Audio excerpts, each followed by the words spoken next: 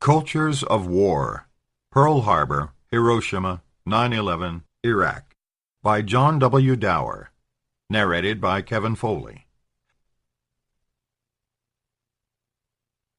Preface. The Evolution of an Inquiry. I began researching and writing this study shortly after September 11, 2001, when comparisons between Al-Qaeda's surprise attack and Japan's at Pearl Harbor 6 decades earlier flooded the media in the United States. Japan and World War II in Asia have drawn my attention as a historian for many years, and analogies between the new conflict and that old one were provocative in unanticipated ways. Increasingly so, as it turned out, as 9/11 spilled into the U.S.-led war of choice against Iraq, and that war and ensuing occupation in turn led to chaos and great suffering in a supposedly liberated land. Bringing history and contemporary affairs together is never a one-way street. On the one hand, the more familiar hand, much that was associated with September 11th had an almost generic familiarity that accounts for the immediate analogies to Pearl Harbor and World War II. Surprise attack, a colossal failure of U.S. intelligence, terror involving the targeting of non-combatants, the specter of weapons of mass destruction and mushroom clouds, rhetoric of holy war on all sides. That the Islamist terrorists denounced the Judeo-Christian West and imagined a new caliphate cutting across the Middle East and South Asia deepened this resonance by evoking Imperial Japan's earlier propaganda about a white peril and vision of a Pan-Asian new order extending from Korea and Manchuria through China into Southeast Asia. While light refracted from the past may help illuminate present-day conflicts, however, illumination also falls in the opposite direction. We see the past differently from the vantage of the present. This is what canards about the judgment of history imply, and what happened here. I found myself returning to old texts and arguments about Japan's war with China and the Western powers, and to all the clichés about the uniqueness of Japanese culture and peculiarities of its mid-century militarism and aggression, and asking new questions, not merely about Japan and the United States and other allied powers all those decades ago, but also about war as a culture in and of itself, and why it is always with us. This is a departure from how we usually talk about culture in a world of conspicuous regional and national differences, and certainly a departure from what often goes on in the realm of so-called area studies, with which I am sometimes associated by virtue of having spent many years studying Japan. Culture, in the old-fashioned sense of distinctive societies bound together by shared beliefs, values, attitudes, and practices, obviously is important. My initial attraction to Japan as an undergraduate came in good part through traditional aesthetics and the religious influences behind this. Whether practiced by outsiders or insiders, however, such fixation on cultural uniqueness tends to end in postulation of an imagined essentialism, suggesting that certain idealized values remain undiluted, undifferentiated, and fundamentally unchanged and unchallenged over time. Myth-making of this sort leads to dwelling on differences rather than similarities when comparisons are made across regional or religious or ethnic boundaries. What are the blank like, we ask, and the predictable answer invariably emphasizes the ways in which they are unlike ourselves. Pushed to an extreme, we end up in Manichaean worlds where all is essentially black versus white, and doomsday prophets embrace visions of a titanic clash of irreconcilable cultures. It goes without saying that cultural differences matter, and we need only pick up the daily paper or go online or turn on a television to see how they can be manipulated to legitimize mayhem. Cultural determinism in the old-fashioned clash of civilizations sense, however, is of limited use in trying to comprehend the violence of our modern and contemporary world. The greater challenge is to bring comparative analysis to an understanding of the many cultures of modernity itself, one of which gives this book the title that came to mind in the wake of 9/11 and has remained unchanged: Cultures of War. The subtitle envisioned after September 11th was Pearl Harbor, Hiroshima, 9/11, and the expectation was that this could be thought out and written in a year or two, in 5 chapters or so. This turned out to be a dream once the U.S. war machine began girding to invade Iraq, which altered the scope and nature of any serious comparative study. Nonetheless, questions stimulated by the attacks on September 11th still frame much of the first 2 parts of the book. Thus, Part 1 takes up Pearl Harbor as code to examine the surprise attacks and disastrous failures of intelligence that took place on the U.S. side in 1941 and 2001. The parallels in the 2 cases, involving institutional, intellectual, and psychological pathologies, are sobering. Part 1 concludes with a brief rumination on how catastrophes like those that occurred on December 7th and September 11th also may turn out to be godsends to people in power, an outcome apparent early on for the Bush presidency that had precedent of a sort 60 years earlier for President Franklin D. Roosevelt. The great difference is that Roosevelt used his opportunity well, and Bush disastrously. Part 2 takes terror bombing and the christening of Manhattan's devastated World Trade Center site as Ground Zero as a point of departure for reconsidering the emergence of terror bombing as standard operating procedure in the British and American air war of World War II.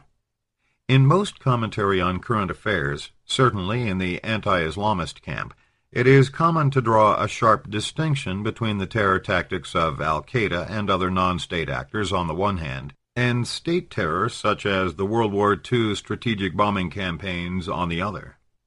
There are indeed significant differences, although the one embraced by Americans in the wake of 9/11, that the Islamists and Muslims and Arabs more generally do not value human life as Christians and Jews do, is absurd. Deliberately targeting densely populated urban areas to undermine the morale of the enemy reached an apogee in the air raids against Germany and Japan. This marked a departure from just war practices that had been vocally proclaimed until then by the League of Nations and United States, which was not a member of the League. Once all-out war with the Axis powers was engaged, such mass killings of non-combatants was rationalized not merely as inescapable when targeting enemy infrastructure, but as integral to psychological warfare in an age of total war. It was defended with great moral fervor as necessary and just against a heinous foe, and it was carried out with a vengeance. We will never possess precise death tolls, but somewhere around 1 million German and Japanese non-combatants were killed in Allied bombing missions between 1943 and 1945. Baptizing the site of the World Trade Center atrocity as Ground Zero, moreover, entailed appropriating a name originally associated with the culmination of this rain of death from the skies, the atomic bombings of Hiroshima and Nagasaki. 2 thoughts struck me upon observing the post-September 11th metamorphosis of Ground Zero into code for American victimization. First was how quickly and nonchalantly the name was expropriated, without a moment's self-reflection about its original association with the development and use of the atomic bomb. Second was the fact that although terror bombing was a familiar term in official and scholarly writings about strategic bombing, a term historians like me had long used as a matter of course, buried among innumerable other considerations about World War II, I had never ventured to work out for myself precisely how this applied to the bombing campaign that preceded Hiroshima and Nagasaki, in which 64 other Japanese cities were subjected to saturation firebombing. Over the last decade or so, the British and U.S. air war against Germany has drawn considerable attention. Here, in Part 2, I have built on this research and commentary to examine the carryover to Japan, and building on this in turn, tried to rethink the use of the atomic bombs in the context of our contemporary confrontation with annihilation. This involves more than just acknowledging the pedigree and genealogy of the weapons of mass destruction that threaten the world today. It also calls to attention the post-World War II fixation of American military planners on high-tech conventional warfare involving maximum violence, a fixation that reflects both hubris concerning the efficacy of undiluted force and insularity and delusion when it comes to appraising the nature, aspirations, and capabilities of less materially powerful adversaries.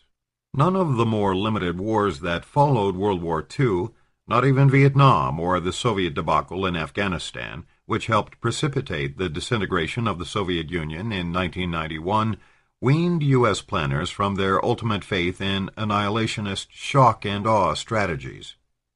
Non-state actors differ from state actors, and terrorist attacks from declared wars involving formal armed forces and miles-high bombers or miles-distant artillery from bombers who look their victims in the face and blow themselves up in the process. But at the same time, terror is terror. The civilians and non-combatants killed are all dead, and the moral righteousness and even quasi-theological rationalization that accompanies such terror tend to be cut of the same cloth. Part 2 concludes with the arguments and rhetoric Islamist apologists have employed to justify their own forms of terror, not to argue that all is same or relative, which is not the case, but to frame yet another facet of our cultures of war. The reasons we humans embrace violence and mass destruction are more convoluted than the war planners or most policy analysts acknowledge, and we ignore this complexity at our peril, however forbidding what this says about us as individuals and societies may be. The U.S. enunciation of a doctrine of preemptive war in June 2002 and invasion of Iraq in March 2003 expanded the parameters of thinking about Pearl Harbor as code in unanticipated ways. The Bush administration's war of choice now joined Japan's in 1941 and Al-Qaeda's in 2001, a provocative notion in itself, but hardly the half of it. For at the same time, the failure of U.S. intelligence prior to 9/11 was compounded by a more confounding, almost criminally negligent failure of intelligence evaluation vis-à-vis Iraq and the Islamist and terrorist challenge more generally. Operation Iraqi Freedom foundered quickly, and as Iraq spiraled into chaos, the subtitle of the inquiry elided into Pearl Harbor, Hiroshima, 9/11, Iraq, and the prospect of a short book that might be wrapped up fairly quickly was abandoned. The failures of intelligence and imagination exposed by the invasion of Iraq replicated 1941 and 2001, and at the same time were of a different order, for they were associated not with preventing a surprise attack, but with planning an aggressive war. This debacle went beyond the issue of false or cooked intelligence about Iraq's possession of weapons of mass destruction, although this, understandably, has drawn particularly intense scrutiny. The larger intelligence failure pointed to a different and unexpected comparative perspective on Pearl Harbor: strategic imbecility. Like Japan's attack in 1941, America's war of choice against Iraq was tactically brilliant and strategically idiotic. In both cases, war planners ignored the psychology and capabilities of the enemy. In neither case did they give due diligence to evaluating risk, anticipating worst-case scenarios, formulating a coherent and realistic endgame, or planning for protracted conflict. Strategic imbecility is a famous English-language phrase introduced in the 1950s to highlight the peculiar irrationality of the Japanese warlords who chose to attack Pearl Harbor and Western colonial possessions in Southeast Asia.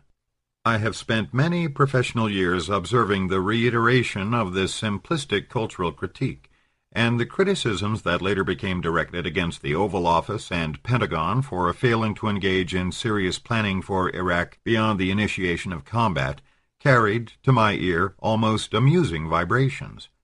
One could take the clichés about Japan's irrational warlords and Pearl Harbor that had circulated as conventional wisdom for over a half-century and plug in the United States, the Bush administration, Iraq, with few other changes, and the critique would seem perfectly reasonable. Wishful thinking trumped rational analysis in Tokyo in 1941 and Washington in the run-up to war with Iraq. Nor did delusion and reckless incompetence end there. Japanese war planners remained in their dream world long after disaster loomed, and so did President Bush and his top advisors. This resonance between the strategic myopia of Tokyo's Pearl Harbor attack and Washington's invasion of Iraq undermines the mystique of rationality that gives so much pleasure to Westerners in general and Americans in particular in their postulations of a logical West pitted against an illogical East. Put differently, the herd behavior and groupthink that Westerners tend to ascribe to most non-Western societies, notions that academics usually buttress with sociological exegesis extrapolated from Max Weber and others, turn out to be universal phenomena that become manifest with dire consequences in the war of choice against Iraq.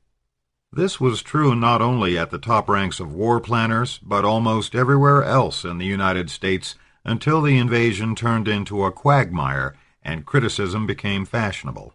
Groupthink prevailed in the legislature, in the mainstream media, and across an electorate that returned George W. Bush to the presidency in the November 2004 election.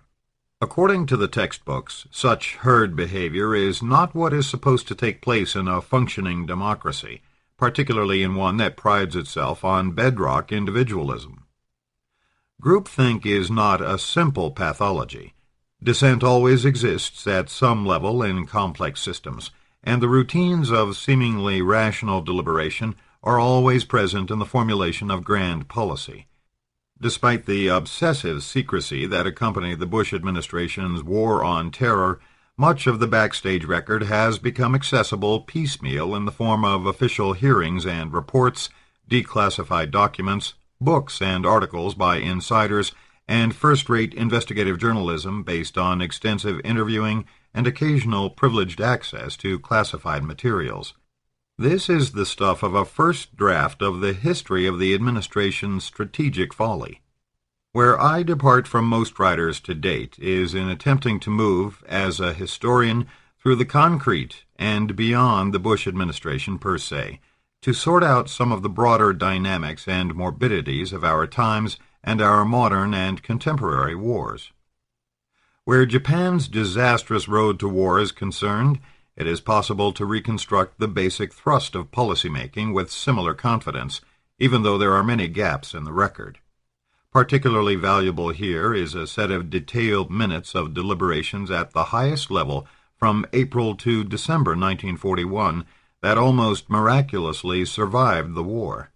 As might be expected, the argument that war was both unavoidable and just was forcefully made even in top-secret sessions by Japan's leaders, as by America's 6 decades later. More tantalizing, it is also possible to compile a substantial list of seemingly reasonable arguments on why the risk seemed worth the gamble for Japan, why, that is, they might hope for some sort of favorable military outcome in the long run.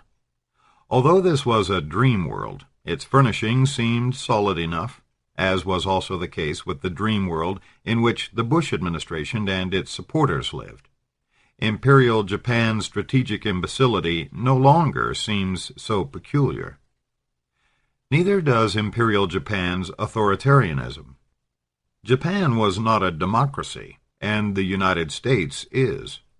The differences are huge, but in terms of practical political power, the decision-making processes in Tokyo in 1941 and Washington after 9/11 are not incommensurable.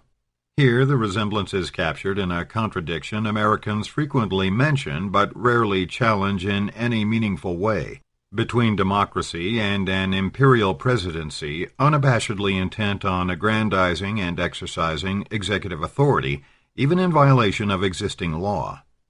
Japan's wartime ideologues and propagandists made no bones about venerating the throne and scorning democracy, or about loyalty and patriotism being supreme virtues and dissent tantamount to treason, or about censoring what the media could say. At the same time, their emperor's system was constitutionally defined, featured a parliament known as the Diet with an elective lower house, and held top leaders beneath the emperor accountable. There were 3 Japanese prime ministers between the time of the Pearl Harbor attack and the atomic bombing of Hiroshima, and many ministerial changes. The use and abuse of imperial power depended upon an acquiescent political class and populace that, here again, no longer seems peculiarly Japanese or alien to erstwhile democracies. The political issue here goes beyond glib but irresistible comparisons between President Bush and Emperor Hirohito. The emperor was a hereditary monarch who sanctioned and symbolized rather than drove grand policy. His ministers borrowed his institutional charisma, much as Washington's top policymakers borrow the charisma of the presidency. The tight group that chose war in 1941 was no smaller than the so-called Oval Office cabal that turned combating terrorism into preemptive war against Iraq after 9/11. And in interesting ways, Japan's warlords followed formal procedures of policy-making more closely than President Bush and his war planners did. From different but mutually reinforcing perspectives, the emperor system and imperial presidency confront us with unsettling questions concerning authority and authoritarianism, competence and incompetence, responsibility and irresponsibility, and accountability and its absence at moments of transcendent consequence. Beyond egregious negligence, the concrete acts of war unleashed by the emperor's warlords and the imperial presidency also invite comparative analysis of outright war crimes like torture and other transgressions. I touch on this controversial subject only in passing, but it is worth noting that both cases entail discussions of the Geneva Conventions.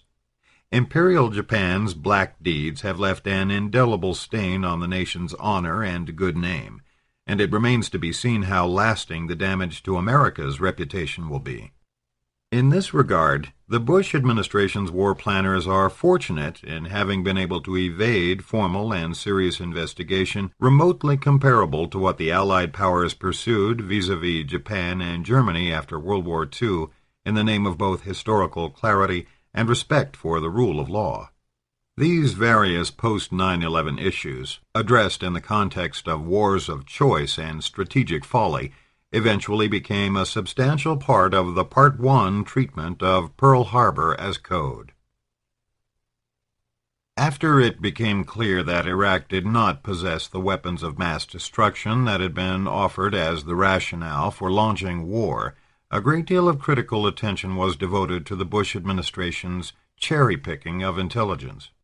It did indeed harvest data and ostensible facts selectively, although how much this reflected Machiavellian manipulation and how much the self-delusion of finding only what one expects and wishes to find may never be resolved.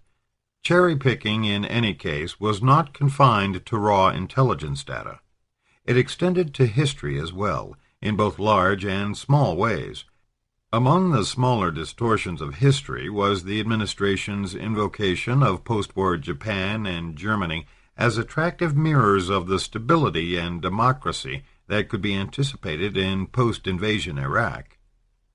This false analogy was first floated around October 2002, and it should have been obvious from the outset that this was whistle-stop history at its worst. What post-war Japan and Germany made clear was that virtually every factor that contributed to the reform and recovery of the two defeated Axis powers was missing or severely lacking in Iraq. Even long after occupied Iraq had become a nightmare, however, the president and his speechwriters continued to invoke the precedent of occupied Japan in particular as a template that offered hope for the future. Racially, culturally, and religiously, Japan's non-Western nature made it more attractive than Germany as a purportedly pertinent model of successful post-conflict occupation and reconstruction. Such illusions and illusions continued to the end of the Bush presidency. Much of my research has dealt with occupied Japan, and as the tragedy in Iraq unfolded, wars and occupations inevitably became the third part of this inquiry. For all practical purposes, the O word, occupation, was taboo in the U.S. circles that planned Operation Iraqi Freedom, for the mission was defined as liberation. When occupation was formally and belatedly acknowledged with the creation of the U.S.-led Coalition Provisional Authority, CPA, in Baghdad in April 2003, Iraq lost its sovereignty and the United States lost almost all semblance of credibility. Although the CPA was dissolved in June 2004, de facto occupation continued. Domestic violence and terror increased. Occupation authorities remained largely confined to the grotesque fortified Green Zone in Baghdad. Some 2 million Iraqis eventually fled the country, and more than this number were internally displaced. By the time Bush left office in January 2009, violence had decreased, but daily life remained harsh and precarious, and the death toll since the invasion stood at many scores of thousands of Iraqis at the very least. More probably at hundreds of thousands of largely civilian deaths, and over 4,000 U.S. military fatalities. By contrast, no Allied military were killed in occupied Japan or occupied Germany. Although daily life remained difficult for several years, no Japanese died in violence triggered by the foreign presence. Japan endured over 6 years of occupation, from August 1945 to April 1952, mended quickly from its war wounds, and emerged whole. Iraq was denied such good fortune, and the question is, why? The answers lie in taking history more seriously than policymakers have time or inclination to do, and addressing this required some 3 long chapters in Part 3. The first of these chapters is more or less predictable. It sets the Japan and America of the late 1940s against the Iraq and America of the first decade of the 21st century, and attempts to sort out the differences that mattered. It goes without saying that Iraq was not Japan in too many critical ways, although this seems to have been lost upon the cherry-pickers of 2002 and afterwards. It takes some saying, on the other hand, to point out how different the contemporary United States is from the nation, government, and body politic that exited World War II, prepared to take on nation-building abroad. It also, as it transpired, took some thought and more than a few words to clarify how occupied Japan and occupied Iraq are not simple binary opposites, a success story set against a tragedy. As the disaster in Iraq unfolded, I found myself drawn not merely to stark contrasts, but also to convergences of a sort that complicate the study of wars and occupations. Defeated Japan's American overlords got away with prejudices and policies that proved disastrous in Iraq. They were largely unversed in Japanese language and culture, for example, and often ethnocentric and arrogant. They bent the law, on occasion, not only in their war crimes trials, but even in the root and branch reformist agendas they introduced, which had no basis in international law, as set forth most conspicuously in the Hague Conventions. In another direction, with U.S. connivance, the English, French, Dutch, and Chinese all retained Japanese military who surrendered overseas as labor after the war, sometimes for prolonged periods, and even forced Japanese units to participate in ongoing conflicts in Indochina, Vietnam, the Dutch East Indies, Indonesia, and on both sides in the Civil War in China. Rather like the Bush administration, the Allied powers manipulated the labeling of enemy fallen into their hands to abet and presumably legitimize such abuses, or simply showed contempt for the rules of war. Convergence of a sort also took place at the level of specific occupation policies, where agendas that proved disastrous in Iraq, most notably the dissolution of the military and categorical purge of Ba'athist party members, had seeming precedent of a sort and smooth going in Japan. In Japan, some 200,000 individuals were prohibited from holding public office, while demilitarization involved the top-to-bottom elimination of the Imperial Army and Navy.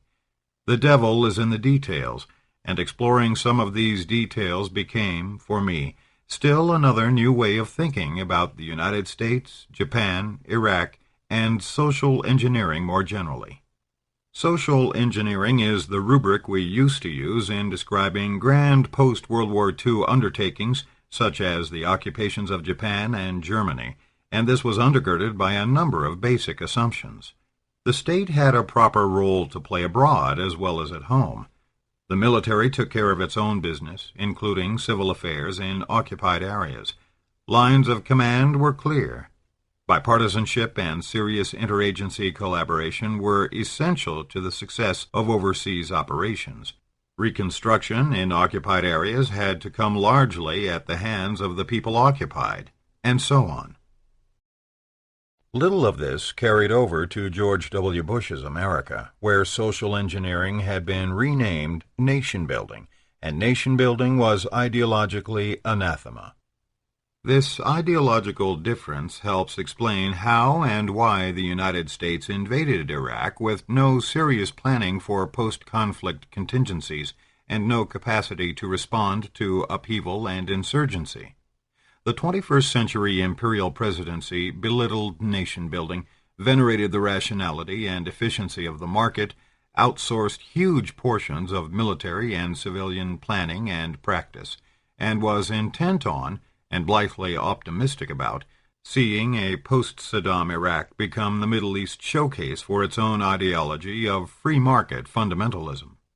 The U.S. military that invaded Iraq was not trained or equipped to stabilize and occupy the country, nor was it equipped to take care of many of its own needs. Such lack of common sense seems appalling in retrospect, and we know now that it was questioned and challenged at lower levels of the civilian and military bureaucracies. Under the imperial presidency, such challenges to the entrenched groupthink fell like water on stone. Even as private contractors streamed into occupied Iraq beginning in 2003, and foreign mercenaries assumed major security functions there, the Coalition Provisional Authority made clear that extreme privatization was also the guideline for reforming and reconstructing the Iraqi state and economy. This reflected an arrogant indifference to the pride and immediate needs and desires of the Iraqis themselves, and amounted, in the process, to a gift to terrorists and insurgents. Privatization was a recipe for confusion, unaccountability, and disaster that outlived the short life of the CPA itself, an ostensible exercise in rational choice that in practice made America a symbol to much of the world of irrationality and irresponsibility. As writing about these issues unfolded, I found myself weaving other threads into the narrative. Holy war was one, for most wars, and certainly those addressed here, are rendered sacred by their participants. Hubris becomes another thread, both as the fatal arrogance of self-righteousness and as the extraordinary faith Americans in particular place in the efficacy of supposedly overwhelming military firepower. Evil, including the treacherous terrain of so-called necessary or lesser evils, drew more attention than I had anticipated. As titles and subtitles in some of the chapters indicate, I take evil seriously, even while exploring the fallacy of postulating a Manichaean world. Double standards and hypocrisy become another recurrent theme, the potent play of memory and grievance yet another.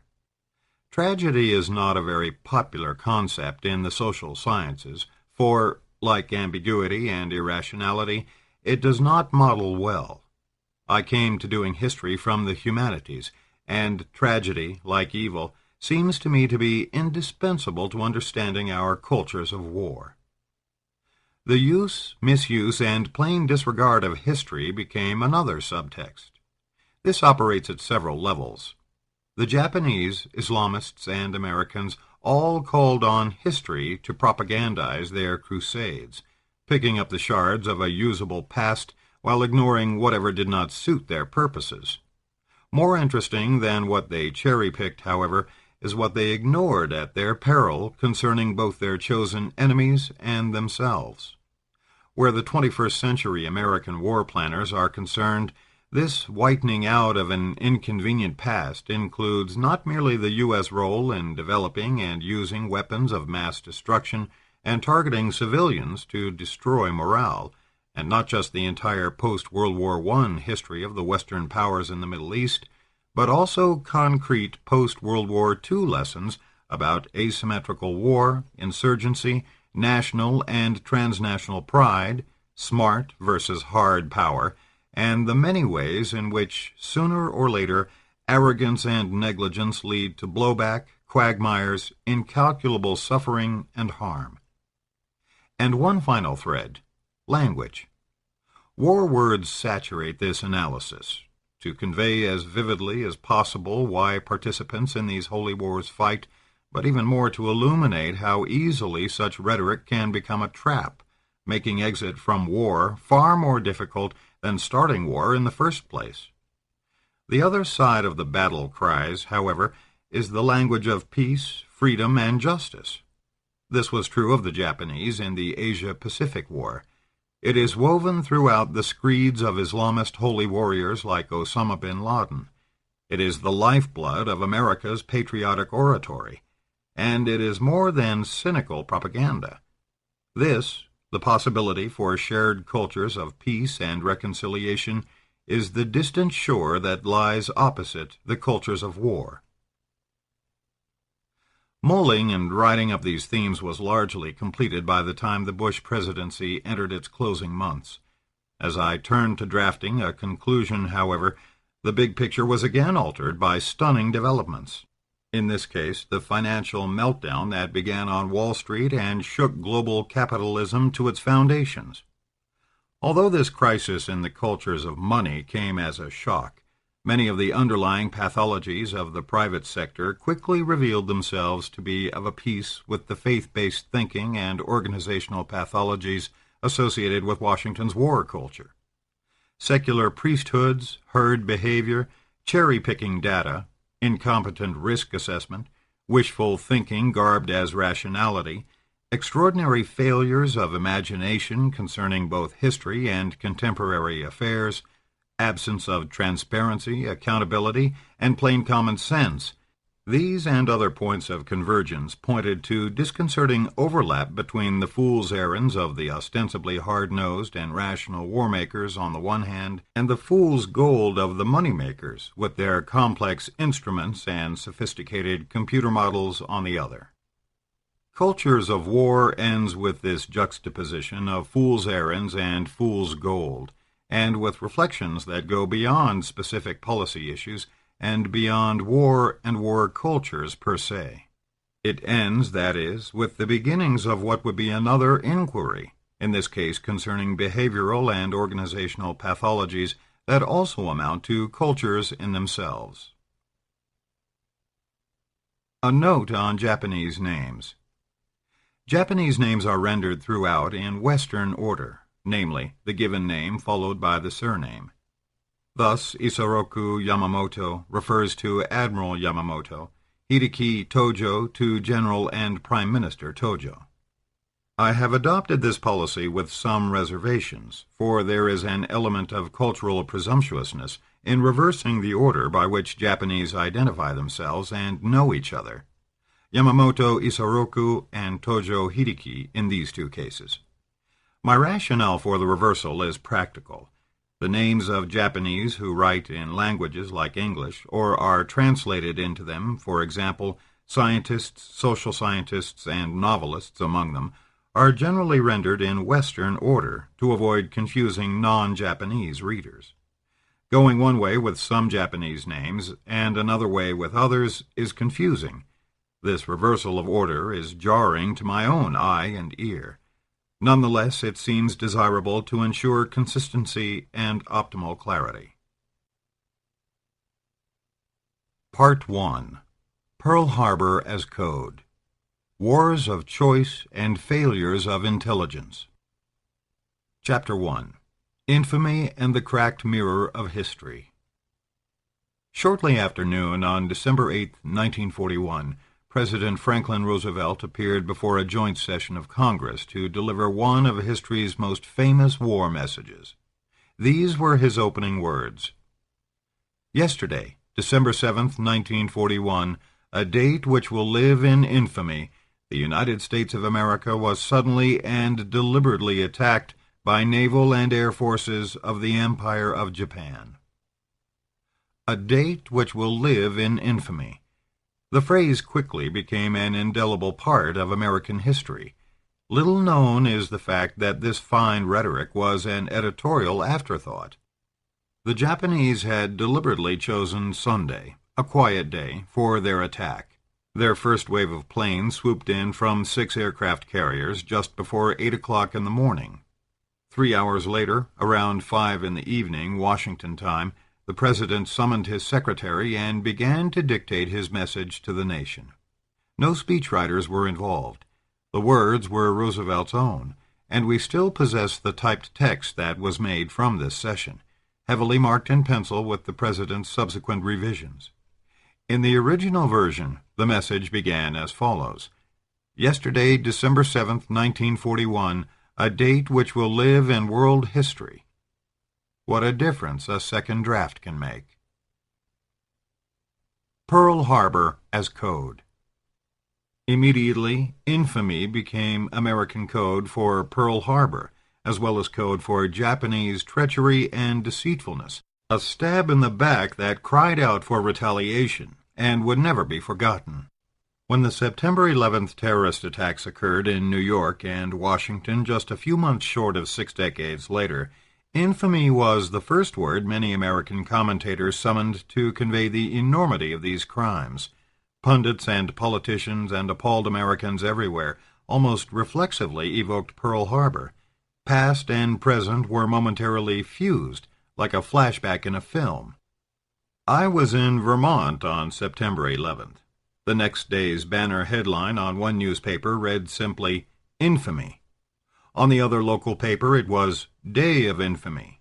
My hometown newspaper, the Boston Globe, headlined its September 12th issue, New Day of Infamy.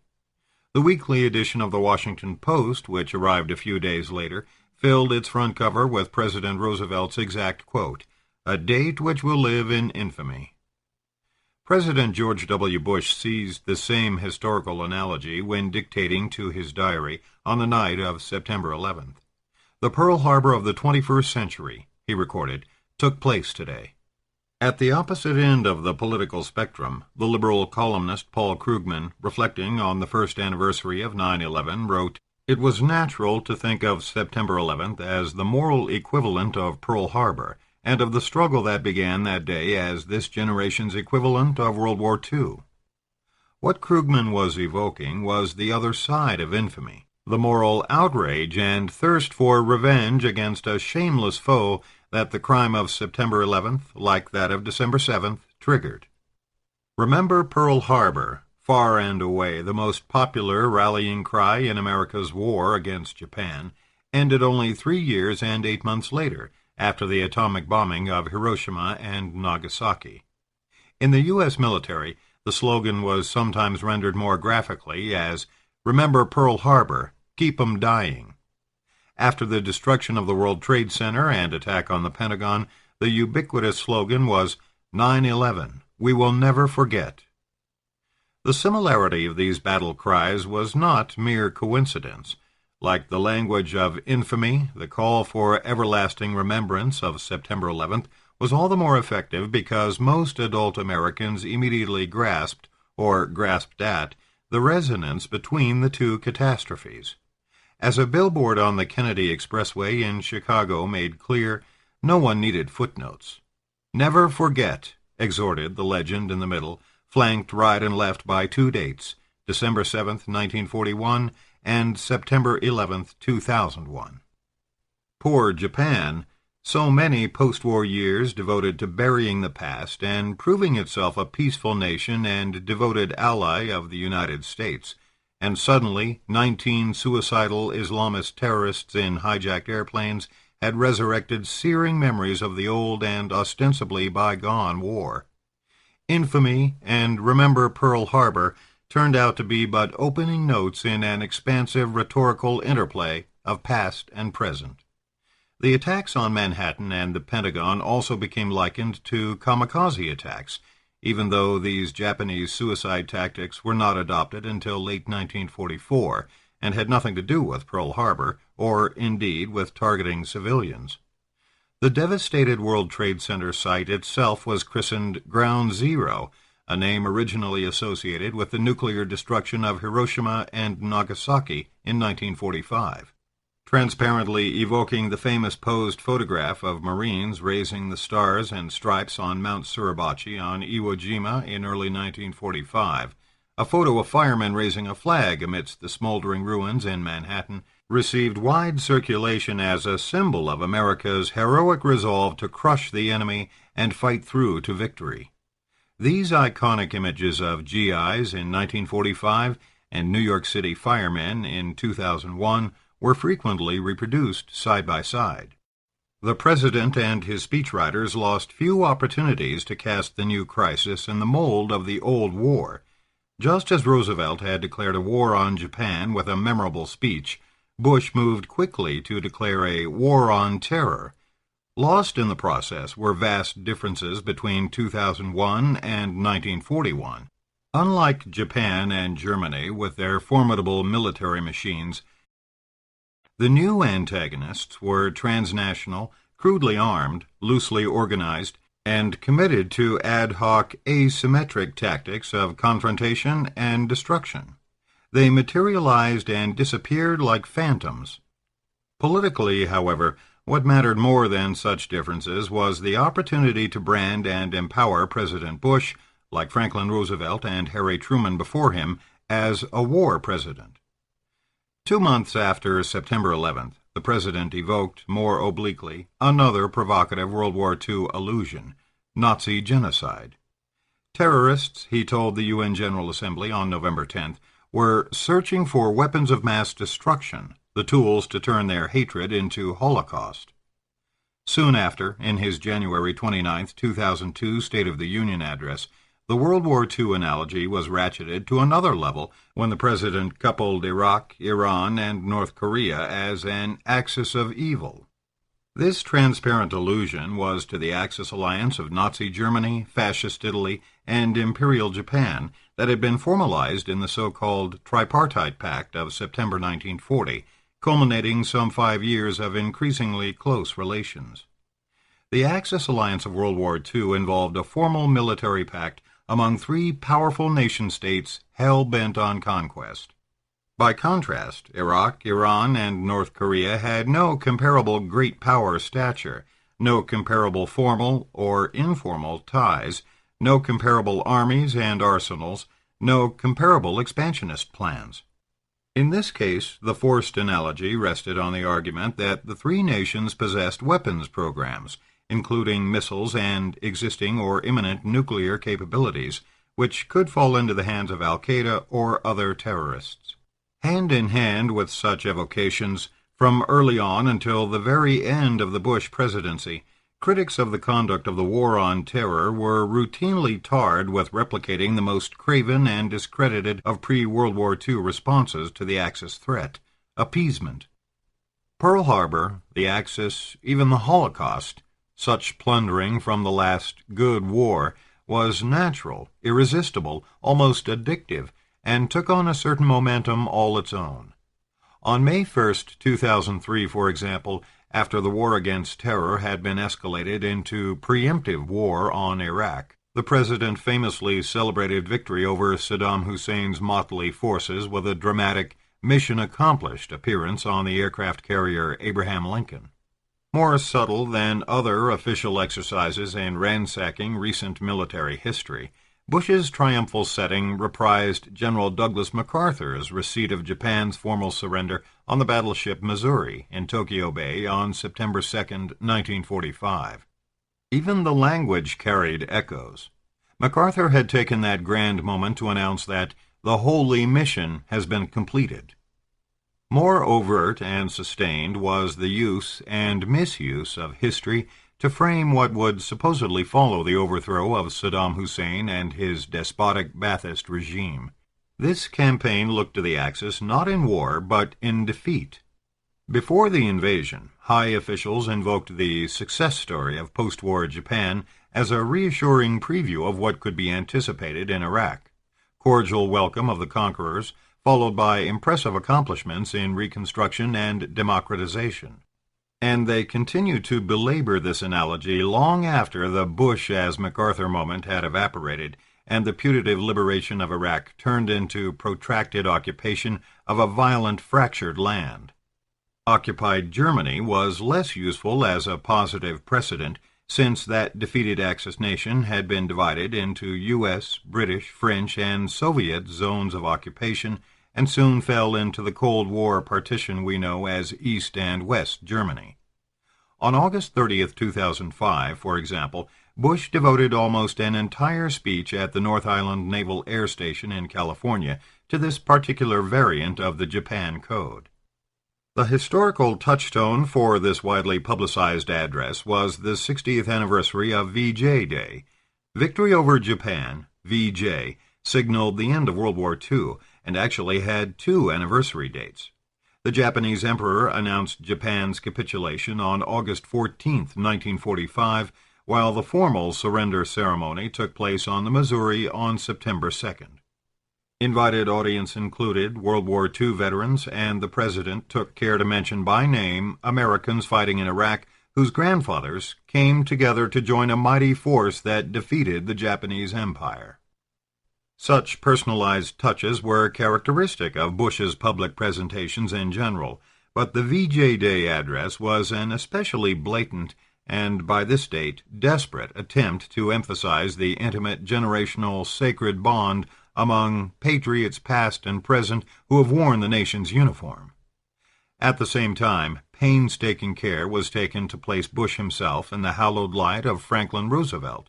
Although Roosevelt and his liberal New Deal policies were reviled by the administration where domestic policy was concerned, the speech amounted to a paean to the wisdom, vision, and resolution of Roosevelt, and later President Truman, as a leader in war.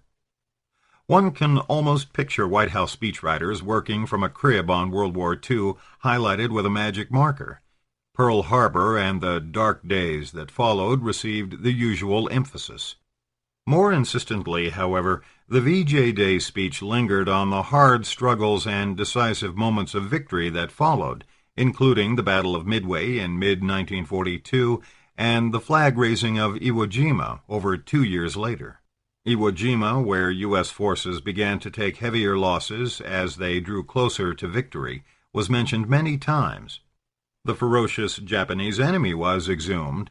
Kamikaze pilots on suicidal missions, soldiers who fought to the last man, commanders animated by a fanatical belief that their nation was ordained to rule the Asian continent. So, too, were the ghosts of Jimmy Doolittle, who led the daring first attack on Japanese soil, and General MacArthur, who 60 years ago this Friday accepted the Japanese surrender aboard the USS Missouri in Tokyo Bay. There was a double lesson in all this. First, history had come full cycle. As we mark this anniversary, we are again a nation at war. Once again, war came to our shores with a surprise attack that killed thousands in cold blood. Once again, we face determined enemies who follow a ruthless ideology that despises everything America stands for. Once again, America and our allies are waging a global campaign with forces deployed on virtually every continent. And once again, we will not rest until victory is America's and our freedom is secure. And second, looking to the future, one could find hope and inspiration in Japan in defeat. American and Japanese experts claimed that the Japanese weren't ready for democracy, the president declared. This was, indeed, largely true in conservative American and Japanese circles at war's end in 1945. But they were wrong, he emphasized, and this would prove to be the case in Iraq as well, so long as Americans did not lose heart and abandon the good fight. The Boomerang of Pearl Harbor. Words matter. History matters. Freedom and democracy matter. But the VJ Day speech, coming as it did more than 2 years after the mission accomplished celebration, rang hollow. Osama bin Laden was still at large. The trumpeted rationale for invading Iraq, its supposed weapons of mass destruction and putative support of al-Qaeda, had long been discredited. Occupied Iraq was almost into a free-fall of murderous chaos. Although White House ghostwriters were obsessively and perhaps sincerely drawn to making comparisons to World War II, most of the analogies they belabored were misleading. History misused is a cracked mirror, and tragedy can ensue from failing to recognize this. In this case, it did. Even a cracked mirror throws back recognizable reflections, however, and the rough correspondence between September 11th and December 7th that most American adults instinctively perceived was provocative. As touchstone or code, Pearl Harbor signifies many things, negative and positive, infamous and catalyzing, ultimately deeply disturbing. On September 11th, for example, it captured not merely moral outrage and a furious desire for swift and thoroughgoing retaliation, but also deep shock at the nation's unpreparedness. All the while we slept imagery that followed the surprise assault on Pearl Harbor, all the horrified realization that Fortress America was actually vulnerable to attack by determined enemies, suddenly returned. Like December 7th, the shock of September 11th prompted fevered analysis of the failure of U.S. intelligence, and, as it turned out, such analysis, particularly in the official form of joint congressional committee hearings in 2002 and the widely praised 2004 report of the 9/11 Commission, generally came up with diagnoses of system failure and recommendations for organizational reform comparable to the official response to the Pearl Harbor debacle over a half-century earlier. Bureaucracies change but do not change, and much the same can be said of committees appointed to investigate them. Both are predictable, and the former can be counted on to undercut or circumvent whatever of substance the latter may recommend. The same also can be said of human psychology, error, and folly. For Pearl Harbor turns out to be code for other things as well. Myths of American innocence, victimization, and exceptionalism, for example, as well as failures of both imagination and common sense. Prejudice and preconception skew assessment of the intentions and capabilities of potential enemies more than is usually acknowledged by those who focus on structural failure, especially where differences of race, culture, and religion are involved. By the same measure, such biases impede comprehension of the grievances that enable antagonists to mobilize support. Failure of imagination goes far to explain why officials in Washington and commanders in Hawaii were unprepared for the surprise attack in December 1941, despite the fact that Japan's leaders were clearly poised for war. The imaginative failure is even more flagrant in the case of September 11th. The first terror attack on the World Trade Center occurred 8 years before 9/11. Osama bin Laden and other Islamist militants had issued a fatwa, or religious injunction, declaring holy war against the Judeo-Christian alliance and calling on Muslims in every country to kill the Americans and their allies, civilian and military, more than 3.5 years before the attacks in 2001. This was the very opposite of a secret agenda, but analysts outside the inner sanctum of Washington policy planning struggled in vain to elevate terrorist threats to the homeland on the agenda of national security priorities before it was too late.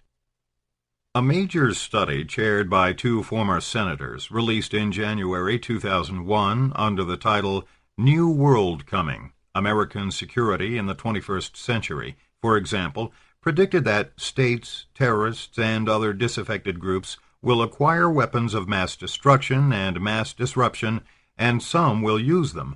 Americans will likely die on American soil, possibly in large numbers. Later, bipartisan investigations disclosed that between the time of that January report and September 10th, counterterrorism specialists in the Central Intelligence Agency and the National Security Council made urgent presentations on the threat. The system was blinking red. The President himself received over 40 top-secret President's Daily Briefs with entries related to bin Laden. A dozen or so concrete leads to the 9/11 plot were not vigorously pursued, and there had been at least a dozen warnings about the possibility of using planes as weapons. Signals and warnings pointing to an impending attack on U.S. soil were far more numerous than in the case of Pearl Harbor, although they were not absent in the latter case.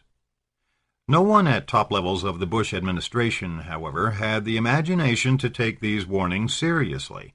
The president's handlers prevented one of the coordinators of the New World Coming study from even meeting with the president, for example, and a canceled policy address on the threats and problems of today and the day after, not the world of yesterday, scheduled for the evening of September 11th by National Security Advisor Condoleezza Rice, did not mention bin Laden, al-Qaeda, or Islamist extremists.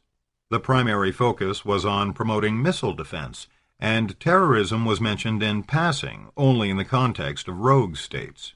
In strategic planning circles, a considerable portion of pre-9/11 energy was devoted to identifying China as the great pending threat to American hegemony.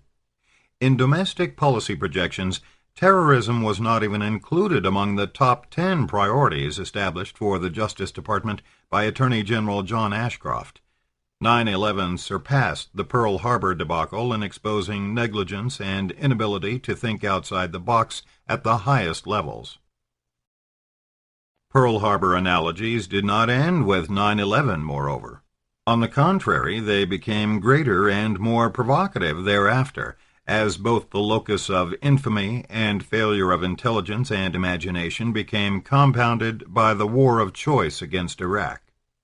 March 19, 2003, the date the U.S. military launched Operation Iraqi Freedom, its code name for the invasion of Iraq, joined December 7th and September 11th as the decisive marker of an unprovoked act of aggression. The octogenarian scholar of U.S. history, Arthur Schlesinger, Jr., introduced this jarring perception in an anguished response to the invasion. The president has adopted a policy of anticipatory self-defense that is alarmingly similar to the policy that Imperial Japan employed at Pearl Harbor on a date which, as an earlier American president said it would, lives in infamy, Schlesinger wrote. Franklin D. Roosevelt was right, but today it is we Americans who live in infamy.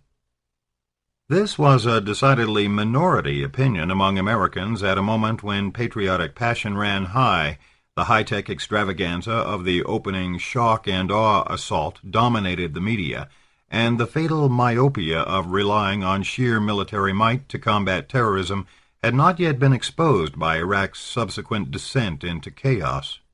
Outside the United States, Schlesinger's critique of the so-called Bush Doctrine would have been unexceptional. Within the nation, it was heresy, albeit less so as time passed. The rationales for invasion were discredited, and the promised liberation turned into bloody and seemingly interminable occupation of a broken land. As it became clear that Operation Iraqi Freedom was a tactical success and strategic disaster, Pearl Harbor took on symbolic meaning at yet another level, unimagined even by those who shared Schlesinger's concern that the United States was violating the very principles it professed to uphold. The code here was psychological and practical, rather than moral or legalistic, a matter of strategic folly, or, put differently, of irrationality, wishful thinking, and groupthink at the highest levels. Collective irrationality is the diagnosis most commentators have offered to explain Imperial Japan's disastrous decision to take on the United States and Allied powers. Pearl Harbor was but one of scores of Japanese attacks launched throughout Southeast Asia and the Pacific in December 1941. In the long run, it was an ephemeral mission accomplished, a Pyrrhic victory indeed. The most acid and probably most quoted judgment on Japan's decision for war was delivered by the American naval historian Samuel Eliot Morison in his semi-official History of the War at Sea. In his view, the Pearl Harbor attack, far from being a strategic necessity, as the Japanese claimed even after the war, was a strategic imbecility. One can search military history in vain for an operation more fatal to the aggressor.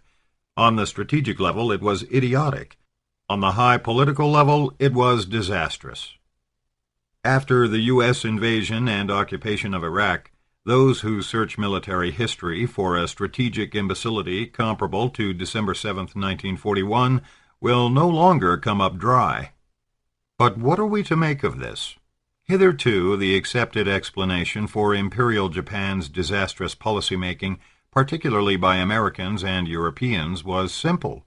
For reasons of history, culture, and perhaps even ethnicity, the Japanese simply did not think rationally as Westerners did. Here, too, we have some almost canonized observations, often by Joseph Grew, who served as U.S. ambassador to Tokyo from 1931 through Pearl Harbor, and was one of the authorities Morrison quoted in advancing his thesis of Japan's imbecile behavior.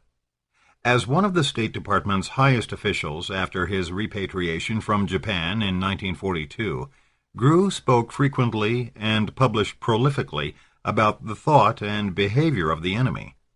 His often lengthy dispatches to Washington before the outbreak of the war filled many pages in a massive 1943 State Department publication that reproduced many originally secret diplomatic papers from the decade leading up to Pearl Harbor.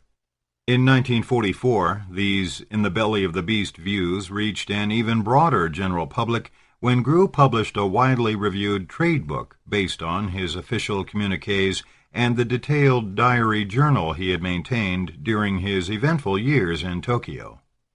Grew's caricatures were all of a piece. A lengthy dispatch recycled in the wartime publications, for example, read as follows in the original cable sent September 29, 1941. The ambassador stresses the importance of understanding Japanese psychology, fundamentally unlike that of any Western nation. Japanese reactions to any particular set of circumstances cannot be measured, nor can Japanese actions be predicted by any Western measuring rod. This fact is hardly surprising in the case of a country so recently feudalistic. Another Grew character sketch, picked up in the post-war congressional Pearl Harbor hearings as well as by later commentators, held that Japanese sanity cannot be measured by our own standards of logic. This is the formulaic language of civilizational differences and Western superiority. The irrational, non-white foreigner was a stock figure in the rhetoric of European and American imperialist and colonial expansion, and the Asia-Pacific War triggered countless English-language variations on Grew's perception of the Japanese as a race and people alien to any Western measuring rod. Brigadier General Bonner Fellers, MacArthur's chief of intelligence and a putative expert on Japanese psychology, for example, was especially proud of a pre-Pearl Harbor report in which he concluded that, in methods of thought, the Japanese and the Americans are today as different as if each had always lived on different worlds, separated by hundreds of light years. After World War II, irrationality was passed on like a candle flame to burn one non-white adversary after another. The Chinese, Koreans, peoples of Southeast Asia, and Muslims and Arabs. Speaking about the Chinese in 1955, for example, President Dwight Eisenhower channeled Joseph Grew in observing that we are always wrong when we believe that Orientals think logically as we do.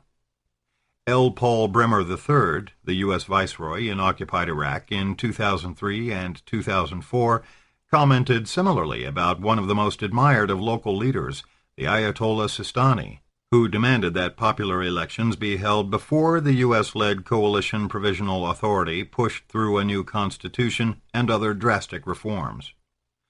Unfortunately, developments in Iraq were not always logical, Bremer wrote in the memoir of his year in Iraq. Certainly, Ayatollah Sistani operated on a different rational plane than we Westerners.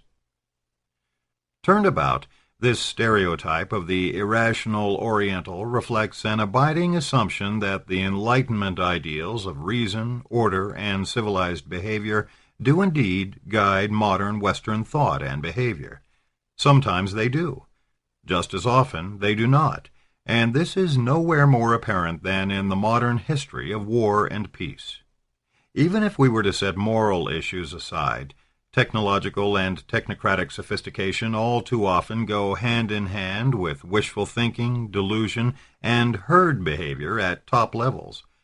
This was true of Japan's military planners in 1941, and true in many comparable ways of the U.S. planners and war enthusiasts who promoted the invasion of Iraq over 6 decades later. Rereading the detailed minutes of the top-secret Japanese policymaking sessions that culminated in Pearl Harbor is sobering.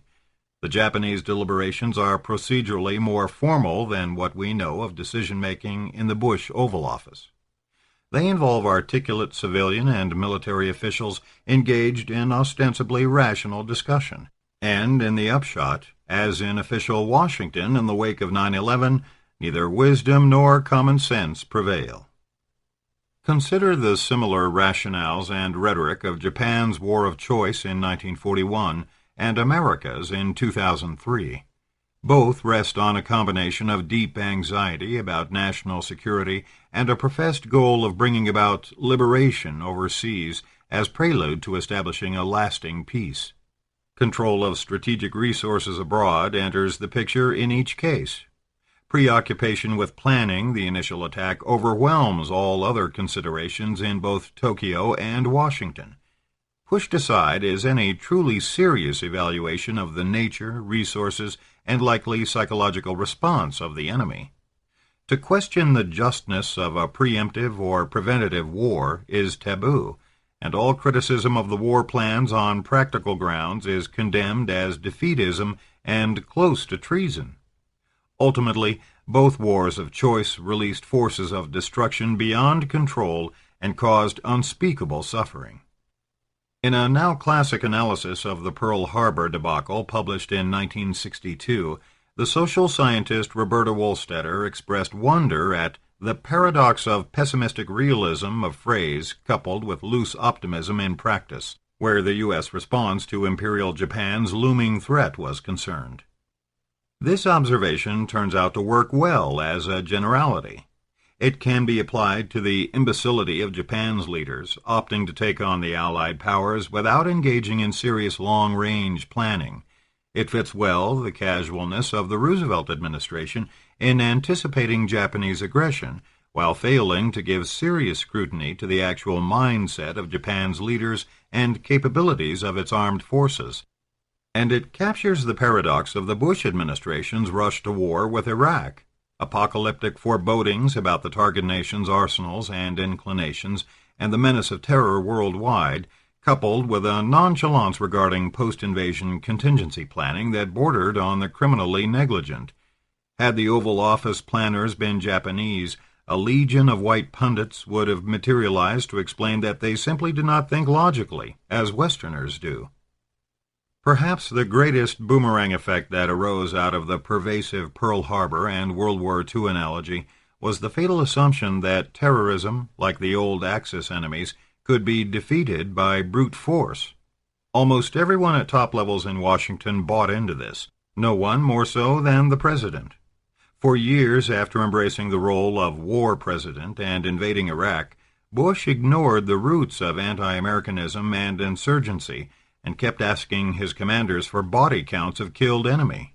An attack by a small non-state organization was equated with an assault by a formidable nation-state. What should have been recognized as a fundamentally criminal challenge, calling for a broad range of multilateral responses, was addressed as a threat to be met, first and foremost, with conventional military force. More than undiscerning and counterproductive, this response was a disaster. Obviously, the differences between World War II and the War on Terror are compelling. At the same time, it is well to keep in mind that code words and the use and misuse of history more generally can be political and ideological triggers. Thus, among power brokers, Pearl Harbor is also code for useful catastrophes.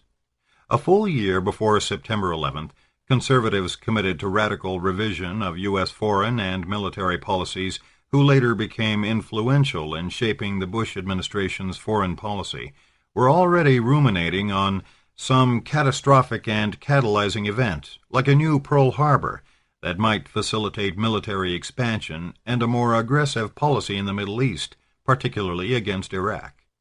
They did not wish this horror upon the nation, but it served their strategic purposes well. Prophecies may be self-fulfilling, as we constantly learn and forget, and catastrophes God sends for the agile and cynical. Chapter 2. The Failure of Intelligence. Prelude to Pearl Harbor. By all conventional measures of power and peril, the Japanese threat in 1941 and that of Al-Qaeda and Islamist terror in 2001 had very little in common. Imperial Japan was a nation-state with a huge, highly mechanized army and navy. Beginning in 1933, it had increasingly isolated itself from the international community after being condemned by the League of Nations for seizing Manchuria and, in angry response, withdrawing from that world organization. Since 1937, it had been mired in all-out war with China, occupying that country's vast populous seaboard while tied down by nationalist and communist forces in the interior. Japan's decision to move south and take over colonized Southeast Asia, French Indochina, the Dutch East Indies, British Hong Kong, Malaya, and Burma, the U.S.-controlled Philippines, the fatal decision that prompted the preemptive attack on Pearl Harbor, was motivated primarily by a need for guaranteed access to strategic resources necessary to carry on the war in China. Initially, Japan's aggression against China relied heavily on imports of steel, fuel, and the like from the United States. Japan, rather than China, was America's major Asian market. As the war dragged on and pro-Chinese domestic pressures forced the Roosevelt administration, in conjunction with other colonial powers, to incrementally tighten restrictions on such exports, the Japanese responded with cries of economic strangulation and ABCD encirclement, American, British, Chinese, and Dutch. While it might seem the epitome of perversity to argue that China was encircling Japan, this notion seemed plausible in Japanese eyes, where the C in ABCD could just as well have stood for communism. Much Japanese war propaganda in the 1930s focused on the rise of communist influence in China. Where Americans and Europeans placed Japanese expansion in the context of a yellow peril, Japanese ideologues were fixated not merely on the white peril of European and American imperialism, but also the red peril of Soviet-led international communism. Even after the outbreak of open war between Japan and China, the anti-communist exhortation had considerable appeal among Western diplomats and policymakers. Ambassador Gru in Tokyo was so insistent in stressing the importance of Japan as a stabilizing power in Asia, for example, that he was eventually forced to defend himself against accusations of appeasement. China, still saddled in 1941 with unequal treaties and foreign concessions associated with 19th century European, American, and Japanese imperialism, was unstable and in turmoil when all-out war broke out in 1937. Revolutionary change was in the air, and anti-foreign sentiment animated both communist forces under Mao Zedong and the Kuomintang under Jiang Zeshi, Chiang Kai-shek. In this turbulent ideological struggle, virtually all parties in China rallied support under the flag of liberation. Although Japan's relations with the United States were severely strained and worsening by 1941, on the eve of Pearl Harbor, the two nations were still talking in Washington in an attempt to resolve their differences. From the U.S. perspective, the most critical issues were Japan's aggression in China, its expansionist ambitions in Southeast Asia, and its alliance with Germany and Italy, dating from September 1940. The Japanese, on their part, demanded that the United States abandon its embargoes on strategic exports and stop supporting the Chinese resistance led by the nationalist regime operating out of Chongqing, deep in China's unconquered interior. By late November, both sides concluded that these negotiations had failed. In a soon-famous diary entry on November 27th, Secretary of War Henry Stimson recorded that Secretary of State Cordell Hull informed him he had broken off talks with Japan. "I have washed my hands of it," he quoted Hull saying, "and it is now in the hands of you and Secretary of the Navy Frank Knox, the Army and the Navy." 2 days earlier, the Japanese attack force had already set out for Pearl Harbor from its secret training base in the Kuril Islands. The Armada numbered some 60 warships, including 6 aircraft carriers, and maintained strict radio silence, a ghost fleet embarked on a mission U.S. war planners had long talked about and even planned for, but no one actually took seriously. While high U.S. officials recognized that war was imminent, they expected it to take the form of an invasion of Western colonies in Southeast Asia, particularly the Dutch East Indies, Indonesia, probably British holdings in Malaya, including Singapore, and possibly America's own Asian enclave, the Philippines. Within Japanese officialdom, the Pearl Harbor attack plan itself was a well-guarded secret, but not, as made clear by Gordon Pring, who devoted several decades to historical study of the attack, a super-secret. As the actual date of attack drew near, an increasing number of naval officers on the task force itself had to be brought in on the secret. So did Navy and Army officers engaged in planning the complex and simultaneous Southern operation, aimed at seizing all of Southeast Asia, including the Philippines. In the cabinet, the highest organ in Japan's executive branch, on the other hand, knowledge of the Pearl Harbor plan was highly restricted. Although Prime Minister Hideki Tojo, an Army general who served simultaneously as Minister of War, knew of it, he later claimed he was not privy to the actual operational details. The Emperor was briefed beforehand. The Foreign Ministry was not, nor by extension were the envoys negotiating with the State Department in Washington. It was Japan's intention to inform the United States that it was breaking off relations moments before the attack. Admiral Isoroku Yamamoto, who conceived and oversaw the Pearl Harbor operation, insisted on this as a matter of honor. With this in mind, the negotiators in Washington were given strict instructions about exactly when this final message should be delivered. As fate would have it, with its propensity for mixing small mischief with great catastrophes, clerical ineptitude in the Japanese embassy delayed the decryption, translation, and delivery of this note. It was conveyed to Secretary of State Hull shortly after the Pearl Harbor attack was underway. While announcing termination of relations, the note said nothing about war. In practice, this bungled communication did not matter. The United States had cracked Japan's diplomatic code in August 1940, but prior to December 7, 1941, not its basic Army and Navy codes. Top-level officials thus already knew that relations were being broken off, and Japan was poised to embark on a new stage of military expansion. Precisely where the next attacks would come was the question, and on this, on who in the top ranks of U.S. civilian and military leadership really knew or should have known what and why the military was caught so disastrously unprepared, oceans of ink would be spilled in the years and decades to come. Japan's objective in the Pearl Harbor attack was to cripple the U.S. Pacific Fleet and thereby thwart an immediate response to the advance into Southeast Asia. This was but one of many offensive actions in a breathtakingly complex Phase 1 coordinated strike on some 29 separate targets with an initial force of 2,000 aircraft, 160 surface ships, and over 60 submarines.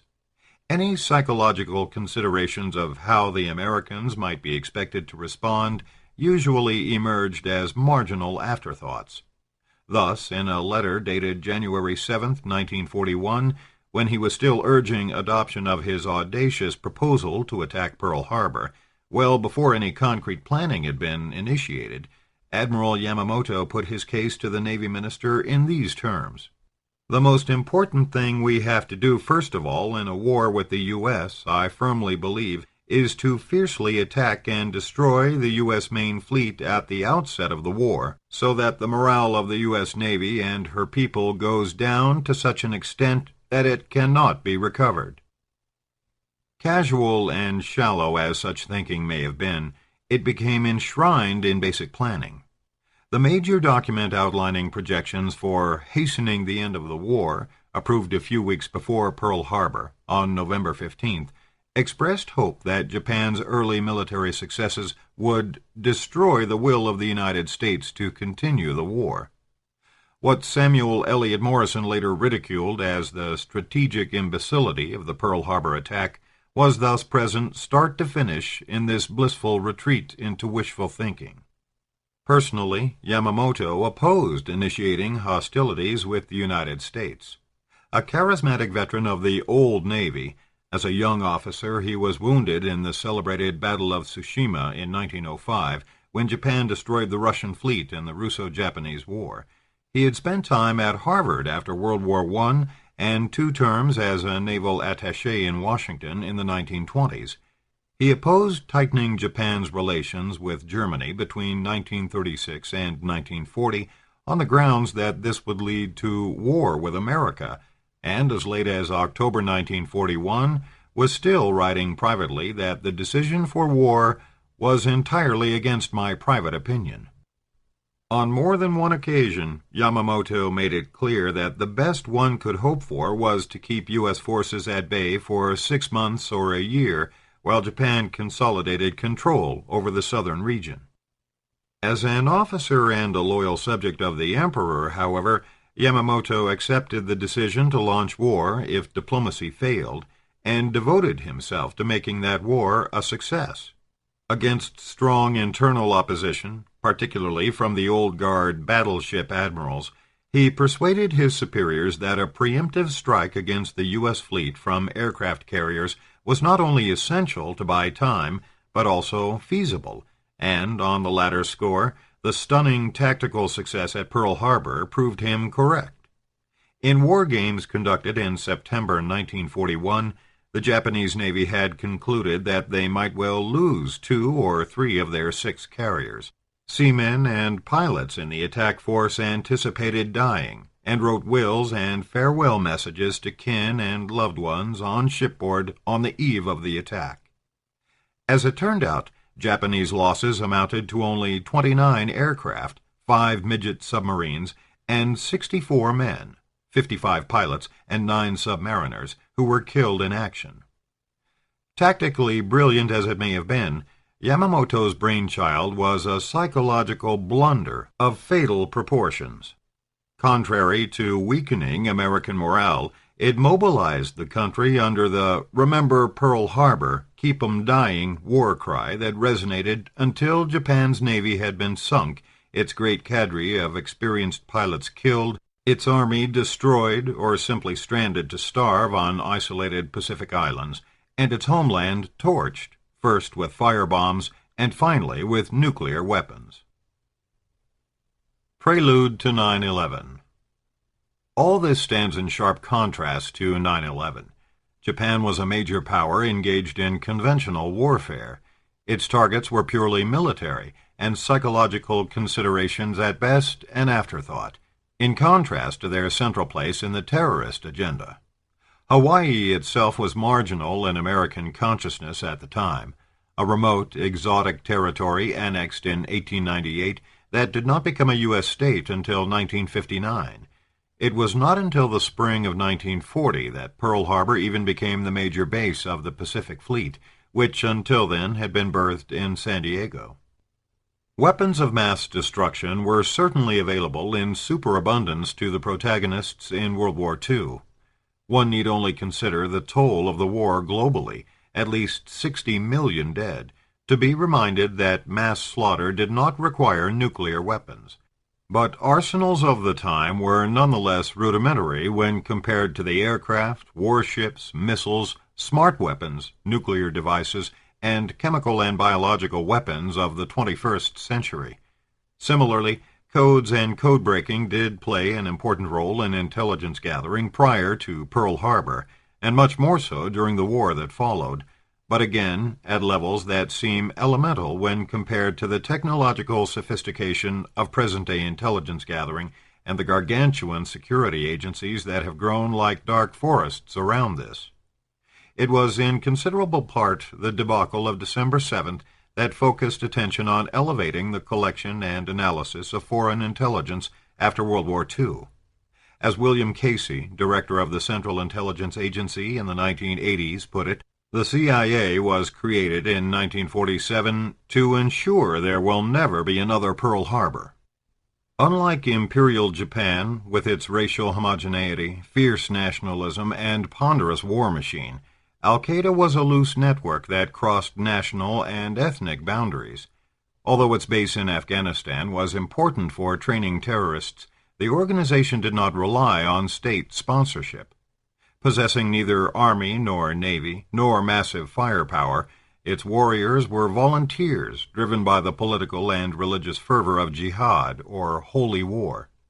Operating out of remote and hidden places, Osama bin Laden exploited satellite television and cyberspace to convey his messages not merely to terrorist operatives, but also to the Arabic-speaking world at large. He issued his first declaration of jihad against the Americans occupying the land of the two holy sanctuaries, Mecca and Medina in Saudi Arabia, in August 1996, and in February 1998 joined 4 other Islamist radicals in declaring a second fatwa against the soldiers of Satan, the Americans, and whichever devil's supporters are allied with them. Since 1991, the 1998 screed charged, America has occupied the holiest parts of the Islamic lands, the Arabian Peninsula, plundering its wealth, dictating to its leaders, humiliating its people, terrorizing its neighbors, and turning its bases there into a spearhead with which to fight the neighboring Muslim people. The fatwa singled out Iraq, where over 1 million had already died as a consequence of U.S.-led economic sanctions imposed through the United Nations after the First Gulf War, as the major target of future U.S. aggression. Predictably, this declaration of war went on to declare that the religious and economic objectives of the Americans also served the interests of the petty Jewish state, diverting attention from its occupation of Jerusalem and its murder of Muslims there.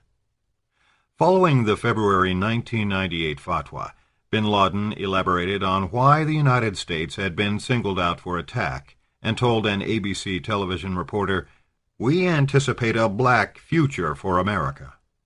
Shortly after this, on August 7th, Al-Qaeda directed simultaneous suicide bombing attacks on the U.S. embassies in Kenya and Tanzania, killing over 200 people. These were the first anti-American atrocities unequivocally connected to Al-Qaeda, and the Clinton administration retaliated by launching cruise missiles against a training camp in Afghanistan where bin Laden was thought to be, and subsequently offering a $5 million reward for information leading to his capture. The code name of the unsuccessful missile strike was, in retrospect, a fair reflection of superpower hubris in a new world of asymmetric conflict, Operation Infinite Reach. 2 years later, in October 2000, suicide bombers in a small boat severely damaged the destroyer USS Cole, berthed in Aden, Yemen, killing 17 American seamen. U.S. counterterrorism analysts, collaborating with Saudi Arabia, first discovered the size, shape, and name of bin Laden's operation in the spring of 1996, shortly before the first fatwa. As Richard Clarke, head of the National Security Council's Interagency Counterterrorism Security Group from 1992, later wrote, "This network was perceived by its organizers to be the necessary base for the edifice that would become a global theocracy, the Great Caliphate." With the 1998 fatwa, bin Laden and his Confederates publicly turned their focus onto America as the primary enemy, and U.S. intelligence in turn placed Al-Qaeda's leader clearly in its sights.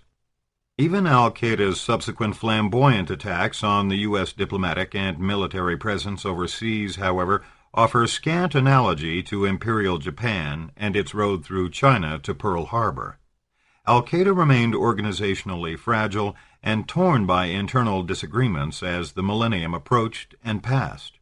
And the theocratic empire bin Laden vaguely imagined, and modes of violence at his command, differed in almost every way from Japan's territorial objectives and war-making capabilities. The stunning, almost freakish success of the 9/11 attacks changed all this, giving the bin Laden network both notoriety and an appeal among many disaffected Muslims and Arabs that it never previously possessed. Where Pearl Harbor marked the beginning of the end for Imperial Japan, September 11th signaled the end of the beginning for Al-Qaeda. Unlike Pearl Harbor, the targets of the terrorists, the World Trade Center, the Pentagon, and probably the White House or Congress, by the fourth unsuccessful hijacked plane, were not conventional military targets. Although the numbers killed in 1941 and 2001 were fairly close, some 2,400 at Pearl Harbor and slightly more than 3,000 on September 11th, those who perished in 2001 were largely civilians and represented, as Lawrence Wright has reminded us, some 62 countries and nearly every ethnic group and religion in the world. Although Al-Qaeda's war of choice was as audacious in its way as that of the Japanese aggressors 6 decades earlier, it was not preemptive in a strict military sense and had nothing to do with buying time. The September 11th attack was an unprecedented exercise in psychological warfare that struck not at the periphery of the United States, but at its heartbeat in New York and Washington. It targeted not only the symbolic institutional essence of the American state, finance, the military establishment, and democratic government, but the nation's core values as well. Bin Laden, always chillingly direct, made this clear in interviews shortly after September 11th, in which he predictably placed the attacks in the context of self-defense, of revenge, and of overthrowing the secular values of the infidel West itself. In a video scheduled for broadcast on Al Jazeera television on October 7th, when retaliatory U.S. bombardment of al-Qaeda training camps in Afghanistan commenced, for example, bin Laden declared that what America is tasting today is but a fraction of what we have tasted for decades. For over 80 years, our Ummah, Islamic nation or community, has endured this humiliation and contempt. Its sons have been killed, its blood has been shed, its holy sanctuaries have been violated, all in a manner contrary to that revealed by God, without anyone listening or responding. Several weeks later, he gave a long interview to Al Jazeera, not aired until January 2002, in which his scorn for this Western civilization, which is backed by America, was filtered through the ruins of the World Trade Center. The immense materialistic towers which preach freedom, human rights, and equality were destroyed. In almost every imaginable way, 9/11 shocked, mesmerized, and electrified the world, abetted by technologies of mass communication that were undreamed of in 1941.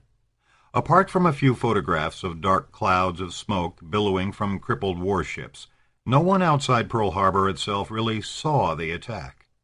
Even later documentary film footage, such as in John Ford's 1943 Academy Award-winning December 7th, was mostly contrived. By contrast, almost everyone in the developed world was able to bear eyewitness over and over and over again to September 11th. Despite such substantive differences, Pearl Harbor and September 11th posed the same question. Why was the United States caught by surprise? The hostility of both adversaries was amply clear beforehand and had deep roots. In each instance, codes had been broken and intelligence experts were reading secret communications. It was obvious in both cases that something spectacular was going to happen, and soon. The only question was, where?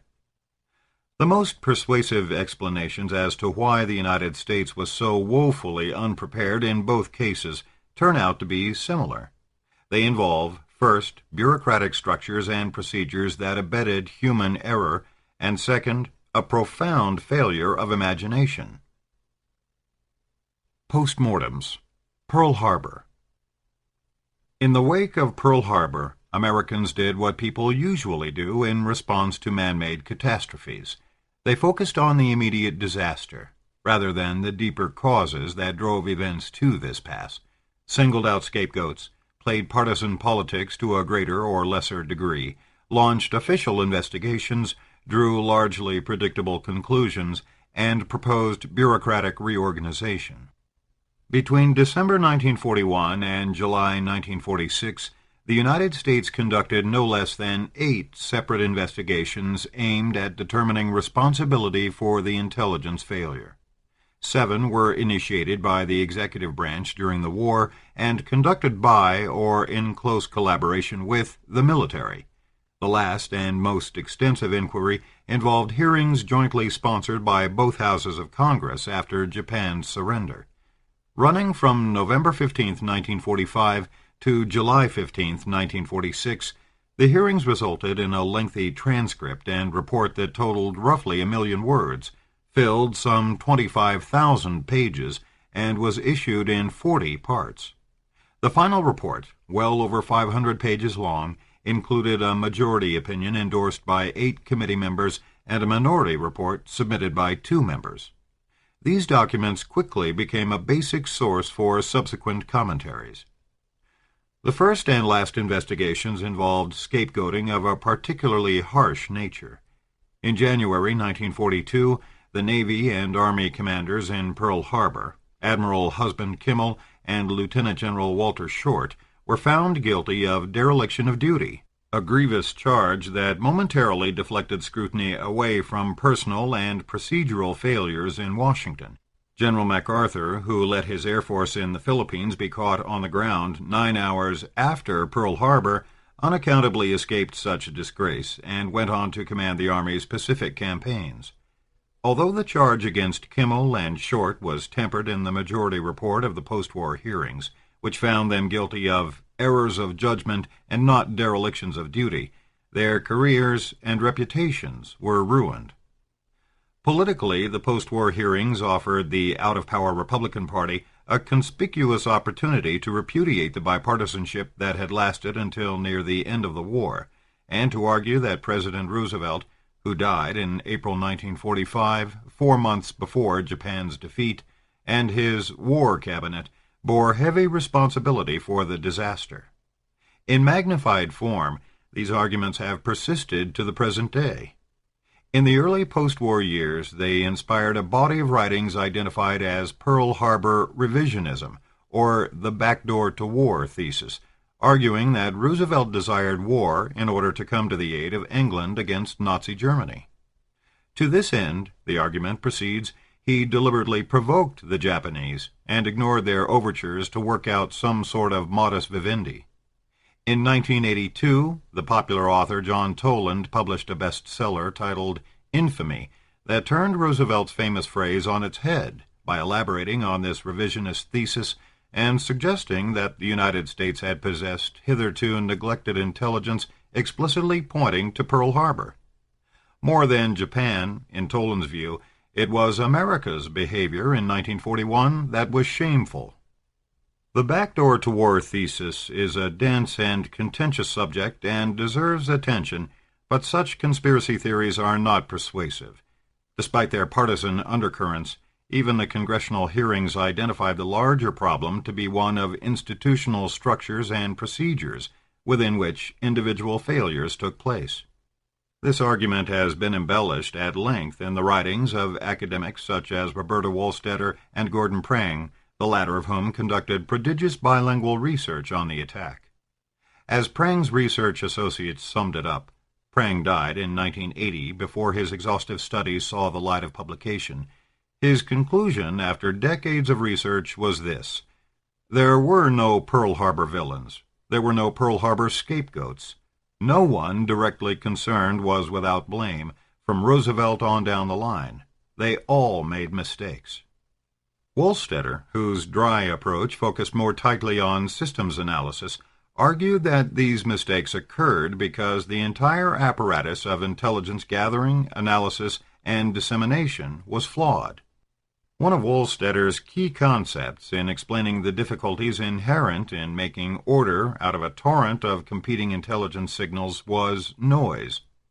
One chapter in her influential 1962 study is titled Noise in Hawaii, and another, Signals and Noise at Home. At one point she borrows someone else's phrase to describe the cacophony of ambiguous signals as buzzing and blooming confusion. In current discourse, the essentially synonymous buzzword for noise is chatter. Condoleezza Rice, serving as the National Security Advisor in 2001, for example, blamed the failure to identify warnings of the 9/11 attacks partly on the fact that there was a lot of chatter in the system. We founder in words, and the more words intercepted, the greater the prospects of being overwhelmed. Monday morning quarterbacking, the noise argument holds, enables us to revisit collected intelligence and single out signals or messages belatedly known to be significant.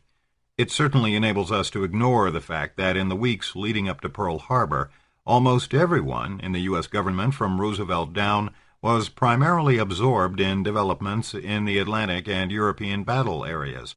Just as in the weeks and months prior to 9/11, the Bush administration was preoccupied with a range of strategic priorities other than terrorism, led by missile defense and relations with China, Russia, Europe, and Eastern Europe. Much of the heated debate over responsibility for the failure at Pearl Harbor focused on such exhumed, decoded messages. Why were they not pursued more vigorously? Was it not clear what they portended? Usually it was not.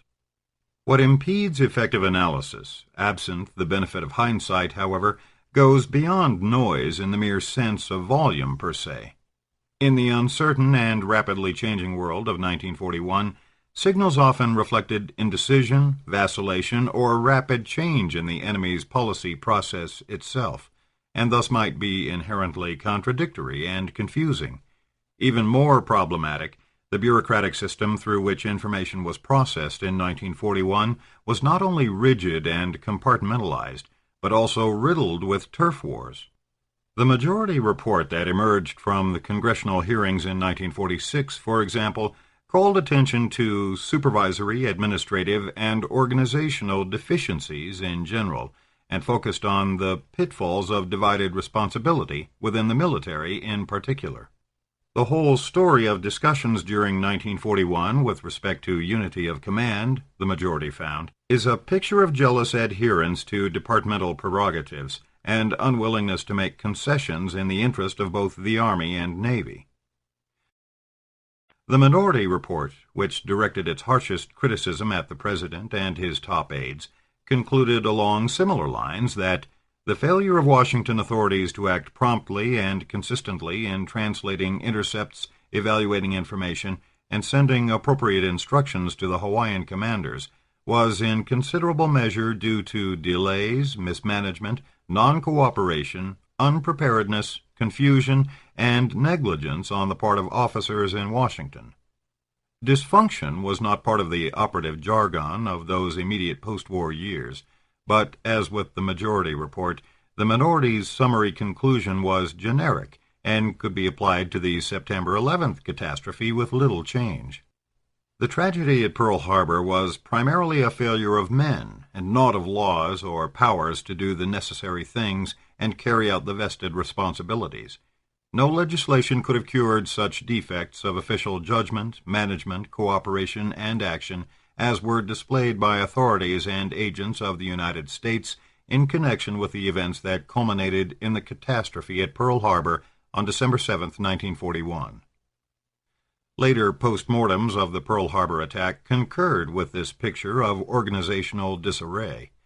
There was no single person or agency in Washington, Wohlstetter concluded, that had all the signals available at any one time. Communication between Washington and Hawaii was rudimentary. Frequently, most significantly at the critical moment in late November when the State Department was breaking off negotiations with Japan, Secretary of State Hull acted without consulting the Army or Navy.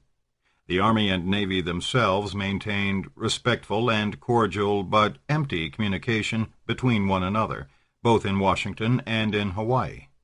Such inter-service impediments to analysis and communication, moreover, were also to be observed in intra-service rivalries. Beyond this, secrecy itself was a double problem.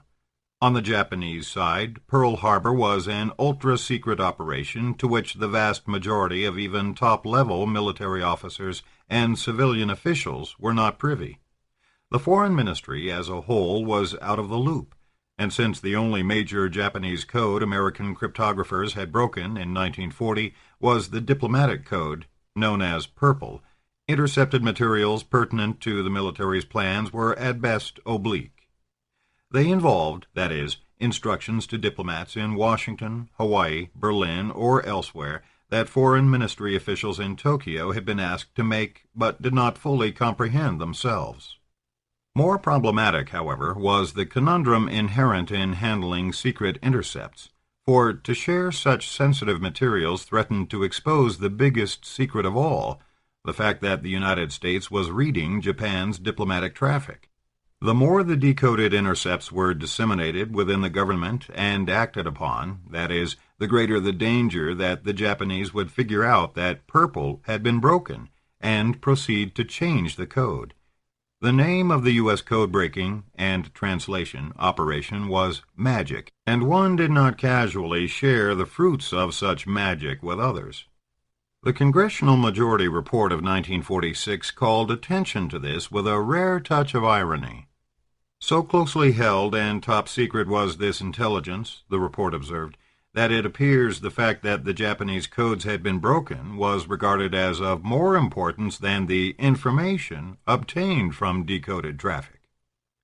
Wohlstetter reached a similar conclusion in noting that the effect of carefully limiting the reading and discussion of magic, which was necessary to safeguard the secret of our knowledge of the code, was thus to reduce this group of signals to the point where they were scarcely heard. Secrecy, in an ultra-clandestine world, easily becomes a trap. Postmortems. 9/11. These postmortems of unpreparedness for Pearl Harbor foreshadow the analysis of intelligence failure offered in the 9/11 Commission report, which was released with fanfare in July 2004. The devil may be in the details, and the details in both cases are engrossing. When it comes to recommended reforms, however, the diagnosis of the September 11th disaster falls back on much the same generic critique of system dysfunction compounded by negligence that runs through the literature on Pearl Harbor. The 2004 report, which included a table of 15 major intelligence agencies, commented harshly about inter- and intra-agency rivalries among and within the CIA, FBI, National Security Agency, NSA, and Defense Department behemoth. Its indictment touched all the familiar bases associated with bureaucratic compartmentalization, duplication of effort, civilian-military misunderstandings, administrative stovepipes and turf wars, structural barriers to performing joint intelligence work, divided management of intelligence analysis. As with Pearl Harbor, the 9/11 intelligence failure also was attributed to the culture of secrecy. The NSA, for instance, was condemned for almost obsessive protection of sources and methods, but the problem again was system-wide, rooted in the culture of agencies feeling they own the information they gathered, in the problems posed by a need-to-know culture of information protection, in overclassification and excessive compartmentalization of information among agencies, in human or systemic resistance to sharing information, in a milieu in which security agencies' personnel and security systems reward protecting information rather than sharing it. Unsurprisingly, the 9/11 Commission's investigation itself was impeded by the secrecy game. Bureaucratic stonewalling by the White House and others blocked access to critical resources, a problem also encountered by the congressional investigators in 1945-46. The investigation also was constricted by agreement to exclude assessment of individual negligence and accountability in the use of intelligence at the highest levels. From its inception, the Commission was committed to producing a unanimous bipartisan report, which may have been politically understandable but amounted to a recipe for sanitization. Still, even without pursuing the who and why of negligence at top levels, The findings of the bipartisan report were damning. As summarized by Thomas Powers, an incisive analyst of intelligence operations, the Commission found that in the 9 months preceding September 11th, intelligence personnel had warned the administration as many as 40 times of the threat posed by Osama bin Laden, but that is not what the administration wanted to hear, and it did not hear it. Beginning around 2004, a cottage industry of accounts by investigative journalists and angry mid-level officials emerged to supplement the 9/11 Commission's postmortem and throw sharper light on the distraction and disarray that characterized negligence at the highest levels. Immediately after the Bush administration took office in January 2001, for example, the National Security Council's counterterror czar, Richard Clarke, told top incoming officials, including Vice President Dick Cheney, National Security Advisor Condoleezza Rice, and Secretary of State Colin Powell, that al-Qaeda was at war with the United States, had sleeper cells in the country, and was about to launch a major offensive. On January 25th, within a week of the president's inauguration, Clarke formalized his concern in a letter to his superiors, asking urgently for a cabinet-level meeting to review this threat.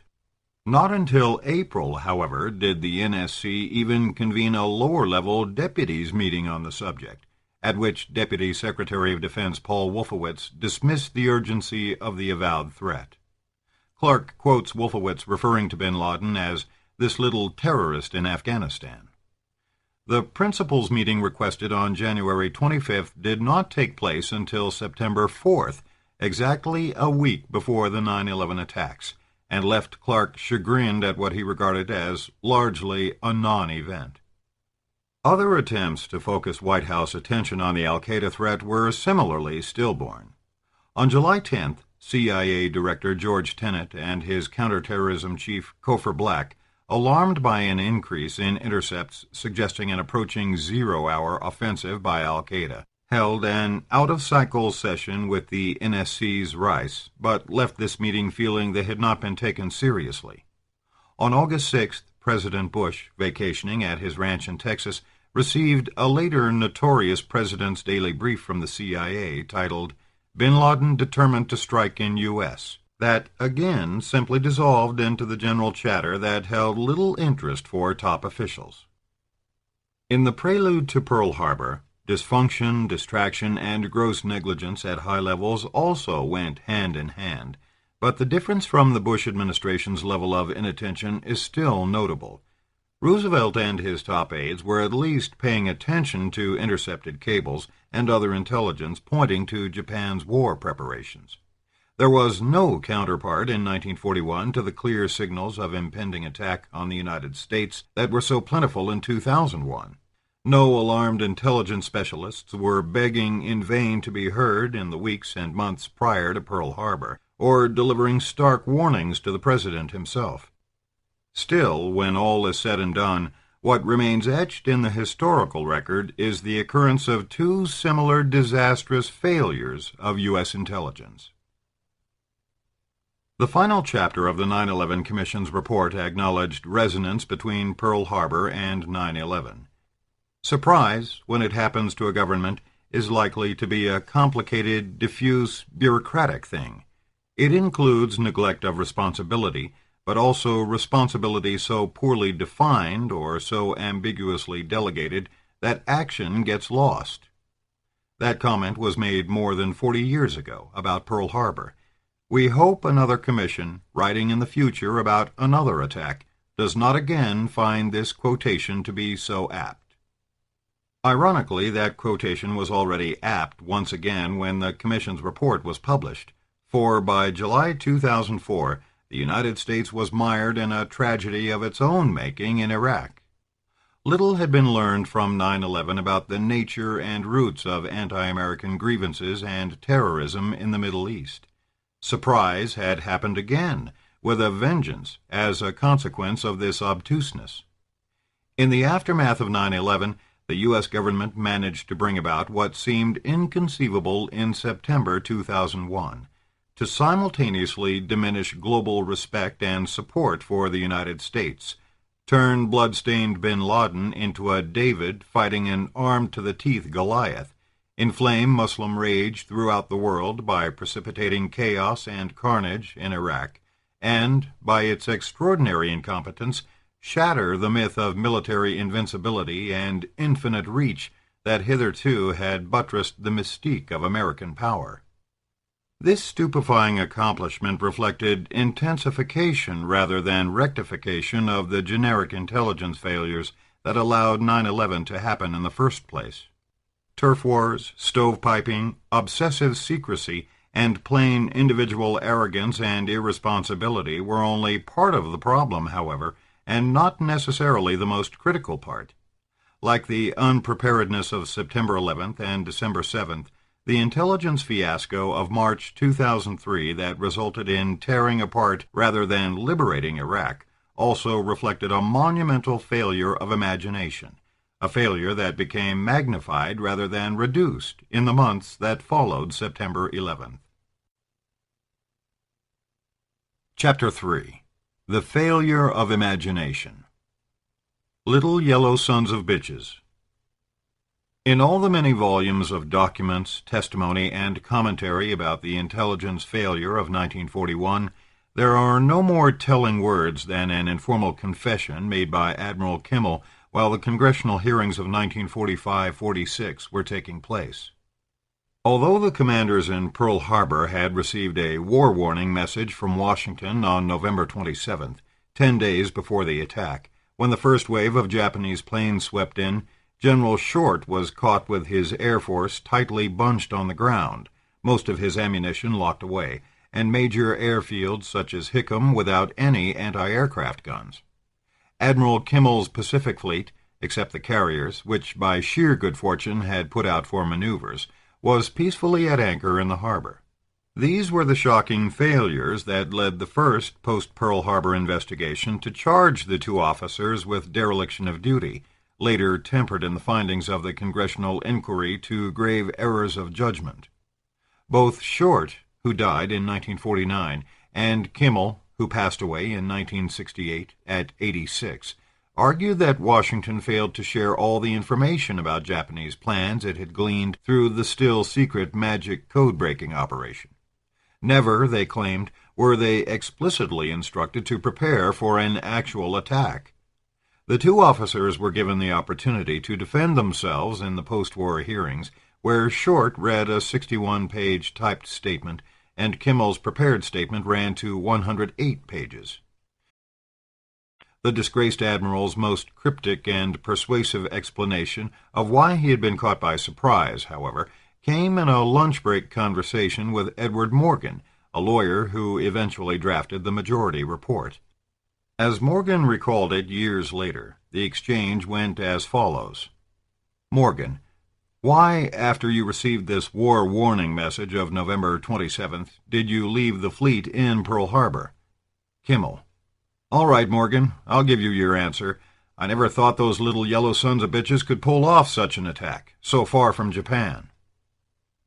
Although unvarnished language like this did not make it into the transcript of the hearings, the majority report did take care to argue that, had greater imagination and a keener awareness of the significance of intelligence existed, it is proper to suggest that someone should have concluded that Pearl Harbor was a likely point of Japanese attack. Failing to think outside the box is a theme that surfaces and resurfaces in the serious general literature. Gordon Pring, for example, speaks of psychological unpreparedness, Roberta Wohlstetter of the very human tendency to pay attention to the signals that support current expectations about enemy behavior. Admiral Yamamoto, like his American Navy counterpart, also put the American failure in plain language, in his case, in two personal letters written shortly after the attack. On December 19th, he wrote this to a fellow admiral: such good luck, together with negligence on the part of the arrogant enemy, enabled us to launch a successful surprise attack. 2 days later, writing to the student son of a personal friend, Yamamoto made a bit clearer what he had in mind in speaking of American arrogance. This letter, in its entirety, reads as follows. 22 December 1941. My dear Yoshiki Takamura, thank you for your letter. That we could defeat the enemy at the outbreak of the war was because they were so unguarded, and also they made light of us. Danger comes soonest when it is despised, and don't despise a small enemy are really important matters. I think they can be applied not only to wars, but to routine matters. I hope you study hard, taking good care of yourself. Goodbye. Isoroku Yamamoto. Yamamoto obviously misread American psychology disastrously when expressing hope that the surprise attack would strike a crippling blow at morale. The Americans, however, also disastrously misread and underestimated the Japanese. Can there be a more precise confirmation of Yamamoto's perception of Japan being despised and made light of as a small enemy than Kimmel's frank reference to those little yellow sons of bitches? In a rational world, this should not have been the case. American perceptions of Japan as a potential foe traced back to the turn of the century, when Japan startled the world by defeating China and Tsarist Russia in quick succession in the Sino-Japanese War of 1894-95 and Russo-Japanese War of 1904-05, thereby joining the Western, Caucasian, and Christian expansionist nations as one of the world's few imperialist powers. Financiers in New York and London had helped finance the Russo-Japanese War, and many Western observers expressed admiration for the doughty Yankees or Brits of the Pacific, but such support and praise were hardly unalloyed. The obverse side of support and respect for Japan and its spectacular accomplishments in westernization was fear of the Yellow Peril. Fear, that is, that Asia's masses would acquire the scientific skills and war-making machinery hitherto monopolized by the West. From the 1890s to the eve of Pearl Harbor, influential U.S. media such as the Hearst newspapers relentlessly editorialized that Japan posed a direct threat to the United States.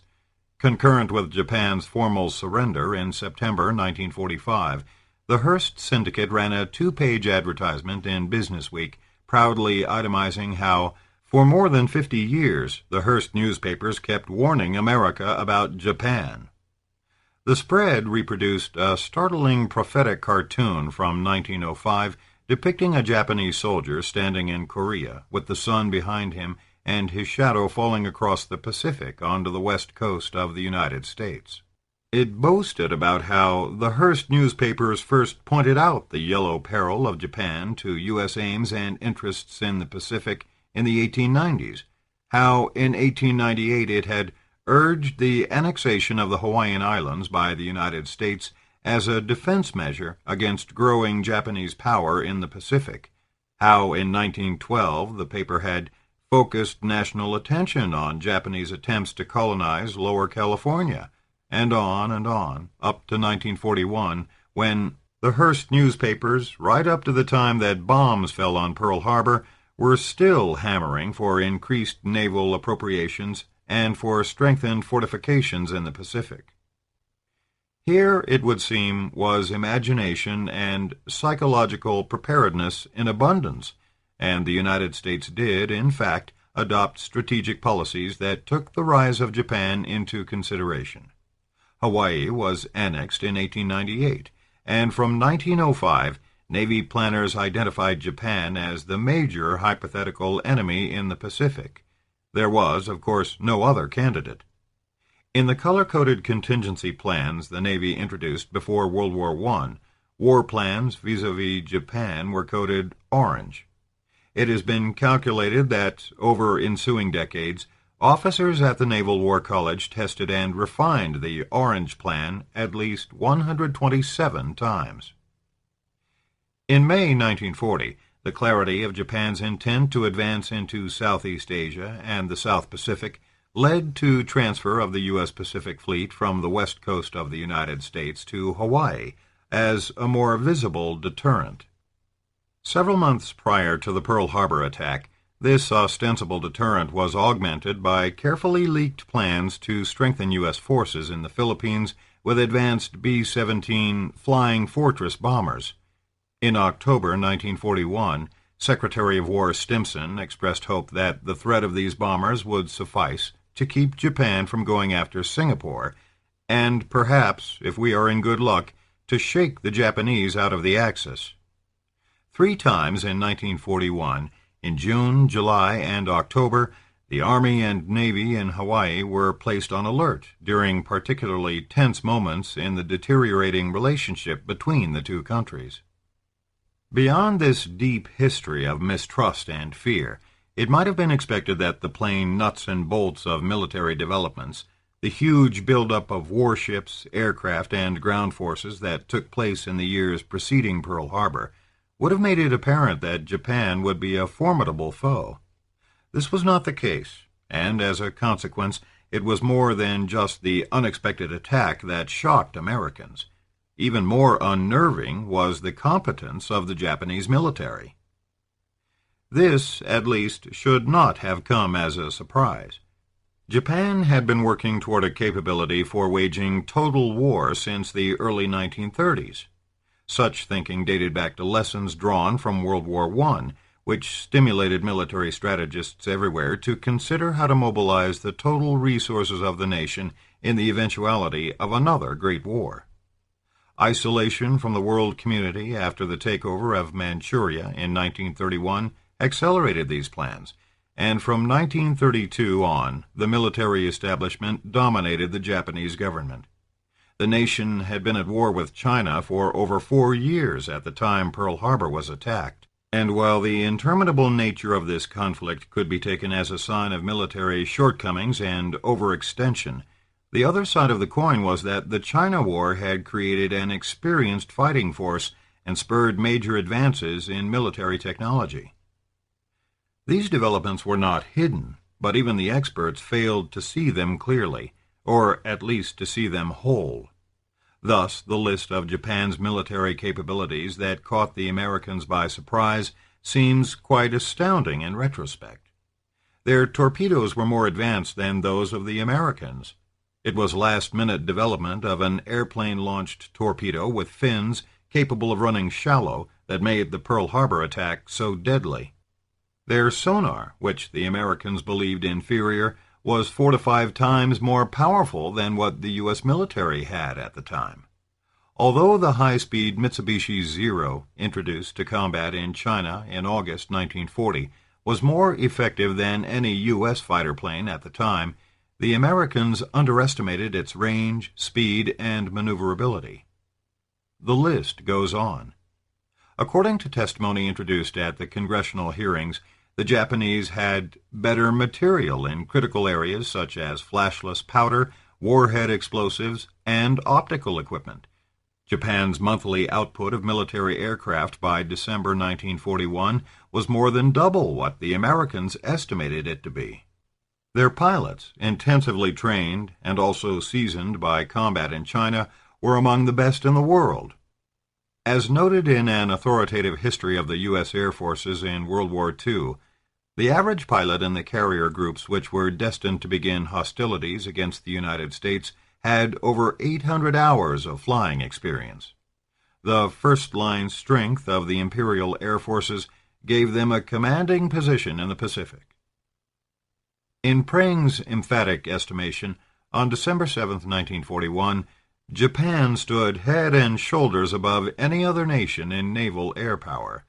The British military historian H.P. Wilmot concludes that, in December 1941, the Imperial Japanese Navy possessed clear superiority of numbers in every type of fleet unit over the U.S. Pacific and Asiatic fleets, that it had superiority over its intended prey in the crucial category of aircraft carriers, and that in tactical technique it was second to none at the opening stage of the war.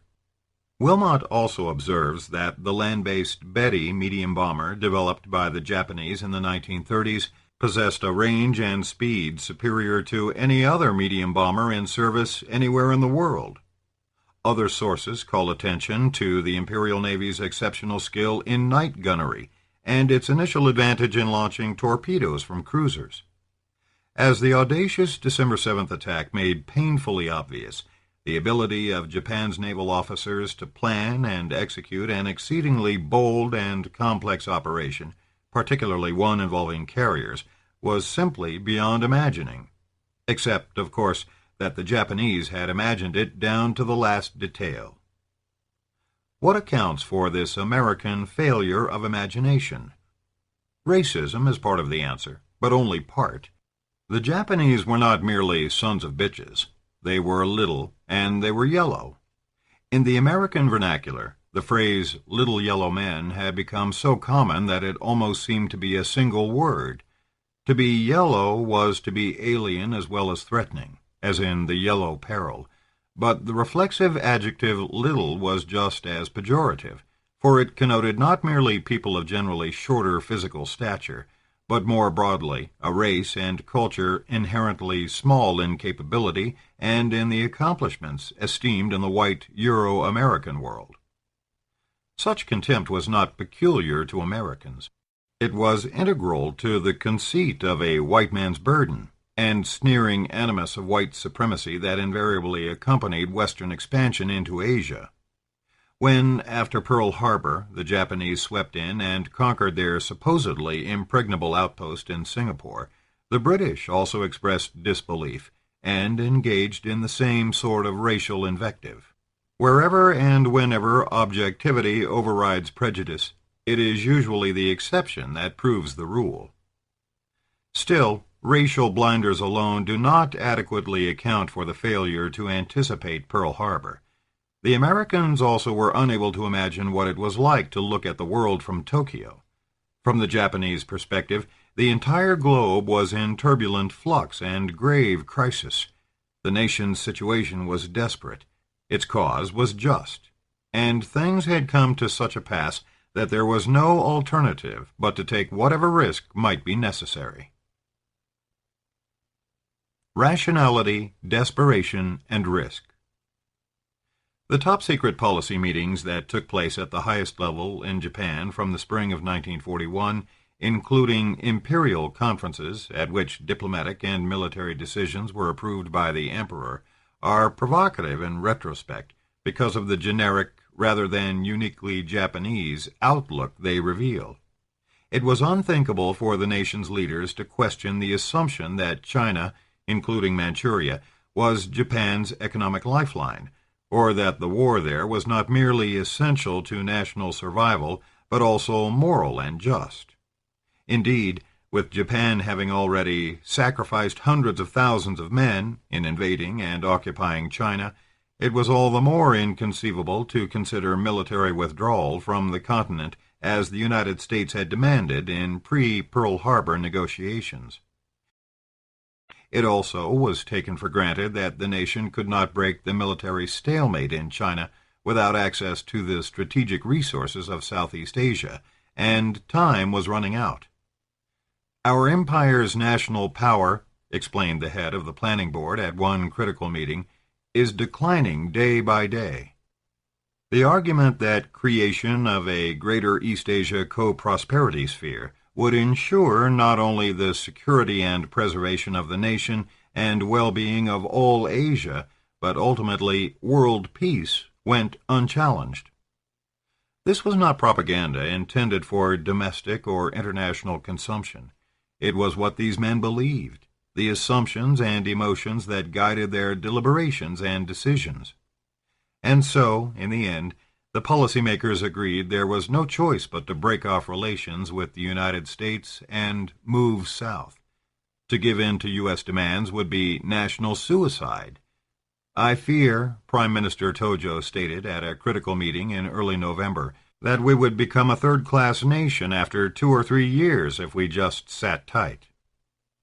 The fateful decision to secure their nation's position in Asia by pursuing a war of choice against the United States and other Allied powers was reinforced by a number of seemingly sane and rational projections.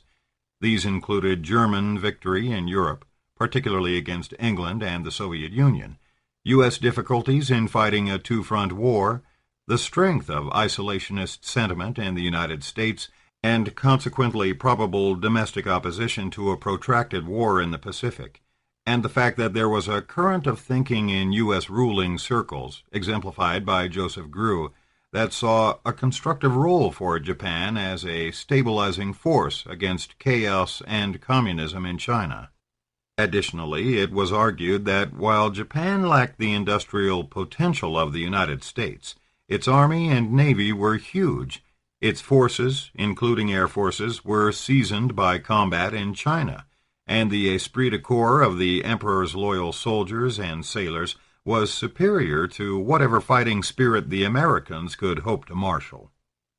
In a casual conversation a few months after arriving in defeated Japan, General MacArthur told a British diplomat he would have given his eyeballs to have such men as the Japanese forces he encountered in the Philippines. Given such considerations, it did not seem unreasonable to hope that the war would end in some sort of negotiated settlement with the United States, with both sides cooperating in maintaining peace in Asia. Counterfactual rumination, the what-if school of history, also helps illuminate the misplaced optimism of Japan's war planners. That Japan was able to drag out the war for over 3.5 years after Pearl Harbor was due in considerable part to the priority the United States gave to the European theater. At the same time, with a little more luck and operational shrewdness, Japan might have prolonged the war even longer. For example, what if 1. Germany had not attacked the Soviet Union while the Japanese were descending their slippery slope to war, thus leaving resistance to U.S. and British forces stronger on the European front? 2. The U.S. carriers had been berthed at Pearl Harbor at the time of the attack, and had not been by sheer chance at sea. 3. The Pearl Harbor attack force had launched a third wave of strikes and destroyed repair facilities and critical fuel sources. 4. The Japanese had changed their military code in 1942, thus thwarting major post-Pearl Harbor U.S. breakthroughs in cryptanalysis that proved critical not only in decisive battles such as Midway, but also in the ongoing decimation of Japanese warships and merchant vessels by American submarines. 5. Japanese naval commanders had been less timid at decisive battles such as Midway and the Solomons. The counterfactual question that trumps all others is, what if Japan had excluded Pearl Harbor and the Philippines from the December 1941 offensive? This would have eliminated the Remember Pearl Harbor rage that solidified the nation behind retaliation, and forced the Roosevelt administration to decide whether or not to declare war in the face of continuing isolationist opposition. There is almost no end to the what-ifs of history, and perhaps military history in particular. Hitler's folly in deciding to attack the Soviet Union is the great strategic what-if where the war in the West is concerned. Be that as it may, Japan's desperation and consequent willingness to take extreme risks also enter the strategic equation.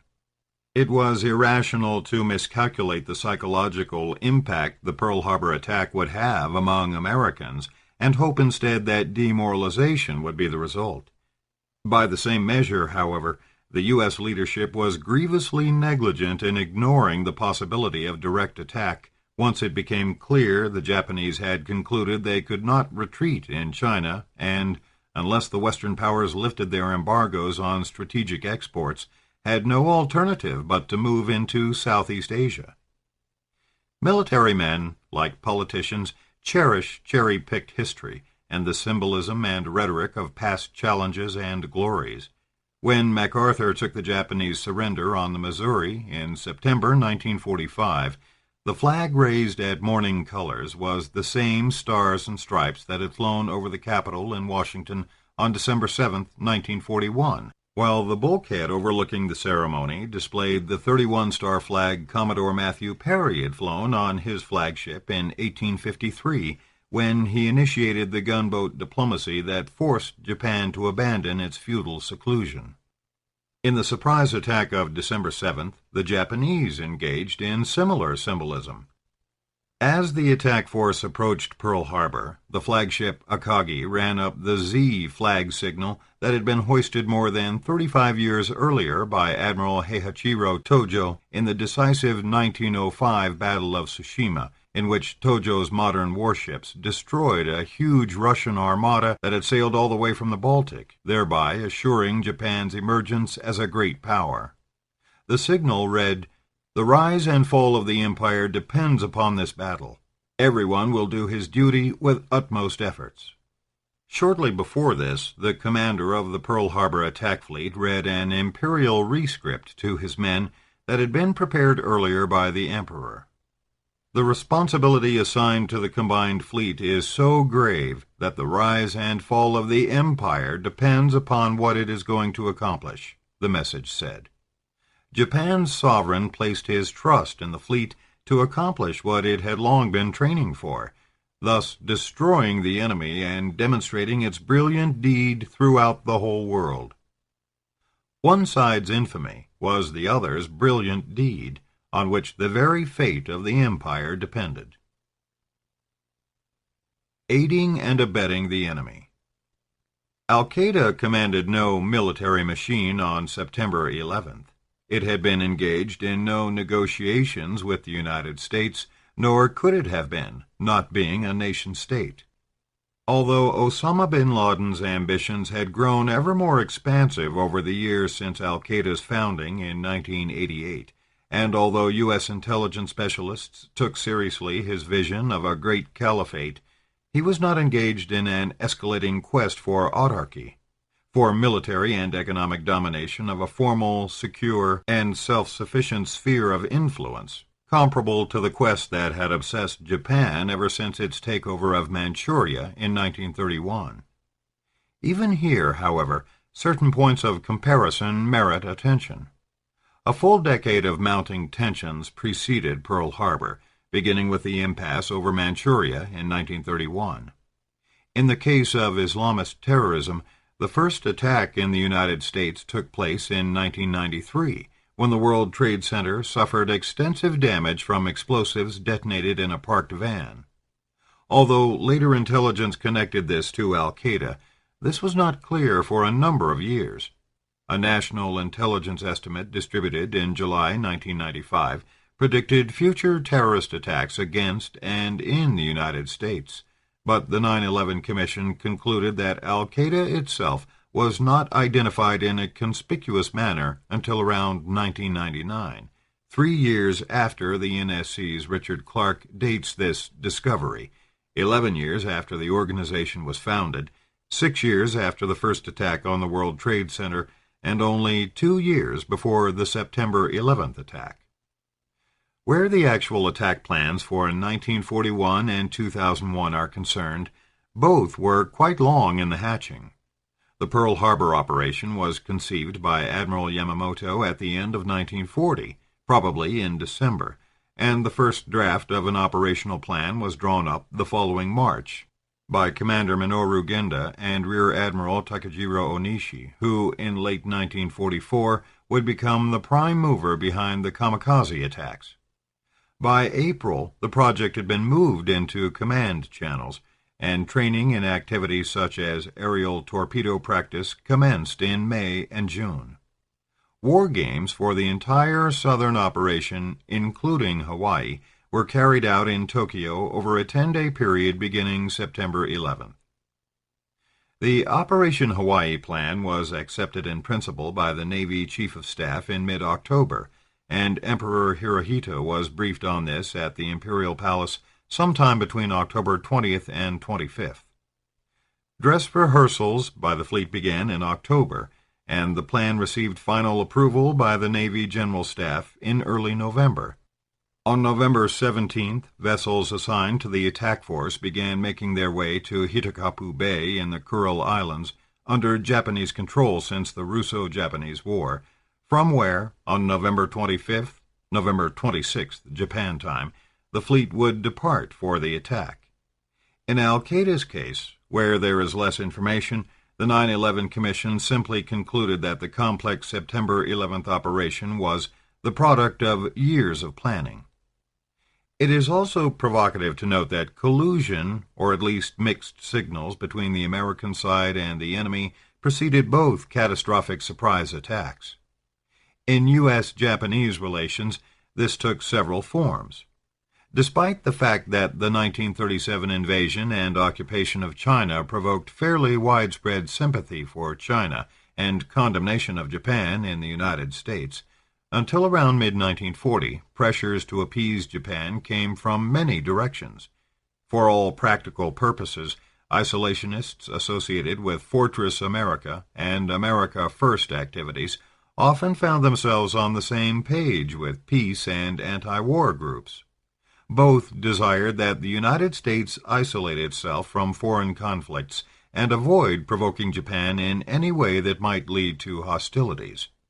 As late as October 1941, one informal council devoted to prevention of war that included several well-known scholars of Far Eastern relations was still urging the government to make a deal with Japan.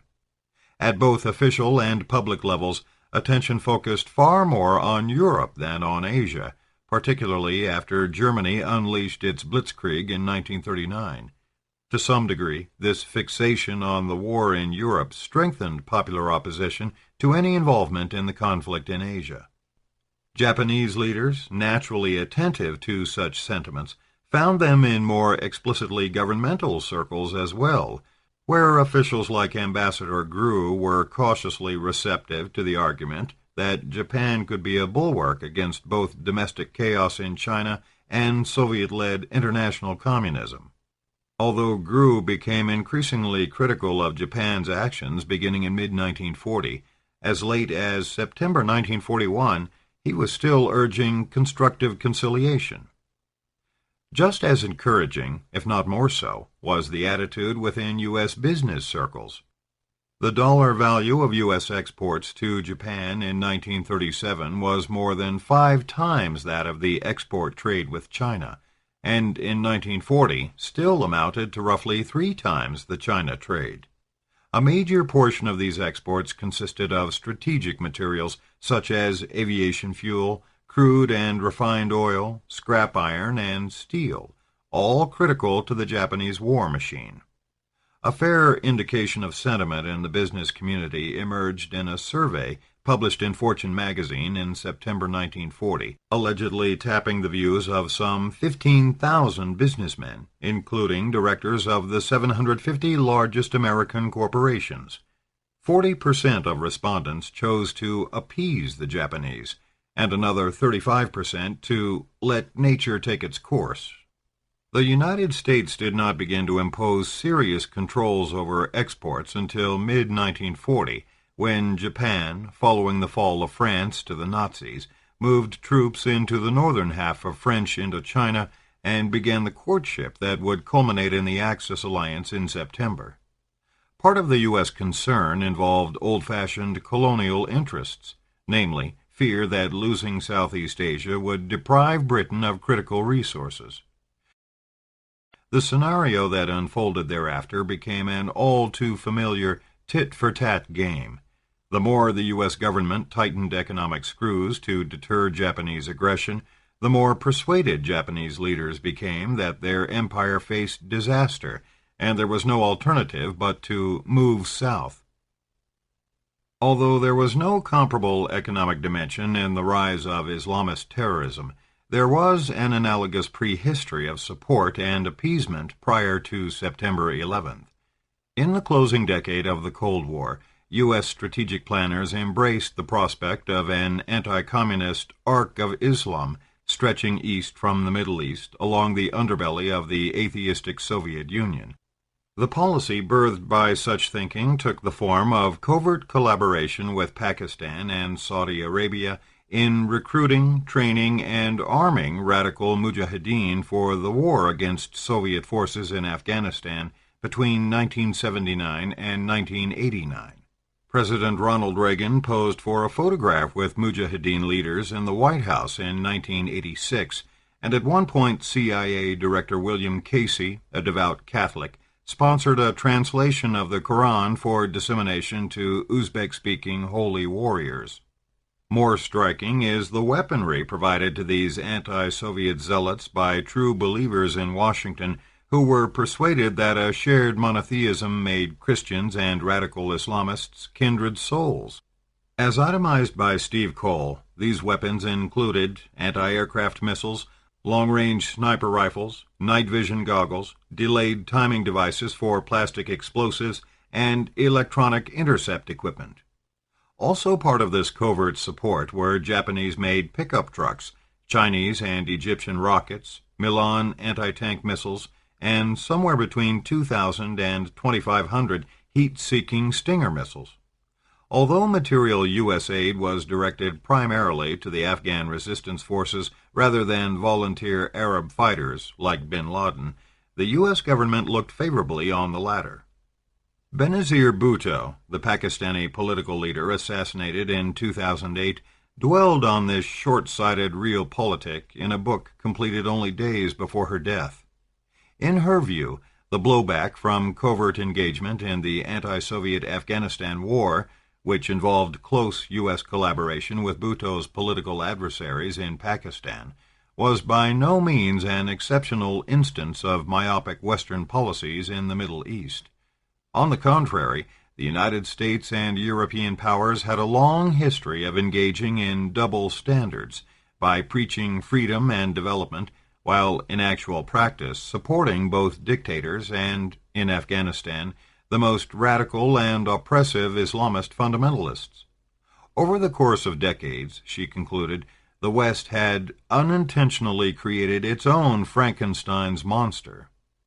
These were harsh words and more than a little disingenuous, since while she was Prime Minister of Pakistan from 1993 to 1996, her own government, alarmed by the civil strife that followed the Soviet withdrawal from Afghanistan in 1989, had provided covert financial support, supplies, and military advisors to the extremist Taliban, who later provided a haven for bin Laden. Monsters commonly have multiple creators, but this does not diminish the U.S. role in helping to promote Islamist radicalism early on. Like the Japanese soldiers and sailors who became seasoned veterans in the war against China and initially benefited materially from U.S. support through trade in strategic goods, the Mujahideen, once proxy soldiers for the U.S. government and romanticized freedom fighters in Washington and the U.S. media, emerged from Afghanistan as hardened fighters primed for new missions. It fell to Al-Qaeda, birthed in Afghanistan in 1988, to define that mission for them. This little terrorist in Afghanistan.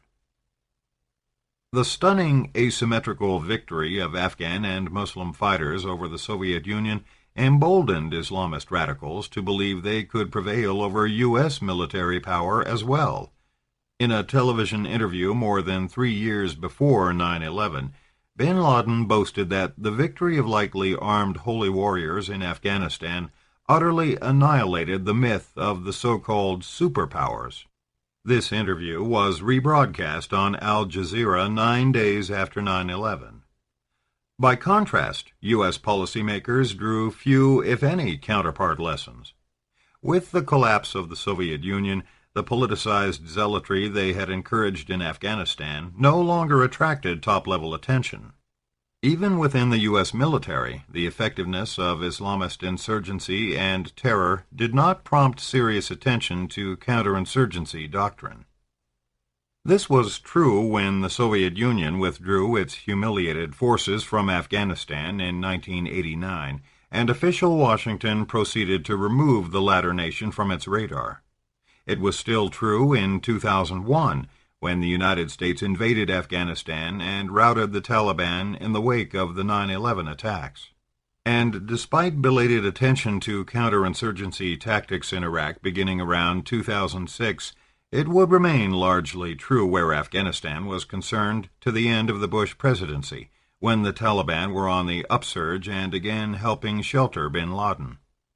At the beginning of 2009, as a new administration assumed power in Washington, Russia's ambassador to NATO looked back on the 20th anniversary of the Soviet withdrawal and held this up as a mirror to the beleaguered U.S. military mission in Afghanistan. "They have repeated all our mistakes," he observed, "and they have made a mountain of their own." Why did top military and civilian leaders fail to take asymmetrical threats from al-Qaeda and the Islamists seriously? As with earlier failures to take Japanese military capabilities seriously, part of the answer lies in racial arrogance and cultural condescension. When Charles Freeman, the U.S. ambassador to Saudi Arabia at the time of the First Gulf War in 1991, tried to draw attention to the Mujahideen after the Soviet withdrawal from Afghanistan, for example, he found no one interested, including top leaders at the CIA. Part of the attitude in Washington, he recalled, was, "Why should we go out there and talk to people with towels on their heads?" Michael Schur, who headed the CIA's bin Laden unit until being cashiered in 1999, tells a similar story in even grittier language. Washington's top personnel and policymakers, he declared, are so full of themselves they think America is invulnerable, cannot imagine the rest of the world does not want to be like us, and believe an American empire in the 21st century not only is our destiny, but our duty to mankind, especially to the unwashed, unlettered, undemocratic, unwhite, unshaved, and anti-feminist Muslim masses. One could only describe this hubris as arrogance, or is it racism? Schur went on. The elites simply could not fathom that a polyglot bunch of Arabs wearing robes, sporting scraggly beards, and squatting around campfires in Afghan deserts and mountains could pose a mortal threat to the United States. This was the little yellow men mindset transferred to the Middle East. As in 1941, civilian and military planners underestimated the enemy and failed to grasp both the depth of their self-righteousness and their willingness to take enormous risk as well as heavy losses. Most disastrously, they were unable to imagine this enemy possessing the cunning and competence to pull off a complex and imaginative act of aggression. None of his peers challenged Deputy Secretary of Defense Wolfowitz when, 5 months before 9/11, he dismissed bin Laden as this little terrorist in Afghanistan. Once again, as with system breakdown and leadership negligence, the diagnostic language in postmortems of the failure of imagination exposed on September 11th is essentially the same as that which analysts have long used in describing the disbelief that greeted Pearl Harbor: psychological unpreparedness, prejudices and preconceptions, gross underestimation of intentions and capabilities. There is a sense of encountering a pathologist's repetitive casebook, glossing near-identical cases. Thus, to crib from Roberto Wohlstetter, prior to September 11th, American analysts, with some marginalized exceptions, and decision-makers simply were unable to project the daring and ingenuity of the enemy. To borrow from Admiral Yamamoto's letter to a young student, Bush administration planners were undone by the arrogance of despising a small enemy. To appropriate Admiral Kimmel's pithy words, no one in a position of command thought that those little Muslim sons of bitches could pull off such a spectacular attack, so far from home. In this ethnocentric world, terrorists of the 21st century were little men in a compound sense. Little because they were racially, ethnically, culturally, and religiously alien, and little because, unlike Japan 60 years earlier, and unlike the Soviet Union or China or even Iraq, Iran, and North Korea, they were not a nation-state. When Richard Clarke criticized the Bush administration's disregard of the al-Qaeda threat and its subsequent misguided response to September 11th, his most vivid revelations concern the immediate response and disbelief of the President's inner circle of advisers. On the morning of the 12th, DOD's, the Department of Defense's, focus was already beginning to shift from al-Qaeda. CIA was explicit now that al-Qaeda was guilty of the attacks, but Paul Wolfowitz, Rumsfeld's deputy, was not persuaded. It was too sophisticated and complicated an operation, he said, for a terrorist group to have pulled off by itself without a state sponsor. Iraq must have been helping them. On the same day, September 12th, Clark went on to record, President Bush grabbed a few intelligence experts, including himself. "Look," he told us, "I know you have a lot to do and all, but I want you, as soon as you can, to go back over everything. See if Saddam did this. See if he's linked in any way." These responses, revealed after the invasion of Iraq, can be interpreted as genuine or Machiavellian, already preparing to use the 9/11 outrage to initiate a long-desired war against Iraq. But in all likelihood they were both. Ensuing use of the war on terror to invade Iraq, with all the distortion of intelligence data this involved, was duplicitous. But the prior failure to take al-Qaeda or the terrorist threat really seriously reflected a lingering Cold War mindset. The 9/11 Commission singled out imagination as one of 4 kinds of failures revealed by the attacks of September 11th. The other 3 were policy, capabilities, and management. The Commission even went so far as to recommend remedying this by institutionalizing imagination, an oxymoron one could easily imagine the bureaucratic behemoth taking seriously to heart by forming committees, preparing flowcharts, and perhaps even creating a super-secret NIA, National Imagination Agency. In a passing comment, the 9/11 Commission also took note of what happens when, after unexpected catastrophe, erstwhile little men prove to be formidable adversaries. Al-Qaeda and its affiliates are popularly described as being all over the world, adaptable, resilient, needing little higher-level organization, and capable of anything. The American people are thus given the picture of an omnipotent, unslayable hydra of destruction. This image lowers expectations for government effectiveness. What the Commission was evoking was what one U.S. counterterrorism official called the Superman scenario. The shocking success of the little Muslim men abruptly endowed them with hitherto undreamed-of powers and capabilities, to the extent of precipitating a declaration of a global war on what? On a tactic, terror. On a worst-case scenario where al-Qaeda or other terrorists might obtain weapons of mass destruction. Eventually, this paranoia reached such a level that deflating hyperbole became almost a category in itself in the burgeoning popular literature on terrorism. As another counterterrorism expert put it, writing specifically about al-Qaeda, by failing to understand the context of the organization, its very strengths and weaknesses, we magnified our mental image of terrorists as boogeymen. Yet another posed the rhetorical question, "Are they 10 feet tall?" and deemed it necessary to answer this. "They're not," he assured his audience. A comparable cognitive dissonance took place after Pearl Harbor. In American eyes, the Japanese foe morphed overnight from little men into supermen.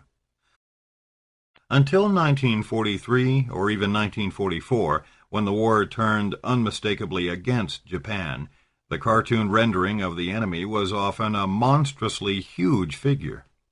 Like the 9/11 Commission, more sober commentators responded by warning of the danger of exaggerating the enemy's resources and capabilities to the point where this became demoralizing. A typical essay in the Sunday New York Times Magazine in March 1942, for example, might have served as a draft for post-September 11th warnings about being carried away by the specter of an unslayable hydra of destruction. It was titled, "Japanese Supermen? That, too, is a fallacy." Chapter 4. Innocence, Evil, and Amnesia. Catastrophe and the Transfer of Innocence. In 1942, the admired Hollywood director John Ford cobbled together a dreadful black-and-white documentary film titled December 7th, that, in its first incarnation, came in at 82 minutes. Drastically pruned to 34 minutes before its release in the theaters, December 7th won the Academy Award for Best Documentary Short Subject in 1943. December 7th, particularly in the uncut version, is unusually raw and revealing. It opens in a comfortable bungalow in Hawaii with a sleepy, dreamy, idealistic figure representing Uncle Sam debating a cynical, ruefully head-shaking figure called C, who represents Sam's conscience. The date is December 6, 1941. Sam gushes on at length about the beauty and serenity of Hawaii, its thriving commerce, pineapples, sugarcane, trading companies, etc., and wonderful demographic diversity. A gamut of ethnic backgrounds, many of them Asian, are itemized at one point, each represented by a smiling young woman who speaks or lisps her ethnicity to the camera. C responds by calling Sam a sentimental fool who fails to recognize that 37% of these residents are Japanese with hyphenated souls.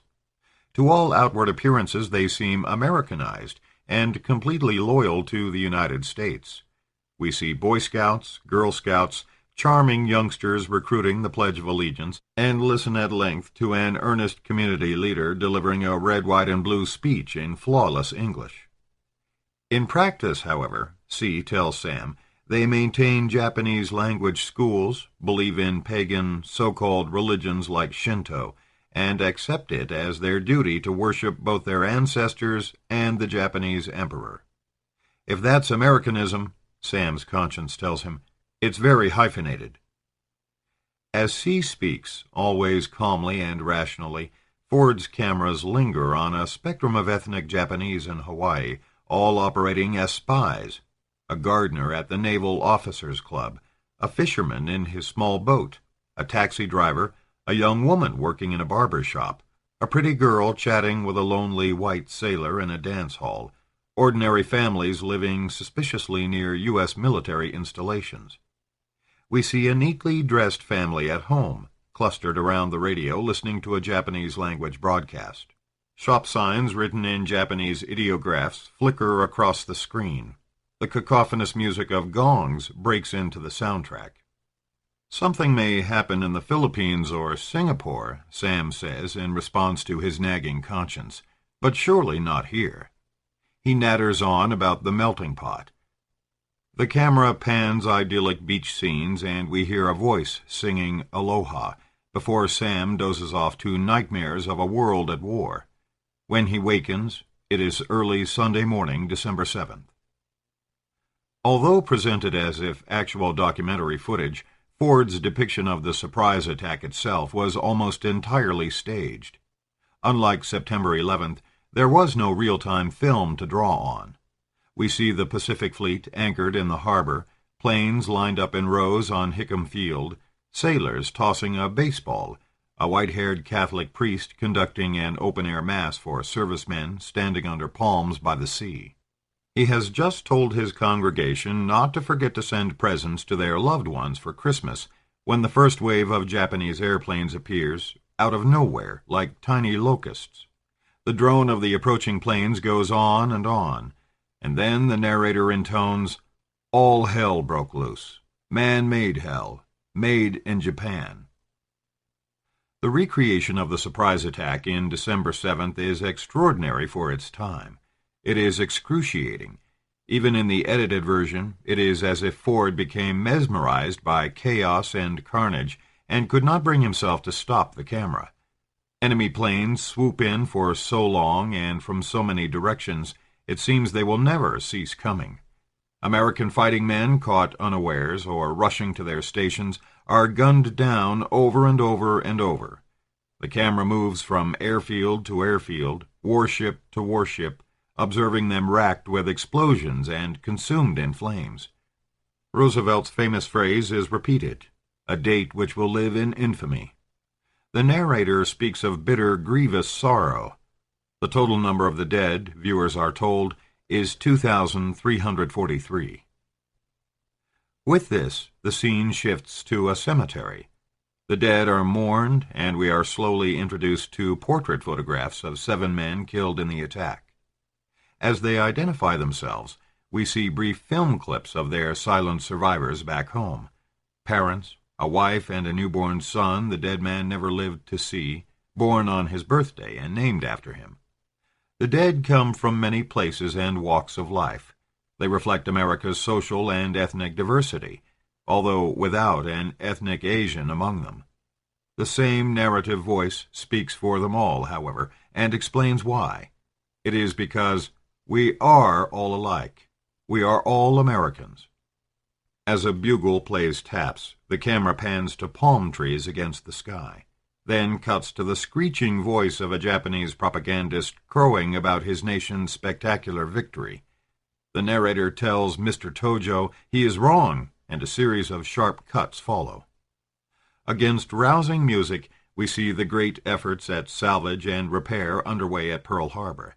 We see Hawaii girding for war, with rolls of barbed wire on its beaches and little schoolchildren in grotesque gas masks engaged in air raid drills. We are reminded that all they that take the sword shall perish by the sword. And finally, we are transported to a rolling cemetery with endless rows of white crosses, where two uniformed men walk together engaged in debate. Both are ghosts, one of a sailor killed on December 7th, the other of a soldier killed in World War I. The soldier says he has seen it all before. No one ever learns. There will be war after endless war. The young sailor says, "Not this time." They talk in metaphors drawn largely from baseball, and after the many flags of the Allied powers have fluttered across the screen, we end with more planes in the sky, this time American fighters flying in V for victory formation, and the comforting assurance that this war will end with a World Series pennant called peace. It would be difficult to find a more graphic, grieving, emotional, racist, idealistic, hopeful, and conflicted contemporary response to Pearl Harbor than the uncut version of December 7th. Ford's obsession with sabotage by the hyphenated Americans captures perfectly the fixation on an internal threat from Japanese Americans that deflected the attention of Admiral Kimmel and General Short from the real threat from Japan itself. But that is just the half of it.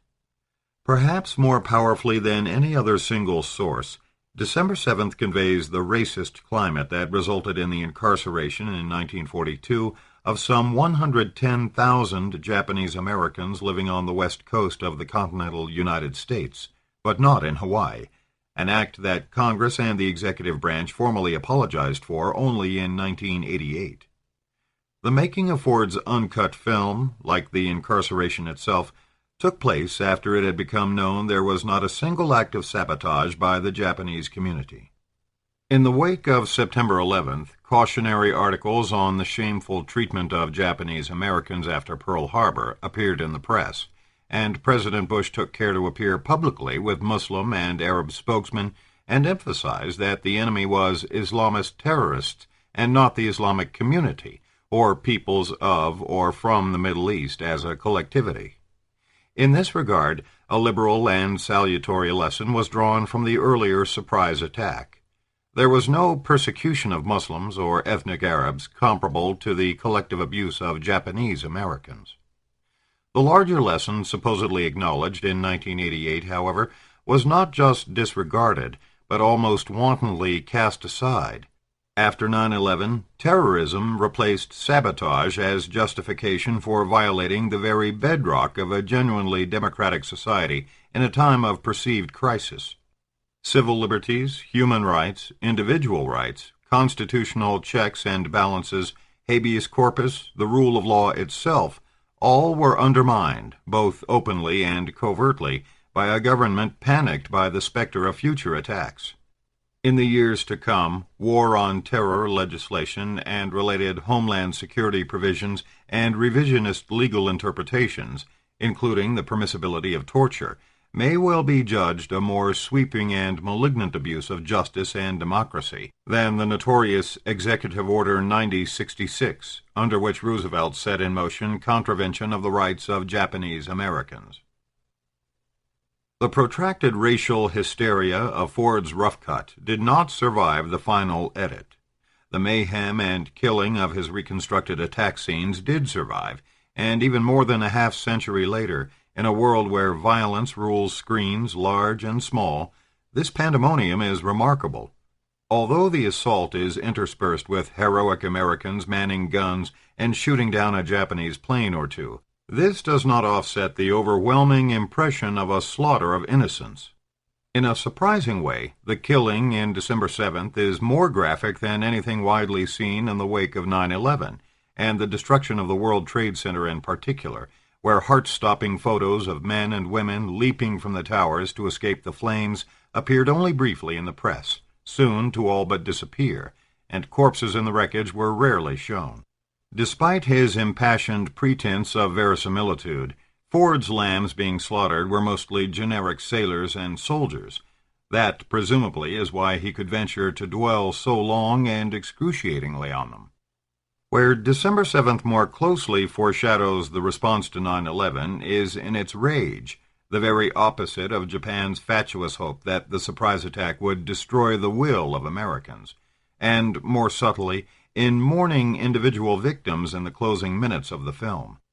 The latter takes the form of funeral ceremony, and, more intimately and effectively, introduction of real people. We see their photo portraits. We are given their names, told where in the United States they were from, view brief silent footage of their surviving kin. This is deeply moving, for it transcends abstract fatality numbers and staged scenes of gunned-down servicemen and restores individuality to each victim.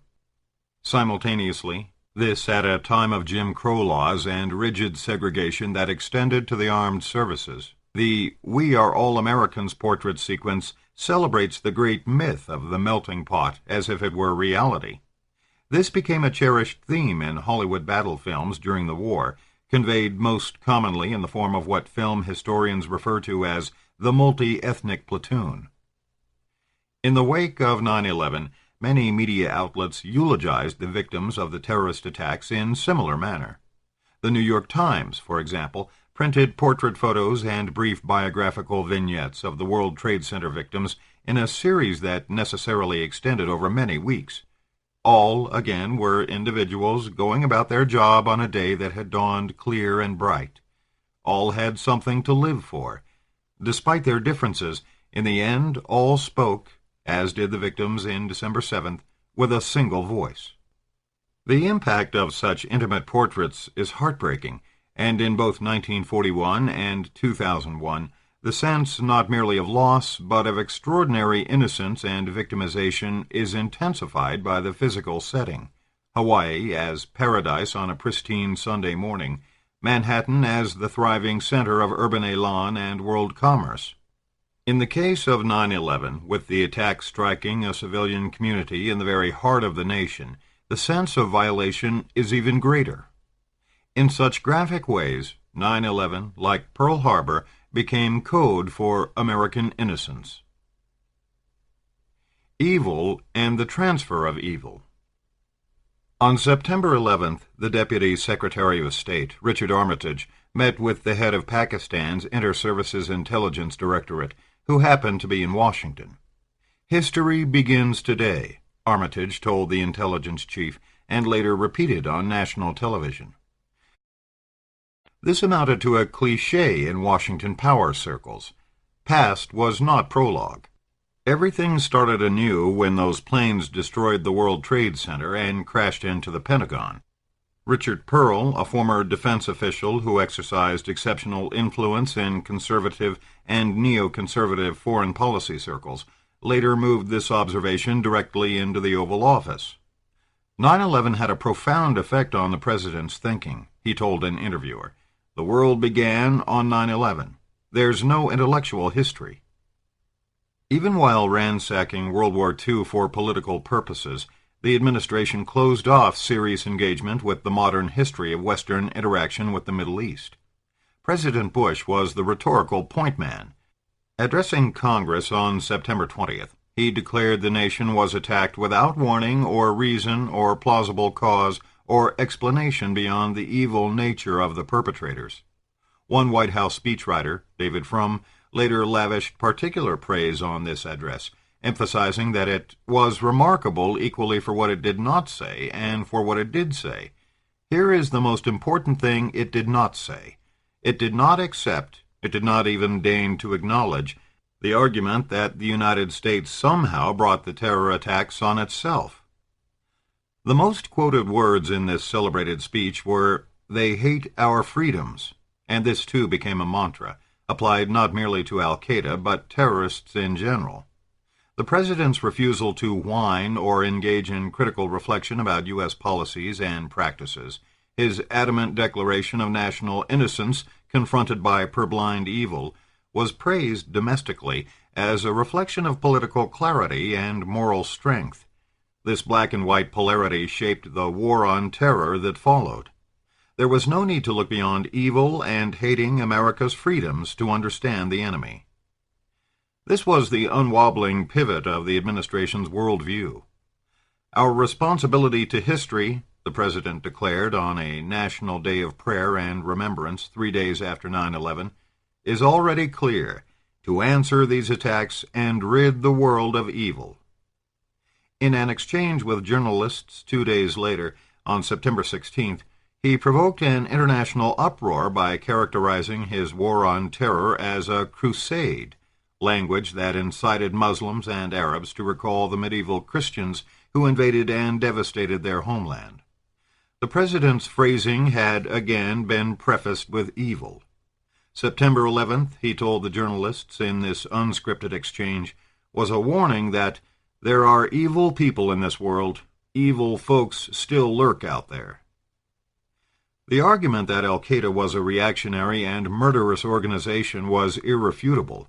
9/11 was the logical product of the organization's basic doctrinal tracts, authored by Sayyid Imam al-Sharif, known by the nom de guerre Dr. Fadl, which called for the indiscriminate killing even of Muslims who did not conform to the most extreme fundamentalist beliefs. The false corollary argument that radical Islamists had no legitimate grievances, on the other hand, blocked any serious attempt to understand the appeal of anti-Western polemics throughout much of the Middle East. This argument that no act of ours invited the rage of the killers, from a later presidential address, was already gospel in conservative circles well before September 11th.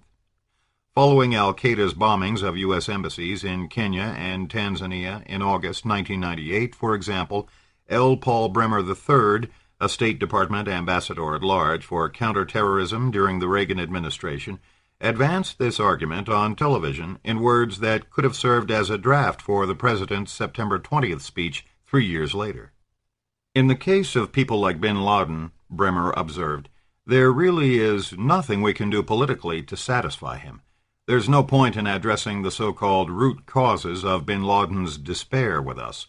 We are the root cause of his terrorism. He doesn't like America.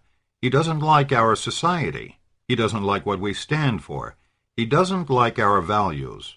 And short of the United States going out of existence, there's no way to deal with the root cause of his terrorism. Following 9/11, many of the administration's most persuasive public supporters placed this hate our freedoms argument center stage.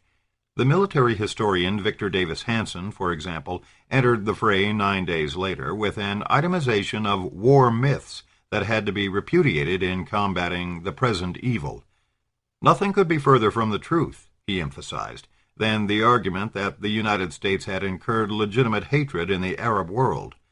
On the contrary, America's radical antagonists were wedded to a medieval world of perpetual stasis, and Al-Qaeda's adherents in this most recent atrocity were driven to murder by hatred and envy, not hunger or exploitation. Hanson's conclusion was unqualified. These terrorists hate us for who we are, not what we have done. His policy prescriptions were similarly unequivocal. It was a myth to think that war has never solved anything. On the contrary, the three greatest scourges of the 20th century, Nazism, Japanese militarism, and Soviet communism, were defeated through war or continued military resistance. Hanson approvingly quoted Heraclitus's observation that war is the father of us all. To eradicate the present evil, The United States thus had to be prepared, if necessary, to take the moral high ground and act alone. These clarion calls for military assertiveness heralded a transfer of evil from the loose transnational networks exemplified by al-Qaeda to targets top policymakers were more comfortable with, namely nation-states. This was the thrust of the January 2002 State of the Union address, in which the President linked the terror threat to an axis of evil composed of Iraq, Iran, and North Korea. Some months later, in a graduation speech at West Point, the Bush doctrine of preemptive war was articulated publicly for the first time, and combating evil was established as the centerpiece of U.S. policy. In a world of shadowy terrorist networks with no nation or citizens to defend, and unbalanced dictators with weapons of mass destruction, the President declared, Cold War doctrines of deterrence and containment could no longer be relied on. After September 11th, nothing less than quasi-scriptural rhetoric could adequately describe the threat facing the world. There can be no neutrality between justice and cruelty, between the innocent and the guilty. We are in conflict between good and evil, and America will call evil by its name. In such a conflict, the United States had no choice but to take the battle to the enemy in its struggle to attain a safe, just, and peaceful world. The Bush doctrine took militarized and militaristic policies to unprecedented levels.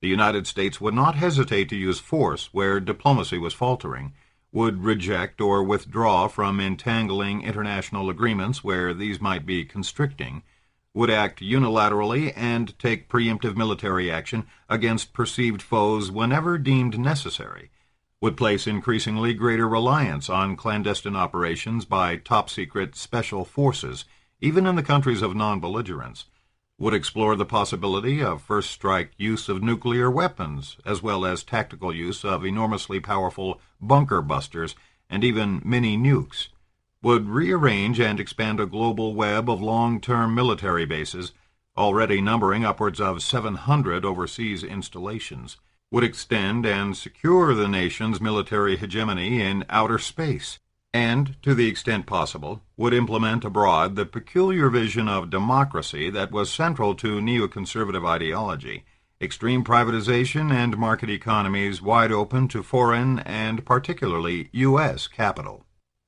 In the apt phrase of James Carroll, it was to these ends that the Bush administration unleashed its own crusade of sacred violence. This was the prelude to invading Iraq in March 2003, and there was no looking back. History was about to begin again. Amnesia and Frankenstein's monster.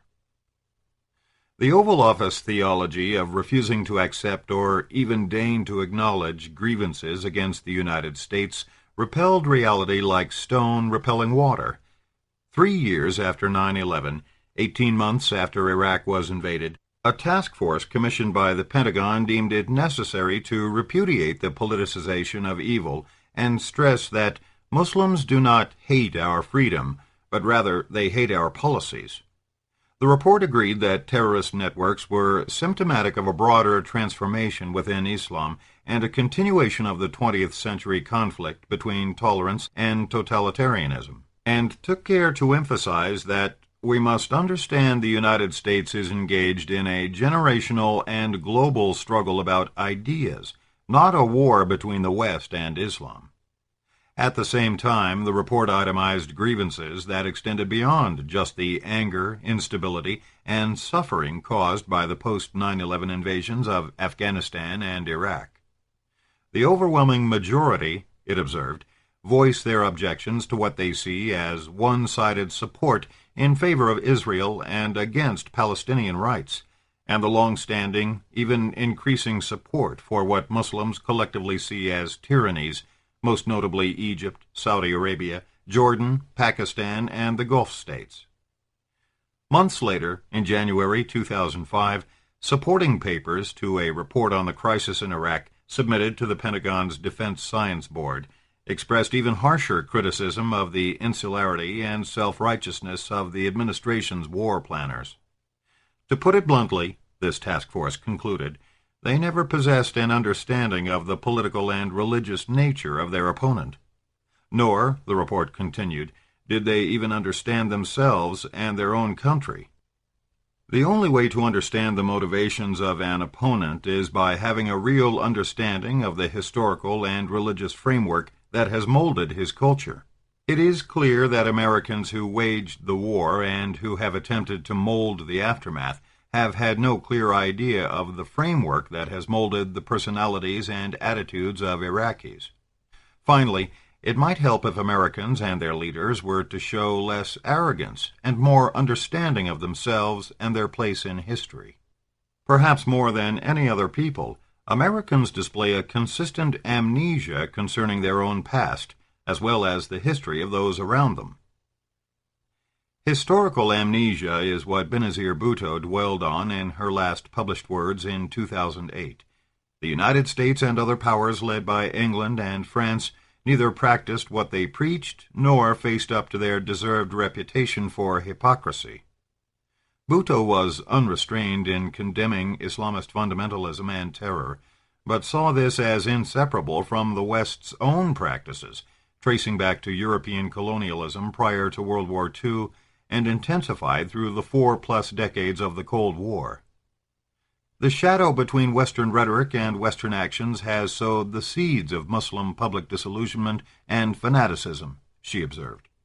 The double standards have fueled extremism and fanaticism and accounted, at least in part, for the precipitous drop in respect for the West in the Muslim world.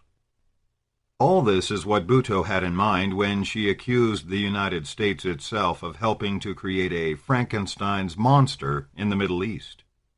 The chasm between paeans to freedom and a history of supporting authoritarian regimes and Islamist fanatics when power politics made this expedient was for all practical purposes obscured by the History Begins Today smog that settled over official Washington in the wake of 9/11. This cynical reading of modern history did not go ignored elsewhere in the world, nor was it peculiar to the Middle East, or to the new age of global terror. Frankenstein's monster was both a time traveler and a global traveler. The exogenous forces that battered the Middle East, beginning in the 19th century and intensifying exponentially in the 20th, also shaped the international milieu Imperial Japan's ideologues and policymakers had declared unacceptable. Like the geographically expansive Islamist dream of a new caliphate, Japan's earlier propagandizing of a greater East Asia co-prosperity sphere gained credibility from contrasting what the Western powers espoused and what they actually practiced. While mid-century Pan-Asianism lacked a religious core, it resembled Pan-Islamic agitation in incorporating intellectual strains associated with the West, even while reacting against Western strategic and cultural intrusion. The double standards of the United States and European powers were an easy target on the eve of Pearl Harbor.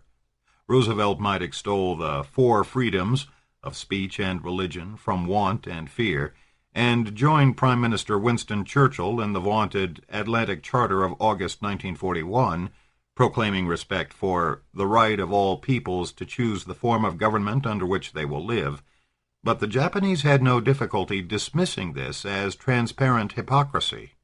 "Just look," their propagandists exclaimed, "at the areas the Emperor's soldiers and sailors were liberating from the White Peril: French Indochina, the Dutch East Indies, the U.S.-ruled Philippines, and British colonial possessions including Hong Kong, Malaya, and Burma, as well as a China still burdened with unequal treaties and foreign concessions."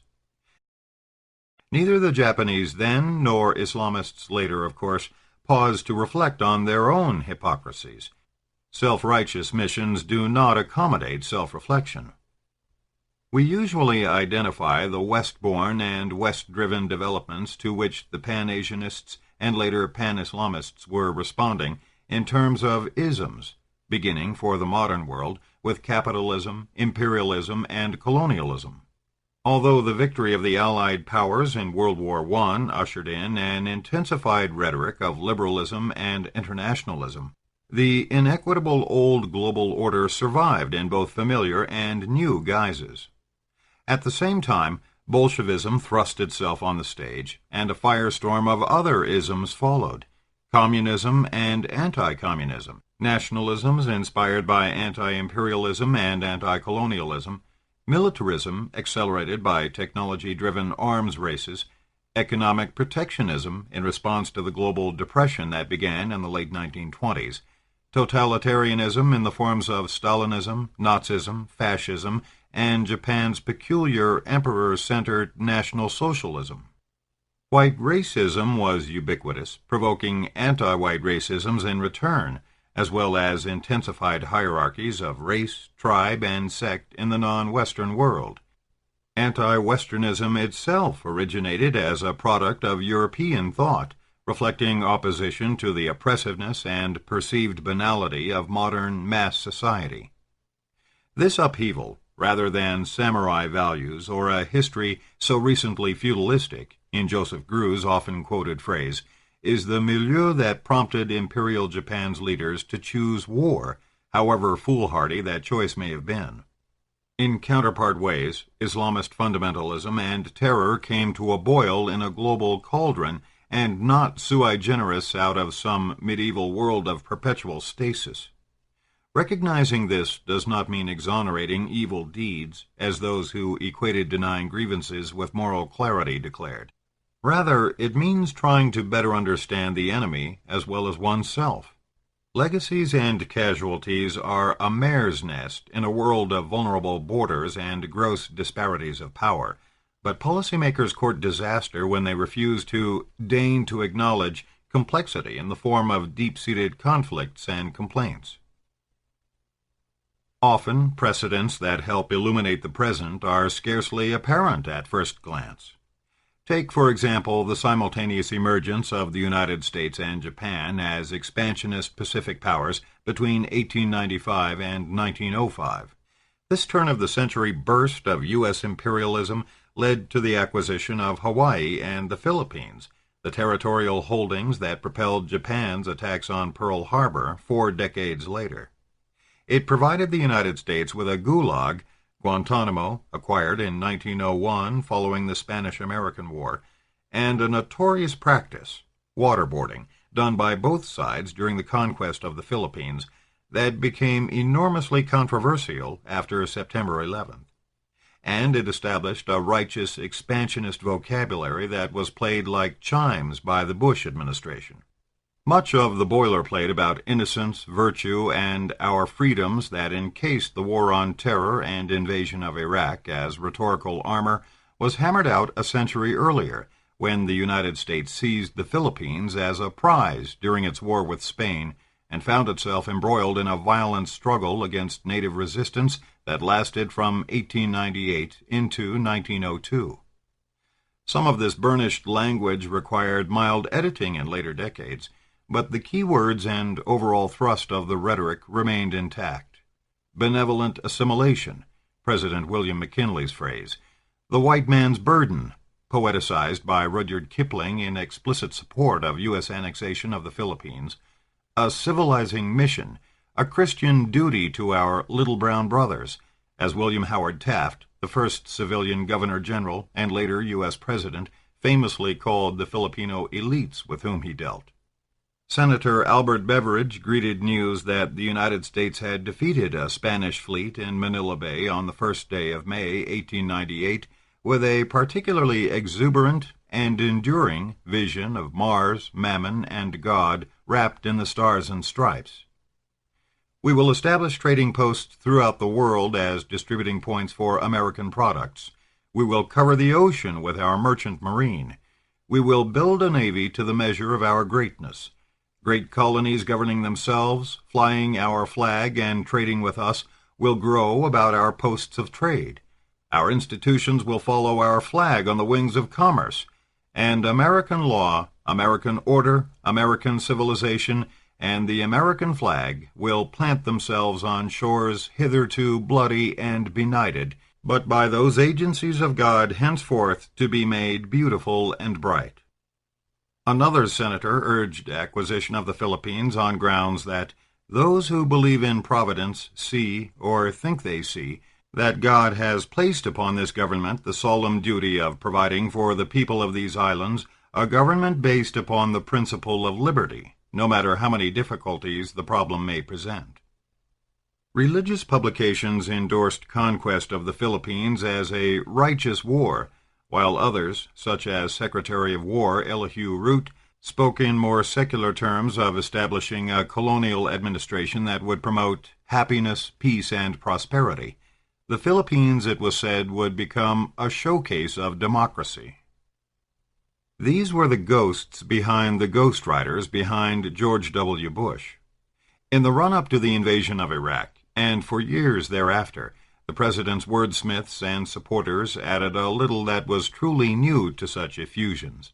Benevolent global hegemony replaced benevolent assimilation. Paternalistic rhetoric, like white man's burden, was shorn of overt racism and became simply America's burden. Empire became empire light, but the mystique of a unique goodness, mission, and manifest destiny remained. Personally, the 43rd president even emerged as a kindred spirit to McKinley when it came to knowledge about the world. Although McKinley had difficulty locating the Philippines on a map, this did not deter him from declaring that the United States was annexing that country for liberty and law, peace and progress. Much like Bush, who spoke frequently of being guided by God as a war president, McKinley also famously, and possibly apocryphally, was said to have told a delegation of Methodists visiting the White House that he went down on my knees and prayed Almighty God for light and guidance, and God told him that there was nothing left for us to do but to take them all and to educate the Filipinos and uplift and civilize and Christianize them, and by God's grace do the very best we could by them as our fellow men for whom Christ also died. McKinley was unaware that many Filipinos had converted to Christianity under the Spanish, much as Bush rushed into war with Iraq, ignorant of and incurious about Islam in general, let alone Sunni Shiite schisms. Governor-General Taft, apparently without divine counsel, agreed that the United States had a sacred duty to Americanize the Filipinos. Led by Emilio Aguinaldo, many Filipinos chose not to be uplifted by annexation. Guerrilla resistance was tenacious before U.S. forces succeeded in crushing what they called the Philippine insurrection, and the native opposition called a revolutionary struggle for independence. The fighting was vicious. An official U.S. report belatedly made public in April 1902 observed that, almost without exception, soldiers and also many officers referred to the natives in their presence as niggers, and the natives are beginning to understand what nigger means. Such racism had a more muted pre- and post-9/11 incarnation in slurs deriding Arabs as sand niggers, desert niggers, sand monkeys, and the like. Testimony that quoted a U.S. general in the field identifying anyone over the age of 10 as a potential enemy capable of bearing arms and ordering his men to kill and burn and turn the contested area in which they were fighting into a howling wilderness provoked outrage among anti-imperialists, but a certain savage pride among at least some participants. Years later, in a memoir published in 1939, Admiral Yates Sterling almost boastfully recalled fighting near a rural river in 1899, early in his career. "We certainly did a good job on the river," he wrote. "After we had finished up, there was little left to speak of. We burned the villages. In fact, every house for 2 miles from either bank was destroyed by us. We killed their livestock, cattle, pigs, chickens, and their valuable work animals, the carabaos. It seemed ruthless, yet it was after all war, and war is brutal." Both sides committed atrocities, and at one point use of the water cure, or Chinese water torture, by U.S. troops came under particular criticism in the United States. McKinley's successor as president, Theodore Roosevelt, spoke vigorously about the unacceptability of torture or other inhumane conduct on the part of the military, while observing in a personal letter that nobody was seriously damaged by this old Filipino method of mild torture. Even private discourse tended to identify such abuse as Asian, in this case the Chinese or Filipino water torture, ignoring the fact that this particular form of interrogation was common practice in the Spanish Inquisition. In the Philippines conquest, as in the War on Terror a century later, the official response to accusations of atrocity on the part of the U.S. military was twofold. Such behavior was dismissed as rare and aberrant. Secretary of War Root declared that the war in the Philippines has been conducted by the American Army with scrupulous regard for the rules of civilized warfare, with careful and genuine consideration for the prisoner and non-combatant, with self-restraint and with humanity, never surpassed, if ever equaled, in any conflict worthy only of praise and reflecting credit upon the American people. What else was a public official supposed to say? At the same time, viciousness was rationalized, again in Root's words, as an inevitable and not incredible response to the barbarous cruelty common among uncivilized races. As Edmund Morris has concisely documented, Roosevelt reassured one of his generals that he realized sporadic cases of abuse of prisoners were inevitable in war, as the general himself well knew from the battle at Wounded Knee in 1890, when troops under your command killed squaws and children as well as unarmed Indians. Governor General Taft, who would succeed Roosevelt as president in 1909, publicly extolled America's moral mandate while expressing solicitous concern for the little brown brothers. Privately, he dismissed even the educated Filipinos with whom he dealt as being ambitious as Satan and quite as unscrupulous. They would need the training of 50 or 100 years before they shall even realize what Anglo-Saxon liberty is. In the final reckoning, over 5,000 U.S. military, 20,000 native soldiers, and at least 200,000 Filipino civilians were killed in the Philippines War. Some accounts put civilian deaths as high as 1 million, deriving from war-caused famine as well as the atrocities committed by both sides. Like all subsequent U.S. wars on foreign soil, even the conservative estimate reflects a strikingly disproportionate ratio between American military fatalities and enemy military and civilian deaths. When the Bush presidency ended, U.S. military fatalities in Iraq totaled over 4,000. The number of violent or excess deaths among Iraqis caused directly or indirectly by the invasion, while contested, was in the hundreds of thousands. Nothing during the bloody conquest of the Philippines, or in the years and decades that followed, including over 30 U.S. military interventions in Central America and the Caribbean, undermined mainstream American belief in the innocence and benevolence of its activities abroad. When President Bush visited the Philippines in October 2003, 7 months after the invasion of Iraq, he offered another of his trademark lessons from history. "Together our soldiers liberated the Philippines from colonial rule," he declared. "Together we rescued the islands from invasion and occupation." The reference, as usual, was to World War II, Bataan, Corregidor, Leyte, Luzon, and the message was that post-war democracy in the Philippines demonstrated that, contrary to what doubters might say, non-Western nations like Iraq could adopt and sustain the institutions of democracy. The New York Times covered this under the headline, "Bush cites Philippines as model in rebuilding Iraq." To argue a line of causality from turn-of-the-century imperialism to Pearl Harbor, let alone to 9/11 and Iraq, is patently absurd, just as denying evil in the world is, or ignoring the constructive interactions that have accompanied Western expansion and domination. It is just as absurd to ignore the dense texture of the past, however, and the legacies and potent memories this has created.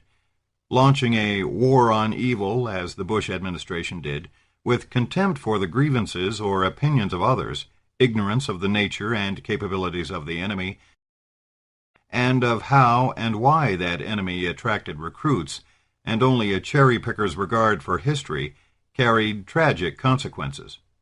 This made it impossible to comprehend why non-Western peoples may simultaneously embrace and repudiate Western contacts and influences, and why rallying cries about humanitarian intervention and the like may be dismissed as the latest refrain of an old imperialist song. The longtime Middle East journalist Robert Fisk put it well in introducing his sad and lengthy observations on the Great War for Civilization, the ironic title of his book taken from World War I. Morality becomes hitched like a halter round the war horse on all sides, and the upshot is death and devastation. This is not moral relativism or denial of just war, but a lament for the loss of perspective that accompanies arrogant self-righteousness. Bin Laden also hitched a Manichaean halter round his war horse with a ritualized litany about leading forces of faith against the evil forces of materialism. Despite its distinctive sanctimoniousness, the rhetoric of American benevolence has many antecedents. Shakespeare reminds us of how hoary some of this language is in Julius Caesar, where Brutus exclaims, "Let's all cry peace, freedom, and liberty." England and the European powers routinely cloaked hegemony and domination in the rubric of a civilizing mission. Upon seizing Alexandria in 1798, Napoleon told the Egyptians he had come for the purpose of restoring your rights from the hands of the oppressors, and those who declared otherwise were but slanderers. Well over a century later, when defeat of the Ottoman Turks in World War I enabled Britain to occupy Iraq and seize control of its oil, the British officer in charge, Major General Sir Stanley Maude, offered similar reassurance. "Our armies do not come into your cities and lands as conquerors or enemies," he declared, "but as liberators." This practice of gilding power politics with fine rhetoric persisted through the Cold War, when the struggle between the United States and Soviet Union carried into the Middle East, and Washington deemed it expedient to support authoritarian and repressive regimes, including, to the end of the 1980s, Saddam Hussein's Ba'athist Party in Iraq. Bin Laden's speeches and writings both before and after 9/11 referred to the Crusades as well as European plunder and occupation after World War I, and are suffused with denunciation of infidel Christians and Jews.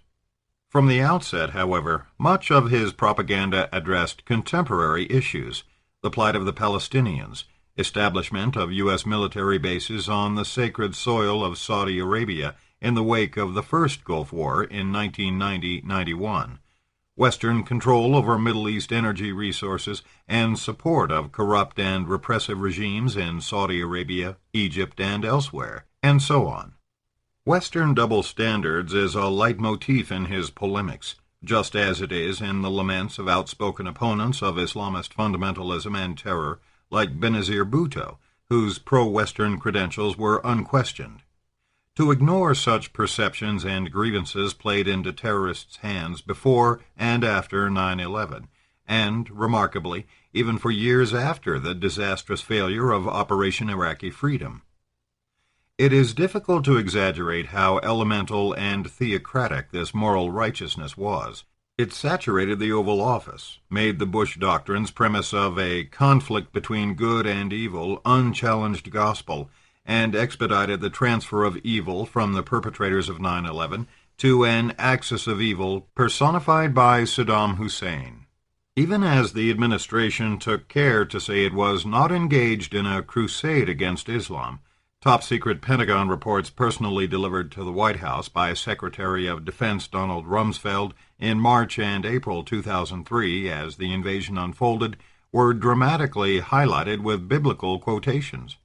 The cover sheet to the Worldwide Intelligence Update for March 31st, for example, reproduced these lines from Ephesians against a color photograph of a tank silhouetted against a blood-red sky. "Therefore put on the full armor of God, so that when the day of evil comes, you may be able to stand your ground, and after you have done everything, to stand." The cover sheet quotation for April 3rd, paired with a triptych of color photographs of U.S. troops, armored vehicles, and a jet fighter, came from Joshua. "Have I not commanded you? Be strong and courageous. Do not be terrified. Do not be discouraged, for the Lord your God will be with you wherever you go. On April 8th, accompanying a photo of military vehicles rumbling beneath the monumental crossed swords archway in Baghdad, the biblical passage of the day came from Isaiah. "Open the gates that the righteous nation may enter, the nation that keeps faith." The crude and abusive conduct of the occupation that followed conformed to this holy war dichotomy. After, as well as before the invasion, the Iraqi populace essentially became flattened and divided into an evil minority who opposed the Americans and a great and good majority who welcomed them. When opposition to occupation proved unexpectedly widespread, the military response was characteristically Manichaean. U.S. forces adopted a kill or capture policy of kicking down doors and indiscriminately targeting Iraqi MAMs, military-age males. Iraqis killed in firefights were almost automatically identified as al-Qaeda. At one point, as many as 26,000 suspects were incarcerated, in most cases arbitrarily, and in many cases abusively. All this was deemed, again in Army lingo, an appropriate kinetic approach to an evil monolithic adversary. That many Iraqis and their Muslim and Arab neighbors could agree that Saddam Hussein's regime was despicable, but still find it unacceptable to unleash a foreign war machine to destroy it, was not deemed worthy of serious consideration, nor was the mounting rage that kill or capture practices provoked. Even as nationalism was pumped to fever pitch in the United States, always under the name of patriotism rather than nationalism, the nationalism or group identity and pride of others was ignored. Viewed through such absolute either-or lenses, America's perceived enemies thus were largely denied diversity, complexity, autonomy, history and historical consciousness, legitimate fears and grievances, and the possibility of being contained or dealt with constructively, short of ultimatums and brute force. This was true also of potential allies. "You're either with us or against us in the fight against terror," the President famously declared at a press conference on November 6, 2001, much as bin Laden had thrown down the gauntlet a few weeks earlier. In a long interview with Al Jazeera Television on October 20th, bin Laden declared that "everyone that supports Bush with one word, even without offering help and aid and whatever else that is described as facilities, is nothing but a traitor." September 11th, in his chilling formulation, was simply a step in the direction of evening out a balance of terror. Evil where the price is worth it. Bin Laden's denunciations of Western double standards were hypocritical and themselves a double standard. From around 1996, for example, he frequently invoked the atomic bombing of Japan as an example of American inhumanity, a terrorist act whose victims included women, children, and elderly people. At the same time, he had no compunction against calling for a Hiroshima in the United States. The doctrinal interpretations of jihad that al-Qaeda advanced before 9/11 to justify holy violence amounted to a license to kill anyone, including Muslim apostates, who did not endorse the most extreme interpretation of the Quran. After 9/11, even as the jihad against the West intensified, most victims of al-Qaeda's terror were other Muslims. And after the U.S. occupation of Iraq triggered a bloodbath of Muslim versus Muslim killing, even Islamists who applauded 9/11 and remained critical of Western policies in the Middle East began to turn bin Laden's rhetoric against him. Around the 6th anniversary of 9/11, for example, a Saudi cleric admired by bin Laden framed this as a direct question. "My brother Osama, how much blood has been spilt? How many innocent people, children, elderly, and women have been killed in the name of al-Qaeda? Will you be happy to meet God Almighty carrying the burden of these hundreds of thousands or millions of victims on your back?" Where the West was concerned, bin Laden was chillingly direct about his balance of terror theology. "We treat others like they treat us," he told Al Jazeera shortly after 9/11. Those who kill our women and our innocent, we kill their women and innocent, until they stop doing so. This was good terrorism, as opposed to the ill-advised terrorism practiced by the United States and Israel, and killing Americans and Jews was among the most important duties and most pressing things in jihad. On one occasion, bin Laden presented the 9/11 attacks as a matter of almost literal reciprocity. In a videotape made available in October 2004, just before the U.S. presidential election, he recalled his shock at witnessing the destruction of Beirut in 1982. When America allowed the Israelis to invade Lebanon with the help of its Third Fleet, bombing, killing, and wounding many, while others fled in terror.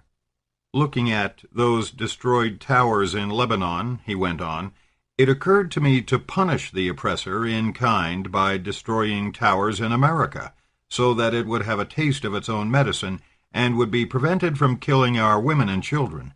On that day I became sure that the oppression and intentional murder of innocent women and children is a deliberate American policy. It seemed then that freedom and democracy are actually just terror, just as resistance is labeled terrorism and reaction. Bin Laden did not conceal his contempt for Saddam Hussein, referring to him at one point as a thief and an apostate. Iraq, on the other hand, held a place in his polemics in ways that antedated the Bush administration and, again, highlighted how ambidextrous the concept evil can be. Beginning around 1996, his litany of the ill-advised terrorism of the United States and others called attention to a recent and ongoing development, the drastically higher mortality rate among Iraqi infants and very young children caused by economic sanctions imposed during and after the short Gulf War. This was adroit propaganda, for it pointed to a human tragedy that already attracted concern and condemnation worldwide. In Operation Desert Storm, the decisive final phase of the first Gulf War, which began with Iraq's invasion of Kuwait in August 1990 and extended through February 1991, 43 successive days of bombardment by U.S. manned bombers, cruise missiles, and laser-guided explosives decimated Iraq's civilian infrastructure, much as Anglo-American forces had done in the air war against Germany and Japan many decades earlier. The devastation, involving some 700 sites, included electric power stations and telecommunication centers, dams, pumping stations, water purification facilities, and sewage treatment plants, transportation networks, including railways, highways, bridges, and ports, oil and petrochemical facilities, and factories producing everything from metals and textiles to medical supplies. Pentagon analysts estimated that the country's electrical generating capacity, critical to everything from water purification to sewage treatment to hospital functioning, was reduced to the level Iraq possessed in 1920. A UN report issued in March 1991 described the results of the bombing as near-apocalyptic. Most means of modern life support have been destroyed or rendered tenuous, this report observed, and the country had been relegated to a pre-industrial age, but with all the disabilities of post-industrial dependency on an intensive use of energy and technology. 2 years after the war, the Arab Monetary Fund placed the cost of destroyed Iraqi infrastructure at around $250 billion. Official spokesmen for Operation Desert Storm emphasized that, unlike earlier wars, these high-precision attacks kept civilian casualties to a minimum. This was dishonest, for such claims focused on deaths caused directly by the bombing and obscured the larger objective of creating what air war strategists call strategic paralysis or system paralysis by destroying dual-use infrastructure. Additionally, the disclaimers ignored the long-term post-combat economic campaign aimed at further disabling Iraqi society and thereby, it was hoped, undermining civilian morale and establishing long-term leverage over Saddam. A lengthy internal U.S. military document issued near the start of the Gulf War bombing campaign, for example, explicitly acknowledged that destroying water treatment facilities and cutting off access to equipment and chemicals necessary to purify Iraq's poor quality water supplies would result in a shortage of pure drinking water for much of the population. This could lead to increased incidences, if not epidemics, of disease, and to certain pure water-dependent industries becoming incapacitated, including petrochemicals, fertilizers, petroleum refining, electronics, pharmaceuticals, food processing, textiles, concrete construction, and thermal power plants. In unguarded moments, American military spokesmen even suggested that Iraqis bore some responsibility for Saddam's invasion of Kuwait and so deserved to suffer. The definition of innocence gets to be a little bit uncertain, a senior Air Force officer observed in one Gulf War briefing. They do live there, and ultimately the people have some control over what goes on in their country. Later, still several years before 9/11, bin Laden offered a comparable explanation regarding his declaration of jihad against the United States. The American people were not exonerated from responsibility for U.S. crimes in Palestine, Lebanon, Iraq, and elsewhere, he argued, because they chose this government and voted for it despite their knowledge of its crimes. The first Gulf War occurred during the administration of the 41st President, George H.W. Bush, and was prologue to the war of choice launched by his son, George W. Bush, 13 years later. It bears recollection, since much that took place then and later was obliterated by the History Begins Today amnesia that followed 9/11. The carefully considered arguments advanced in 1991 against trying to take the fighting to Baghdad and overthrow Saddam were dismissed a decade later with scarcely a second thought. Brushed aside at the same time was the devastating impact of the economic sanctions imposed on Iraq in the wake of the Gulf War, which, among other things, caused a dramatic spike in infant mortality. With this latter development, innocence and evil again took center stage, in ways that exacerbated anti-American and anti-Western sentiments. Saddam predictably pointed to the embargo as one more example of the courses of evil coming from outside Iraq.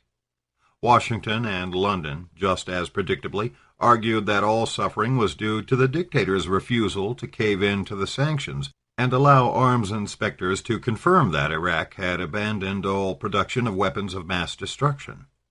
Bin Laden, in turn, lost no opportunity to single out the devastating effect of the sanctions as one more example of the terror of America and its allies.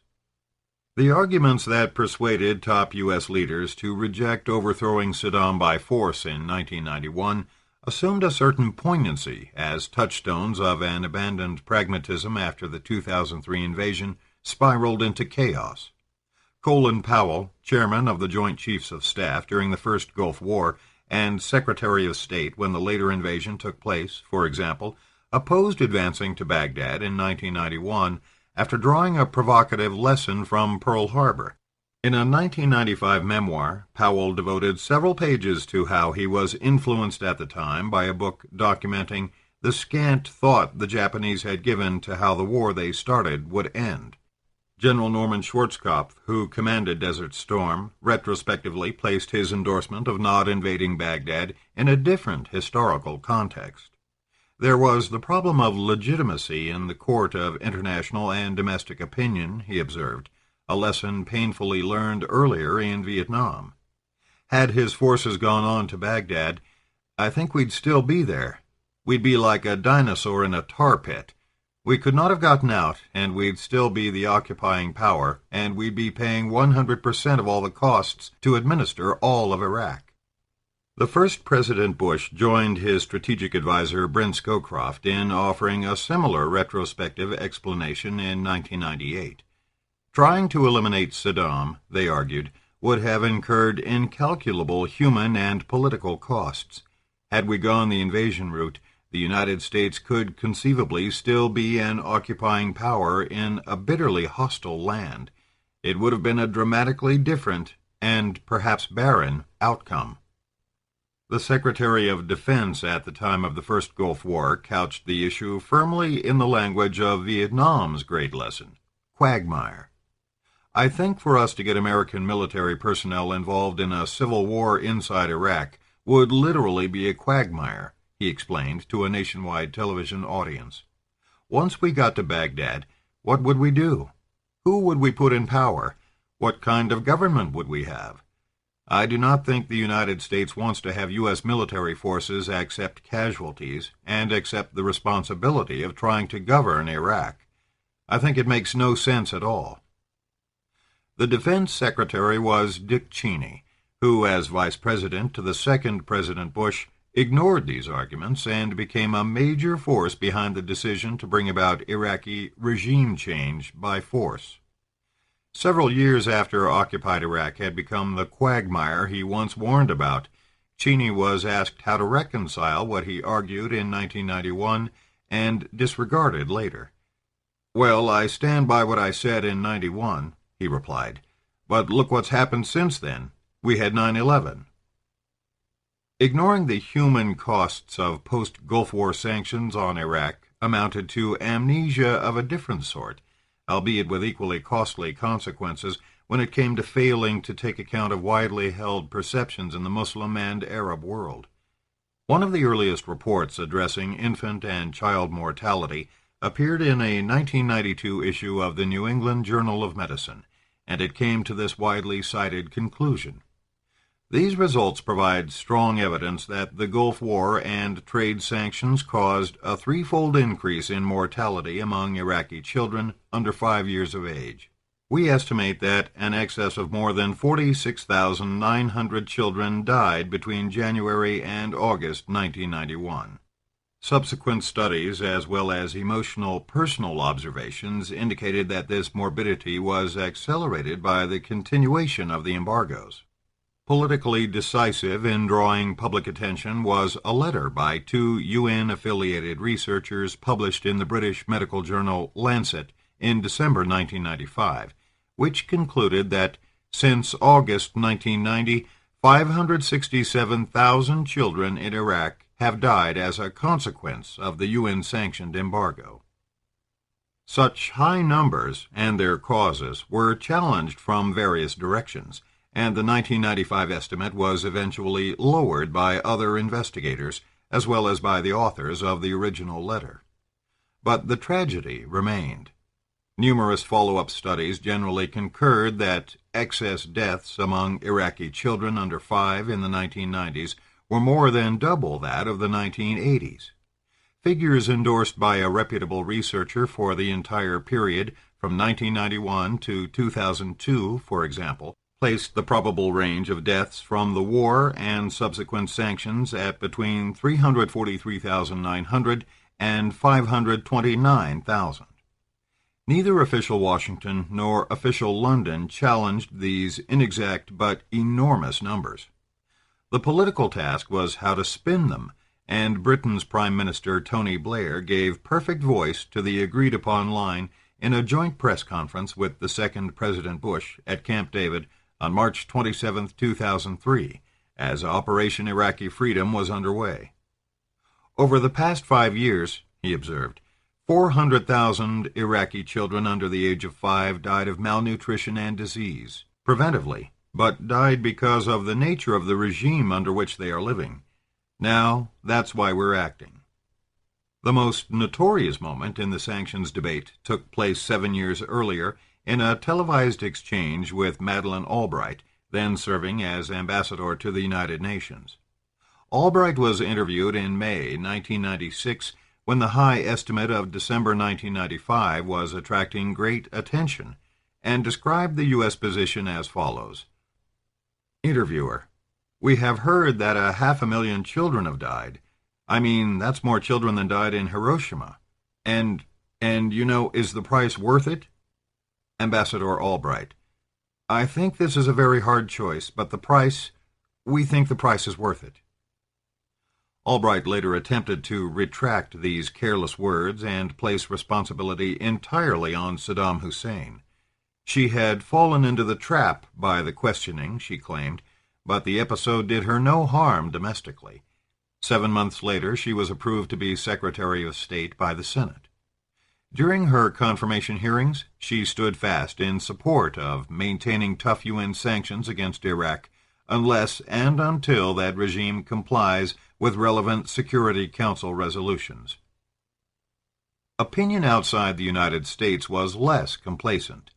In his 1998 New Year's greeting to diplomats at the Vatican, Pope John Paul II called attention to our brothers and sisters in Iraq living under a pitiless embargo, and called for placing compassion above political, economic, and strategic considerations. The weak and innocent, the Pope declared, cannot pay for mistakes for which they are not responsible. Later that year, Dennis Halliday, the Irish humanitarian coordinator for the United Nations in Iraq, resigned because he no longer wished to be part of a situation in which sanctions were starving to death 6,000 Iraqi infants every month, ignoring the human rights of ordinary Iraqis and turning a whole generation against the West. He was unwilling, he said, to administer a program that satisfies the definition of genocide. Halliday's successor, Hans von Sponeck, a German national, resigned early in 2000, declaring that sanctions had created a true human tragedy. By the late 1990s, criticism of the sanctions came from many directions.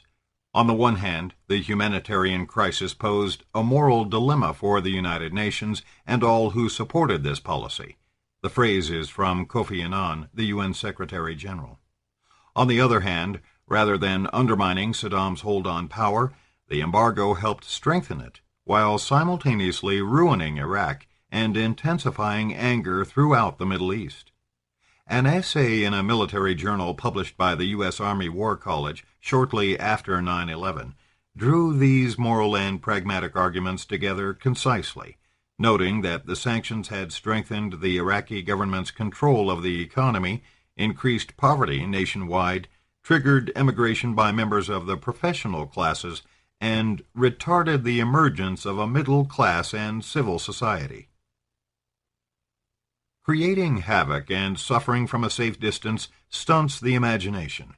Morality, as well as sensitivity to the psychology of others, becomes dulled. So does plain, practical comprehension of destruction so far away that it becomes abstract. This was certainly the case in the Pacific War. Almost to a man, Americans setting foot in defeated Japan in 1945, after a U.S. bombing campaign that leveled over 60 urban areas, expressed astonishment at discovering that great cities had been turned into rubble and millions made homeless. Much the same reaction characterized the Americans who occupied Baghdad in the spring of 2003, and were astonished not only to find no lethal arsenals, but also to discover that 13 years of strategic policy aimed at creating system paralysis had indeed paralyzed the system almost beyond repair. This was precisely the response of L. Paul Bremer, who became head of the occupation government in May 2003. Nothing in the frantic round of briefings he received in Washington before leaving for Iraq, Bremer later recalled, had given him a sense of how utterly broken this country was. Bremer, on the other hand, had no doubts about what caused this. A combination of Saddam's brutality and corruption and the dictator's cockeyed socialist economic theory that had all but destroyed the country's middle class and private sector. Decades of chronic mismanagement under the Ba'athist command economy had left the economy devastated, crippled by state monopolies and strangled by distorting subsidies that kept prices artificially low. No one could deny the widespread malnutrition and premature death among destitute Iraqi children the invaders of 2003 encountered. But to argue that the sanctions had caused this, Bremer declared, was nothing more than the official Ba'athist propaganda line. As Robert Fisk put it, when the Operation Iraqi Freedom Liberators settled into the vacated palaces in Baghdad, sanctions were ghosted out of the story. First there had been Saddam, and then there was freedom. Chapter 5. Wars of Choice and Strategic Imbecilities. Pearl Harbor and Operation Iraqi Freedom. 9 hours after the Japanese caught Admiral Kimmel's fleet by surprise at Pearl Harbor and pounded the fighter planes General Short had ordered grouped in the middle of airfields as defense against sabotage by Japanese Americans, they attacked General MacArthur's forces in the Philippines. MacArthur's planes, too, were caught on the ground and became sitting targets. Just the day before, the general had explained that the Philippines were beyond the range of any possible Japanese air attack. Immediately after the assault, MacArthur, among others, reported that white men had been seen piloting some of the attacking aircraft. They were presumably Germans. That MacArthur survived and prospered after such negligence, while his counterparts in Hawaii were cashiered and disgraced, is one of the better examples we have that the fates, along with politicians and military establishments, engage in whimsy. 6 decades later, such whimsy had a second act of sorts, as the president and his closest advisers concluded that Iraq must be piloting al-Qaeda. This was the implication of Deputy Secretary of Defense Wolfowitz's immediate response that the September 11th attacks were too sophisticated for a terrorist group and had to have a state sponsor. MacArthur's delusion came and went in a moment, however, whereas the Bush administration's attempt to weld terrorism to state sponsorship became the core of its war on terror. Ultimately, this argument rested on more than assumptions of a link between 9/11 and Iraq. It tapped already existing fears about Saddam's megalomania and Iraq's potential for producing chemical, biological, and nuclear weapons, conflated one Middle East evil with another, and made politically feasible what many conservatives had advocated since the early 1990s, bringing about regime change in Iraq. Whatever the exact mix of hard analysis, ideological fervor, apocalyptic fantasy, and sheer purblind panic, this shift of focus from an elusive non-state menace to a single nation had dire consequences. Instead of concentrating on running bin Laden and al-Qaeda to the ground in Afghanistan, attention and resources were diverted to overthrowing Saddam's police state.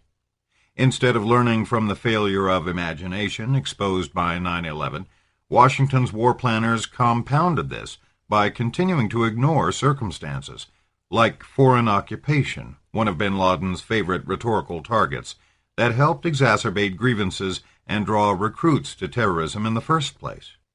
Instead of confronting and ending the bureaucratic turf wars and personality clashes so rife before 9/11, internecine discord became even more intense. In his rush to war with Iraq, and for years to come, Bush presided over an administration and bureaucracy that was fractious and ultimately incompetent to an extreme. The war of choice against Iraq rested on more than mere disregard of the fact that great power heavy-handedness had inflamed anti-Western sentiment in the first place. It also reflected a perverse refusal to acknowledge the lesson bin Laden had learned from the Soviet defeat in Afghanistan, that even so-called superpowers were vulnerable to asymmetrical resistance. Despite the fact that al-Qaeda and the threat terrorism posed bore no resemblance to the massed enemies faced in World War II, the president and his war planners were drawn, like moths to flame, to deploying overwhelming force and sophisticated hardware in lean but essentially conventional ways. That was easier and more exciting to plan, and held out greater promise of individual glory for a self-described war president and his commanders. Like MacArthur, the president and his advisers were allowed to soldier on. Even after the reasons given for initiating war had been proved false, and after Iraq had fallen into chaos, the U.S. electorate returned Bush to office for a second term. But the comparison only goes so far. 3 years and 9 months after his debacle in the Philippines, MacArthur stood on the battleship Missouri in Tokyo Bay as a conquering hero. World War II had ended with unconditional surrender of the last of the Axis powers. After a much longer stretch of time had followed Operation Iraqi Freedom, Bush and his speechwriters and supporters, so enamored of drawing analogies to World War II, could only look at the Middle East and weep. The president left office 5 years and 9 months after U.S. forces entered Baghdad, with Iraq still torn and ravaged, and Islamist holy warriors again on the rise in Afghanistan. At first glance, it seems outlandish to compare the invasion of Iraq to Japan's attack on Pearl Harbor and its advance into Southeast Asia. Prior to the launch of Operation Iraqi Freedom, no one asked if or where the United States was preparing to strike. Rather, the prelude to war against Iraq was a carnival of saber-rattling, and the question was simply when.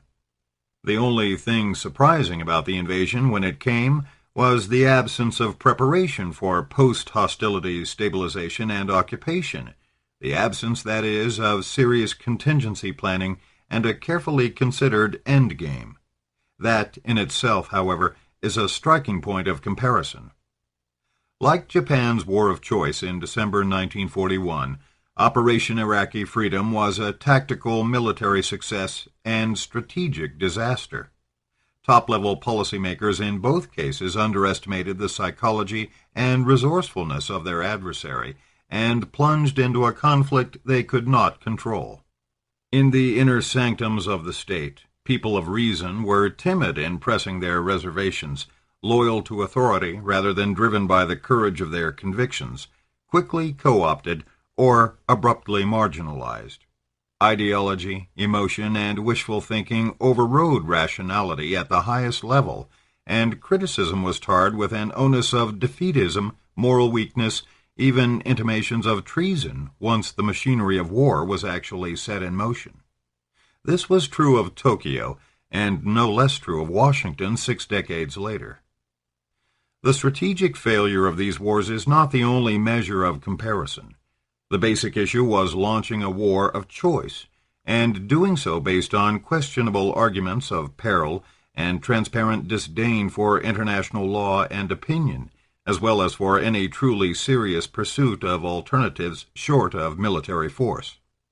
As Arthur Schlesinger and a small number of other critics remarked even before things fell apart in Iraq, Pearl Harbor abruptly became code for something very different from what it had signified after September 11th, namely unpreparedness, victimization, a stab in America's back by a treacherous foe.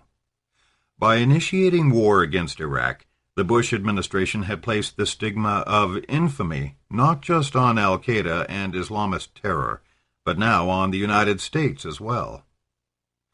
From this perspective, even before the administration's basic arguments for invasion, weapons of mass destruction, and close Iraq-al-Qaeda links turned out to be unfounded, the U.S. war of choice undercut the laws and values America claimed to be upholding. This was a practical and not just moral issue. The unilateral choice of war dissipated much of the global support that followed 9/11, played into the hands of those already primed to accuse the United States of double standards, and undermined the intangible aura of legitimacy that helps buttress power and authority. To critics of such criticism, comparing this war of choice to Japan's in 1941 was and remains a preposterous analogy. Unlike Imperial Japan, the rebuttal runs, indeed unlike any empire or initiator of hostilities the world has ever seen, America's reasons for choosing war were both defensive and humane. Its intentions were idealistic and constructive, and its deployment of power was restrained. Saddam Hussein's Republic of Fear can in no way be compared to the American democracy Japan attacked in 1941. By the same measure, it borders on defamation to place the ghosts of the emperor and his warlords in the same room as President Bush and his hard-line but still well-intentioned advisers. Fundamental differences between Imperial Japan and the conservative America of the Bush administration are indeed plentiful. Japan was a constitutional monarchy, after all, and not a republic, its populace subjects rather than citizens. Every schoolchild was taught the myth that Hirohito was the 124th emperor in a dynasty dating back to 660 BCE, making 1940 the 2600th anniversary of unbroken imperial rule. Under the Meiji Constitution of 1890, the throne and its occupant were sacred and inviolable, and the rallying cry under which the emperor's subjects were mobilized for war beginning in the late 1930s was defense of the imperial way, kodo. The political ideals of freedom, democracy, and free markets and free trade that the Bush administration evoked in defending its preemptive war were anathema to Japan's wartime ideologues. Japan's expansive slogan was coexistence and co-prosperity in Asia. Its more specific goal in China was preserving economic lifelines with the continent by enforcing stability in a chaotic world of warlords, nationalists, communists, and bandits, the guerrilla resistance. Differences are just as striking when it comes to power, prosperity, and vulnerability.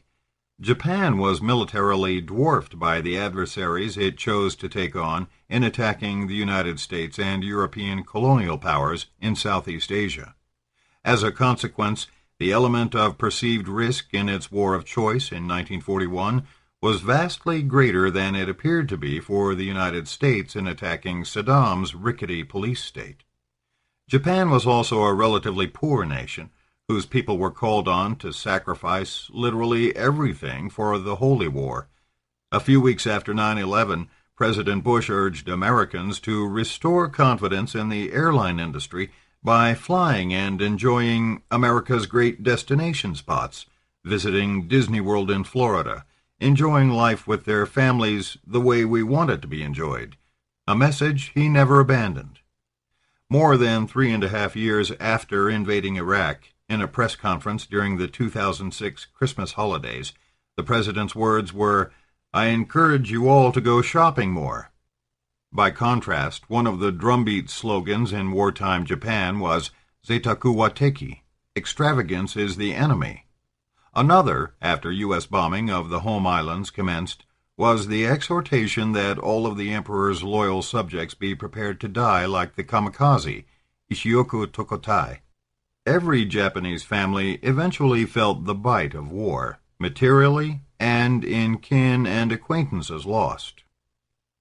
Differences diminish, however, when we set the emperor and his ministers, generals, and admirals against the president and his intimate advisers and observe them unleashing the dogs of war. The language they speak in each instance is similar in its nationalism and righteousness. The geopolitical vision in both cases is radical in its willingness to break the mold of the existing international order, and domestic order as well. These went hand in hand. Like the Bush administration moving inexorably into war, Japan's leaders were obsessed with threats to national security and never questioned the justness of their cause. They would simultaneously defend the nation and bring stability and prosperity to Asia. Their secret deliberations were laced with concrete information and ostensibly reasonable arguments, as well as genuflection to the goal of creating a more stable world. They were, in their own eyes, moral and rational men. That the nation's actions, and their own, so often belied their words, did not trouble them or even register upon them. At this cloistered level of strategic planning, the most conspicuous differences between the Japanese and Americans lay in the realms of confidence and modus operandi. As a rule, decision-making on the Japanese side took place in a more formal and regular manner than was the case in Bush's rush to war with Iraq. Hardball politics ran rampant in the Pentagon and White House, and individuals close to the president seemed to have spent considerable time trying to read his body language. The risk of taking on the United States gave Japan's leaders such serious pause that for a while they clung feebly to the hope that Washington could be persuaded to appease Japan's reasonable demands in Asia, particularly in China. As late as early November, Prime Minister Tojo was still telling subordinates he hoped talks with the United States would succeed. Conversely, there is little evidence that desire for a diplomatic solution with Iraq seriously influenced Bush and his war planners, despite their reluctant acquiescence in bringing the United Nations into the picture. To compare the decision-making that led to these two very different wars of choice is to enter a veritable hall of cracked mirrors. Still, what is reflected quite clearly is a process and mindset antithetical to the rationality both sides believed themselves to be exercising. Short-sighted, dogmatic, delusory, a tragic exercise in groupthink by individuals of broad experience and considerable shrewdness who turned out to be careless and lacking in wisdom. The two wars of choice also reinforce old lessons one would have expected military planners to know by heart, that once war preparations have been set in motion, they quickly reach a point at which there is no turning back, and most wars, easy to initiate, prove difficult and costly to end. Language and rhetoric themselves become a prison, and the machinery of destruction has its own momentum. The Emperor System and Imperial Presidency. In Imperial Japan, the decision for war was made within a constitutional monarchy that included a bicameral parliament, the Diet, which exercised control over the budget. Composed of a House of Peers and elective House of Representatives, the Diet essentially served as a rubber stamp for the nation's war policies. Peace preservation legislation dating back to the 1920s, which equated criticism of national policy with lèse-majesty, led to imprisonment of outspoken critics of the government, and at the time of Pearl Harbor, many hundreds of unrepentant and mostly left-wing individuals remained incarcerated. Most Japanese communists recanted and threw themselves behind revolution under the brocade banner of the imperial system, a subject of anguished debate in leftist circles after the war. Formal censorship existed, but the media largely censored itself. There was no legislative counterpart in Imperial Japan to the congressional resolution of October 2002 that authorized President Bush to use military force against Iraq, and less public criticism overall to the government's policies than occurred in post-9/11 America. Military officers and politicians who criticized the war policy in China or the decision to attack the United States and European colonial powers were censured. The best-known examples are the firebrand General Kanji Ishiwara, who played a central role in the Manchurian Incident in 1931 but opposed taking on America, and the Diet member Takeo Saito, who was expelled from the parliament by his fellow party politicians in February 1940 for criticism of policy in China deemed blasphemy against the Holy War. One harsh, reasonable appraisal by Japanese academics concludes that after 1931, the political parties in the parliament seemed cast almost in the role of a court fool whose antics were at the service of those in power. The Republican-controlled Congress that endorsed the Bush administration's war policies between 2001 and 2006 did not descend to the level of entirely silencing dissent. Despite such differences, however, the Japanese and U.S. cases hardly amount to sharply contrasting examples of authoritarian rule versus democratic checks and balances. Congress did not seriously challenge the rush to war or investigate the deceptions that accompanied this and were quickly exposed. Nor did Congress move to end practices that violated international and domestic laws, such as torture and arbitrary detention of prisoners.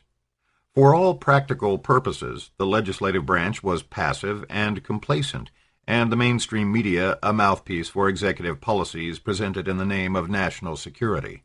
Particularly in times of crisis and overseas conflict, the obedient herd, that most popular of dismissive English-language phrases for the Japanese at war, turns out to brand American behavior as well.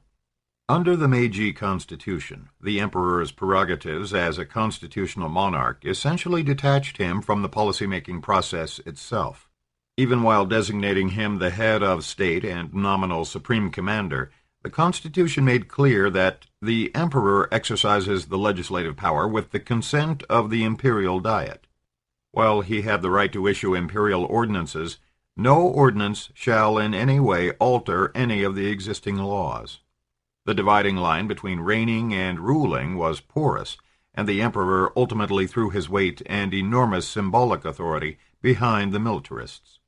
Unlike the president, however, he did not initiate and drive high policy. As the leadership level beneath the monarch, Japan's parliamentary system actually resulted in more give and play, more holding leaders to account for policy failures, than within the presidential system under the Bush administration. Japan saw 3 prime ministers and scores of different cabinet ministers between Pearl Harbor and the end of the war in August 1945. Prime Minister Tojo, who also held the war minister's portfolio, lost his job in July 1944, 31 months after Pearl Harbor, when the debacle of his war of choice became clear. His successor, Kuniaki Koiso, was forced to step down early in April 1945, following the loss of the Philippines and commencement of urban bombing by U.S. Air Forces. No single individual, not even the emperor, wielded decision-making power commensurate to the authority President Bush exercised, and no Japanese advisers exerted influence on the emperor or prime minister as great as that exercised by the few individuals who had the president's ear. In practice, the imperial presidency under George W. Bush was in certain critical respects more absolute, inviolate, impenetrable, and arbitrary than the militaristic government that took imperial Japan to war. The top-level decision-making that culminated in Pearl Harbor and Japan's move south took place in regular meetings of a so-called liaison conference composed of 6 civilian and military officials: the Prime Minister, War, Army, and Navy ministers, Army and Navy Chiefs of Staff, and Foreign Minister. Under constitutional stipulations concerning the right of supreme command, the military establishment was responsible only to the emperor, giving it the ability, among other things, to make and break cabinets by its control over the military service appointments. Major decisions reached in liaison conferences were formally approved in infrequent imperial conferences conducted in the presence of the emperor and involving additional high-level civilian and military officials. The emperor spoke only rarely, but all decisions required his formal approval. Between mid-April and early December of 1941, the government convened 57 liaison conferences and 4 imperial conferences. Minutes from these meetings that survived Japan's defeat enable us to reconstruct with considerable precision how and why the nation's leaders chose war. No comparable secret records are available for the Bush administration. Quite likely they never will be in full, but certain comparisons to the Japanese war planners can be ventured. In the U.S. case, the tidy flowcharts of the decision-making process suggest a rationalized structure analogous to the liaison and imperial conferences. In theory, that is, deliberations and recommendations within U.S. civilian and military agencies moved up the ladder through a hierarchy of interagency committees, ultimately culminating in the National Security Council, whose regular attendees were the President, Vice President, National Security Advisor, and Secretaries of State, Defense, and Treasury. Other high officials also routinely participated in NSC meetings, including the chair of the Joint Chiefs of Staff, director of the Central Intelligence Agency, White House Chief of Staff, and legal counsel, and others. When the NSC met without the President, it was called the Principals Committee. The top non-cabinet level policy committee below this was the Deputies Committee, whose chief participants were deputy or undersecretaries and their military counterparts. However orderly this may appear on paper, insider accounts reveal that the bureaucratic process was largely broken in practice. Analyses and recommendations by specialists at lower levels were often ignored. Turf wars and intensely personalized disagreements crippled the procedure at higher levels, and the President himself was not interested in serious or protracted policy debates. On the contrary, President Bush took pride in being a big-picture executive who relied primarily on his gut instincts, and, as it transpired, on the advice of a coterie led by Vice President Cheney, Defense Secretary Rumsfeld, and, to a lesser degree, National Security Advisor Rice.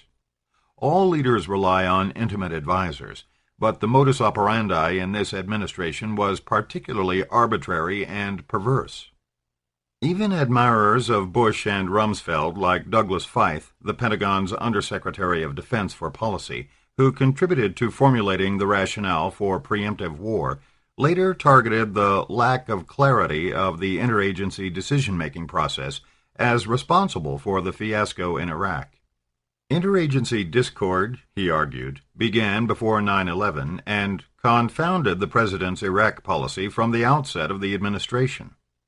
Feith was particularly incensed by friction over planning post-invasion policy that grew ever more intense between the Defense and State Departments, but his partisan horror story of bureaucratic discord was more shotgun than rifle, targeting turf wars within the Defense Department and extending to Pentagon clashes with the CIA, NSC, CENTCOM, Military Central Command responsible for Operation Iraqi Freedom, and the Coalition Provisional Authority that was ultimately established in Iraq. Feith's account adds intimate detail to what the 9/11 Commission and almost every other commentary on the September 11th disaster pointed out. Turf wars, fiefdoms, impenetrable administrative walls, and other organizational obstacles to communication and collaboration made coherent policymaking close to impossible. Personal rivalries, which Feith gnaws like a bone, likewise played a destructive role in planning circles after al-Qaeda's attack, as was the case before it. Where war planning vis-à-vis Iraq is concerned, however, these institutional and personal pathologies take on a different light, for in this case the intelligence failure involved offensive rather than defensive planning. The United States, as the aggressor, controlled the planning routines and timetables, and the failure of the flowcharts to reflect the realities of war planning involved more than just interagency discord. Underlying all was a concerted effort to strengthen executive power in theory and exercise it almost unilaterally in practice, if necessary by simply gaming the system. In the legalistic jargon of the Oval Office, this aggrandizement of presidential power was known as the concept of the unitary executive. In more familiar lay terms, it amounted to an attempt to restore and enhance an imperial presidency that, in conservative eyes, had been seriously weakened after the Watergate scandal and resignation of Richard Nixon in 1974. Put even more strongly, the strengthening of presidential prerogatives, at the expense of Congress and the judiciary, amounted to what Americans call authoritarian governance when practiced by others, even dictatorship of a sort.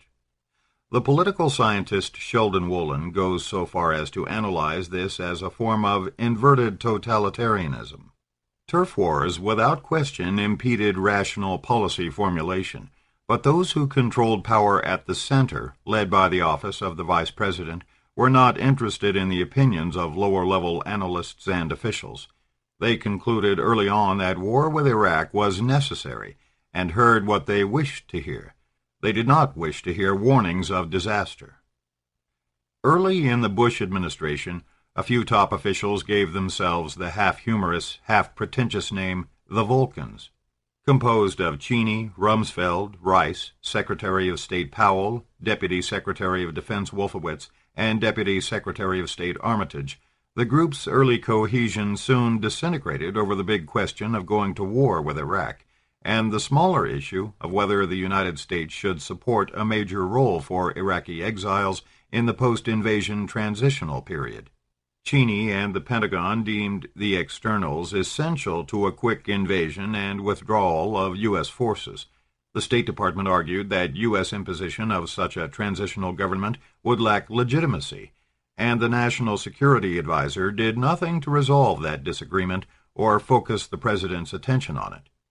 In the end, the Vulcans proved incapable of forging a coherent policy, and their impasse and negligence abetted an imperial presidency more fixated on waging war than planning peace or addressing the root causes of terror and insurgency.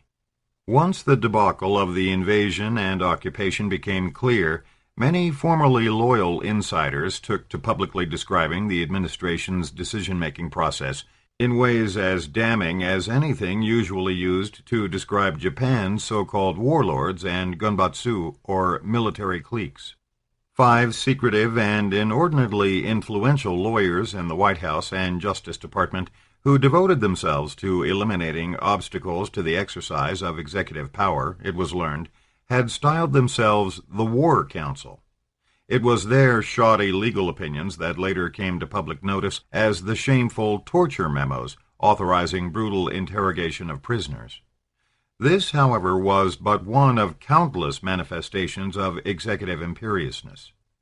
Journalists, as well as players like Feith, for example, went further to reveal that actual policy formulation frequently took place in the process of writing presidential speeches, with the president and his ghostwriters operating on the assumption that they could either take or leave what had been decided in the formal interagency process. The rationale for an imperial presidency rests on the seemingly reasonable argument that, particularly in time of peril, the executive must be unencumbered in acting swiftly based on its superior access to classified information. Numerous insider accounts, however, concur that in practice this authority was wantonly abused. Paul Pillar, the CIA's National Intelligence Officer for the Near East and South Asia at the time, went public in 2006 to argue that although the CIA was wrong on weapons of mass destruction, the Bush administration went to war without requesting, and evidently without being influenced by, any strategic-level intelligence assessments on other pertinent issues regarding Iraq. A year later, he expanded on this.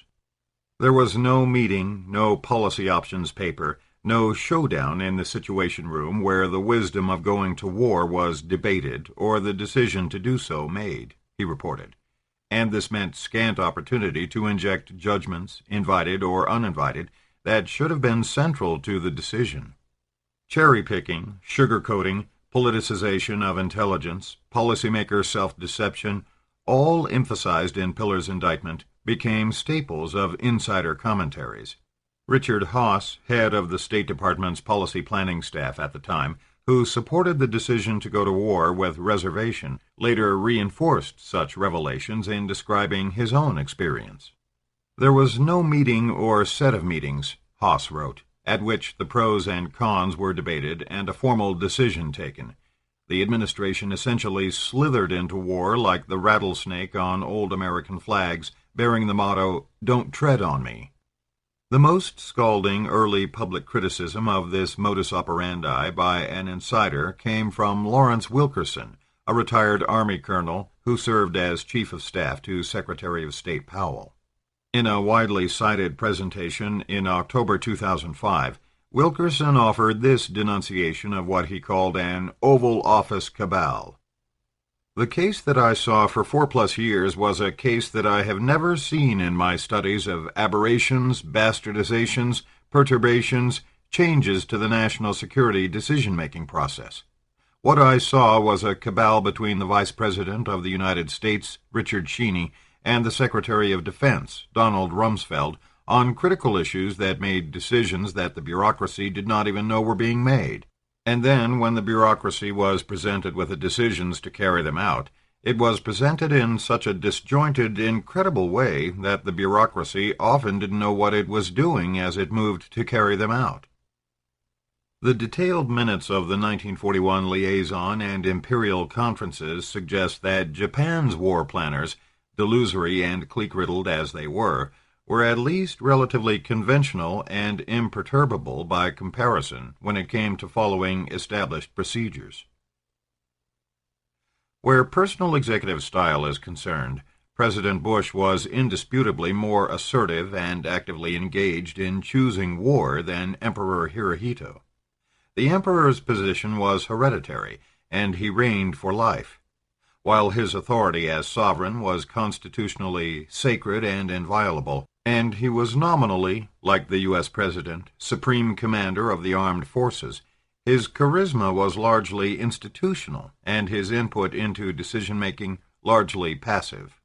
War-related proclamations known as imperial rescripts were issued in his name, and from the beginning of open aggression against China in the late 1930s, he appeared in public in military uniform as the preeminent symbol of the war state and its ineffable imperial way values.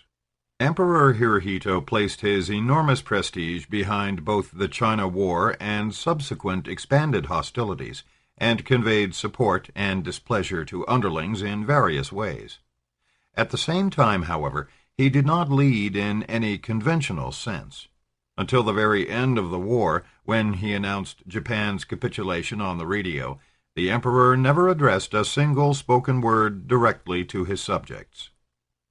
President Bush, like most other modern and contemporary leaders, never ceased to use the podium as a bully pulpit, nor was this the only way in which he displayed a personality antithetical to that of the austere and reticent emperor.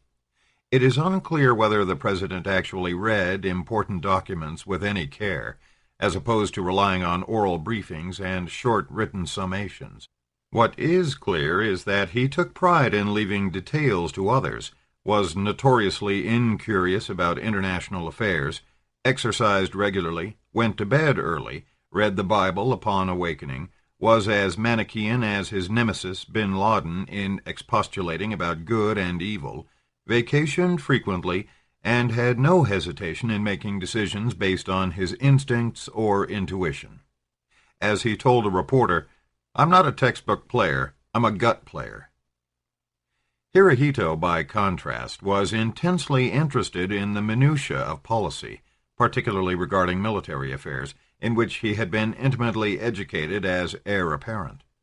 He was briefed in depth and sometimes ventured tactical queries and observations. His sense of decorum, including the peculiarly stilted courtly language he used both verbally and in formal proclamations, was also worlds apart from the president's style. The emperor, for example, is not recorded as ever yelling, "I don't care what the international lawyers say, we are going to kick some ass," as President Bush did in his first meeting with top advisers following the September 11th attack, or to have used language equivalent to the president's, "Fuck Saddam, we're taking him out." And the president never read a poem by his grandfather to his advisers, as Hirohito did at one critical imperial conference. At the same time, however, the president and emperor shared in common both institutional charisma and an inability to acknowledge and rectify error.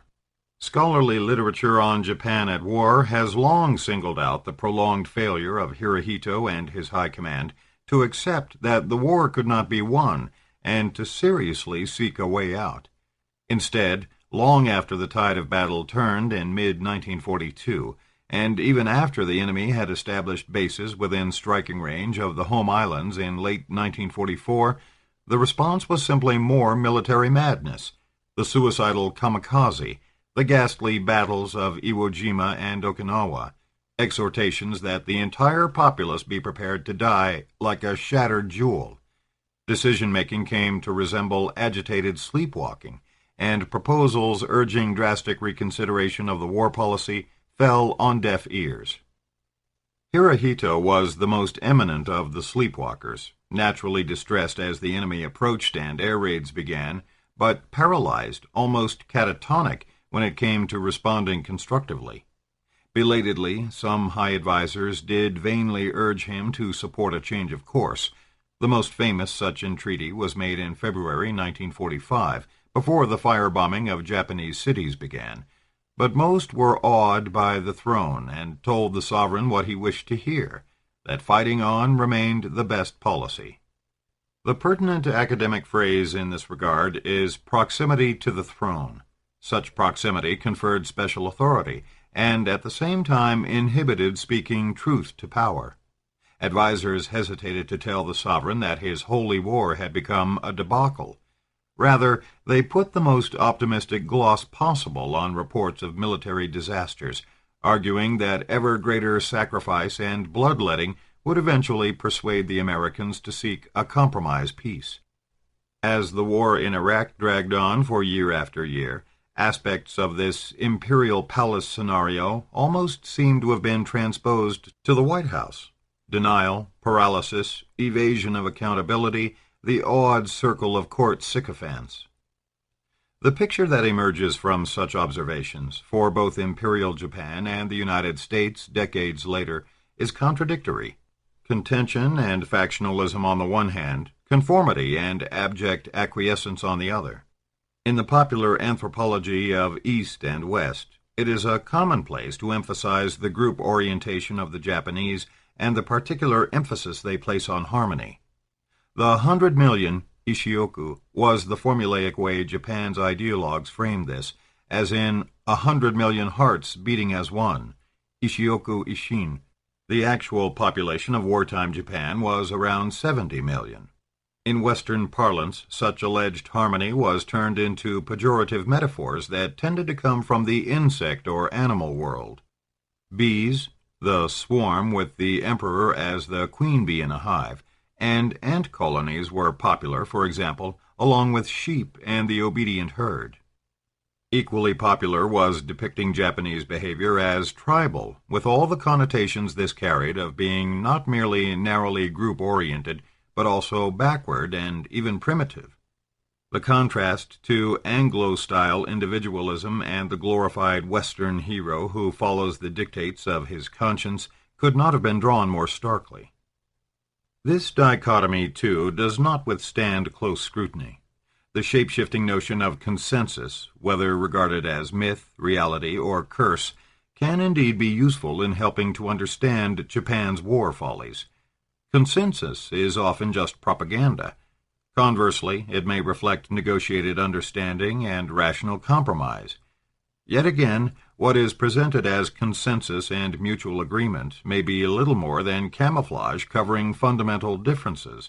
This was standard operating procedure in the course of Imperial Japan's march to war, where incompatible Army and Navy priorities and material demands, for example, were buried in official verbiage. A prize-winning study of Hirohito and the road to war, for example, emphasizes that Japan's bureaucratic elites tended to line up their respective positions, side by side, in vague official texts that could be interpreted to suit the convenience of their drafters, thus papering over their differences. There is nothing peculiarly Japanese or non-Western, however, about engaging in a pretense of bureaucratic harmony.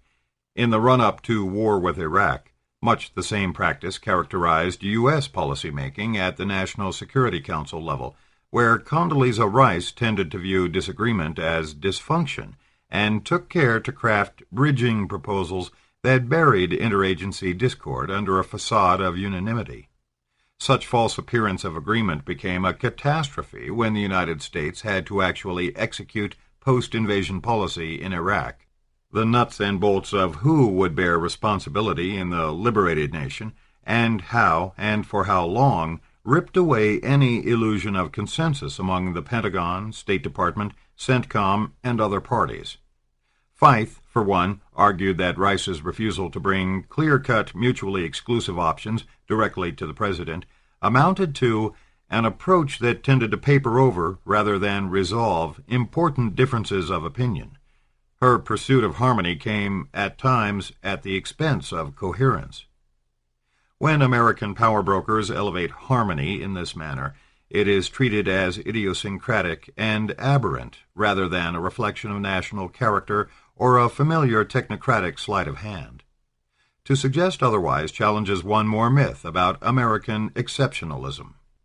As agonizing over the failure to anticipate 9/11 spilled into agonizing over the recognition that Iraq did not possess weapons of mass destruction, and that the United States had no serious plans for what to do once it had overthrown Saddam, commentators across a broad spectrum moved en masse to blame groupthink for such colossal blundering. How else could one explain how, despite serious warnings at lower levels, an ill-planned war of choice ultimately became endorsed by the White House, Pentagon, State Department, National Security Council, intelligence community, Congress, mass media, U.S. populace at large, and faithful U.S. allies, like the leaders of Great Britain and Japan?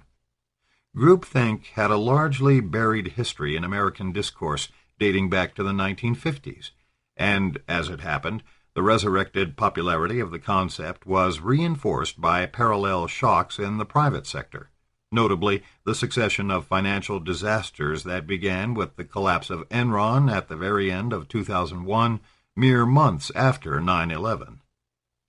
The metaphoric obedient herd, like a slow-motion, soul-stealing, demonic reincarnation of the fleet that attacked Pearl Harbor, almost seemed to have crossed the Pacific and taken over America, unnoticed until too late. And when it came to spelling out what such American groupthink entailed, the traditional literature on Japan at war also provided a sister pejorative: denial. Choosing war. When Ambassador Grew cabled Washington shortly before Pearl Harbor to warn that Japanese sanity cannot be measured by American standards of logic, and this was only to be expected in a recently feudal society, he drew on 10 years of experience dealing with Japan's ruling elites. Looking back on the secret minutes of the Japanese policy sessions that led to war in 1941, it is easy to agree that common sense was in short supply, but more provocative to observe that the outward forms of logical discussion were preserved. It is not difficult to imagine participants in the liaison conferences and imperial conferences looking in on President Bush and his cadre of Oval Office advisers and finding the tenor of discourse largely familiar, however jarring the cruder, more colloquial expressions of national purpose and resolve might be. Like Bush and his advisers, Japan's military and political leaders were resilient individuals seasoned in wielding power. That is how they got to the top. All were obsessed with national security, believed the homeland imperiled, and never questioned that control over China was essential to Japan's well-being, and control over the resources of Southeast Asia, in turn, essential to resolve the stalled war in China.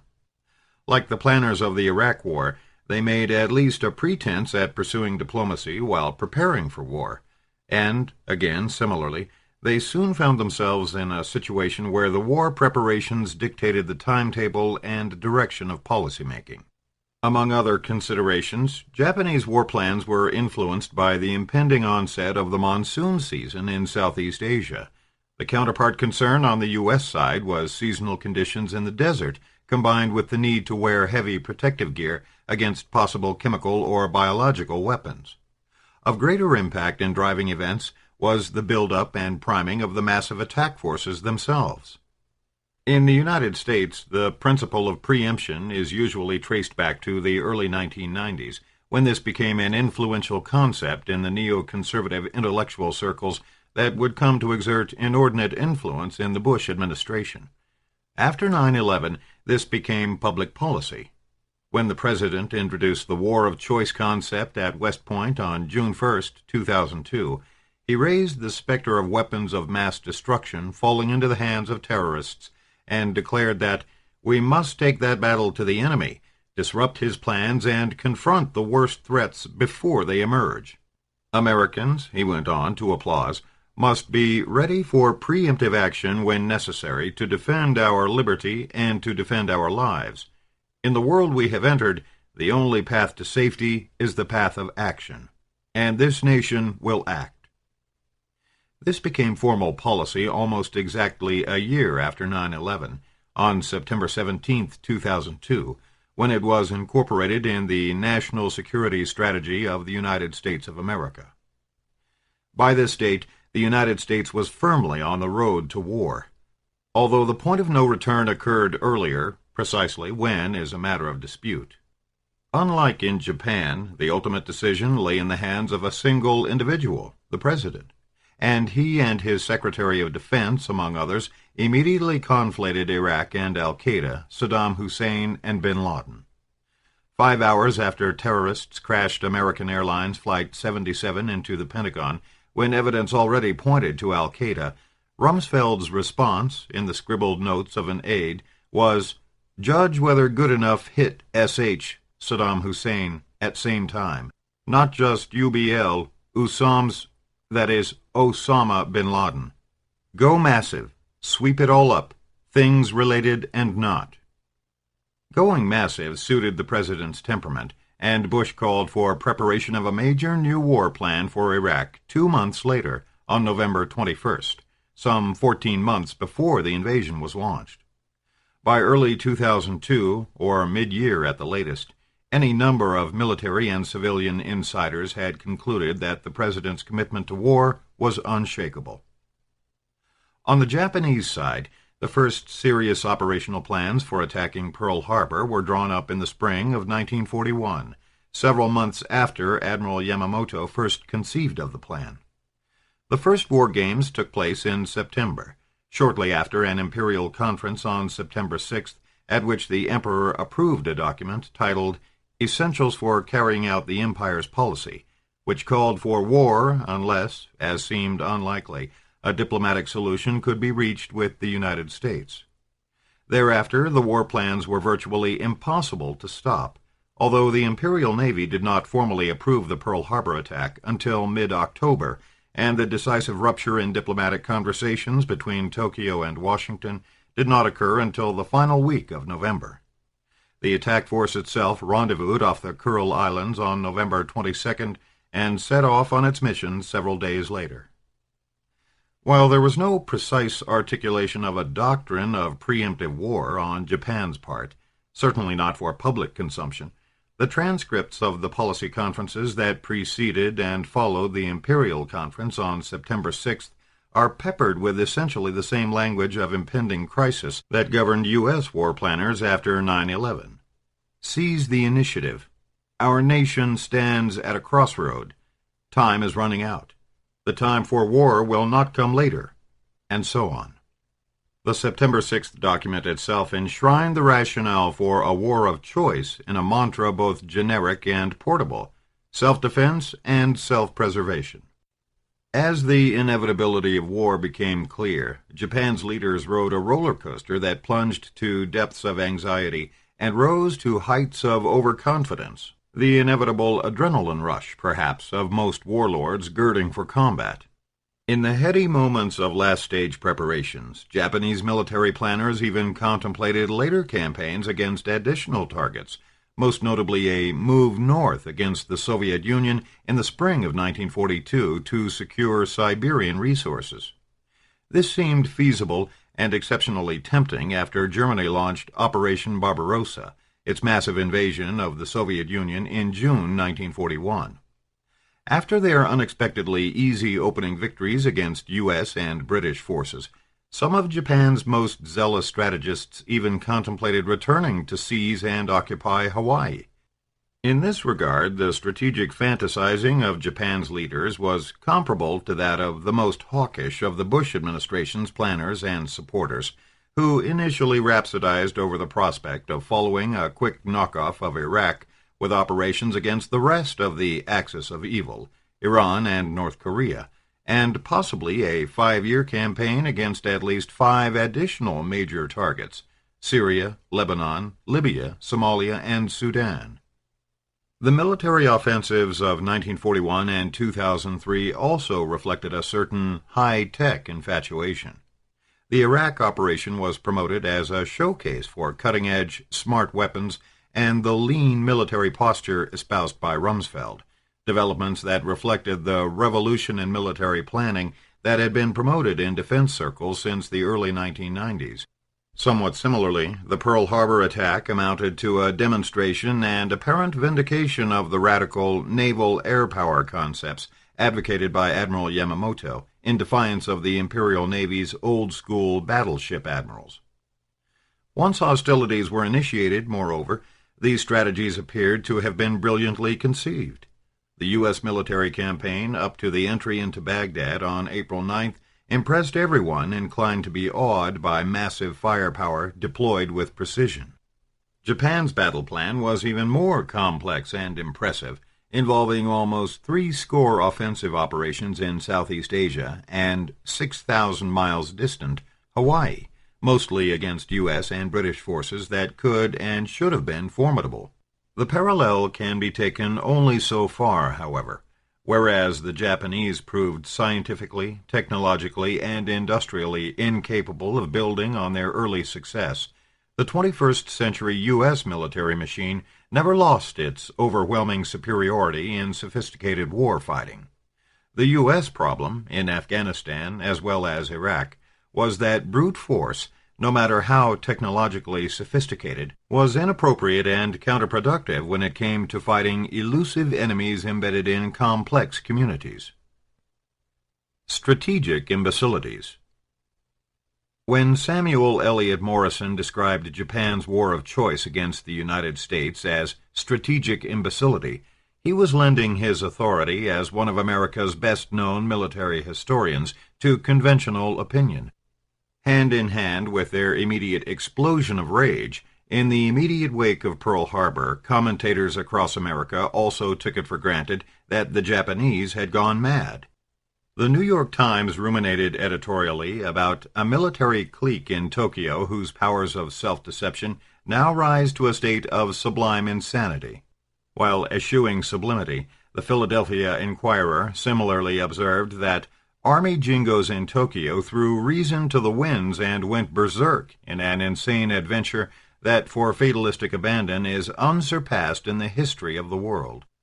The Los Angeles Times described the attack as the act of a mad dog, while the Chicago Tribune saw war forced on America by an insane clique of Japanese militarists who apparently see the desperate conduct into which they have led their country as the only thing that can prolong their power. The Chicago Times, postulating Nazi Germany behind the attack, spoke of a mad military clique in Tokyo that made this war against us on orders of a madder military cabalism in Berlin. Winston Churchill, speaking before a joint session of the Congress on December 26th, drew prolonged applause when, with his usual articulateness, he meshed intimation of Japanese insanity with promise of thoroughgoing retaliation. When we consider the resources of the United States and the British Empire compared to those of Japan, when we remember those of China, which has so long and valiantly withstood invasion, and when also we observe the Russian menace which hangs over Japan, the Prime Minister observed, it becomes still more difficult to reconcile Japanese action with prudence, or even with sanity.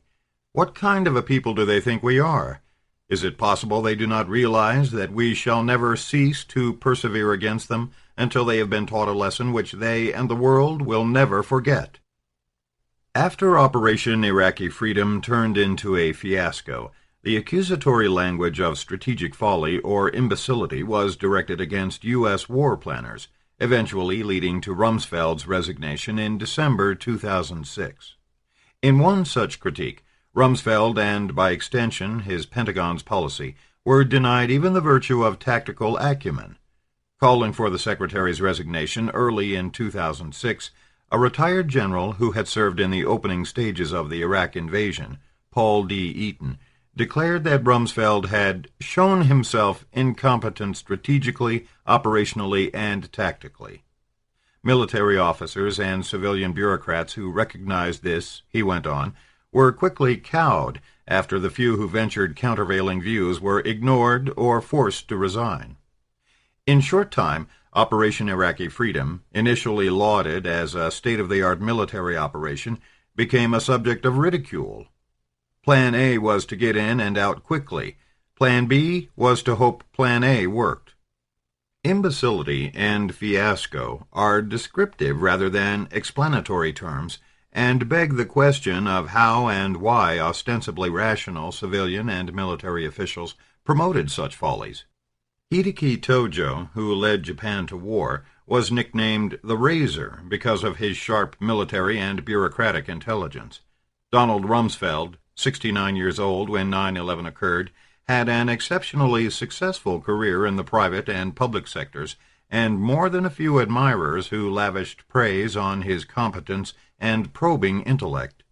Even if one posits some fatal arrogance in these and other top leaders, this does not explain how they manage to carry entire governments and nations into disaster with them. For this, one must look to some of the shared cultures and psychologies of war-making itself. What was intoxicating for Japan's war planners in 1941 was also intoxicating for the American president and his military advisers after 9/11, offensive planning. By the same measure, Negligible meaningful planning was devoted to closure or an endgame. This does not mean potentially ominous scenarios were ignored. Admiral Yamamoto was openly pessimistic about Japan's prospects in a long war, and the stunning success of the Pearl Harbor attack was greater than the war planners had anticipated, insofar as loss in men, aircraft, and warships was concerned. Right up to the very moment of attack, more than a few high Navy and Army officers expressed reservations about Japan's logistical capability to engage in protracted hostilities, and, like the Emperor, murmured their apprehensions before going along with the decision for war. U.S. war planners similarly raised questions in passing on many problems that could arise in attacking Iraq. 5 months before the invasion, for example, Rumsfeld and a small group of aides produced a list of potential crises that eventually grew to some 29 items. Grimly nicknamed the Parade of Horribles by Feith, the list was sobering by any standards. Possible calamities itemized included sabotage of oil production, humanitarian disasters, displaced persons, refugees, epidemics, and the like, higher-than-expected collateral damage, ethnic strife among Kurds, Sunnis, and Shia, as had happened before, and the possible fracture of the nation into 2 or 3 pieces, escalation into regional conflict, including a possible Arab-Israeli war, a spike in terrorist recruiting as a result of the invasion, and even a protracted post-Saddam process of stabilization and reconstruction that, in Feith's summary, could take not 2 to 4 years, but 8 to 10 years, absorbing U.S. leadership, military, and financial resources. The issue is not whether red flags were noted, but whether they were taken seriously. They were not. A few years after stepping down as Secretary of State, in November 2004, Colin Powell ruminated about how Rumsfeld had written a list of the worst things that could happen, but we didn't do the contingency planning on what we would do about it. Powell himself played no small role in letting this happen. In the course of a year and a half of war talk and serious war planning, he personally ventured only one truly serious attempt, in August 2002, to ask the President if he and Rumsfeld and their Pentagon team had really thought through the aftermath. They had not, and did not, and that was the end of it. That was the big mistake, Powell ruefully observed, an understatement indeed. What had happened to the Pearl Harbor lesson he had dwelled on at some length in his 1995 memoir in explaining his rationale for not invading Baghdad in 1991? What had become of Cheney's earlier premonition of a Vietnam-like quagmire? Taking worst-case scenarios seriously, as had been done in the first Gulf War, was now essentially taboo, evidence not of sobriety, but of defeatism. The planning that culminated in both Pearl Harbor and the invasion of Iraq thus reflected a curious schizophrenia. The perceived threats that dictated a war of choice were framed apocalyptically: demise as a great nation with a secure and self-sufficient sphere of influence in Asia, in Japan's case. Iraq produced weapons of mass destruction in the hands of terrorists worldwide, where the professed rationale for invading Iraq was concerned. Despite having conjured a formidable foe, however, when it came to concrete planning at the topmost level, neither the Japanese in 1941 nor the Americans after 9/11 gave serious attention to the long-term challenges that lay ahead. After Japan's defeat, this lack of a practical war plan was offered, even by many chastened Japanese, as evidence of a cultural propensity for irrational behavior. The major grand strategy document produced for consideration by the Liaison Conference a mere 3 weeks before Pearl Harbor, on November 15th, amounted to a masterpiece of wishful thinking. We will endeavor to quickly destroy American, British, and Dutch bases in the Far East, and assure our self-preservation and self-defense, the document began, and at the same time to hasten the fall of the Chiang regime in unoccupied China by taking positive measures to work for the surrender of Great Britain in cooperation with Germany and Italy, and to destroy the will of the United States to continue the war. The document anticipated that, at the appropriate time, we will endeavor by various means to lure the main fleet of the United States to Pacific waters near Japan and destroy it. Nothing else in this relatively short document was any more concrete than this. Immediately after their surrenders, the United States Strategic Bombing Survey sent researchers to Germany and Japan to assess the road to war and, in particular, the role of the air war in bringing about defeat of the two Axis powers. The survey produced more than 100 detailed reports on Japan alone, one of which opens by observing the discrepancy between Japan's war potential and its decision to initiate war with the United States. The dividing line between erroneous calculations and adventurous irrationality in the conduct of national affairs is always difficult to draw. Considering retrospectively the policies which ultimately led Japan to the catastrophe of 7 December, it would be tempting to dismiss them summarily as expansionist megalomania of the Japanese warlords and to abandon all search for a rational scheme which could have guided the Japanese military and economic planners. Such an opening note would seem to invite an explanation of Japan's folly along the lines of Joseph Grew's observations about semi-feudal backwardness and inability to think logically. The survey, however, warned, surely with the Grew school pundits in mind, that such a facile explanation would render an understanding of Japan's strategy impossible.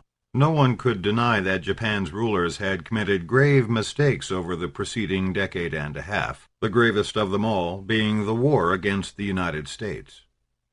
Nevertheless, it was not insanity which drove them into disaster, nor can the fault be attributed solely to specific individuals in responsibility. It was a considered national policy whose pitfalls, however, were insufficiently appreciated, whose chances of success were inadequately gauged. An economist affiliated with the U.S. occupation forces reached a similar conclusion after analyzing the reams of data that became available after Japan's surrender. The nation's war plans, he wrote, were characterized by early confidence, lack of planning, poor administration, and internal conflict of interest.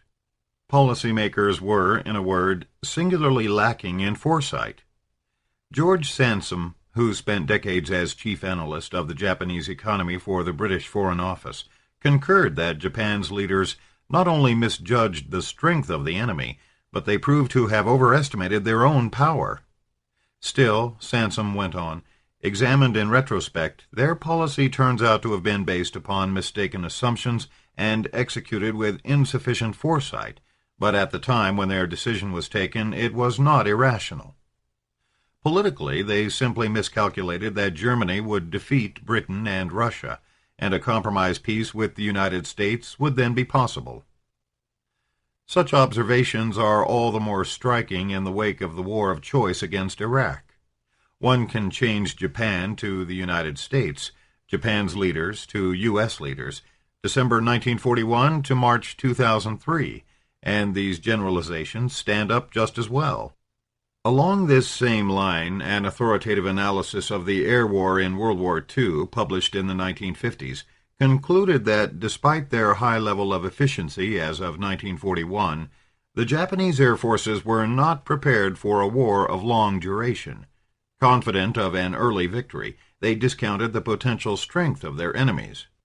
Overconfidence in one's own capability, underestimating the enemy, and failing to prepare for a more protracted conflict. These, again, are essentially the explanations commonly offered to explain America's fiasco in Iraq. This is unsettling because the differences between Japan in 1941 and the United States in the 21st century are obvious. A second-rate power as opposed to a superpower, a militaristic and supposedly only superficially modern regime in contrast to a purported democracy. Neither stage of development nor cultural differences in the traditional sense, however, adequately account for the irrationality of ostensibly rational actors. Deception and delusion. Mendacity and deception are standard operating procedure in the cultures of war, as in politics more generally. Legions of wordsmiths and crafters of visual imagery earn their keep by churning out truths, half-truths, imagined truths, iconic images, catchphrases, euphemisms, exaggerations, evasions, and outright lies, invariably where war is at issue, with an eye on both foreign and domestic audiences. Imperial Japan's propagandists were masterly at playing this game in an age of pre-television and pre-internet mass communications. Radio, the print media, photography, and film were all exploited to promote overseas expansion and aggression. Manchuria, for example, was seized in 1931 after rogue militarists in Japan's own Kwantung Army blew up a section of the Japan-controlled South Manchurian Railway and blamed it on anti-Japanese Manchurian leaders. A plot against Japan is how Japanese back home heard the story. Expanding Japan's sphere of influence on the continent was glossed as an Asian Monroe Doctrine and Greater East Asia Co-Prosperity Sphere, replacing European and American colonial regimes with puppet governments under Japanese control was called liberation, and war photographs, newsreels, and feature films naturally portrayed brave Japanese fighting men rather than invaders engaged in oppression and atrocity. Propagandists continued to preach certain victory after the war turned against Japan, and battles took place ever closer to the home islands. Such propaganda and delusion continued to war's end, even after 1944 bled into 1945, and firebombs began destroying city after city. When the Emperor addressed his subjects by radio in August 1945 to announce Japan's capitulation, words such as defeat and surrender were not mentioned. The war situation has developed not necessarily to Japan's advantage, was the sovereign's euphemistic phrasing, while the general trends of the world have all turned against her interest. The enemy, Hirohito continued, had begun to employ a new and most cruel bomb that could lead to the total extinction of human civilization. The Emperor was ordering Japan's armed forces to lay down their arms not only to save his loyal subjects, but also to save mankind.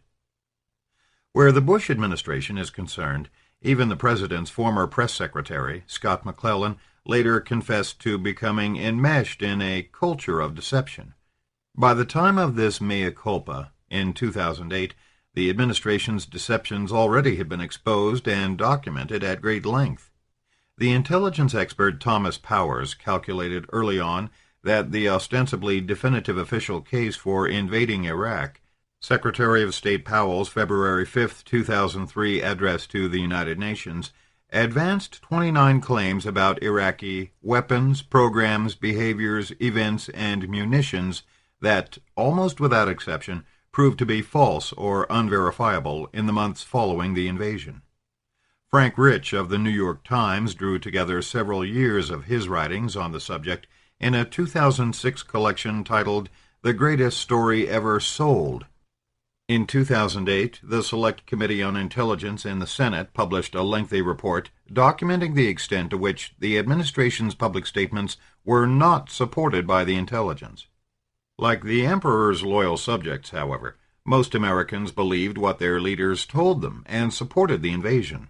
And, like the Japanese or any other people, once the nation's troops had been placed in peril, it was regarded as unthinkable not to support them, no matter how duplicitous the originally proclaimed casus belli had been. The administration's litany of lies is a dreary topic. The greater challenge is to understand the groupthink by which spin and deception became indistinguishable from self-deception and outright delusion on high, and how this in turn became accepted at all levels of society. In the case of Imperial Japan, the conventional wisdom is clear. Censorship and self-censorship, indoctrination, traditional cultural emphasis on harmony and consensus, and the rudimentary nature of democratic institutions explain the obedient herd. But what then can be said about deception in War of Choice America, that its vaunted individualism, democracy, checks and balances, and rigorous Fourth Estate of independent investigative journalism are themselves delusions of a sort? After liberation of Iraq devolved into occupation, and occupation into savage violence, many specialists in the U.S. military and civilian bureaucracies revealed that they had attempted in vain to call attention to obstacles that made this particular war of choice exceptionally risky, insofar as post-invasion stabilization and reconstruction were concerned. Their futility echoed the experience of counterterrorism experts in the CIA and National Security Council, who were ignored prior to 9/11.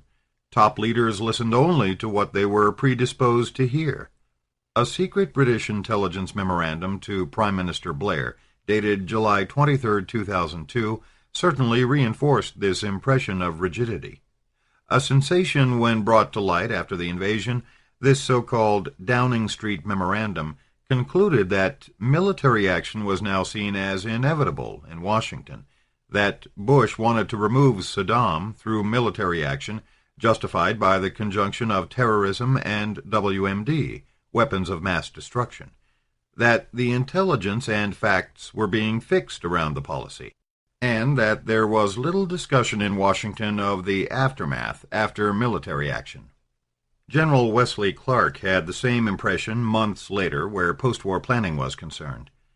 As I went through the Pentagon to check facts before my Senate testimony in September 2002, he recalled, I was disappointed to learn that no more than a few discussions had taken place on post-war matters.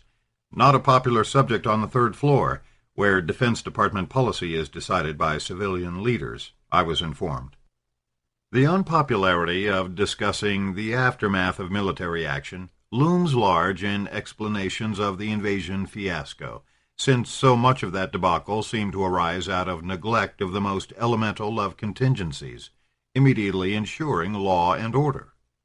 Iraqi exiles visiting Washington as early as August 2002 warned Cheney and Rumsfeld personally of the likelihood of looting once the Ba'athist regime was overthrown.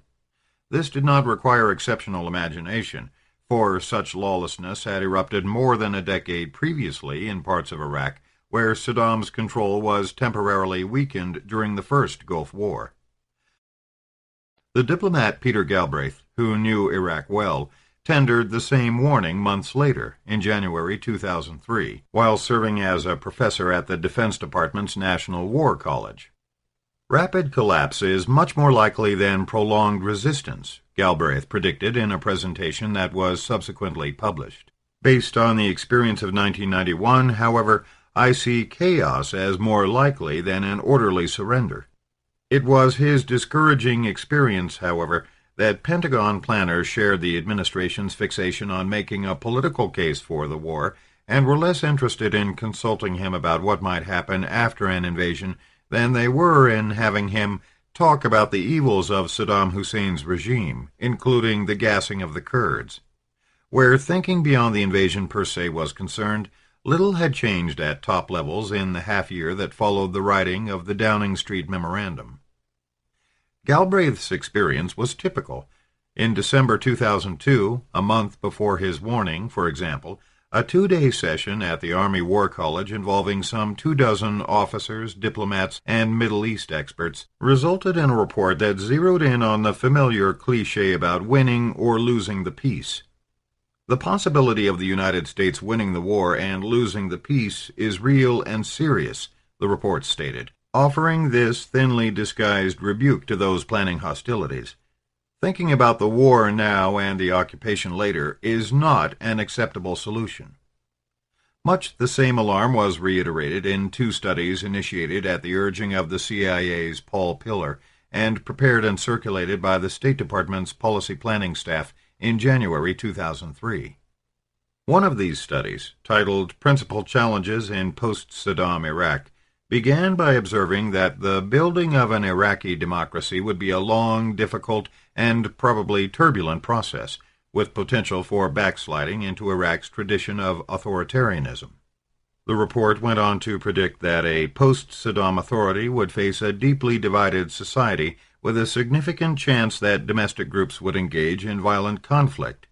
It also emphasized that, despite its oil resources, economic options were few and narrow, and reconstruction would require measures comparable to the Marshall Plan for Europe after World War II.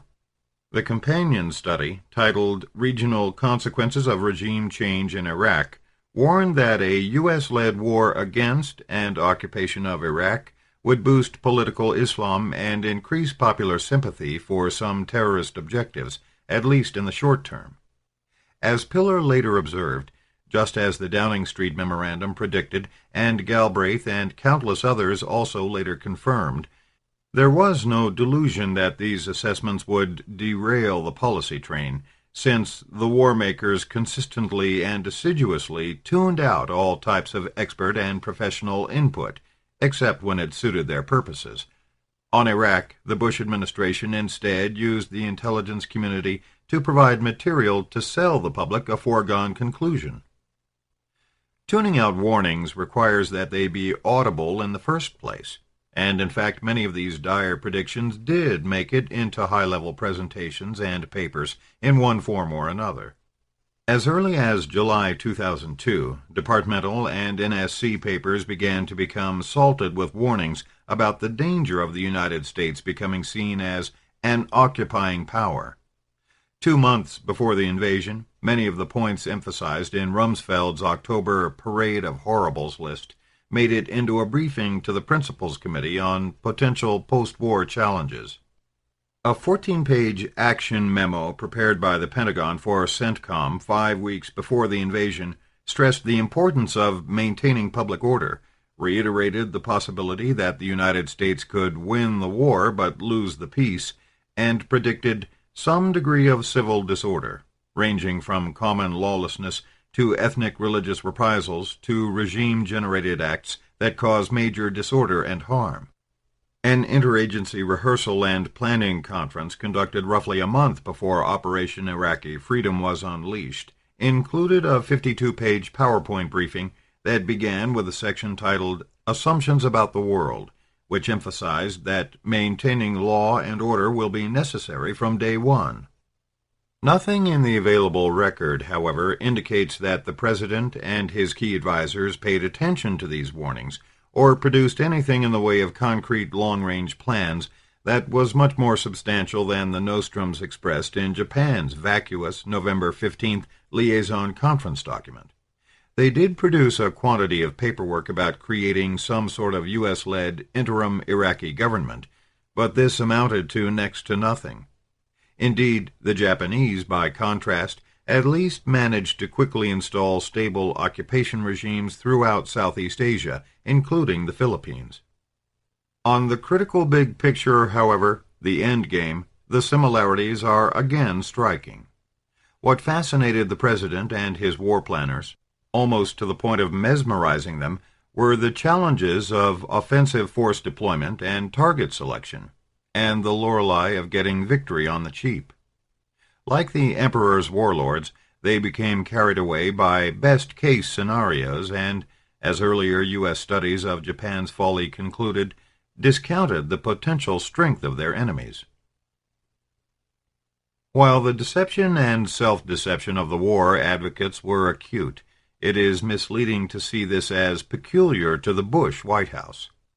The extent to which delusion and denial were ingrained in the system was exposed when it became known that the U.S. military had not merely invaded Iraq unprepared to respond to insurgency, but in fact had neglected such irregular military challenges in internal planning and training sessions for decades. This stunning failure of both imagination and common sense traced back to the Vietnam War. Although defeat by materially inferior forces in Vietnam in the late 1960s and early 1970s never ceased to haunt planners and policymakers, their response to this humiliation was counterintuitive. Rather than intensify counterinsurgency training, the military closed its eyes. In 2006, a retired officer who served during both the Vietnam and Iraq operations, Jack Keane, a former Vice Chief of Staff of the Army, spoke of this in almost surreal terms. After the Vietnam War, he observed, we purged ourselves of everything that had to do with irregular warfare or insurgency, because it had to do with how we lost that war. In hindsight, that was a bad decision. This was more than a bad decision. It amounted to a purge of rational thinking and planning that carried through other insurgencies in other lands, El Salvador, for example, and the Palestinian Intifadas. Most striking was the psychological suppression of the obvious lesson of Afghanistan after Soviet forces were defeated there in the late 1980s. Despite covert U.S. support for the Mujahideen for almost a decade, and despite the spectacle of lightly armed native and foreign fighters taking enormous losses but still besting the huge Soviet machine, and the extraordinary postscript of the collapse of the Soviet Union immediately afterwards, no serious top-level attention was given to the military significance of the Soviet defeat. Counterinsurgency remained all but ignored in military training. When David Kilcullen, an Australian expert on irregular warfare and counter-terrorism, was assigned to work with a small military team of maverick U.S. colleagues on these matters, months after the Coalition Provisional Authority was disbanded amidst chaos, he found that these ideas were too subversive even to write down when we first began talking about them in late 2004, and only became accepted wisdom, or at least the object of institutional lip service, around the end of 2005. When the Army and Marine Corps finally issued a counterinsurgency field manual with fanfare in December 2006, more than 3.5 years after the invasion of Iraq, official announcements acknowledged that work on this did not even begin until 2004, and it had been 20 years since the Army published a formal field manual devoted to counterinsurgency operations, and 25 years since the Marine Corps published its last manual on the subject. West Point, the public learned in the midst of all this, had exorcised counterinsurgency from its curriculum after the Vietnam War. Why did top military and civilian leaders fail to take asymmetrical threats seriously? Part of the answer lies in the racial arrogance and cultural blindness regarding people with towels on their heads that persisted in spite of the victory of Afghan fighters and foreign mujahideen in Afghanistan, and indeed in spite of 9/11. Another part of the answer, as suggested by the West Point exorcism, lies in the suffocating cultural politics of Vietnam War memory in the United States. The increasingly effective conservative argument that politicians and a weak-kneed American public lost the war, rather than the Vietnamese resistance winning it. And part of the answer has to do with technological and corporate imperatives, Cold War and post-Cold War fixations on massive destruction and a high-tech revolution in military affairs. Despite the many low-intensity conflicts and insurrections that followed World War II, and despite the deeper history of guerrilla warfare and the like that preceded this, tracing back even to ancient military classics like Sun Tzu's The Art of War, the institutional culture of the U.S. military and glory dreams of armchair commanders like Bush and Rumsfeld remained fixated on attaining victory by destroying the enemy through application of overwhelming firepower. Where such intellectual and psychological denial becomes systemic and sustained, deception and delusion must be regarded as part of a larger psychopathology. Collectively blocking out insurgency and counterinsurgency in core military thinking, for example, had a perverse analog in the administration's and intelligence community's thinking about torture. The practice was euphemistically neutered, enhanced interrogation techniques, etc. Its moral repugnance was minimized. Existing legal restraints and conventions against it were dismissed as anachronistic and quaint. But beyond this, practical arguments against torture also were exercised. One was the loss of moral standing and legitimacy in the eyes of much of the world. Another was the fact that torture is likely to produce false or misleading information geared to what the interrogators wish to hear. Even putting morality aside, the costs in reputation and misinformation exceed the benefits. Like the revelation that the military had by and large purged teaching about irregular warfare and how we lost that war in Vietnam, exposure of this pathology of forgetting regarding torture became another unexpected byproduct of the Iraq War. This drew attention in 2008 when it became known that beginning in December 2002, American torturers at Guantanamo had been using a checklist of methods that appeared in a 1957 Air Force study of brainwashing of U.S. soldiers taken prisoner by the Chinese during the Korean War. Excised from this grim pedagogy was the point of the original article, that the GI victims of such torture said what their captors wished them to say, in this case regarding U.S. war crimes in Korea. Unanticipated revelations such as these are most often left freestanding as discrete, sporadic events. They are better seen as jigsaw pieces, misshapen and irregular, but fitting a larger pattern. Victory Disease and the Gates of Hell. Before the military roof fell in on the Japanese in mid-1942 and the Americans shortly after entering Baghdad in April 2003, both sides waxed rapturous at the success of their immediate military mission. Even after weeks of widespread looting and violence in Baghdad, an atmosphere of denial and almost giddy backslapping permeated the White House and Pentagon, as if someone had indeed released one of those chemical weapons the administration had been warning about, and it turned out to be a laughing gas. The euphoria and triumphalism that marked the Japanese response to initial victories in 1941 and early 1942 were all the more striking because they replaced a mood of foreboding that had permeated the nation as the war in China bogged down and relations with the United States deteriorated. Popular response to reports of smashing victories at Pearl Harbor and in Southeast Asia and the Philippines was captured in ubiquitous clichés along the lines of the sun breaking out from behind dark clouds. Later, this ephemeral euphoria became sardonically known as the victory disease, the metaphor of disease carrying psychological connotations of ultranationalism, delirium, delusion, and to some degree sheer bloodlust.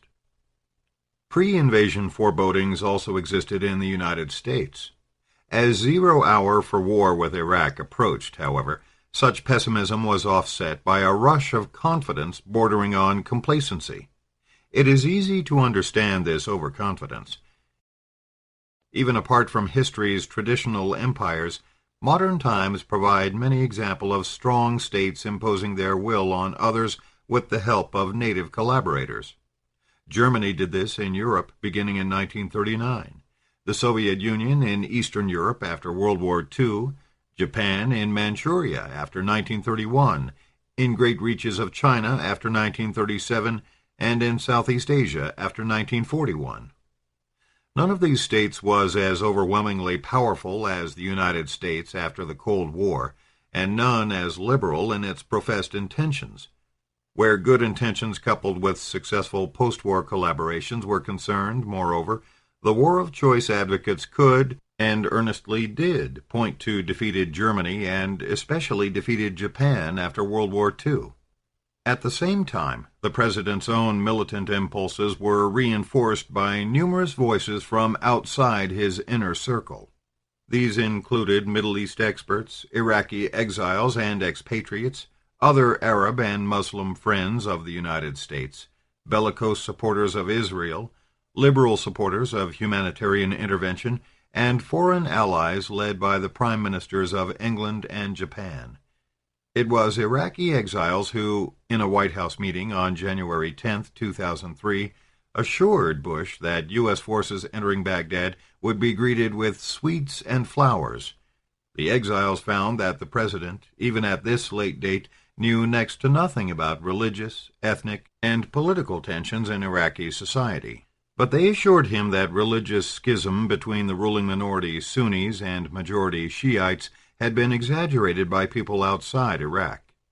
Similarly, it was the expatriates who persuaded the Pentagon and Office of the Vice President, but not the State Department or CIA, that Iraqis who had long suffered under Saddam's despotism would welcome a provisional government dominated by exiles who had spent these years abroad, a roseate reading of the domestic climate in Iraq, of the fractious expatriate community itself, and of politics and human nature more generally. It was this world of wishful expectations that lower-level officials and military officers attempted to challenge by pointing out that recent history and current circumstances fairly screamed the perils of attempting to invade and occupy foreign lands, let alone implant democracy.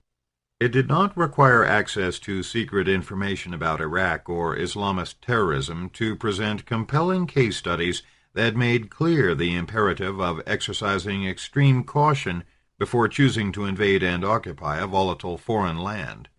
Vietnam, the festering wound of Israel's post-1967 occupied territories, the fatal Soviet invasion and occupation of Afghanistan from 1979 to 1989, the mounting difficulties of America's own post-9/11 incursion in Afghanistan.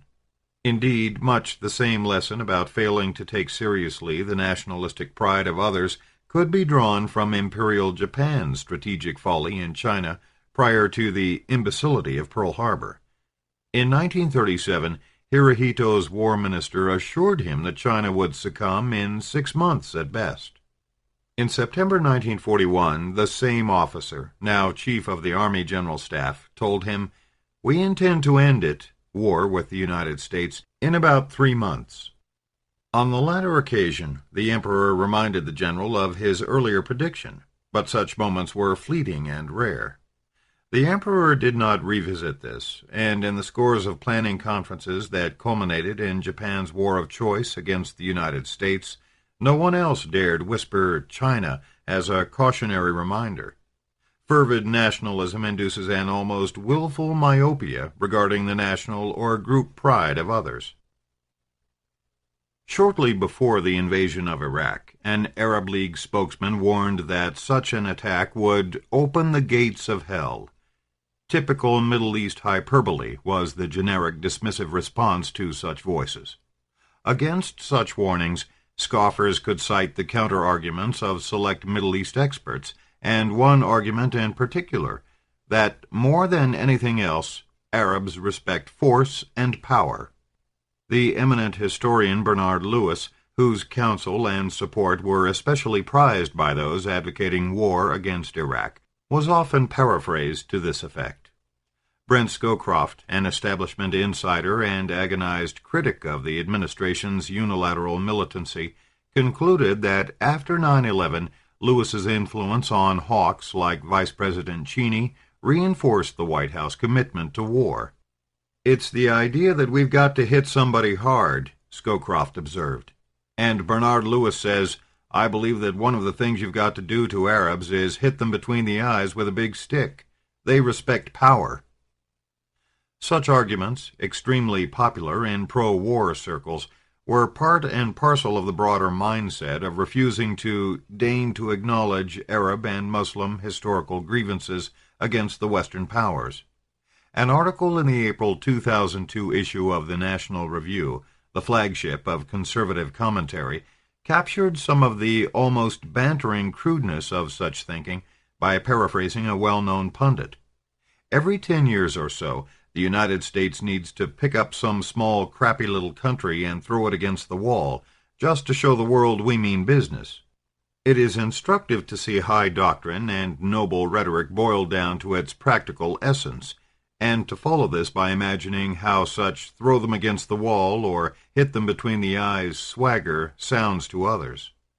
To targets of such contempt, a long history of European and U.S. practices confirmed that Westerners were undeniably accomplished in hitting Middle East peoples between the eyes with a big stick. Power, rather than idealism, was always the name of the game. This bully boy swagger found consummate expression in some of the more flamboyant phrase-making that ricocheted back to haunt the war advocates. One was the argument that imposing America's will on Iraq would be a cakewalk, little more than a jaunty strut on the global stage. Another widely cited instance of provocative rhetoric carried the "history begins today" outlook to its logical conclusion. In the summer of 2002, as the bandwagon for war against Iraq picked up speed, one of the president's senior advisers advanced this death of history outlook with almost breathtaking arrogance. Critics of the president and his policies, he told the former Wall Street Journal writer Ron Suskind, operated in what we call the reality-based community, where people believe that solutions emerge from your judicious study of discernible reality. That, however, was not the way the world really works anymore. The new reality was this. We're an empire now, and when we act, we create our own reality. And while you're studying that reality, judiciously as you will, we'll act again, creating other new realities, which you can study too, and that's how things will sort out. We're history's actors, and you, all of you, will be left to just study what we do.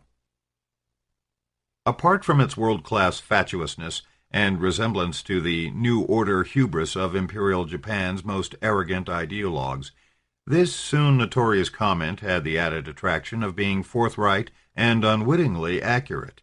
The Bush administration did create new realities, and in the process left the world with yet another tragedy to study. In the end, the gates of hell scenario proved more rational than the cakewalk. This was not an exceptional prediction, but rather followed the conclusion militant Islamists had drawn earlier from the defeat of Soviet forces in Afghanistan.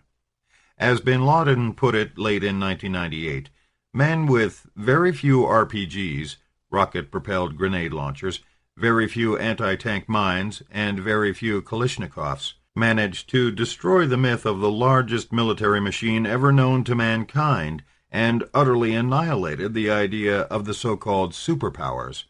We believe that America is much weaker than Russia. This, too, was wishful thinking of a sort, but 9/11 reflected such thinking, and the incompetent U.S. conduct of the War on Terror surpassed even bin Laden's wildest dreams. The immediate U.S. military response to the September 11th attacks killed close to 80% of al-Qaeda's forces in Afghanistan by the end of 2001, but redirection of the War on Terror to Iraq replenished them, and, in effect, turned that new battleground into something akin to what Afghanistan had been to the Soviets. As bin Laden observed early in 2006, Iraq has become a point of attraction and restorer of our energies, inspiring the Mujahideen to extend the holy war against America and its allies even to Europe. In time, 9/11 and the wholesale murder of innocents preached by al-Qaeda and other militants split the ranks of the jihadi themselves, and even became regarded as a catastrophe for Muslims. It was, of course, more than this, a catastrophe for the entire world that was compounded by the U.S. response. This was apparent even in the Bush administration's war before the war in Iraq, in Afghanistan, where U.S. forces also soon became bogged down. Observing the scene in the summer of 2002, a contributor to a Middle East Internet journal commented that the U.S. administration did not proceed from a careful and in-depth study of the enemy it was about to face. Instead, it proceeded from a hysterical state that made its position lack the basic scientific rules that ought to be considered when making a decision. Joseph Grew's canards about rationality and measuring rods of logic had been turned upside down. Chapter 6. Pearl Harbor as Godsend. Political and ideological code words often swing on a two-way hinge. For most Americans, Pearl Harbor calls to mind infamy, vulnerability, drastic failure of military intelligence, rage, and revenge. It is code for wars of choice and for aggression that ricochets against the aggressor. At the same time, however, December 7, 1941 was also a political godsend for President Roosevelt, much as September 11th proved to be a windfall for President Bush. Near the end of Bush's second term, his longtime eminence grise Karl Rove obliquely acknowledged this. "History has a funny way of deciding things," Rove told an audience of university students. "Sometimes history sends you things, and 9/11 came our way." As godsend, Pearl Harbor signifies a traumatic incident that, however terrible in itself, may open the gate to enactment of desired but hitherto thwarted policies. By much the same measure, the Pearl Harbor Code also is a potent scare word that can be exploited to promote draconian military change in the name of both self-preservation and assertive offensive capabilities and policies. Both the godsend and the scare word were embedded in the geopolitical agenda that the Bush administration embraced. The perception that, for all its horrors, December 7th was also a blessing did not come as delayed hindsight. On the contrary, the positive impact of the Japanese attack was emphasized immediately by a range of American commentators. The New York Herald Tribune captured this sentiment in its December 8th editorial. Since the clash now appears to have been inevitable, its occurrence brings with it a sense of relief. The air is clearer. Americans can get down to their task with old controversies forgotten. Newspapers in Chicago joined the chorus. Thanks now to Japan, the deep division of opinion that has rent and paralyzed our country will be swiftly healed, the Chicago Daily News proclaimed. It cannot be otherwise. Once more we shall be a united people, firm in a single determination, to maintain our liberties by the complete and utter defeat of our foes. The Chicago Herald-American celebrated the fact that we are all Americans now, united and strong and invincible, while the Chicago Times rejoiced that already the bitterest isolationists have announced their unswerving support of the nation's defense. These references to deep divisions pertained to bitter foreign policy disputes pitting America First isolationists against a more interventionist Democratic administration. And in the Capitol, too, December 7th dispelled this tension. Politicians filled the congressional record with short statements along the lines of, "America has been a sleeping giant. This attack by the Japanese has awakened us. We are no longer divided. We are one people." The Washington News echoed this in an editorial on December 8th that began by quoting Kipling about the drumming guns that have no doubts, and proceeded to celebrate the fact that many problems have been solved on a Sabbath day. Chief of these is the problem of national unity. America now turns, as Kipling said, a keen, untroubled face home to the instant need of things. The attack on Hawaii, the news went on, united America in a common horror and in a common resolve, a unity as grim and complete as if Japan had struck individually at 180 million Americans. She has thereby eliminated our chief dangers, indifference and division. In time, as the war drew near closure in 1944 and early 1945, political and ideological feuding resumed, and the old controversies were resurrected. Remembering Pearl Harbor became a trigger for fractiousness rather than unity, as conservatives reassessed December 7th as a catastrophe that simply enabled Roosevelt to do what he desired, take the nation into war against the Axis powers, particularly the German juggernaut that had engulfed Europe and threatened England. In its severest form, this backdoor to war argument accused the Democratic president and his aides of conspiring to invite Japan's attack. As more and more of the backstage record became accessible, the argument gained legs in Republican and conservative circles. This is a controversy that will not go away. Among the pieces of purported evidence that the Roosevelt administration desired war is a diary entry Secretary of War Stimson made on November 25th, one day before an ultimatum to the Japanese by Secretary of State Hull effectively ended the efforts of the two nations to reach some sort of diplomatic resolution of their differences. Referring to a meeting held at noon that day, Stimson recorded that Roosevelt brought up the event that we were likely to be attacked perhaps next Monday, for the Japanese are notorious for making an attack without warning, and the question was what we should do. The question was how we should maneuver them into the position of firing the first shot without allowing too much danger to ourselves. 2 days later, the War Department sent a cable to MacArthur in the Philippines, reflecting the same sentiment. Negotiations with Japan appear to be terminated to all practical purposes, with only barest possibilities that Japanese government might come back and offer to continue. Period. Japanese future action unpredictable, but hostile action possible at any moment. Period. If hostilities cannot, repeat cannot, be avoided, the United States desires that Japan commit the first overt act, period. Much of this secret record was introduced in the joint congressional investigation conducted immediately after the war. The majority report that came out of these hearings, endorsed by 8 committee members, did chastise the leadership in Washington for failing to communicate adequately with Army and Navy commanders in Hawaii. It went on to emphasize, however, that the committee had found no evidence to support the charges made before and during the hearings that the President, the Secretary of State, the Secretary of War, or the Secretary of Navy tricked, provoked, incited, cajoled, or coerced Japan into attacking this nation in order that a declaration of war might be more easily obtained from the Congress.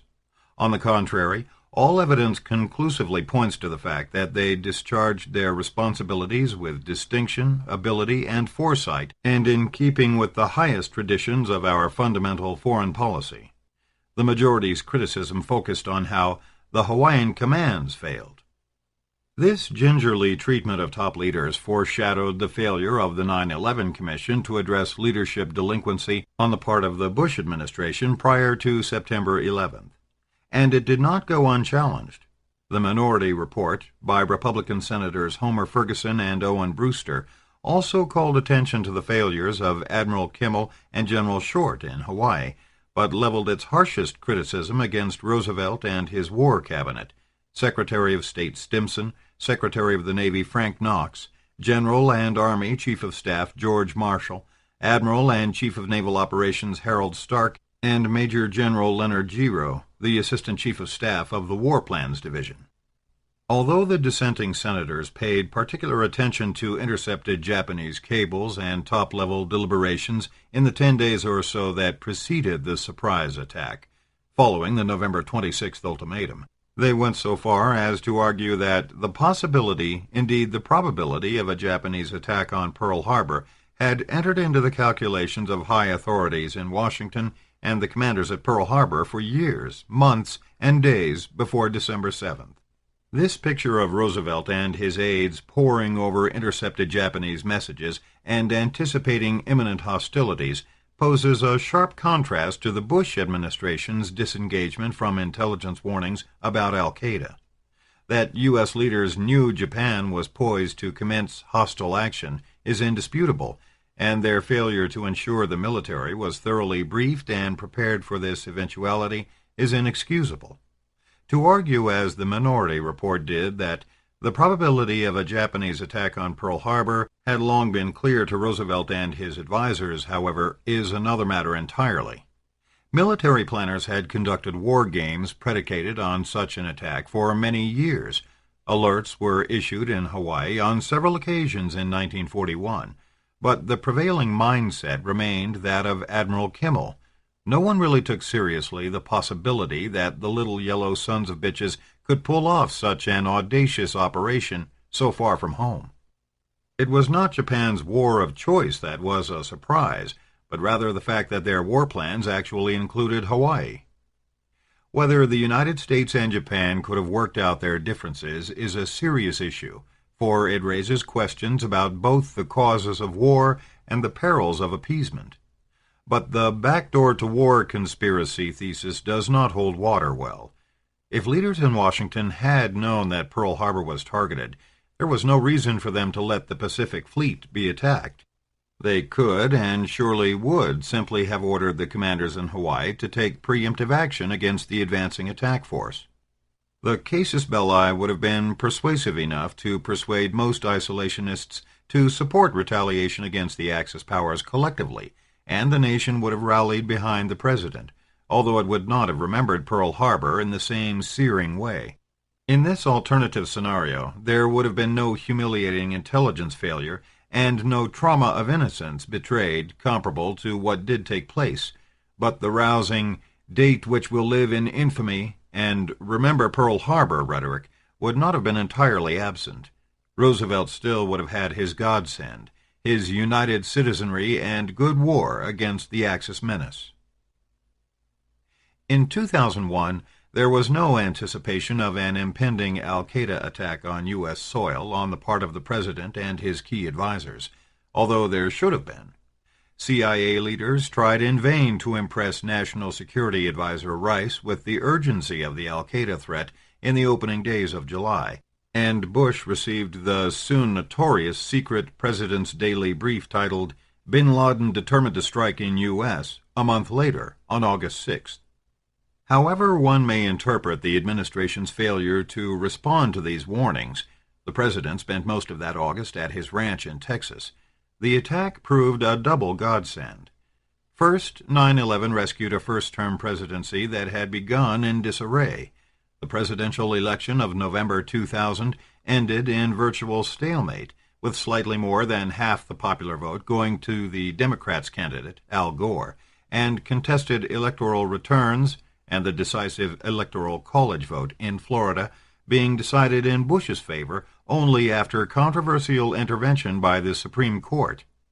The September 11th attacks thus came as a boon for a presidency that lacked a clear mandate and rested on shaky ground.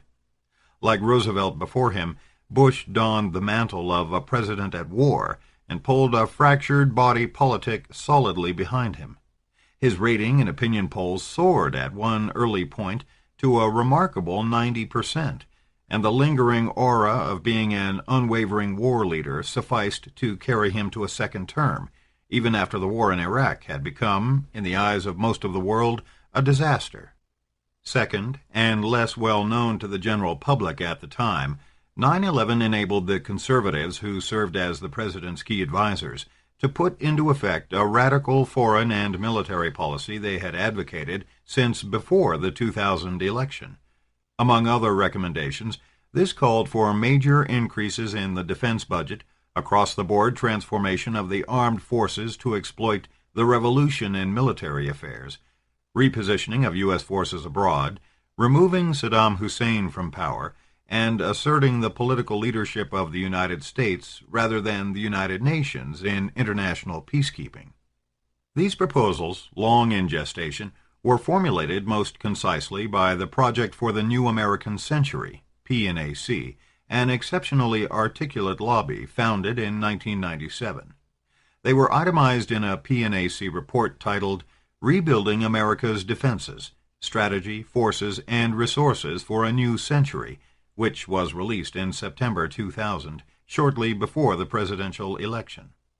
Support for such drastic escalation of the military agenda could not be expected to come all at once, the report noted in a chapter titled Creating Tomorrow's Dominant Force. Thus, the process of transformation, even if it brings revolutionary change, is likely to be a long one, absent some catastrophic and catalyzing event, like a new Pearl Harbor. Almost exactly 1 year later, this is what they got. September 11th was the new Pearl Harbor that enabled President Bush to take the nation in a desired military direction.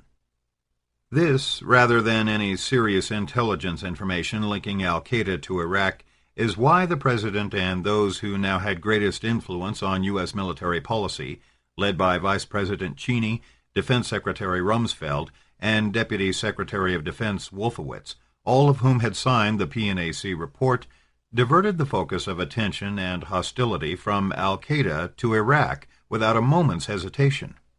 The catastrophic and catalyzing event had occurred, and they were primed to take it in predetermined directions. While both Roosevelt and Bush played domestic politics adroitly, however, the latter differed from his predecessor in notable ways.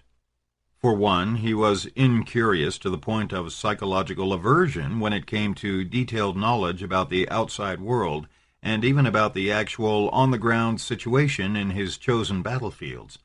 He and his inner circle also chose to exploit fear itself as a political windfall, to strengthen his and the Republican Party's control of domestic politics by never failing to emphasize the imminent threat of catastrophe, and how any criticism of the administration's response to this placed the nation in peril.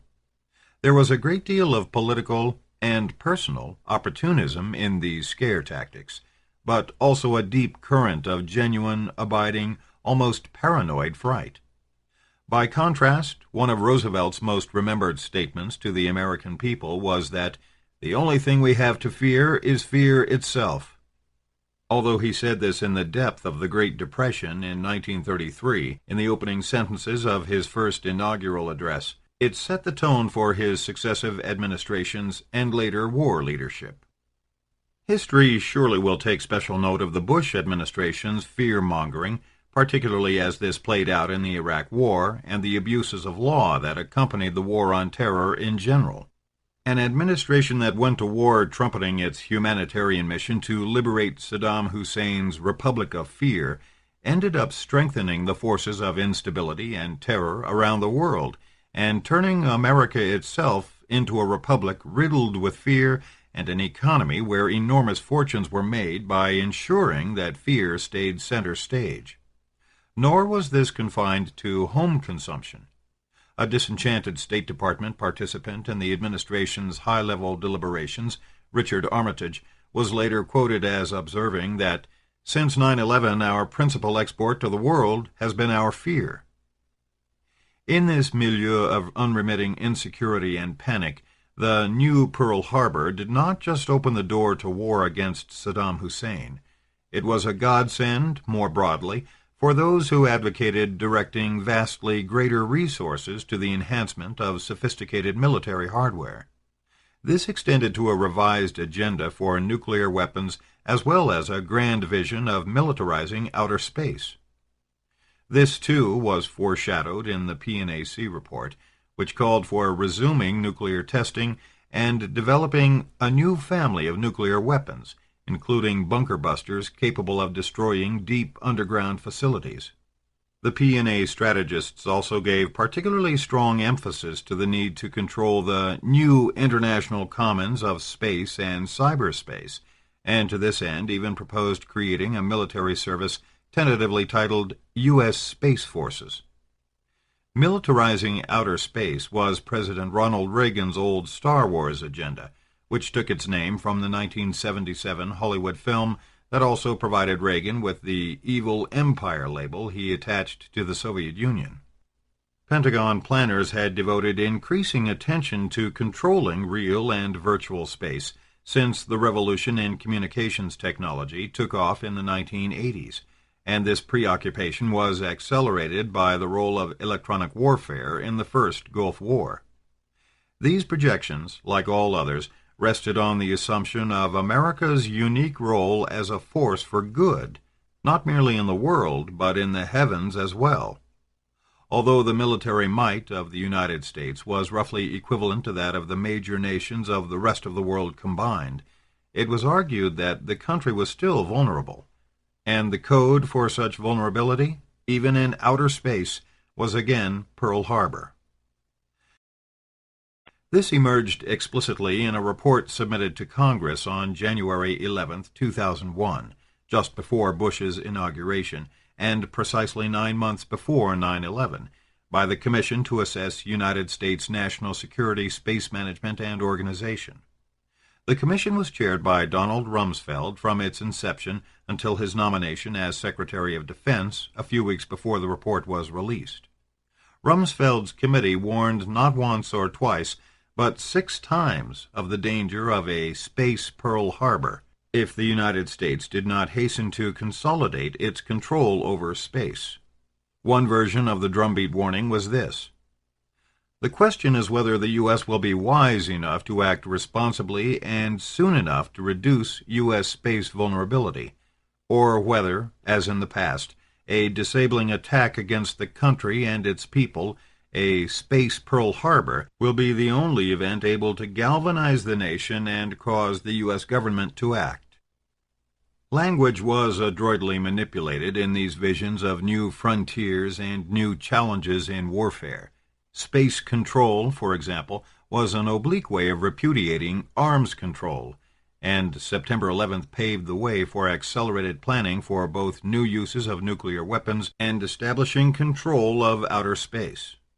Thus, in early January of 2002, 3 weeks before Bush introduced the axis of evil notion in his first State of the Union address. The Pentagon released lengthy excerpts from a classified nuclear posture review that posited possible uses of nuclear weapons in immediate, potential, or unexpected contingencies involving North Korea, Iraq, Iran, Syria, Libya, and China, particularly in a military confrontation over the status of Taiwan.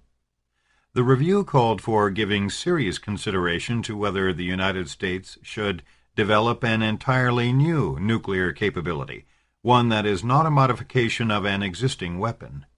It endorsed undertaking new missions such as using nuclear weapons to penetrate and destroy hard and deeply buried targets, HDBTs, like underground bunkers, command centers, and biological and chemical weapons facilities. And it frankly observed that to maintain the nuclear stockpile and develop new capabilities, continuing to adhere to a moratorium on nuclear testing observed since 1992 may not be possible for the indefinite future. The Space Pearl Harbor mindset found striking expression in October 2003 when the administration's ongoing wars in Afghanistan and Iraq made the centrality of satellites, drones, and the like in U.S. high-tech warfare clear even to the general public. On this occasion, the Air Force Space Command issued a 25-year strategic master plan bristling with expressions that made previous projections seem almost restrained by comparison. Ownership of the new high ground of space, full-spectrum space command, optimal capability to control space and ensure space superiority, dedication to the mission of deterring adversaries by continuing to pursue lethal or non-lethal effects such as the use of deception, disruption, denial, degradation, and destruction of space capabilities, and so on. This master plan coincided with a moment in the Iraq War when early overconfidence about a swift shock-and-awe victory was giving way to premonitions of a long and brutal slog, and the militancy of the language was so provocative that it had to be tempered in subsequent published plans. Like the cult of secrecy and the labyrinth of bureaucratic proliferation, the Pearl Harbor as godsend mindset can become a trap. This, in part, helps explain the failure of the Bush administration's war on terror, which amounted to a mixture of acute paranoia on the one hand, and, on the other hand, confidence that possessing the most sophisticated weapons of mass destruction imaginable would ensure success in deterring or defeating all enemies, real or imagined. Pearl Harbor, in this sense, became a code, symbol, or synecdoche for big war. This is the outlook that a standard military history written in the 1970s refers to as the strategy of annihilation, which became characteristically the American way in war long before World War II. It is the mindset that made Rumsfeld's immediate response to 9/11, go massive, sweep it all up, things related and not, seem perfectly natural. Big war, however, was not what combating terrorism or insurgency demanded. Part 2. Ground Zero 1945 and Ground Zero 2001, Terror and Mass Destruction. Chapter 7. Hiroshima as Code.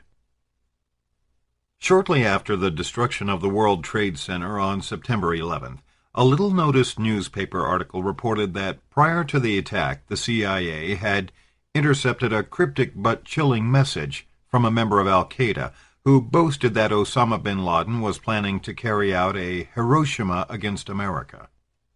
Like Pearl Harbor, Hiroshima is code of a sort for placing 9/11 in historical perspective. Among Americans, both the surprise attack of December 7, 1941, and the ensuing war's cataclysmic end with the birth of the nuclear age in August 1945 seemed to be compressed, merged, resurrected in the hellfire that raged in Manhattan and mesmerized the world. Even the post-Cold War American superpower was suddenly exposed as being vulnerable to weapons of mass destruction, not in the hands of another great power, but in the possession of ragtag fanatics. The connection between September 11th and Hiroshima was locked in place when politicians and the media almost immediately baptized the ravaged site of the World Trade Center's Twin Towers Ground Zero. As with Pearl Harbor and infamy, Hiroshima and Ground Zero turned out to have multiple levels and layers. For Americans, September 11th presented the awful spectacle of a few terrorists in a few planes bringing devastation to a great and peaceful metropolis. For bin Laden and al-Qaeda's zealots, Hiroshima similarly meant using just a few aircraft to inflict harm on the United States, but with an entirely different interpretation of what this symbolized. Beginning around 5 years prior to September 11th, the dropping of atomic bombs on Hiroshima and Nagasaki, with their entire populations of children, elderly, and women, became a staple in bin Laden's public recitations of U.S. crimes against humanity, the starting point in his polemic of a post-World War II agenda of coercive global hegemony that became ever more oppressive in the Middle East. From this perspective, condemnation of Islamist terror by Americans and others set a double standard, and the jihadi holy warriors of 2001 were appropriately to be seen as righteous agents of retribution. In a sardonic message to the Americans, delivered a little more than a year after September 11th, on October 6, 2002, al-Qaeda's leader played on this theme of double standards and just punishment with particular relish. That which you are singled out for in the history of mankind is that you have used your force to destroy mankind more than any other nation in history, not to defend principles and values, but to hasten to secure your interests and profits. You dropped a nuclear bomb on Japan, even though Japan was ready to negotiate an end to the war. How many acts of oppression, tyranny, and injustice have you carried out, O callers to freedom? While bin Laden was singling out Hiroshima and Nagasaki as symbols of American destructiveness and injustice, President Bush and those who spoke for him were turning the nuclear devastation of 1945 into the touchstone of why a preemptive war against Iraq was essential. In this campaign, the code word was mushroom cloud. In a widely quoted television interview on September 8, 2002, Condoleezza Rice declared that "We don't want the smoking gun to be a mushroom cloud." A month later, October 7th, the president picked up the refrain. Facing clear evidence of peril, he declared in a major speech on Iraq's alleged weapons of mass destruction, "We cannot wait for the final proof, the smoking gun, that could come in the form of a mushroom cloud." As the countdown to the war of choice against Iraq began in earnest, a third and more subtle coded evocation of Hiroshima and Nagasaki became popular in planning circles and the media: shock and awe. This was the catchphrase journalists, pundits, and the general public savored in imagining the awesome military assault the United States would direct against Iraq, paving the way for swift removal of Saddam Hussein and the equally swift emergence of a more democratic Iraqi state. As time would quickly prove, what this catchphrase actually caught was the fatal flaw embedded in the administration's embrace of World War II analogies, and of Bush personally being a war president akin to Roosevelt and Truman, naive faith in the efficacy of overpowering force to combat a threat utterly unlike Japan or Germany. Shock and awe was more than a passing phrase, for the jargon derived from a strategic battle plan that had been influential in U.S. military circles since the mid-1990s. This scenario for rapid dominance emphasized delivery of instant, nearly incomprehensible levels of massive destruction directed at influencing society writ large, and it drew much of its inspiration from the nuclear bombs used against Japan a half-century earlier. The 1996 urtext of the doctrine makes this clear. Theoretically, the magnitude of the shock and awe that rapid dominance seeks to impose, in extreme cases, is the non-nuclear equivalent of the impact that the atomic weapons dropped on Hiroshima and Nagasaki had on the Japanese. The Japanese were prepared for suicidal resistance until both nuclear bombs were used. The impact of those weapons was sufficient to transform both the mindset of the average Japanese citizen and the outlook of the leadership through this condition of shock and awe. The Japanese simply could not comprehend the destructive power carried by a single airplane.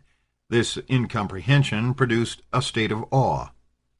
We believe that, in a parallel manner, revolutionary potential in combining new doctrine and existing technology can produce systems capable of yielding this level of shock and awe. In most or many cases, this shock and awe may not necessitate imposing the full destruction of either nuclear weapons or advanced conventional technologies, but must be underwritten by the ability to do so. Shock and awe was the high-tech, strategy-wonk, book-length version of hitting the enemy between the eyes with a big stick, and it throbbed like a vital pulse in conservative and neoconservative prescriptions about how to deal with Arabs in particular and adversaries in general. It also turned Hiroshima as code for horror on its head.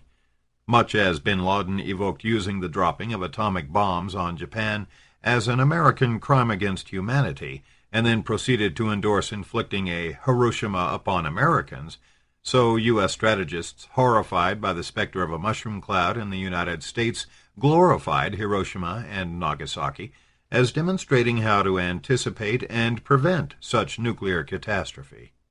Even while emphasizing that the psychological lessons to be derived from these two incinerated cities did not necessarily require the use of nuclear weapons, the apostles of shock and awe did not rule this out. On the contrary, they ruled it in, and called for resumption of nuclear testing and development of a new generation of nuclear weapons, such as mini-nuke bunker busters.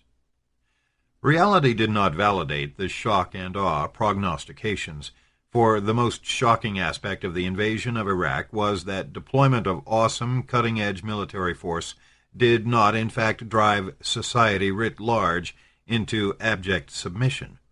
On the contrary, it destroyed infrastructure, decapitated an authoritarian regime without replacing it, opened the gates to lawlessness and eventually insurrection, and seeded the ground for more brutal and widespread terrorism than before. At the dawn of the 21st century, the preeminent case study of shock and awe truly traumatizing a society was September 11th, and involved a few commercial airplanes, 19 men armed with box cutters, and an estimated outlay by al-Qaeda of $500,000. The psychological and strategic miscalculations of the war of choice against Iraq will be analyzed and debated for years to come.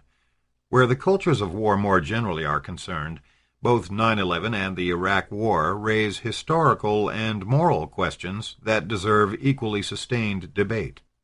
Those who politicize the grief and horror of Lower Manhattan's Ground Zero, for example, drawing alarming word pictures of mushroom clouds and rhapsodizing over the positive shock and awe lessons to be drawn from Hiroshima and Nagasaki, rarely look squarely at the original Ground Zeros.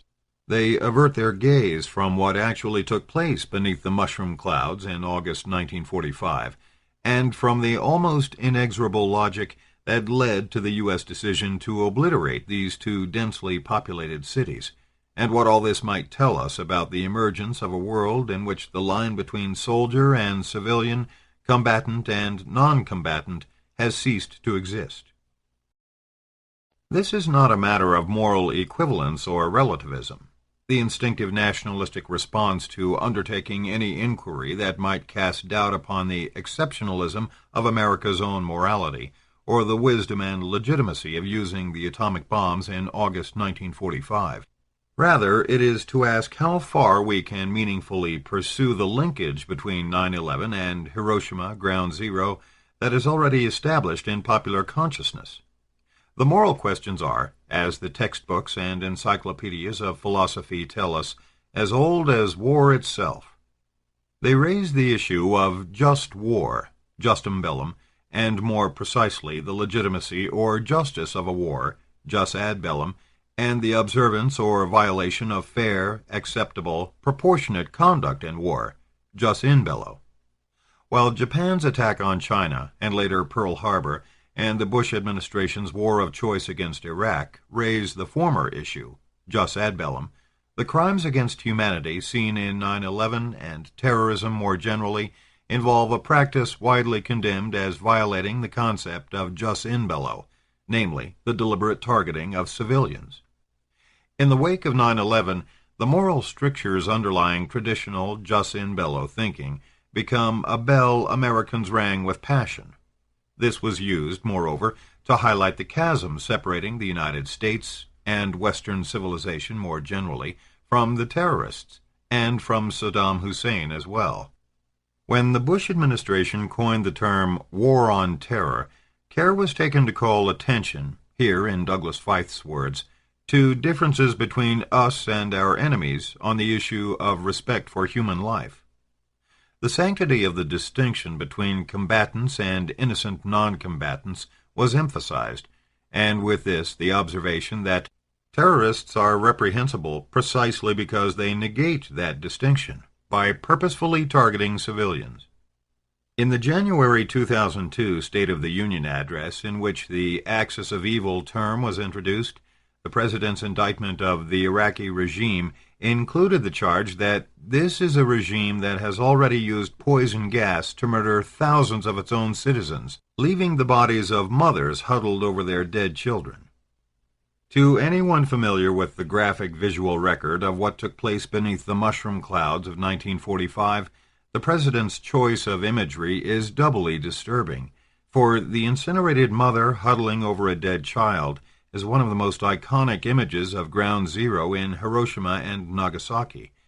Targeting civilians and non-combatants has been familiar practice since the Western powers introduced aerial bombing in World War I, and became standard operating procedure in World War II when British and U.S. Air Forces introduced the doctrine and practice of indiscriminate bombing of urban areas. Hiroshima and Nagasaki represented a dramatic change in the nature and efficiency of such operations, but the moral as well as strategic Rubicon was crossed before the birth of the nuclear age. Deliberately killing non-combatants is hardly new to war, but in World War II it became part and parcel of a new age of total war and ostensibly sophisticated psychological warfare. Modern war breeds its own cultures, and incinerating civilians is one of them. It is testimony to the impressive defense mechanisms of popular consciousness in general and patriotism in particular that most Americans managed to embrace the resurrected images of Ground Zero, the mushroom cloud, and shock and awe without giving much, if any, thought to the contradictions among them, or to the fact that it was the United States itself that, in the final 5 months of the war against Japan, perfected the policy and practice of destroying cities and enemy populations with weapons of mass destruction. In the wake of September 11th, there was a brief moment in the United States when it seemed possible that al-Qaeda's crime against humanity might help foster a popular consciousness and imagination concerning air war and terror bombing in general, past as well as present and future, that transcended patriotic parochialism and a reflexive thirst for retaliation in near kind. This did not happen. On the contrary, the rubric of Ground Zero was expropriated really, without serious discussion or thought about its origins at the dawn of the nuclear age. Zero was the code used to identify the hypocenter of the explosion in the desert in Alamogordo, New Mexico, where the United States tested the world's first nuclear weapon on July 16, 1945. Point Zero and Zero area became common references in early accounts of the test and subsequent bombings of Hiroshima and Nagasaki, and by 1946, Ground Zero had become a familiar term in the mass media, ominously and inseparably linked to the nuclear weaponry only the United States possessed at that point in time. The hypocenter of the test site in New Mexico used to be identified by a crude sign bearing these forbidding words. For decades, the label was attached to Hiroshima and Nagasaki in particular, although as time passed, its usage became more generically associated with the epicenter of great violence and turbulence in general. The spectacle and language of terror bombing, on the other hand, became commonplace earlier. Italy shocked the world when it invaded Ethiopia in late 1935 and greeted 1936 with a New Year's Day bombing that targeted among other things, a conspicuously marked Swedish Red Cross hospital there. The Italians dropped 85 tons of bombs on Ethiopia all told, as well as a rain of mustard gas that poisoned pastures and waterways, as well as humans and animals. Mussolini's son, Bruno, one of the pilots, later recalled that it was all most diverting. After the bomb racks were emptied, I began throwing bombs by hand. It was most amusing. Germany honed its air war skills in support of Francisco Franco's fascists during the Spanish Civil War that began in 1936. Here, the bombing of one small Basque village became a global symbol of the horror of terror from the sky, when the Spanish pavilion at the World's Fair in Paris in 1937 exhibited Pablo Picasso's disturbing mural, Guernica. Japan's most shocking contribution to the spectacle of bombing cities and killing civilians from the air came with its invasion of China in 1937, when an attack in late August not only killed many Chinese, but also wounded the British ambassador. The British Foreign Office issued a protest declaring that such events are inseparable from the practice, illegal as it is inhumane, of failing to draw that clear distinction between combatants and non-combatants in the conduct of hostilities, which international law, no less than the conscience of mankind, has always enjoyed.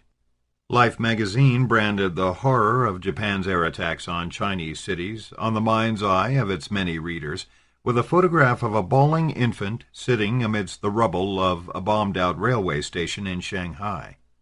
This memorable image, which the journalist Harold Isaacs later called one of the most successful propaganda pieces of all time, was actually extracted from a newsreel by a Chinese cameraman working for the Hearst Syndicate.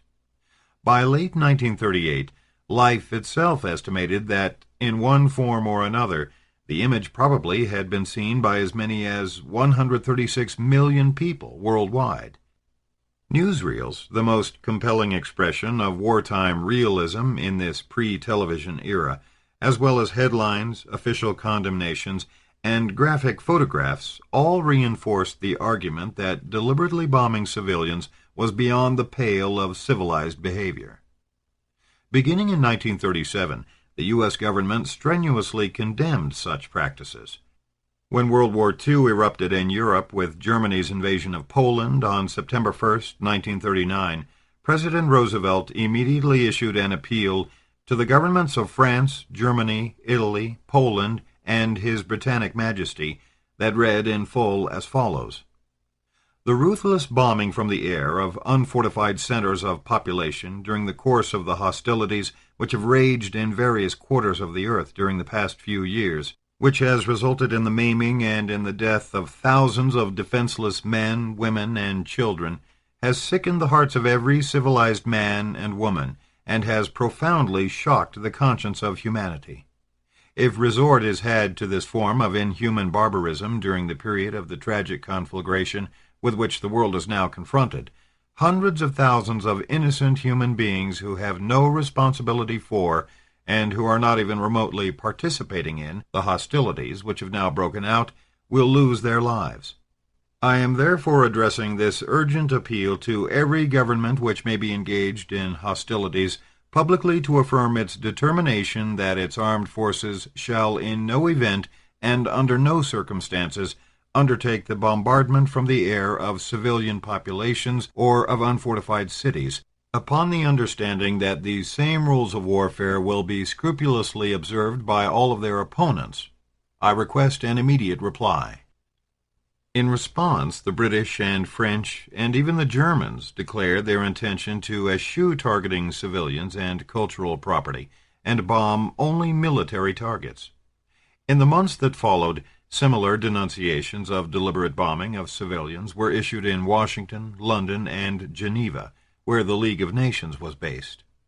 Early in 1940, Winston Churchill, then First Lord of the Admiralty and soon to become Prime Minister, denounced the bombing of civilians as a new and odious form of attack.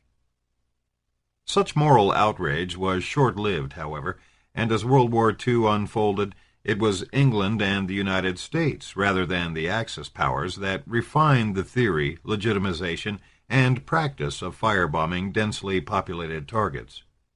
The strategic bombing campaign that the Royal Air Force initiated in Germany in 1942 and the U.S. Army Air Forces perfected against Japan in 1945 was routinely described as terror bombing in later academic studies and textbooks.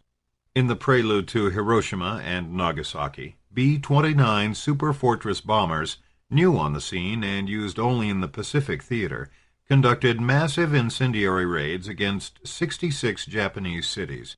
British air war planners had euphemized their raids against German cities as dehousing, which to more than a few keen-eared speakers of English surely must have resonated with delousing, and this soon entered the plans and reports of their American counterparts. U.S. air crews targeting the cities of Japan eventually came to refer to their own missions as burn jobs. While the urban area raids against Japan were awesome operations that filled the sky with hundreds of super fortress bombers, anti-aircraft resistance was sporadic and feeble from the start and virtually non-existent at the end. Mechanical failure was a far greater cause of B-29 losses. Both the Hiroshima and Nagasaki bombings involved only a single B-29 accompanied by 2 observer planes and preceded by unescorted weather planes. As always in such large-scale destruction, there is variation in the estimated death tolls. All told, it is calculated that between 400,000 and 600,000 civilians were killed in the air war against Germany, where almost all major cities were targeted. Including Hiroshima and Nagasaki, the total number of Japanese civilians killed in urban area attacks appears to have been comparable to this. Close to 120,000 died in Tokyo alone, and 210,000 or more in Hiroshima and Nagasaki combined, with fatalities in the remaining 65 bombed cities numbering over 100,000. An estimated 100,000 to 150,000 civilians also were killed in the Battle of Okinawa. It is thus reasonable to conclude that at least 800,000 civilians and possibly 1 million or more were killed in the Anglo-American air raids in World War II.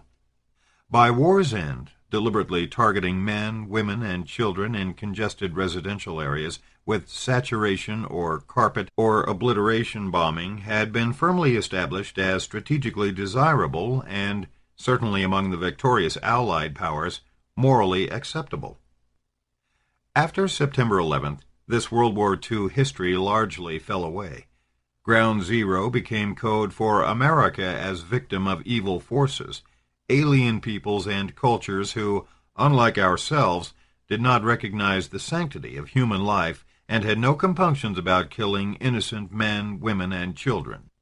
Such Islamist barbarism was offered as prima facie evidence of a clash of civilizations, the clearest imaginable illustration of a profound difference between Western and non-Western values.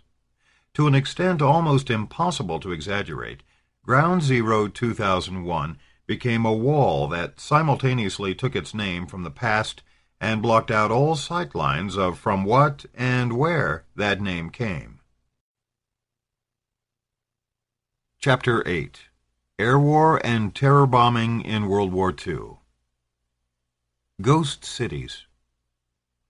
One of the first Americans to set foot in defeated Japan was the talented photographer John Swope, who arrived with the U.S. Navy on August 28, 1945. Swope's assignment was to record the liberation of prisoners from POW camps, most of which were located outside the metropolitan areas. He did not visit Hiroshima or Nagasaki, and only passed hastily through ruined cities like Tokyo, Nagoya, Hamamatsu, Kawasaki, and Sendai. Along the way, Swope interacted with a variety of Japanese struggling to recover from the war. Although he was the first representative of the enemy most of these men and women encountered after the hostilities, Swope went about his business armed with only his camera and was almost always cordially received, an experience that prompted him to reflect about the madness of the conflict that had just ended.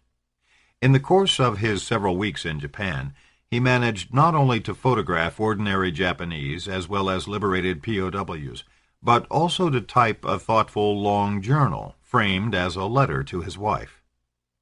Swopes's description of Japan's featureless cityscapes would, in one form or another, be echoed by almost every representative of the victorious powers who saw the country in these immediate post-war days.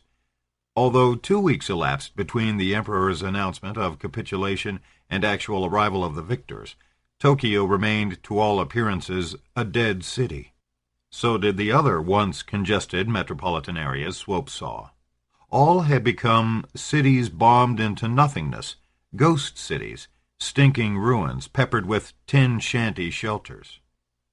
What Swope added to this picture that was unique among non-Japanese observers was the comparative perspective of someone accustomed to viewing war's devastation through the camera's eye. In Germany, as well as in parts of Nazi-occupied France, the aftermath of Allied bombing was rubble spiked with the skeletal remains of once sturdy stone and mortar buildings, and sometimes the still towering steeples of churches. One need only think of the photographs of Cologne, with its great cathedral spires still reaching toward heaven. War-ravaged urban Japan was another story. There is really no way to describe a bombed-out city. There is simply nothing left. That's all there is to it. I thought Le Havre, in Nazi-occupied France, was badly hit, but it was nothing compared to Tokyo and the other Jap cities that have had it. It is also very hard to photograph this type of destruction. Whereas in Germany there were walls standing and many of the houses were shells, here there is nothing standing, and not even any bomb craters or piles of wreckage. It is just flat. The whole city has gone up in smoke. In retrospect, these words help explain what may seem puzzling, why the photography of bombed-out Germany tends to be more dramatic and memorable than the visual record that came out of defeated Japan. The strength of Swopes's own photographs lies in the record he provides of people rather than devastated places. Essentially, much of urban Japan simply burned to the ground. That there was little left standing in these bombed cities was due to the flimsy construction of Japanese structures in general, particularly when it came to crowded residential, commercial, and industrial areas. The first aerial attack on Tokyo and Nagoya was the daring one-shot Doolittle raid of April 18, 1942, launched from a single aircraft carrier and undertaken exclusively for its psychological impact within Japan and among Americans and other members of the Allied alliance. U.S. Air Forces operating out of unoccupied China also launched a score or so attacks against Japanese industrial and military targets, including Iwata and Nagasaki, in 1944, with less than satisfactory results. The little-remembered attack on Nagasaki in early August 1944 involved a small nighttime mission of 24 bombers dropping firebombs.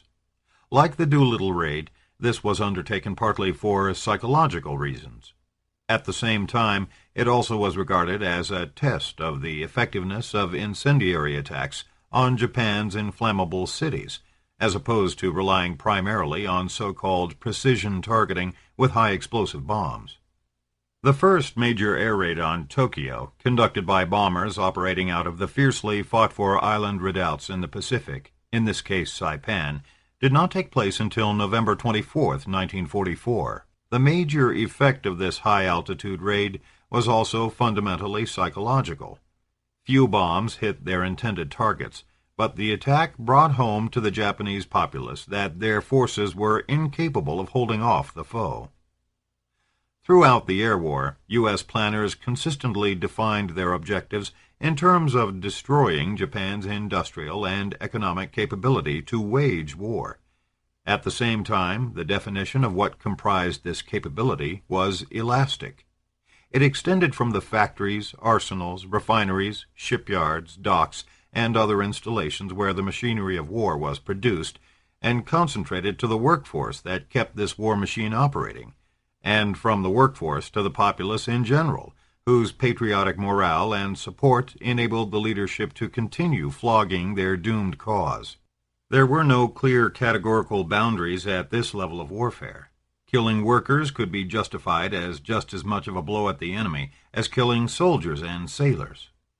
Killing women, children, elderly people, civilians in general, obviously would demoralize both the workforce and the fighting force, and, at least in theory, undercut the government's appeals to fight to the bitter end.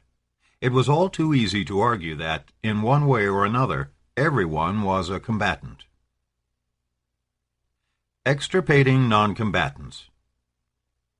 The disappearance of non-combatants had its genesis in the Anglo-American Air War in Europe. As early as July 1941, England's Bomber Command issued a directive explicitly identifying destroying the morale of the civil population as a whole and of the industrial workers in particular as one of the objectives of aerial attacks against Germany. In the opening stage of this campaign, when planning the destruction of the medieval wooden city of Lubeck early in 1942, Air Marshal Arthur Harris argued for an optimal combination of incendiaries and high-explosive bombs on these grounds. What we want to do in addition to the horrors of fire is to bring the masonry crashing down on top of the Boche, to kill Boche, and to terrify Boche. Boche is a derogatory French slang for the Germans, dating from World War I. The British made no distinction between soldier and civilian in their air war on Germany, and neither did the Americans when they turned to Japan. The biggest difference in Japan was that there was not a great deal of masonry. Obliterating the distinction between fighting men and non-combatants could be rationalized by calling attention to the Axis enemy's own policies and propaganda, for Japan's leaders and ideologues, like Germany's, also declared that every one of the Emperor's subjects, or the Führer's Volk, was an integral part of their nation's military mission. 100 million hearts beating as one, the 100 million as a single bullet, the 100 million as a shattered jewel, or a special suicide force ready to fight to the bitter end. Such rabid sloganeering on the Japanese side also turned every man, woman, and child into a combatant. Mobilization for total war touched every corner and member of society, on every side. Even as Japan's leaders were self-righteously condemning U.S. attacks on civilian populations, moreover, their naval engineers were launching the huge Sentoku I-400 class submarine aircraft carriers it was hoped would deliver bacteriological bombs on U.S. cities. Their aeronautic engineers were fiddling with blueprints for a 6-engine long-range bomber nicknamed Mount Fuji that would be capable of carrying out a one-way attack on American cities, possibly even including New York. And their scientists were looking into the possibility of developing nuclear weapons and concluding this was theoretically possible, but technically improbable in the near future. On every side, as morale entered the picture, morality exited. At the same time, it is also true that the vision of killing Japanese and other peoples of color wholesale had deeper roots in the Anglophone world. Although it is correct to argue that precision bombing of explicit conventional military targets was a mantra among those who directed the U.S. air war prior to 1945, the image of Japan's cities and their inhabitants going up in smoke had mesmerized the apostles of aerial bombardment, as well as apocalyptic Caucasian dreamers of a race war between East and West, almost from the very beginning of the age of air power.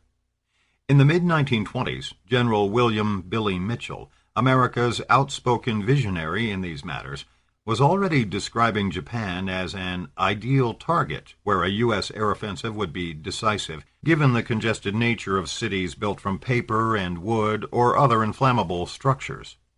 By the early 1930s, Mitchell was speaking with little restraint of a war against the yellow military peril in which Japan's wood and paper cities and towns would provide the greatest aerial targets the world has ever seen. Incendiary projectiles would burn the cities to the ground in short order. To polish off the task, Mitchell proposed accompanying this with an attack by gas. Although the systematic incendiary bombing of congested Japanese urban areas did not begin until March 1945, and although precision bombing remained on the agenda of the air war until Japan's surrender, U.S. strategic planners were already discussing how easy it would be to ignite Japan's tinderbox cities before the Pearl Harbor attack. In 1939, for example, an instructor at the Army's Air Corps Tactical School directed attention to the devastating 1923 Kanto earthquake, in which flames from simple household braziers ignited collapsed dwellings and caused a conflagration that destroyed the greater part of Tokyo and Yokohama. The 1923 disaster, students were told, called attention to the flimsy and highly inflammable materials that constituted most urban construction in Japan, and bears witness to the fearful destruction that may be inflicted by incendiary bombs. At the same time, however, the instructor reminded his class that humanitarian considerations ruled out engaging in this sort of warfare. 2 years later, such reservations had been put aside. In the months immediately preceding Pearl Harbor, the prospect of torching Japanese cities not only was on the minds of U.S. military planners, but even entered their wishful calculations as a deterrent to Japanese aggression. Thus, on November 15, 1941, Army Chief of Staff General George Marshall confidentially briefed 7 senior journalists in Washington about the planned dispatch of additional B-17 Flying Fortress bombers to the Philippines, where they would more than triple what was already the largest concentration of B-17s anywhere in the world, and possibly be in a position to bomb Japan itself, using landing fields in the Soviet Union and perhaps China. The U.S. is on the brink of war with the Japanese, minutes of this secret briefing read in summarizing Marshall's presentation, and our position is highly favorable in this respect. Marshall distributed a detailed map illustrating the numerous airfields from which Japan might be bombed, and noted that the buildup in the Philippines would be allowed to leak to the Japanese leadership, but not the public at large. Even if this failed to serve as a deterrent, the record of the briefing paraphrased Marshall as promising that if war with the Japanese does come, we'll fight mercilessly. Flying fortresses will be dispatched immediately to set the paper cities of Japan on fire. There won't be any hesitation about bombing civilians. It will be all out. On November 19th, 4 days later, Marshall instructed his staff, again in graphic language, to investigate plans for general incendiary attacks to burn up the wood and paper structures of the densely populated Japanese cities. The media was attuned to such scenarios even before Marshall's ostensibly confidential projections. The October 31st issue of the weekly United States News, for example, featured a dramatic 2-page topological map of bomber lanes to Japan, with arrows indicating how Japan is today within range of bomber attacks from 7 main points. These ranged from Vladivostok in the Soviet Union, 440 miles away, to Cavite in the Philippines, 1,860 miles, to Singapore, 3,250 miles. Tokyo, Yokohama, and Osaka were identified as prime targets, with the capital being typically identified as a city of rice paper and wood houses. Lurid illustrations of terrified Japanese being pounded from the air had actually appeared in U.S. periodicals years earlier. It was no doubt partly in response to this sort of speculation that, in the weeks before Pearl Harbor, almost half of Americans polled anticipated that any future conflict with Japan would be comparatively easy to win. U.S. military planners actually began tentatively identifying potential bombing targets in Japan in the spring of 1941, and were funneling this intelligence to MacArthur in the Philippines. Prior to the Day of Infamy, the general had received photographs and maps identifying some 600 prospective targets in Japan. As usual, these reports described Japan cities as a lucrative target for bombardment aviation. Although much of this speculation stretched the actual capacity of the bombers available at the time, and depended on undependable ties with other nations, especially the Soviet Union, and the hope that it would provide bases in Siberia, it was taken seriously and proved prophetic. Once the United States entered the war in the wake of Pearl Harbor, such planning was naturally ratcheted to entirely new levels. In the immediate wake of Pearl Harbor, the U.S. government mobilized an impressive range of academics and corporate consultants explicitly to offer technical advice on the development of incendiary weapons. long before the all-out firebombing of Japanese cities was launched in 1945. The U.S. Army Air Forces had planned and seriously practiced the art of incendiary urban attacks in the European theater of operations. As frequently happens in such matters of high policy with deadly consequences, popular fantasizing and top-level secret planning developed side by side where the doctrine of bombing enemy populations was concerned. In July 1943, as the Anglo-American air war against Germany intensified, the Walt Disney Studio rushed to produce a 70-minute animated feature film titled Victory Through Air Power, based on a best-selling book of that title by the Russian strategist Major Alexander P. Dostoevsky, which first appeared in bookstores 6 months after Pearl Harbor. Animation was interspersed with interviews with Dostoevsky, and Disney's illustrators introduced viewers to ever more sophisticated warplanes, along with bombs that grow ever larger in size, eventually dwarfing the humans who stand next to them. In a much commented upon closing sequence, Victory Through Air Power ends with animated bombers attacking Japan from bases in Alaska. City streets are seen through opened bomb bay doors. Bombs fall. Explosions destroy factories, machinery, and naval yards. The scene then dissolves into a high-altitude view of the Pacific with a fierce eagle repeatedly plunging its talons into a grotesque octopus representing Japan, its tentacles extending over nearby territories, a scene one commentator described as a prolonged sequence of orgiastic destruction. In a final triumphal image, the slain octopus dissolves into burned ruins. The sky clears, the sun rises, and against the soundtrack of America the Beautiful, the eagle soars and alights on a realistic stars and stripes, rippling in the wind as the film's title and final words, Victory Through Air Power, appear on the screen. Although much of the Disney treatment dealt with Germany, the final minutes of the film, released well before the German defeat, dwelled exclusively on long-range bombers pulverizing Japan. Powerful, technologically advanced, efficient both economically and militarily, as well as in obliterating enemy evil and saving Allied lives, strategic bombing, to judge from this paean, had the added attraction of eliminating human terror and misery as well. As the film critic James Agee observed at the time, there were no suffering and dying enemy civilians under all those proud promises of bombs. No civilians at all, in fact. Agee found the gay dreams of Holocaust at the end particularly offensive. The New York Times, by contrast, praised Mr. Disney for a delightful and stimulating combination entertainment-information film, rhapsodized about eyes glued on the screen with exciting shots that end with dropping bomb after bomb until Japan is consumed in a roaring blaze, concluded that if Victory Through Air Power is propaganda, it is at least the most encouraging and inspiring propaganda that the screen has afforded us in a long time. As the story goes, in any case, Disney sent a copy of the film to Roosevelt and Churchill while they were meeting in Quebec in August 1943, and an impressed Roosevelt passed it on to his Joint Chiefs. It was at this important conference on grand policy that the United States presented an air plan for the defeat of Japan, which included among its objectives, in contorted bureaucratic language, the dislocation of labor by casualty.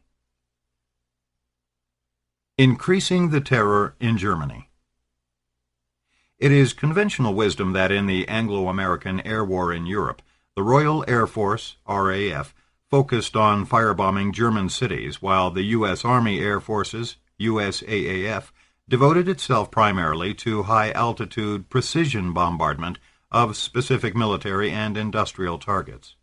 Even the particularly shocking February 1945 destruction of Dresden, whose architectural beauty and cultural heritage had led it to be called Germany's Florence on the Elbe, and whose population was swollen by refugees fleeing the advancing Soviet army, seemed to confirm the precision bombing rule where the Americans were concerned. While the British concentrated on obliterating the old city in a typical nighttime incendiary attack, The complementary U.S. raid focused on railroad marshalling yards. While the British and U.S. Air Commands did adhere to such a general division of labor against Germany, however, in practice the USAAF also engaged in extensive indiscriminate bombing of its own, deliberate as well as inadvertent. Explicit targets such as rail yards, for example, were commonly located in the middle of urban areas. In addition, the frequency of dense cloud cover made U.S. bombers heavily reliant on a recently developed radar-blind bombing device known as H-2X. A scrupulous analysis of 8th Air Force mission records by Richard G. Davis, a senior Air Force historian, for example, reveals that in the last 18 months of the air war against Germany, the USAAF carried out at least 69 missions explicitly targeting the city area of 25 different cities. Each of these attacks involved at least 100 heavy bombers, and altogether they dropped 60,000 tons of bombs. 35% of this bomb load was incendiaries, whose one function was to destroy so-called soft targets such as houses, commercial buildings, and government offices. The bombing of Dresden conformed to this pattern. On the night of February 13th, the RAF carried out a technically perfect fire-raising attack that unloaded 2,700 tons of bombs on the heart of the city, of which incendiaries comprised some 40%. The following day, the USAAF followed with a blind daytime raid of over 300 B-17s, ostensibly directed against Dresden's rail yards, dropping 771 tons of bombs, in which the percentage of incendiaries was, again, 40%. Estimates of the number of civilians killed in the Dresden raids vary greatly, and will never be certain. Many reliable sources now place the probable total at around 35,000. Although internal 8th Air Force mission reports frequently identified city areas and towns and cities as targets in 1944 and the opening months of 1945, such straightforward language was rarely shared with the public and was deleted from most official U.S. accounts in the immediate post-war period. In the wake of the unexpectedly controversial bombing of Dresden, the importance of such obfuscation was re-emphasized. As a top-level internal cable on USAAF press policy put it, public relations officers have been advised to take exceptional care that the military nature of targets attacked in the future be specified and emphasized in all cases. As in the past, the statement that an attack was made on such and such a city will be avoided. Specific targets will be described. Consistent with this policy, official post-war surveys of 8th Air Force targeting scrubbed the city area terminology that appeared in mission reports and replaced it with the lexicon of specific military targets, marshalling yards, industrial areas, port areas, etc. In a massive study published under Air Force auspices in 1993, Davis offered a graphic description of the difference between precisely labeled military targets and the actual nature of the U.S. raids. A well-hit marshalling yard meant a well-hit city, with block upon block of residential areas gutted, families left homeless, small businesses smashed, and workers and others, including women and children, blown to bits, or, more likely, burned or crushed by the hundreds, if not thousands. In actual practice, he concluded, marshalling yards undoubtedly served as a euphemism for city areas. This was a euphemism that, for sometimes complex psychological reasons, many war planners themselves long persisted in accepting at face value. The destruction of Dresden so near the end of the war against Germany momentarily drew public attention to the concept of terror itself. To the consternation of both the British and U.S. high commands, the Associated Press paraphrased an RAF briefing officer to the effect that Allied air chiefs had made the long-awaited decision to adopt deliberate terror bombing of German population centers as a ruthless expedient to hasten Hitler's doom. Although military spokesmen hastened to deny this, and the comment was quickly suppressed in the British, but not U.S. media, by this date terror was firmly established as central to the everyday practice of the air war in Europe. Certainly on the British side, the old-fashioned notion that jus in bello still should reflect proportionality and constrain the means chosen to attain a desired military end had long since gone out the window. As Air Marshal Harris put it in an internal memorandum after the controversy over Dresden erupted, attacks on cities like any other act of war are intolerable unless they are strategically justified. But they are strategically justified insofar as they tend to shorten the war and preserve the lives of Allied soldiers. Dresden, Harris declared, was a mass of munition works, an intact government center, and a key transportation point to the east. It is now none of these things. Still, Dresden and the criticism that followed prompted Churchill, a strong supporter of area bombing, despite his condemnation of such practices as odious back in 1940, to reconsider the practicality of such tactics at this late stage of the war in Europe. Among Churchill's concerns was the impending victory of the Soviet Union, as well as material problems in a devastated post-war Germany. On March 28th, a few weeks before Germany's capitulation, the Prime Minister dashed off this minute to his military staff. It seems to me that the moment has come when the question of bombing of German cities simply for the sake of increasing the terror, though under other pretexts, should be reviewed. Otherwise we shall come into control of an utterly ruined land. We shall not, for instance, be able to get housing materials out of Germany for our own needs, because some temporary provision would have to be made for the Germans themselves. The destruction of Dresden remains a serious query against the conduct of Allied bombing. I am of the opinion that military objectives must henceforward be more strictly studied in our own interests rather than that of the enemy.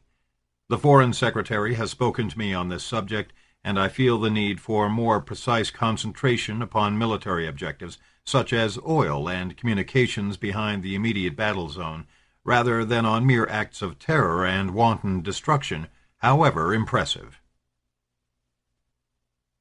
Targeting Japan. Bombing simply for the sake of increasing the terror, though under other pretexts. No one combined unsentimental realism and linguistic acrobatics more fluently than Churchill, and his confidential observation adroitly captures this where area bombing was concerned. One planned and practiced terror and wanton destruction from the sky under other names. In this instance, indeed, the language was too clever by half, for on April 1st, the Prime Minister withdrew his memorandum of 4 days earlier at the urging of his air staff, and replaced it with a more discreet note that eliminated all references to wanton terror. In military parlance itself, the most benign of names and pretexts entailed identifying targets as marshalling yards and the like, even where incendiaries comprised a large percentage of the bomb loads, and the air raids themselves were usually carried out in weather that demanded blind bombing. More accurate, although still in its own way euphemistic, was the straightforward identification in 8th Air Force mission records of city areas and towns and cities as targets. A more composite euphemism enshrined at the highest levels of secret wartime U.S. planning from an early date called for targeting urban industrial areas.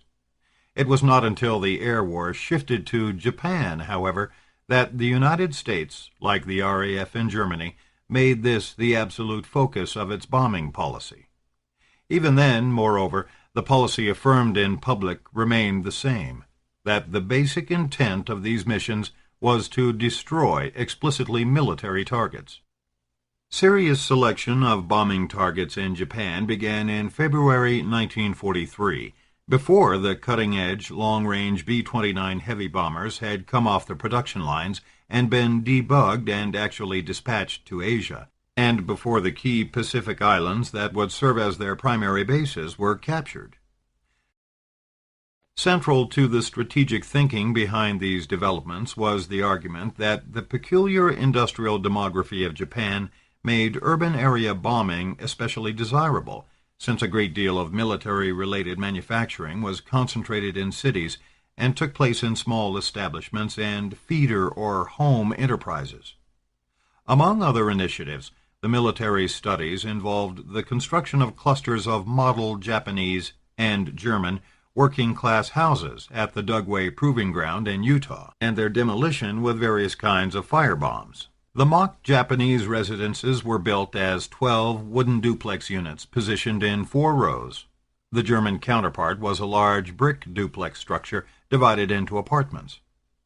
The demolition tests, which began in May 1943 and extended into 1944, provide a snapshot of cultural knowledge at war.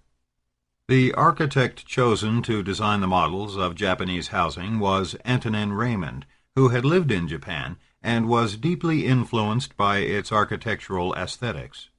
Raymond accepted the assignment after concluding that bombing was the most effective way to terminate the war quickly, and proceeded to apply his knowledge meticulously.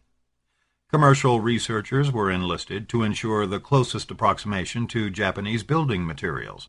Sitka spruce was selected as the nearest American counterpart to the Japanese cypress, hinoki, used in construction. Southwest adobe took place of the mud plaster used in Japanese walls. Tatami straw mats were shipped in from Hawaii. A prefabrication factory was established near Fort Dix in New Jersey, and the parts were shipped by truck to Utah over 1,000 miles away and replaced as earlier shipments were destroyed in the tests. Raymond's description of his contribution was almost affectionate in its intimate detail. The buildings were fully furnished with futon, zabuton, and everything that one finds usually in a Japanese house.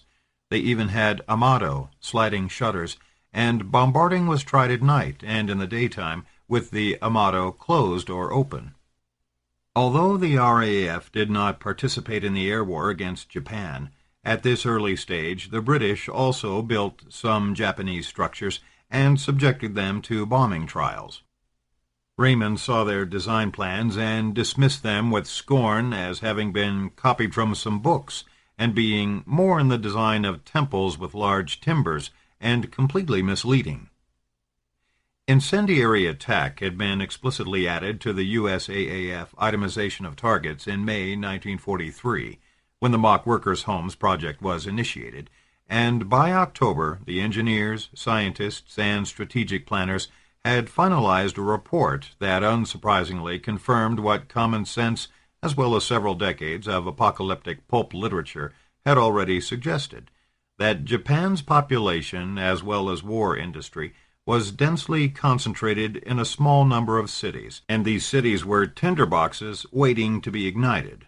Titled Japan Incendiary Attack Data, this report listed on its first page 4 reasons why Japanese cities were even more attractive targets than German cities for incendiary attack: greater inflammability of residential construction, greater congestion, proximity of factories and military objectives to residential construction, and the concentration of war industry in a few major cities.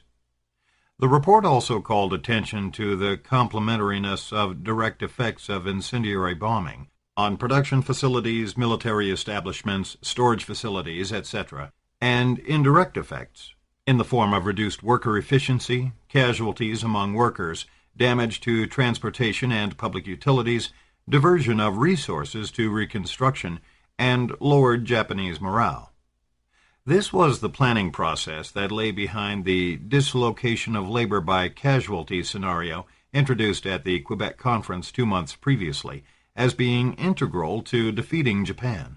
In the final version of Japan Incendiary Attack Data submitted to the U.S. High Command on November 11th, urban industrial areas vulnerable to incendiary attacks were listed as one of 6 profitable aviation target systems. These evolving targeting plans quickly took on a momentum of their own. By June 1944, planners had focused attention on destroying the 6 most important urban areas on the main island of Honshu: Tokyo, Nagoya, Osaka, Kobe, Yokohama, and Kawasaki. By September, they had worked out plans estimating that such attacks might result in over 500,000 fatalities. As one internal planning report by the Army Air Force's Intelligence Division, A2, put it, the subcommittee considered an optimum result of complete chaos in 6 cities, killing 584,000 people. By October, the list of prospective urban targets had been expanded to 22 cities.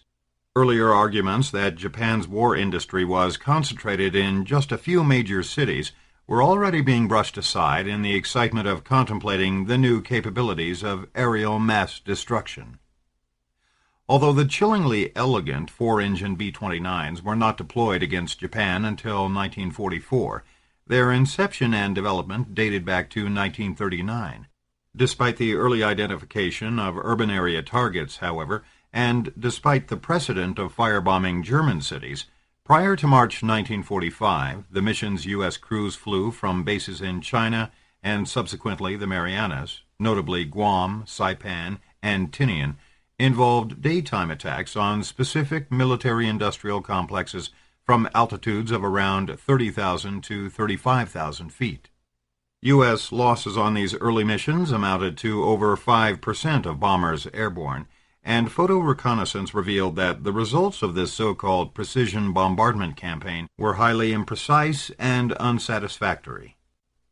The reasons for these unsatisfactory results were numerous, not least among them the fact that the jet stream high above Japan was exceptionally strong and turbulent, sometimes amounting to winds in the neighborhood of 200 miles per hour or more. Encountered as a tailwind, the jet stream propelled bombers over their projected targets at speeds too fast for precision bombing. Hit by the jet stream from the side, the B-29s often drifted as much as 45 degrees, which was usually too much for the bomb sights to compensate for. Confronted as a headwind, the speed of the planes dropped to a point where they became easier targets for anti-aircraft defenses. As over Germany, moreover, the cloud cover over Japan was more often than not dense, making visual targeting impossible. Plans for carpet bombing Japanese cities, in any case, were already on the books long before this actually became standard operating procedure, and not only on the books but also on the calendar. As early as May 1944, U.S. planners had concluded that the best weather for delivering incendiary attacks would occur in March and September. Thus, a kind of meteorological imperative meshed with other considerations: long-established anticipation of urban area attacks, acquisition of Pacific bases from which the B-29s could easily reach Japan, persistent difficulties and shortcomings in the precision bombing raids, to prompt a stunning new strategy that changed the nature of America's air war, and in certain ways, perhaps, the nature of America itself. Firebombing the great cities. On March 9, 1945, much as the weathermen had been recommending, General Curtis E. LeMay, commander of the 20th Air Force, dispatched his B-29 crews on a massive, low-altitude, radar-guided nighttime incendiary raid that burned the heart of Tokyo to the ground. Among other considerations, going in at low altitude at night placed less strain on the engines and decreased the effectiveness of Japan's already overwhelmed anti-aircraft, fighter plane, and ground fire defenses. With the latter consideration in mind, LeMay also boldly stripped the bombers of much of the defensive guns, gunners, ammunition, and armor they had carried on high-altitude flights, thus greatly increasing the bomb load each superfortress could carry by as much as 25%, or roughly 3,000 additional pounds of incendiaries. In theory, and in the sanitized coverage of the air war in the U.S. media, war-related industry remained the primary target of this and subsequent raids on Japan's major and minor cities. In practice, as Thomas Searle has carefully documented, there was little attempt in military circles to disguise the fact that civilians were being deliberately killed en masse. In the target description for the March 9th raid, titled Tokyo Urban Industrial Area, and distributed to officers of the bomber crews, it was noted that within this target area of approximately 10 square miles, the average population is 103,000 people per square mile, an average probably not exceeded in any other modern industrial city in the world. Pilots were thus explicitly informed that they would be firebombing an area with an estimated population of around 1 million people. Under importance of their mission, the target description explained, among other things, that employment at scores of war plants throughout Tokyo and environs would be directly affected by casualties, movement of workers out of the area, use of manpower in reconstruction, and probably lowered worker morale. Lieutenant General Ira C. Eaker, deputy commander of the USAAF from March 1945 on, later paraphrased this for a post-war interviewer. "It made a lot of sense," he explained, "to kill skilled workers by burning whole areas." Until Hiroshima, this first Tokyo air raid remained the most devastating single aerial attack delivered against Japan. LeMay's force, numbering 334 bombers, dropped 2,000 tons of bombs from altitudes ranging from roughly 5 to 9,000 feet on a target area that actually measured some 4 by 3 miles. An authoritative early post-war account records that the bombs away message set the pattern for future reports. Bombing the target visually. Large fires observed. Flak moderate. Fighter opposition nil. B-29 crews returning home could still see the conflagration from 150 miles away, and post-attack photo reconnaissance calculated that the destruction amounted to 15.8 square miles burned out, including 18% of the industrial area, 63% of the commercial area, and the heart of the congested residential district. The violence of the firestorm created by this first all-out incendiary raid on Japan was not replicated until Hiroshima 5 months later. Winds generated by the conflagration are estimated to have ranged from 28 to over 55 miles per hour, carrying burning brands out to sea and creating, if we can believe the official post-war U.S. reports, turbulence approximating a Hollywood spectacle within the attacking force itself. Pilots reported, one strategic bombing survey report has it, that the air was so violent that B-29s at 6,000 feet were turned completely over, and that the heat was so intense, even at that altitude, that the entire crew had to don oxygen masks.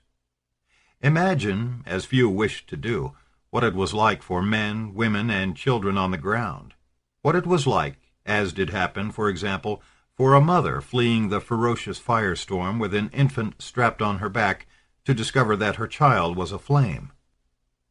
Japanese officials themselves, who after as well as before the surrender usually underestimated their losses and proved unreliable with statistics in general, calculated that this first Tokyo air raid destroyed around 267,000 buildings, about 1/4 of Tokyo's total. It took the police 25 days to remove all the corpses, some of which clogged the city's canals. Individuals attempting to flee the flames had often sought refuge in these waterways, and then been scalded to death when the heat from the firestorm brought the water to a boil. Radio Tokyo called the disaster slaughter bombing, and the human toll was awesome by anyone's reckoning. Japanese authorities put the number of fatalities at the impossibly exact number of 83,793, which is now regarded as conservative. The estimated number of injured ranges from half to twice that number.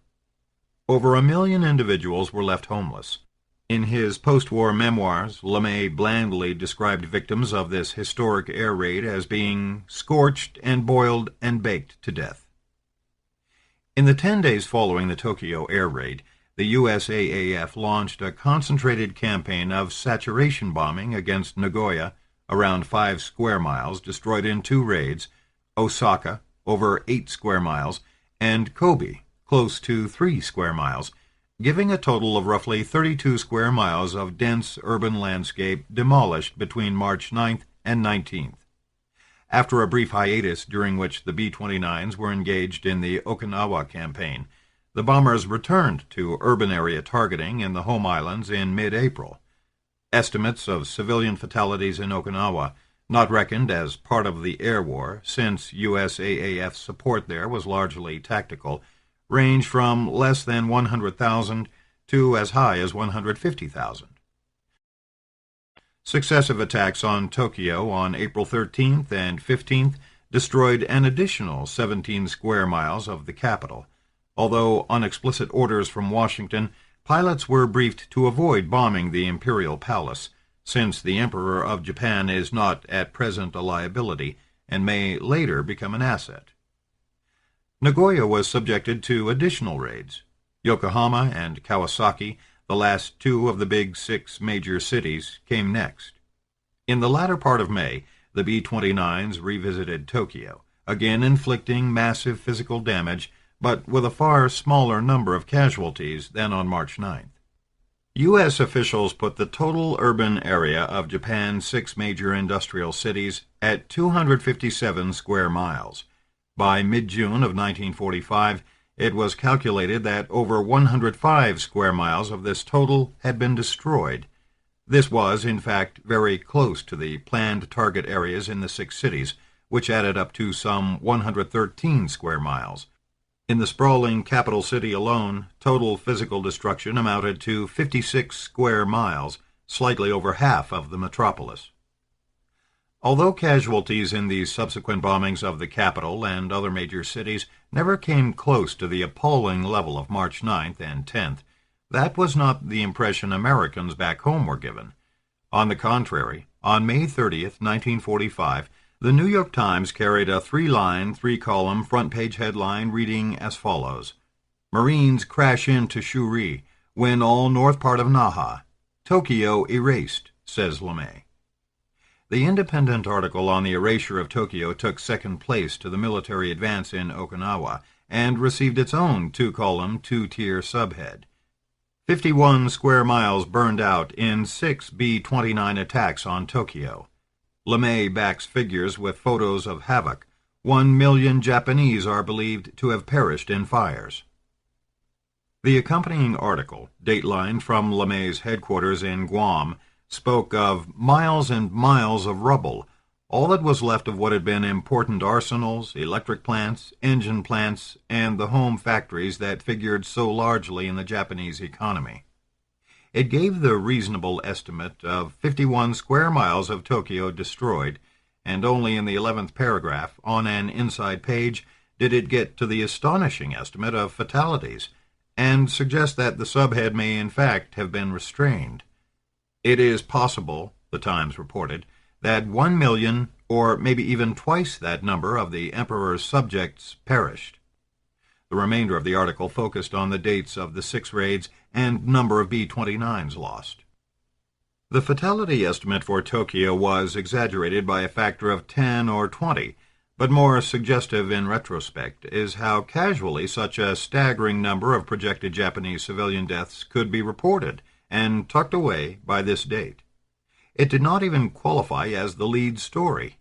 Suggestive, too, is how nonchalantly even a paper at the respected level of the Times could report that 1 or perhaps 2 million of the Emperor's subjects had been killed in an attack on arsenals, electric plants, engine plants, and home factories, and leave it at that. Burn jobs and secondary targets. In the reports that laid the groundwork for urban area incendiary raids, U.S. planners emphasized that one of the features of Japan's economy that made such raids particularly desirable was that war industry was concentrated in a few large cities. As it turned out, the bombing of the country's 6 major urban areas was but a prelude to an intensified campaign that ultimately targeted 60 additional cities. Beginning in mid-June and prior to the dropping of the atomic bombs on Hiroshima and Nagasaki in early August, LeMay's command firebombed 58 secondary cities with populations ranging from an estimated 31,000, Tsuruga, to 400,000, Isazaki. In 20 of these cities, the population was less than 75,000, and in another 20, between 75,000 and 150,000. 12 of the firebombed secondary cities had populations between 150,000 and 250,000. In terms of square miles destroyed, the crudest index of effectiveness, it was calculated that 10 of these secondary cities were between 40 and 49% destroyed, 6 between 50 and 59% destroyed, 11 between 60 and 69% destroyed, and 9 between 70 and 79% destroyed. In 4 cities, Fukui, Hachioji, Numatsu, and Toyama, the firebombing destroyed 80% or more of the built-up urban area. The destruction in Toyama, with a population of 128,000, was put at an astonishing 99.5%. An American radio operator in the Toyama raid wrote this in his journal: "The drop was made, no flak fighters were encountered, a milk run, intelligence was correct." The cumulative area destroyed in the so-called secondary cities came to around 64 square miles, bringing the estimated total of urban area destruction prior to the dropping of the atomic bombs to close to 170 square miles. When the photographer John Swope spoke of dead cities and ghost cities and cities bombed into nothingness, he was engaging in only the slightest hyperbole. The lavishly staffed post-war U.S. Strategic Bombing Survey concluded that the urban area incendiary attacks eliminated completely the residential and smaller commercial and industrial structures in the affected areas and a significant number of important plants. Including Hiroshima and Nagasaki, approximately 30% of the entire urban population of Japan lost their homes. Compared to the air war against Germany, Japan's cities proved to be a cost-efficient target indeed. The total tonnage of bombs dropped on Japan proper came to a mere 8.4% of that dropped on Germany, with two-thirds of this bomb load, and three-quarters from May 1945 on, being firebombs. There are a number of explanations for why the total number of casualties from this wholesale targeting of urban areas was not much larger. For one, firestorms of the sort that devastated Tokyo in early March depended on a rare confluence of conditions that was not repeated until the atomic bombing of Hiroshima. Only two target cities in the air war against Germany, Hamburg and Dresden, experienced firestorms. Additionally, once the air raids began, most cities tore down houses to create fire breaks ranging from 100 to 300 feet wide. While saturation bombing ignited both sides of these breaks, some nonetheless provided avenues of escape. Civil defense measures, including homemade ditches and makeshift backyard shelters as well as public shelters, were inadequate but helped to a degree in decreasing casualties. Also, large numbers of school children were evacuated to the countryside, although many adolescents remained behind to help create fire breaks, work in factories, and provide other kinds of low-skill assistance to the increasingly desperate war effort. In designating secondary targets once the 6 major urban areas had been decimated, the number one consideration of planners was congestion and inflammability or combustibility, followed in the formal listing of priorities by incidents of war-related industry, transportation facilities, size and population, and adaptability to radar bombing. In practice, as the Strategic Bombing Survey observed, certain of the cities attacked had virtually no industrial importance, and the preponderant purpose appears to have been to secure the heaviest possible morale and shock effect by widespread attack upon the Japanese civilian population. Chronologically, most of the targeted cities that had populations under 100,000 were bombed in the final month of the war, that is, beginning around mid-July. They were chosen for destruction primarily because they were highly combustible and still standing. They were, in a word, simply targets of opportunity. These were the missions that were referred to as burn jobs, as well as milk runs, and Japanese opposition to them, as an official post-war U.S. account observed of the very first of the secondary city raids, was almost nil. As U.S. forces advanced on Japan, psychological warfare operatives in the Office of War Information and the Army produced a variety of leaflets to drop on soldiers in the field and the Emperor's subjects back home, all urging them in one way or another to cease resistance in the face of impending annihilation.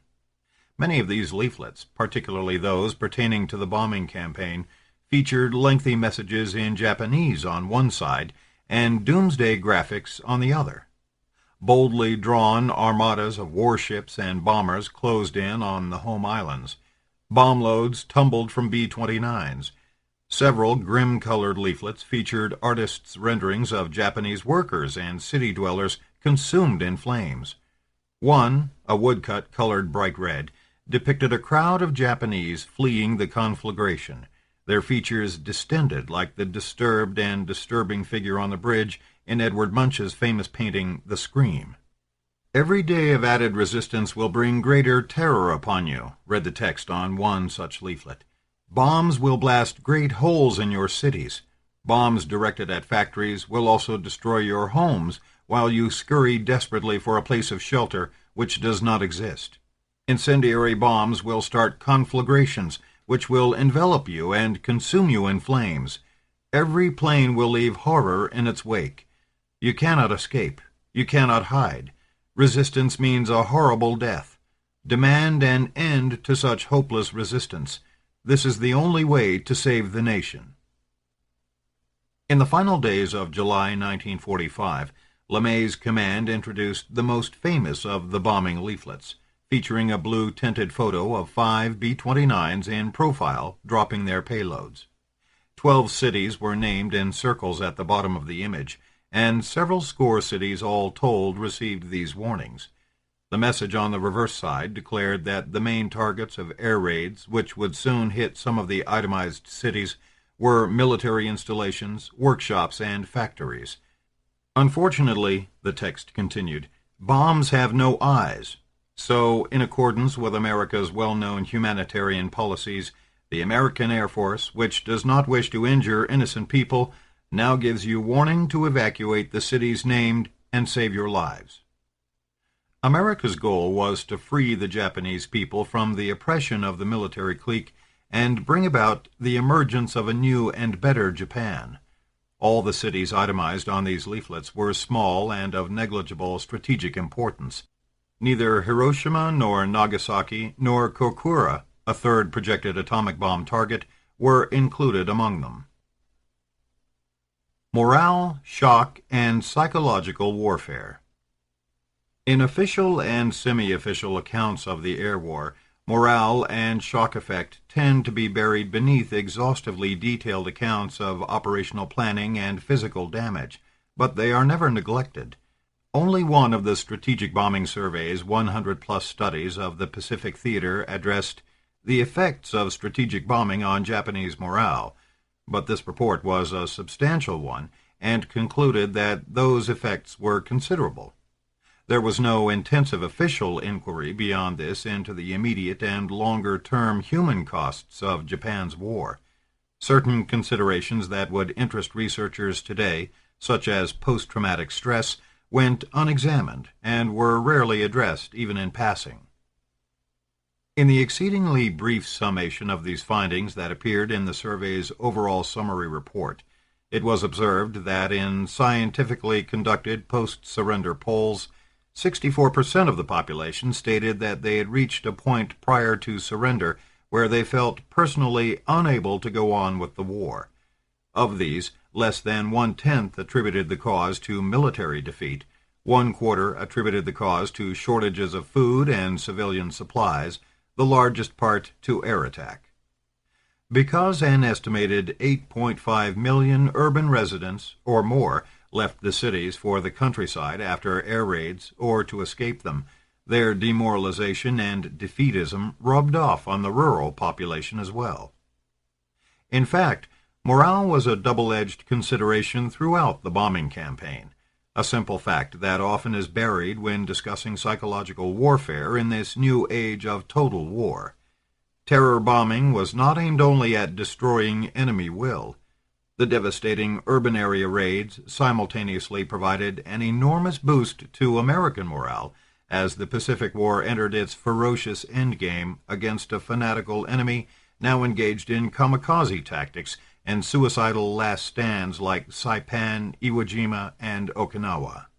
As one internal military report put it after the great incendiary raid on Tokyo in early March, the astounding success of the new bombing policy salvaged the morale and fighting spirit of LeMay's crews and persuaded them that the B-29 was an efficient and reliable aircraft. Beyond this, of course, News that war had finally come home with a vengeance to Japan and the emperor's loyal subjects were being erased in a wholesale manner was uplifting to virtually everyone on the Allied side, not only in the theaters of battle, but also on the home fronts of the Anglo-American powers and, to the extent such information could be disseminated, in China and much of the rest of occupied Asia as well. On the more usually observed side of the coin, the final year of the war saw a severe decline in both Japanese industrial productivity and living conditions, including nutrition levels. To what extent the air war deserves credit for this remains an ongoing debate, however, in which the effects of direct bombing must be set against the U.S. Navy's destruction of Japan's merchant marine and the combined sea-air blockade that cut off vital resources to the home islands. In one extreme line of argument, it was the cutting off of resources rather than the strategic bombing campaign that was the precipitating factor behind Japan's surrender. A parallel debate surrounds how to measure the demoralization that undeniably grew ever greater as city after city was incinerated. No one denies that most Japanese were emotionally exhausted before Hiroshima and Nagasaki, but almost no one doubts that the great majority would have fought tenaciously to defend their country if it faced invasion. At the same time, the records of the Japanese secret police and others keenly attuned to popular sentiments reveal great anxiety on the part of the ruling groups that shattering defeat itself might well tip popular sentiment in the direction of revolutionary and even communistic internal upheaval, a perception that ultimately made the queasy elites, including advisers close to the throne, as well as Emperor Hirohito himself, increasingly anxious to find a way out of their mounting crisis before it was too late. What is not controversial is that urban area bombing brought the war home to the general populace in the starkest manner conceivable, amounting not merely to physical ruin but to psychological warfare of the most brutal sort, amounting, in a word, to terror. In the wake of 9/11, many horrified Americans reverted to the moral mindset of the late 1930s, when it was assumed that deliberately targeting civilians was something that only barbaric others did. This is unsurprising, but it involved excising from memory much of the culture, psychology, and practice of warfare that came out of World War II. Terror was not a term the Americans and English bandied around loosely at that time, for there was always the danger that such frankness would blur the enormous differences between the democracies and the Axis enemy. As Churchill had privately acknowledged, one practiced terror and wanton destruction under other pretexts. At the same time, however, neither during the war nor after was such straightforward labeling buried. Thus, a multi-volume study of U.S. Army Air Forces in World War II, written under official auspices and published in the 1950s, concludes that the all-out B-29 attack that followed destruction of the 6 major urban areas had a profound effect on Japanese morale, as the terror which had earlier been confined to a few great cities was spread throughout the country. Other accounts were less restrained. In the midst of the euphoria over Japan's shattering defeat, for example, the USAAF itself issued a celebratory public relations release titled Highlights of the 20th Air Force that rhapsodized over the fiery perfection of jellied fire attacks that literally burned Japan out of the war. Prepared by the military's Office of Information Services in New York, the release reiterated the then standard approximate casualty estimates. In this case, 310,000 Japanese civilians killed, 412,000 injured, and over 9 million rendered homeless, and found patriotic joy in imagining how for 5 flaming months 1,000 all-American planes and 20,000 American men brought homelessness, terror, and death to an arrogant foe, and left him practically a nomad in an almost cityless land. This was, of course, good terror, delivered against an atrocious enemy that, in the Japanese case, showed no mercy to its own fighting forces and civilian populace, let alone to other Asians like the Chinese or Filipinos or Indonesians, or to their own colonial subjects like the Koreans, or to Caucasian adversaries in the field. From their own perspective on the other side of the battle line, Allied fighting forces were as familiar as the Japanese themselves with the suicidal indoctrination that exhorted the 100 million to choose death before dishonor. This prompted the black war zone joke that the Japanese had been taught it was their duty to die for the emperor, and it was the Americans' duty to see that they did. Had Japan's leaders been courageous enough to seek some kind of early surrender, they could have ventured to explore the possibility of capitulating at any time. That is what former Prime Minister Konoe had vainly urged the emperor to do in February 1945 before the horrendous Tokyo air raid. Even 63 additional devastated cities later, the emperor and his high command remained paralyzed. Such considerations inevitably color any debate concerning whether targeting densely populated residential areas with napalm and other incendiaries explicitly designed to incinerate civilians violated the jus in bello provisions of traditional understandings of just war. Obviously, many would argue, the indiscriminate U.S. air attacks on civilian populations were proportionate to the ferocity, fanaticism, and frequent atrociousness of Japan's own war conduct. In the end, this argument proceeds, urban area targeting and terror bombing shortened the war and saved uncountable Allied lives, including the lives of Chinese, who were still being killed in great numbers in 1945. As an afterthought, it is sometimes added that by helping precipitate Japan's capitulation in August 1945, these terror tactics also saved the lives of countless thousands of Japanese fighting men in the field, as well as civilians who would have perished in any Allied invasion of the home islands. On the other hand, even bland recitation of the unfolding stages in the air war against Japan reveals an incremental callousness and almost casualness regarding human slaughter, accelerating from precision targeting of explicit military-related installations to targeting urban industrial areas in the abstract, then identifying a few major cities that were critical to military production, then aiming at crowded commercial and residential areas more generally, and from this, in turn, once the major cities had been destroyed, proceeding to all-out bombing of medium-sized cities and towns prioritized as targets based, first and foremost, on their congestion and inflammability. Technological capability drove the war tactics and simultaneously altered the very definition of proportionate and acceptable behavior. Area bombing, incendiary bombing, fire bombing, carpet bombing, saturation bombing, obliteration bombing, dehousing the urban workforce with jelly bombs, that is, napalm, all these euphemisms meant deliberately targeting and terrorizing civilian men, women, and children.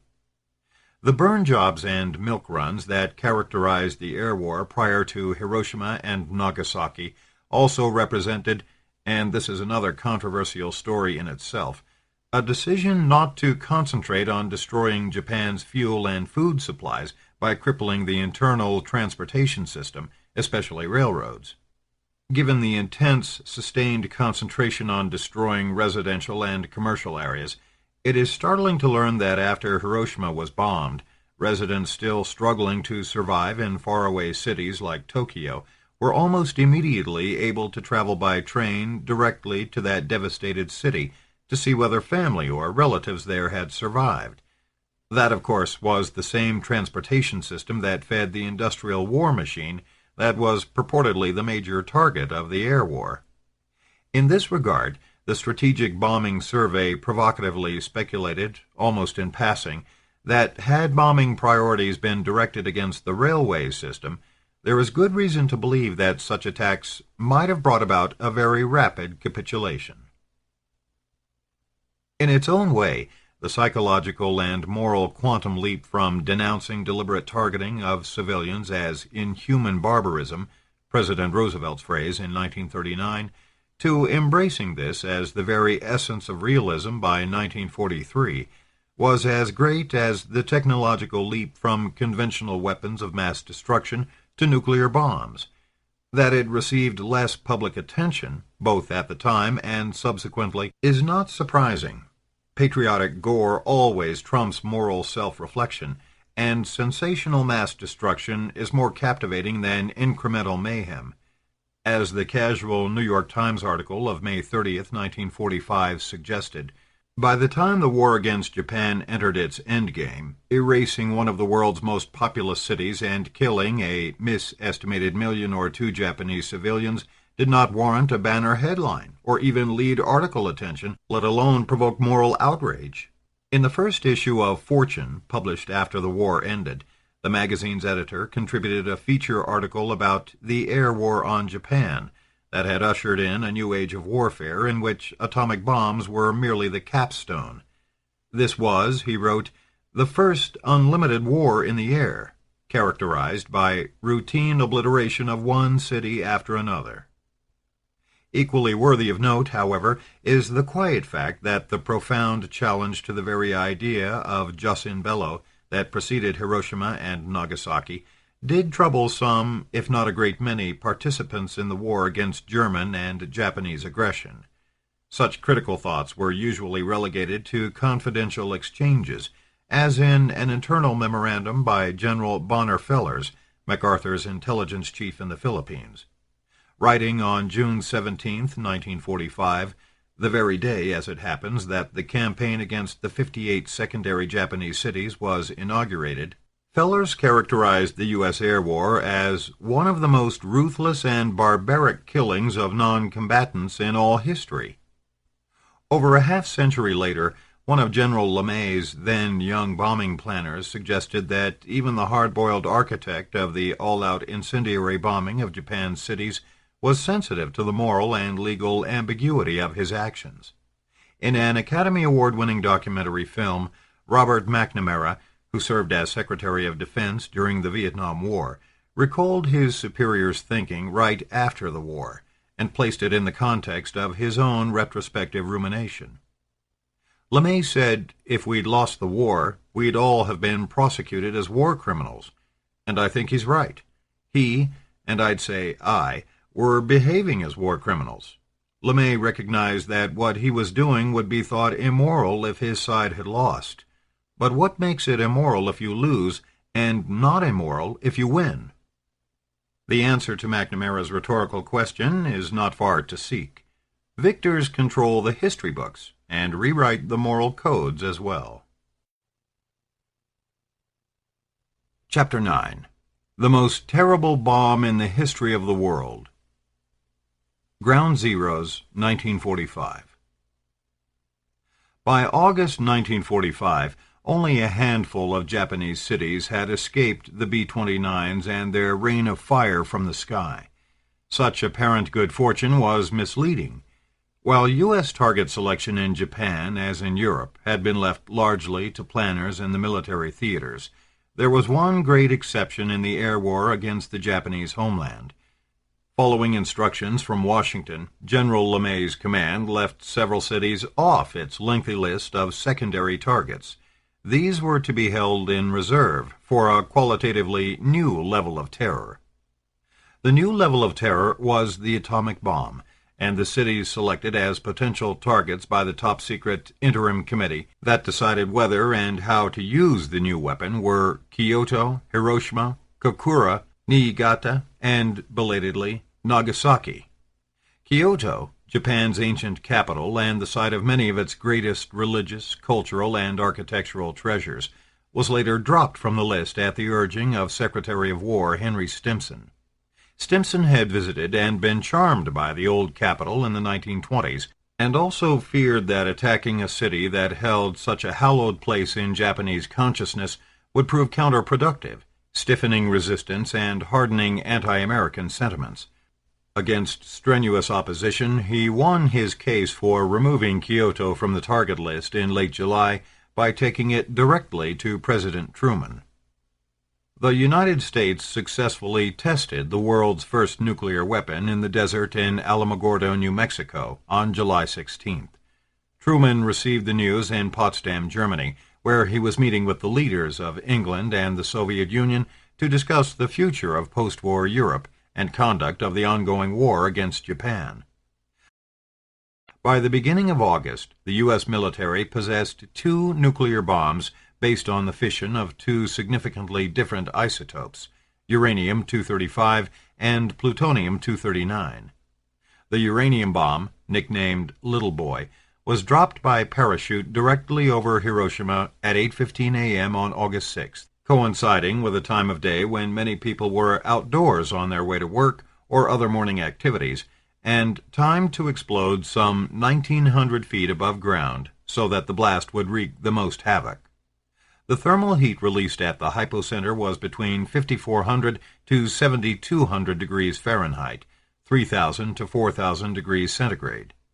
Apart from tens of thousands of victims who were immediately incinerated, serious flash burns were experienced by unshielded individuals within a radius of 1.9 miles, 3 kilometers, while lesser burns were incurred as far away as 2.8 miles, 4.5 kilometers. The simultaneous eruption of fires all over the stricken area caused an inrush of fire wind that over the next few hours attained velocities of 30 to 40 miles per hour, creating a firestorm comparable to that which devastated Tokyo in the March 9th incendiary raid. 3 days later, after heavy cloud cover forced Kokura to be abandoned as the target of the second bomb, nicknamed Fat Man because of its bulbous shape, and apparently also with the jocular innuendo of resembling England's portly Prime Minister Churchill, Nagasaki was bombed. In this case, the bomb was dropped at 11:02 a.m. and fell approximately 2 miles northwest of the planned hypocenter. Fat Man exploded at an altitude of some 1,500 feet above a section of Nagasaki called Urakami, and the scope of the blast and ensuing conflagration were confined by surrounding hills. The fires were less intense than in Hiroshima, and the radius of utter destruction was smaller. It is possible, at least for those so inclined, to see a certain symbolism in the fact that the Nagasaki bomb exploded close to the imposing Catholic cathedral in Urakami, and the Hiroshima bomb directly above a large hospital. Early post-war estimates of the damage inflicted by the 2 nuclear weapons were accurate when it came to the extent of devastation in the zero area of each target. Approximately 4.4 square miles in Hiroshima and 1.8 square miles in Nagasaki were obliterated. Fatalities, however, were greatly understated. Relying on data provided by the Japanese, the U.S. Strategic Bombing Survey reported in June 1946 that it believes the dead at Hiroshima to have been between 70,000 and 80,000, with an equal number injured. At Nagasaki, over 35,000 dead, and somewhat more than that injured seems the most plausible estimate. These early calculations, recycled in innumerable subsequent publications, lie behind the persistent but misleading argument that the first incendiary air raid on Tokyo killed more people than the atomic bombs. More recent and generally accepted estimates put the probable number of fatalities at around 130,000 to 140,000 in Hiroshima and 75,000 in Nagasaki, with most deaths occurring by the end of 1945. Some generally responsible, but less persuasive sources placed the total number of deaths from the 2 bombs as high as 250,000 in Hiroshima and 140,000 in Nagasaki. These latter exceptionally high fatality estimates amount to roughly 50% of the populations in the 2 cities. We will never know for certain how many men, women, and children were killed.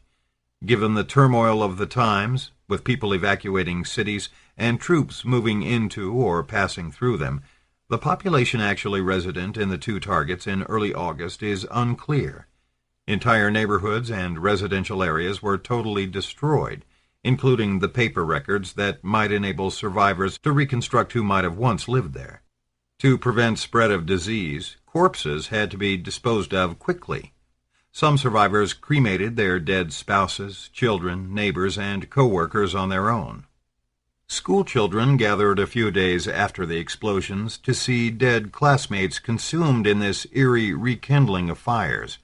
Massive pyres of unidentified victims were hastily constructed and set aflame.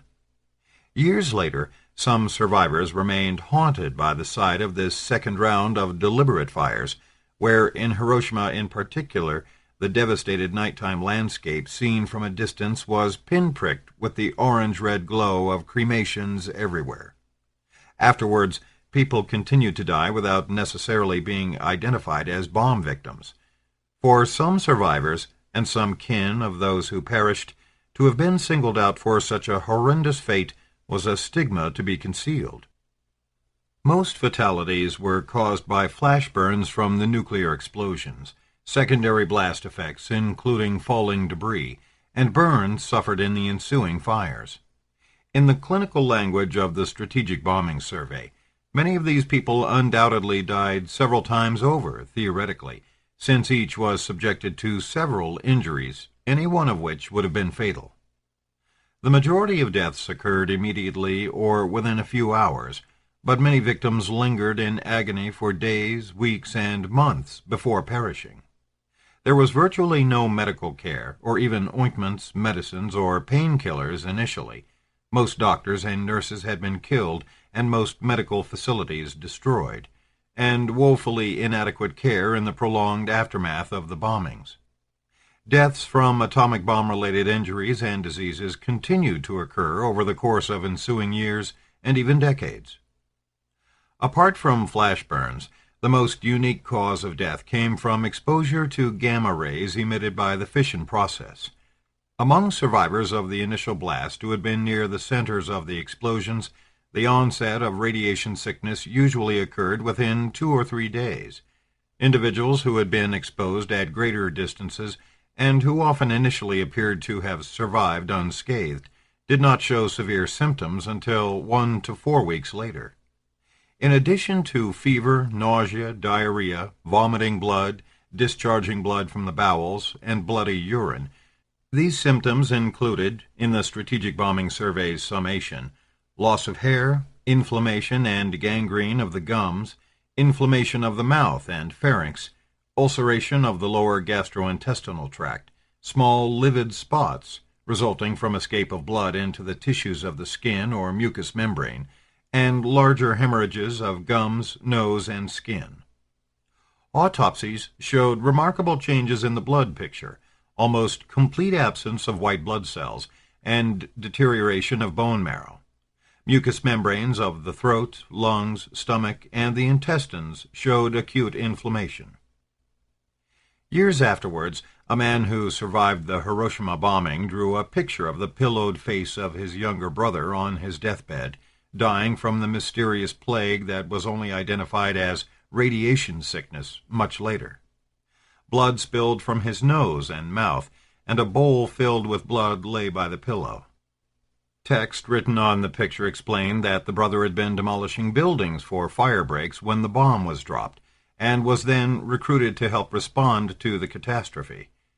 He returned home on August 20th, walking and apparently healthy, but around August 25th his nose began bleeding, his hair started falling out, small red spots appeared all over his body. On August 31st he died while vomiting blood. Many thousands of other survivors could have drawn similar family portraits. In the Strategic Bombing Survey's 1946 estimate, no less than 15 to 20% of the deaths were from radiation, a calculation that later sources tend to endorse.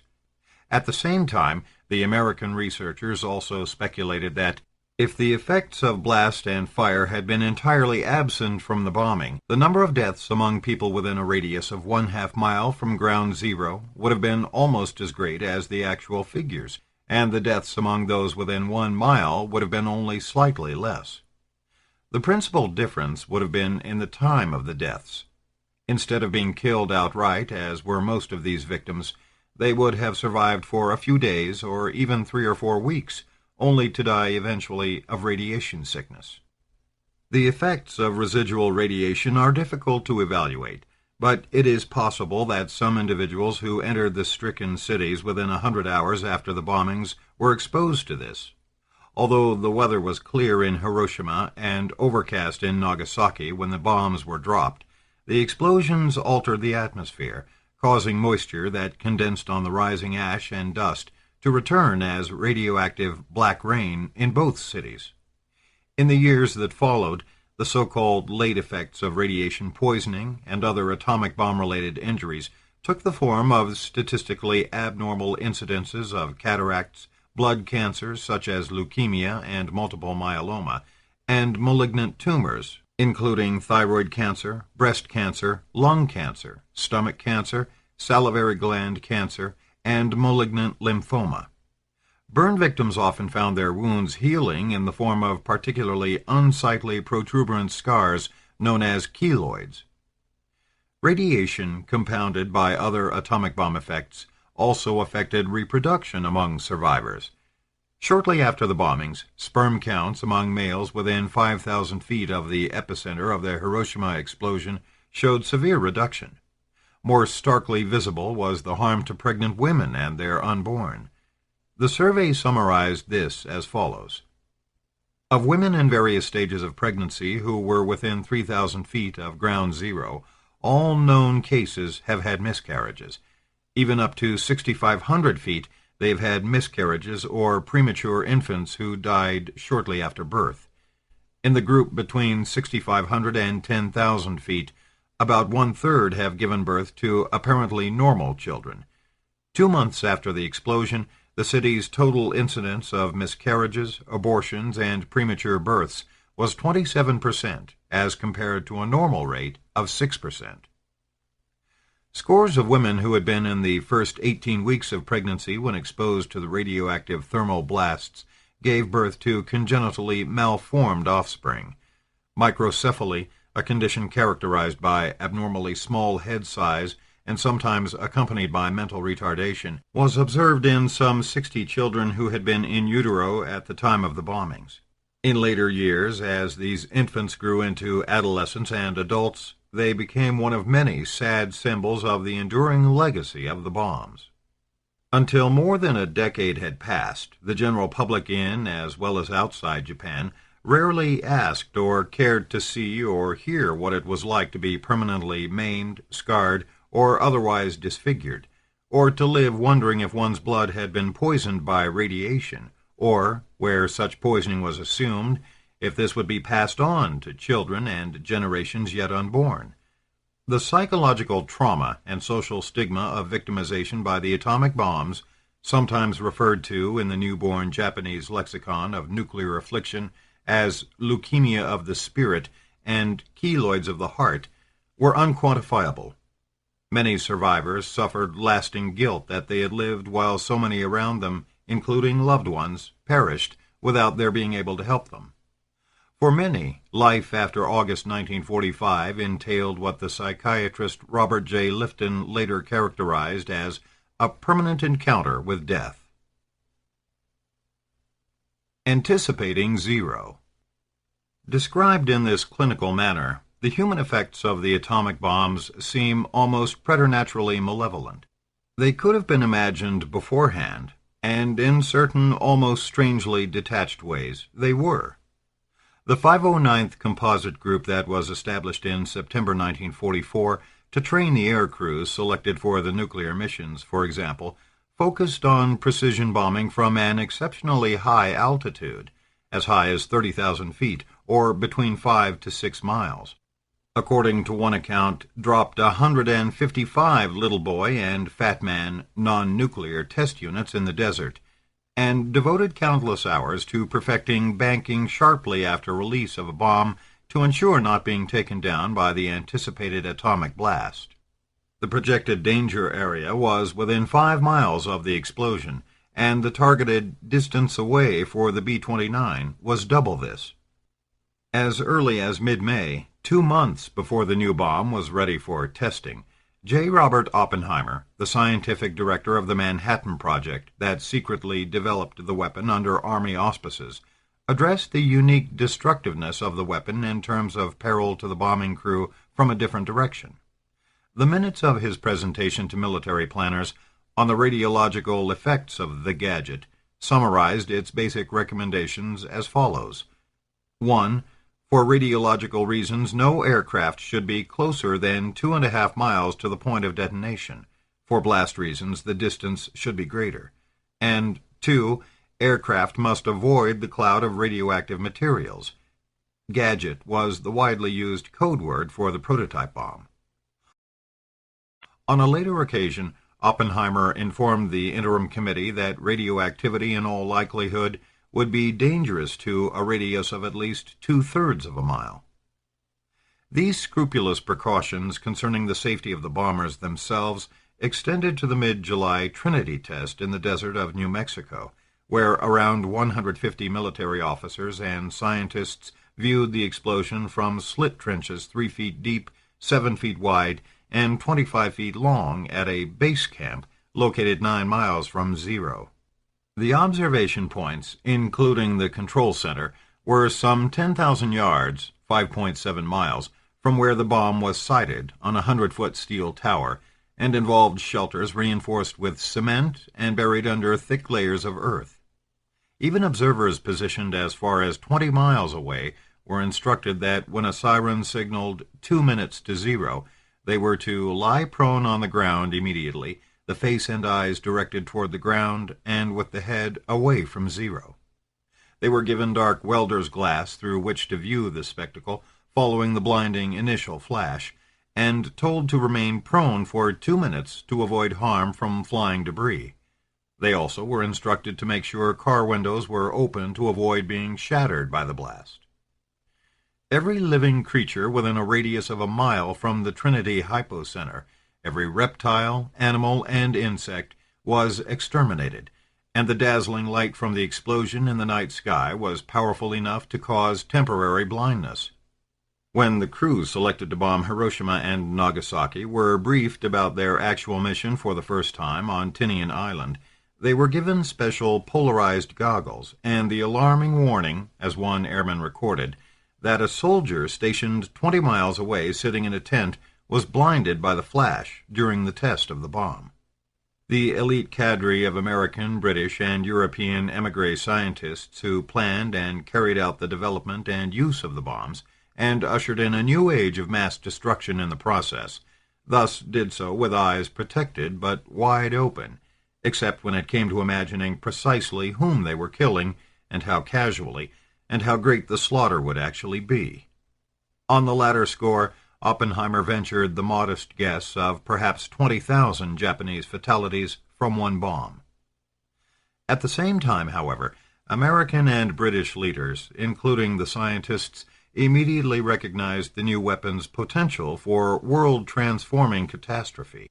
Before Hiroshima and Nagasaki confirmed that a single bomb could now destroy an entire city as thoroughly as the earlier raids against Germany and Japan, which had required hundreds of planes carrying huge bomb loads, before anyone saw aerial photographs of the obliterated zero areas of the 2 pulverized Japanese cities, let alone beheld the destruction firsthand, before the Strategic Bombing Survey produced its influential report on the effects of the atomic bombs on Hiroshima and Nagasaki, before the technicians produced a standardized casualty rate calculation that little boy had been 6,500 times more efficient than an ordinary high-explosive bomb in producing death and injury, before any of this, the language of apocalypse had already been introduced to war talk.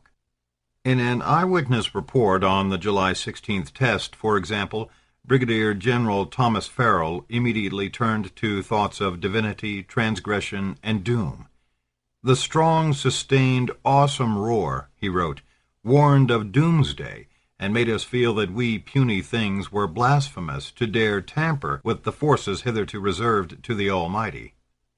The Harvard chemist and explosives expert George Kistiakowsky found himself haunted by the same image, describing the Trinity spectacle as the nearest thing to doomsday that one could possibly imagine. I am sure, the only journalist at the test recorded Kistiakowsky saying, that at the end of the world, in the last millisecond of the Earth's existence, the last man will see what we saw. When news of the successful test reached Potsdam, Churchill characterized the new weapon as the second coming, in wrath. Truman similarly turned to biblical prophecy to express his thoughts. In a handwritten diary scribbled on loose sheets of paper at Potsdam, the President wrote on July 25th that, "We have discovered the most terrible bomb in the history of the world. It may be the fire destruction prophesied in the Euphrates Valley era after Noah and his fabulous ark." Oppenheimer, too, summoned ancient doomsday theology, in this case the Hindu tradition, to find adequate expression for what he and his colleagues felt when they opened the door to an unprecedented capacity for mass slaughter. "We knew the world would not be the same," he famously recalled when asked to describe what it felt like to harness the destructive forces of the atom. "A few people laughed, a few people cried. Most people were silent. I remembered the line from the Hindu scripture, the Bhagavad Gita. Vishnu is trying to persuade the prince that he should do his duty, and to impress him takes on his multi-armed form and says, 'Now I am become death, the destroyer of worlds.' I suppose we all thought that, one way or another." Becoming death. Despite such visions of apocalypse, the policymakers, scientists, and military officers who had committed themselves to becoming death managed to dress and soften their doomsday visions with garments of euphemism and cocoons of comforting denial. They never seriously considered not using their devastating new weapon. They did not talk about turning mothers into cinders or irradiating even the unborn. They brushed aside discussion of alternative targets, despite the urging of many lower-echelon scientists that they consider this. They gave little, if any, serious consideration to whether there should be ample pause after using the first nuclear weapon to give Japan's frazzled leaders time to respond before a second bomb was dropped. Rather, the theoretical scientists, weapon designers, bomb builders, and war planners adopted the comfortable dissembling language of destroying military targets that already had been polished to high gloss in the saturation bombing campaign that devastated 66 cities prior to Hiroshima and Nagasaki. The interim committee had established the criteria for being selected as a prospective atomic bomb target by the end of April. Although this preceded LeMay's initiation of the incendiary bombing of secondary Japanese cities by several months, the priorities for determining desirable nuclear targets were much the same. As recapitulated by General Leslie Groves, the key military coordinator of the Manhattan Project, the governing factor in choosing targets was that they should be places the bombing of which would most adversely affect the will of the Japanese people to continue the war. Military considerations in the form of command posts, troop concentrations, or war-related industry were secondary to this. Overarching this were the practical provisos of any thoroughgoing experiment, that the target city should have escaped prior bombing and be of such size that the damage would be confined within it so that we could more definitely determine the power of the bomb. Secretary of War Stimson, one of Truman's major links to the military planners and a man widely admired for seriously engaging moral issues, provides an excellent example of this peculiar exercise in evasive ratiocination. On May 31st, he recorded that the interim committee had reached the decision that we could not give the Japanese any warning, that we could not concentrate on a civilian area, but that we should seek to make a profound psychological impression on as many of the inhabitants as possible. Stimson agreed with the suggestion of James Conant, another interim committee member, and since 1933 the president of Harvard, that the most desirable target would be a vital war plant employing a large number of workers and closely surrounded by workers' houses. Boston Brahmins and ivory tower intellectuals, and every other statesman at the interim committee's planning table, apparently saw no contradiction between targeting a crowded blue-collar residential area with the most deadly weapon ever made and claiming to not concentrate on a civilian area. It was through such rhetorical gymnastics, through what Kai Bird and Martin Sherwin nicely call such delicate euphemisms, and Gerard de Groot characterizes as window dressing to assuage the guilt of those who found terror bombing unpalatable, that the decision was made to obliterate 2 densely populated cities while denying that this meant deliberately targeting civilians. Stimson's diary entries and casual observations to others are as torturous on this score as his more formal public utterances, and the fantasizing he engaged in while planning the destruction of worlds obviously rubbed off on his commander-in-chief. In the same Potsdam diary entry for July 25th, in which Truman wrote of possessing the most terrible bomb in the history of the world, the president also wrote this: "This weapon is to be used against Japan between now and August 10th. I have told the Secretary of War, Mr. Stimson, to use it so that military objectives and soldiers and sailors are the target, and not women and children. Even if the Japs are savages, ruthless, merciless, and fanatic, we, as the leader of the world for the common welfare, cannot drop this terrible bomb on the old capital or the new, that is, on Kyoto or Tokyo. He and I are in accord. The target will be a purely military one, and we will issue a warning statement asking the Japs to surrender and save lives. I'm sure they will not do that, but we will have given them the chance. It is certainly a good thing for the world that Hitler's crowd, or Stalin's, did not discover this atomic bomb. It seems to be the most terrible thing ever discovered, but it can be made the most useful." In the Potsdam Declaration of July 26th, the United States, United Kingdom, and China called on the Japanese government to submit to terms amounting to unconditional surrender or face prompt and utter destruction. This was the extent of the warning statement, and its vagueness amounted in practice to the Interim Committee's no-warning decision of May 31st.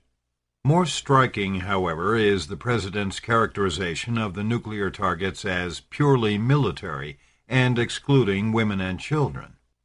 In a radio broadcast following the dropping of the atomic bomb on Hiroshima, Truman persisted in describing the target as a military base, because we wished in this first attack to avoid, insofar as possible, the killing of civilians.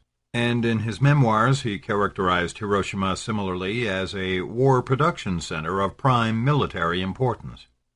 What the diary suggests, along with the table talk of the bomb planners more generally, is that this myth-making was more than willful misrepresentation. It is better understood in terms of the self-deception, psychological avoidance, and moral evasion that almost necessarily accompanied the so-called strategic air war in general. Truman's Potsdam diary was a spontaneous record of the president's daily thoughts, and for decades remained buried among the papers of a minor functionary at the Potsdam Conference, and unknown to researchers. Faith in one's own and one's nation's righteous cause, and to some degree personal sanity itself, required closing off any genuinely unblinking and sustained imagination of what modern warfare had come to. Like all large Japanese cities, Hiroshima and Nagasaki were undeniably involved in the military effort. In addition to war-related factories and the presence of troops, Hiroshima in particular was a major command center and point of departure for fighting men embarking for the continent and points south.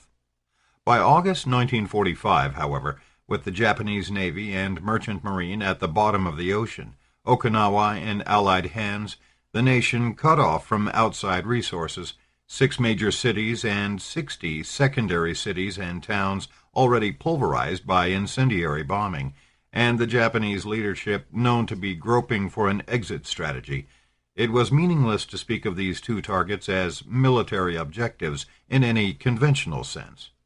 They were psychological warfare targets, an entirely new level of terror under other pretexts. As the Strategic Bombing Survey put it, the 2 raids were all-Japan events and were intended so. The Allied powers were trying to break the fighting spirit of the Japanese people and their leaders, not just of the residents of Hiroshima and Nagasaki. Oppenheimer came to the same conclusion after the event, and put it in even stronger terms as he contemplated the world his contribution to the Manhattan Project had ushered in. The pattern of the use of atomic weapons was set at Hiroshima. he wrote, less than 4 months after the war. They are weapons of aggression, of surprise, and of terror. If they are ever used again, it may well be by the thousands, or perhaps by the tens of thousands. Their method of delivery may well be different, and may reflect new possibilities of interception, and the strategy of their use may well be different from what it was against an essentially defeated enemy. But it is a weapon for aggressors, and the elements of surprise and terror are as intrinsic to it as are the fissionable nuclei. In the years after his presidency ended, Truman often garnered praise bordering on adulation for his plain speaking and common sense. That such a pragmatic man, placed in the cauldron of war and at the very highest level of authority, could approve targeting densely populated cities on one day and speak of his terrible new weapon as the fire destruction prophesied in the Old Testament on another, and still imagine women and children would be largely excluded from harm, is testimony to the extent to which psychological warfare had become inseparable from psychological denial and delusion. Ending the War and Saving American Lives. Denial and delusion went hand in hand with a clear, concrete concern that understandably dominates mainstream analysis of the decision to obliterate the 2 Japanese cities, to end the war quickly and save American lives. The analog to this preoccupation after September 11th was equally compelling, albeit ironic. In August 1945, the professed goal was to save American lives by unleashing the most terrible weapons of mass destruction in the history of the world. The goal after 9/11 was to save American lives by preventing the ghastly spawn of the Hiroshima and Nagasaki bombs from being unleashed by stateless or state-sponsored terrorists. After Japan's surrender, the question of how many American lives were saved by dropping the atomic bombs and precipitating Japan's capitulation without having to invade the home islands became a fiercely contested subject. Truman spoke at one point in his memoirs of anticipating 500,000 casualties, and at another point 500,000 deaths. Deaths, non-fatal battle injuries of varying severity, and non-battle casualties like illness or psychological disability from combat stress, were easily conflated or confused in wartime projections, and much more so in post-war recollections. In a public exchange at Columbia University many years later, he typically and defiantly asserted that he had no second thoughts about his decision to drop the atomic bombs, and offered an even larger projection of lives spared. It was merely another weapon in the arsenal of righteousness, he declared, and saved millions of lives. It was a purely military decision to end the war. Churchill retrospectively suggested at one point that the atomic bombs saved 1.2 million Allied lives, 1 million of them American, and justified using them with characteristic eloquence in the final volume of his acclaimed History of World War II. To avert a vast, indefinite butchery, to bring the war to an end, to give peace to the world, to lay healing hands upon its tortured peoples by a manifestation of overwhelming power at the cost of a few explosions, seemed, after all our toils and perils, a miracle of deliverance. Other participants in the decision to use the bombs similarly emphasized their overriding concern with the mounting human cost of the campaign against Japan and the heavy U.S. losses this portended in any projected invasion. No responsible military or civilian leader could possibly have thought otherwise. As Stimson, the always reflective, but not always consistent or forthcoming, former Secretary of War, put it, in a widely discussed article published in Harper's in 1947, "My chief purpose was to end the war in victory with the least possible cost in the lives of the men in the armies which I had helped to raise." Former Army Chief of Staff George Marshall, another military leader admired for his moral integrity, similarly recalled the ferocity of Japan's no-surrender policy as seen in Okinawa, and coupled this with the apparent resilience of Japanese morale, even after the devastating Tokyo air raid and all the incendiary urban air attacks that followed this. So it seemed quite necessary, if we could, to shock them into action.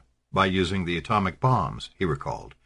We had to end the war. We had to save American lives. These were not rationalizations after the event, nor did they reflect a misreading of Japan's fanatical no-surrender policies. It was the hope of Japan's leaders that the suicidal defensive battles that began with Saipan in mid-1944 and extended to Iwo Jima and Okinawa would discourage the Allied powers from pursuing thoroughgoing victory and persuade them to negotiate some sort of compromise peace. Essentially, the warlords in Tokyo were still beguiled by the same sort of wishful thinking about the psychological weakness and irresolution of the American enemy that led them to attack Pearl Harbor in the first place. When Emperor Hirohito ignored advice to end the war in early 1945, he threw his support instead behind the advocates of an all-out defense of Okinawa, which it was hoped would convince the United States that Japan was willing to fight to the bitter end. The vision of a decisive land battle calls to mind the earlier misguided faith of the Japanese battleship admirals that the enemy might be thoroughly demoralized and defeated through a single decisive battle at sea. The basic plan for a final defense of the homeland, codenamed Ketsugo, literally decisive operation, was approved and disseminated to field commanders in early April. This called for suicidal resistance beginning with kamikaze attacks against the invading fleet, continuing with intense military resistance at the beachheads, and extending, if and when necessary, to the active self-sacrifice of all the Emperor's loyal adult subjects, women and men alike. It was reasonable to anticipate that Okinawa would have been replicated in mayhem many times over in any projected invasion, and the internal record on the U.S. side confirms how deeply this weighed on the minds of the war planners. Casualty projections were at best reasoned guesses, and U.S. planning for an invasion of the home islands not only was subject to constant re-evaluation, but also was a generally compartmentalized procedure involving many branches and sub-units of the military. There was, however, one rough calculation that seems to have generally influenced military thinking from the fall of Saipan in early July 1944 through the spring of 1945. Known as the Saipan ratio, this was formulated as follows in a Joint Chiefs of Staff planning document dated August 30, 1944. In our Saipan operation, it cost approximately 1 American killed and several wounded to exterminate 7 Japanese soldiers. On this basis, it might cost us 500,000 American lives and many times that number wounded in the home islands. Right up to the dropping of the bombs, most formal military plans anticipated that the conflict, including a projected 2-stage invasion, would continue well into 1946. Inevitably, these estimates fluctuated over time. U.S. intelligence did not have access to Ketsugo, but it did not require code breaking to decipher the thrust of enemy thinking. Japan's suicidal policies, including the callous sacrifice of civilian populations as well as fighting men on its own side, shockingly displayed on Saipan in mid-1944 and Okinawa in the spring of 1945, and desperate deployment of kamikaze, beginning in October 1944, meshed with other considerations to heighten U.S. visions of how costly an invasion would be. Knowledge that Japan had reserved army forces several million strong to defend the home islands was one such consideration. Japanese edicts in the spring of 1945 mobilizing all adult men and women into a ragtag but nonetheless alarming Homeland Defense Force reinforced the prospect of truly tenacious resistance, accompanied as it was by increasingly hysterical rhetoric exhorting the 100 million to die gloriously in defense of the nation and its emperor-centered national polity.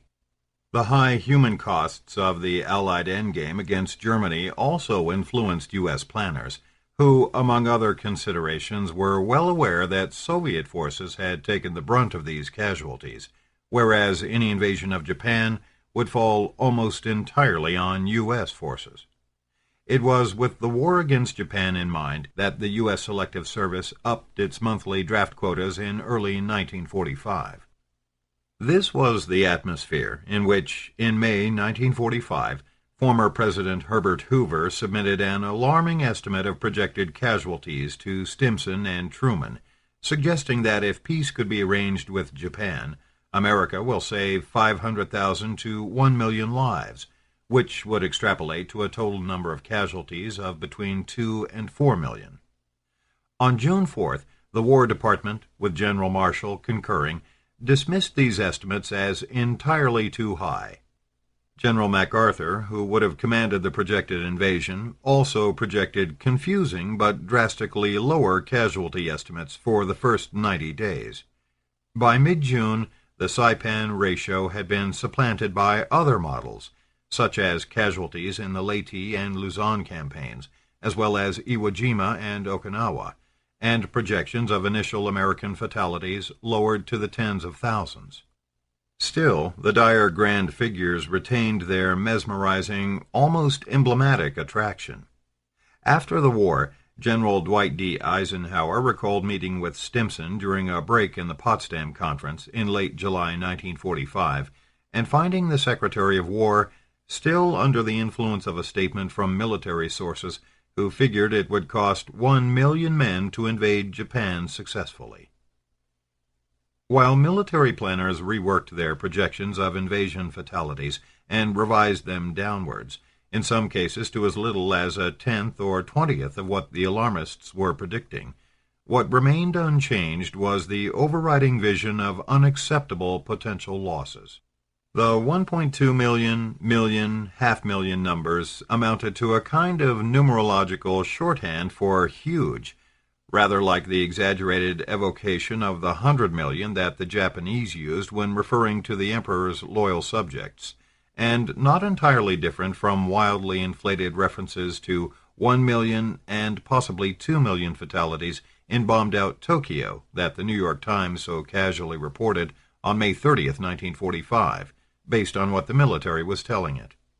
The fundamental difference, of course, was that American lives were precious. Whatever the number might be, it was to be avoided at all costs.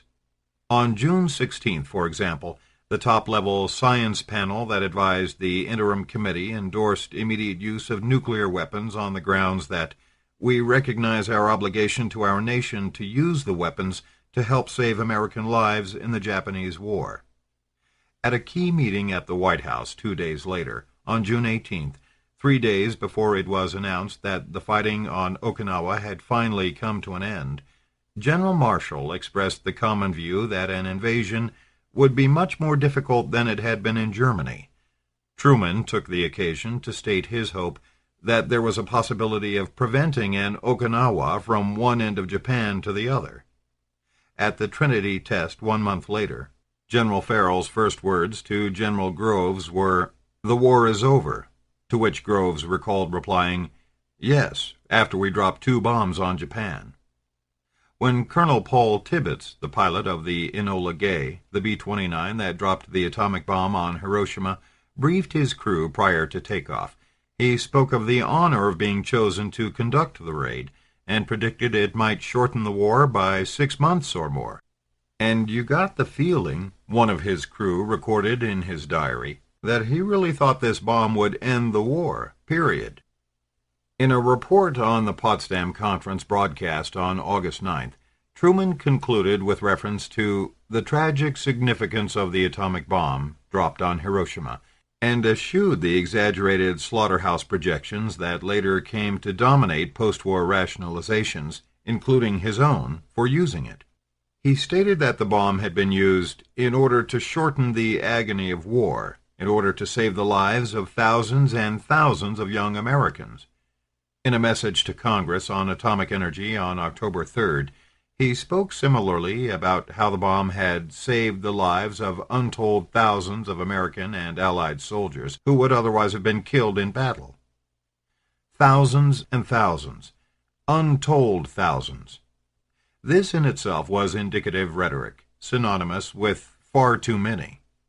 At the same time, it also was indicative of how far American war planners had traveled from moral considerations that preoccupied many of them only a few years earlier, when pre-Pearl Harbor statesmen like Franklin Roosevelt were still able to declare that ruthless bombing from the air, which has resulted in the maiming and in the death of thousands of defenseless men, women, and children, has sickened the hearts of every civilized man and woman, and has profoundly shocked the conscience of humanity.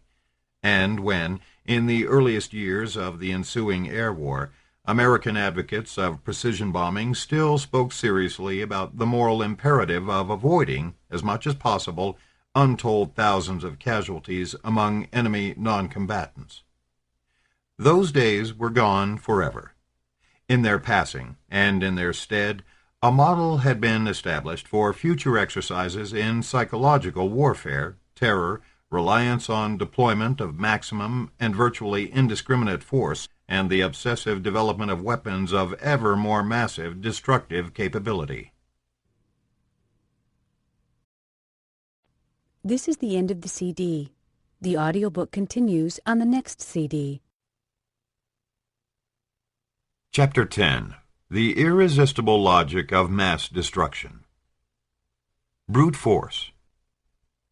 When we roll out cliches like time will tell or the judgment of history, we are of course playing with language. Time does not speak, nor does history judge. Rather, commentators, including historians, acquire perspective as time passes, regard the past with greater detachment, knowledge of long-term legacies, and the fuller understanding that derives from accounts by participants and access to private papers and hitherto secret documents. Bias may color judgments, and controversy is predictable, but in any case, knowledge becomes thickened and understanding altered.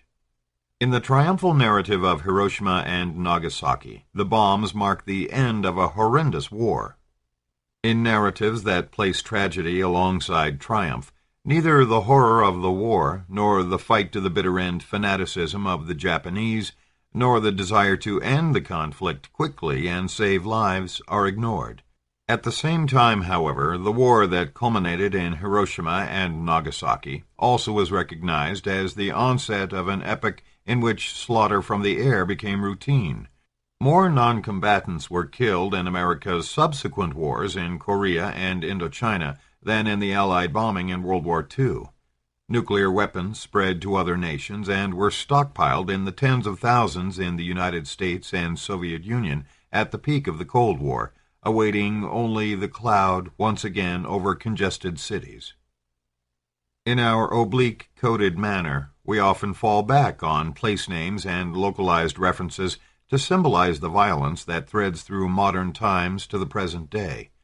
Almost any such list will include Verdun and the Somme, Nanjing, Pearl Harbor, Stalingrad, Auschwitz, Dresden, Algiers, Siberia in Stalin's murderous Soviet Union, the Cultural Revolution in China, My Lai in Vietnam, September 11th, and more. Any such list also will include Hiroshima, Nagasaki. Developing and using the bombs had a momentum of its own, propelled by multiple forces in a world where notions of total war, including undermining enemy morale, obsessed planners on all sides. In turn, the ground zeros of 1945 accelerated the quest for ever more sophisticated ways to deliver death and destruction short of resorting to nuclear devastation. This continuum of resort to brute forces defies simple explanation, but the dynamics behind use of the first nuclear weapons against Japan provide a window on the interplay of political, institutional, and psychological imperatives that contribute to impelling such policies. It is possible to see a terrible logic in the use of the bombs that is unique to the circumstances of that moment and at the same time not peculiar at all. This logic still begins with 1. Ending the war and saving American lives. It no longer ends there, however, but extends to additional considerations, including the following. 2. Fixation on deploying overwhelming force, as opposed to diplomatic or other less destructive alternatives, including, most controversially, an unwillingness to back off from demanding Japan's unconditional surrender. 3. Power politics in the emerging Cold War, notably playing the new weapon as a MasterCard, as Stimson put it, to intimidate the Soviet Union in Eastern Europe as well as Asia. 4. Domestic political considerations, in which using the bomb was deemed necessary to prevent partisan post-hostilities attacks on Truman and the Democratic administration he inherited from Roosevelt for wasting taxpayers' money on a useless project, and simultaneously to build support for post-war nuclear and military projects. 5. Scientific sweetness and technological imperatives, coupled with 6. The technocratic kinetics of an enormous machinery of war, which combined to give both developing and deploying new weaponry a vigorous life of its own. 7. The sheer exhilaration and aestheticism of unrestrained violence, phenomena not peculiar to modern times, but peculiarly compelling in an age of spectacular destructiveness. 8. Revenge, in this instance exacted collectively on an entire population in retaliation for Pearl Harbor and Japan's wartime atrocities. And 9. Idealistic annihilation, whereby demonstrating the appalling destructiveness of an atomic bomb on real human targets was rationalized as essential to preventing future war, or at the very least, future nuclear war. Other factors that in one way or another help illuminate our attraction to mass destruction also animated the rush to use the bombs. Flattening combatants and non-combatants into a collective whole, rhetorically dehumanizing them, and literally standing, sitting, or flying great distances away from the targeted men, women, and children, all abetted wholesale killing. So did the emotional counterpoise to this. Patriotic fervor and, among fighting men, the intimate bonding of battlefront camaraderie. Psychological drives that may run deeper than group identity or thirst for collective revenge enter the picture, such as constructs of masculinity or the compelling attractiveness of limit experiences. Ultimately, we confront human nature with its deadly as well as noble compulsions and inclinations. Throbbing like a pulse through the development and use of the atomic bombs is still another vital force, bordering on megalomania, the abiding sense of a concentrated moment in which mortals found themselves playing God, both destroyer and creator. Sudden possession of awesome power was accompanied by sentiments of wrath and mercy combined, an almost giddy sense that becoming death would usher in a life-giving and redemptive world order, dominated by America's unprecedented power and magnanimous ideals. The euphoria of victory over Japan and of the end of the struggle against Axis fascism and aggression more generally was extraordinary. It was also fragile and ephemeral. The underside of triumph was profound anxiety, a presentiment that making and using the atomic bomb had birthed not peace, but vulnerability of a sort inconceivable just a few years earlier. Although this fear never was dispelled, in time it became sublimated or turned into a kind of spectator sport and celluloid thrill in the mode of science fiction and Hollywood disaster films. When the Twin Towers of the World Trade Center were taken down on September 11th, this suppressed or diluted dread erupted, certainly among Americans, as full-blown collective trauma. When Truman scribbled in his Potsdam diary on July 25th that this atomic bomb seems to be the most terrible thing ever discovered, but it can be made the most useful, he captured the contradiction inherent in developing and using the bombs. He might just as easily have turned his phrasing around and written, the most useful, but possibly the most terrible. More than a few American military and civilian leaders did quickly declare that the latter way of weighting the scale was more accurate. Admiral William Leahy, who served as Chief of Staff to both Roosevelt and Truman, for example, emerged as a particularly quotable representative of this position. The lethal possibilities of atomic warfare in the future are frightening, Leahy wrote in his memoirs, published in 1950.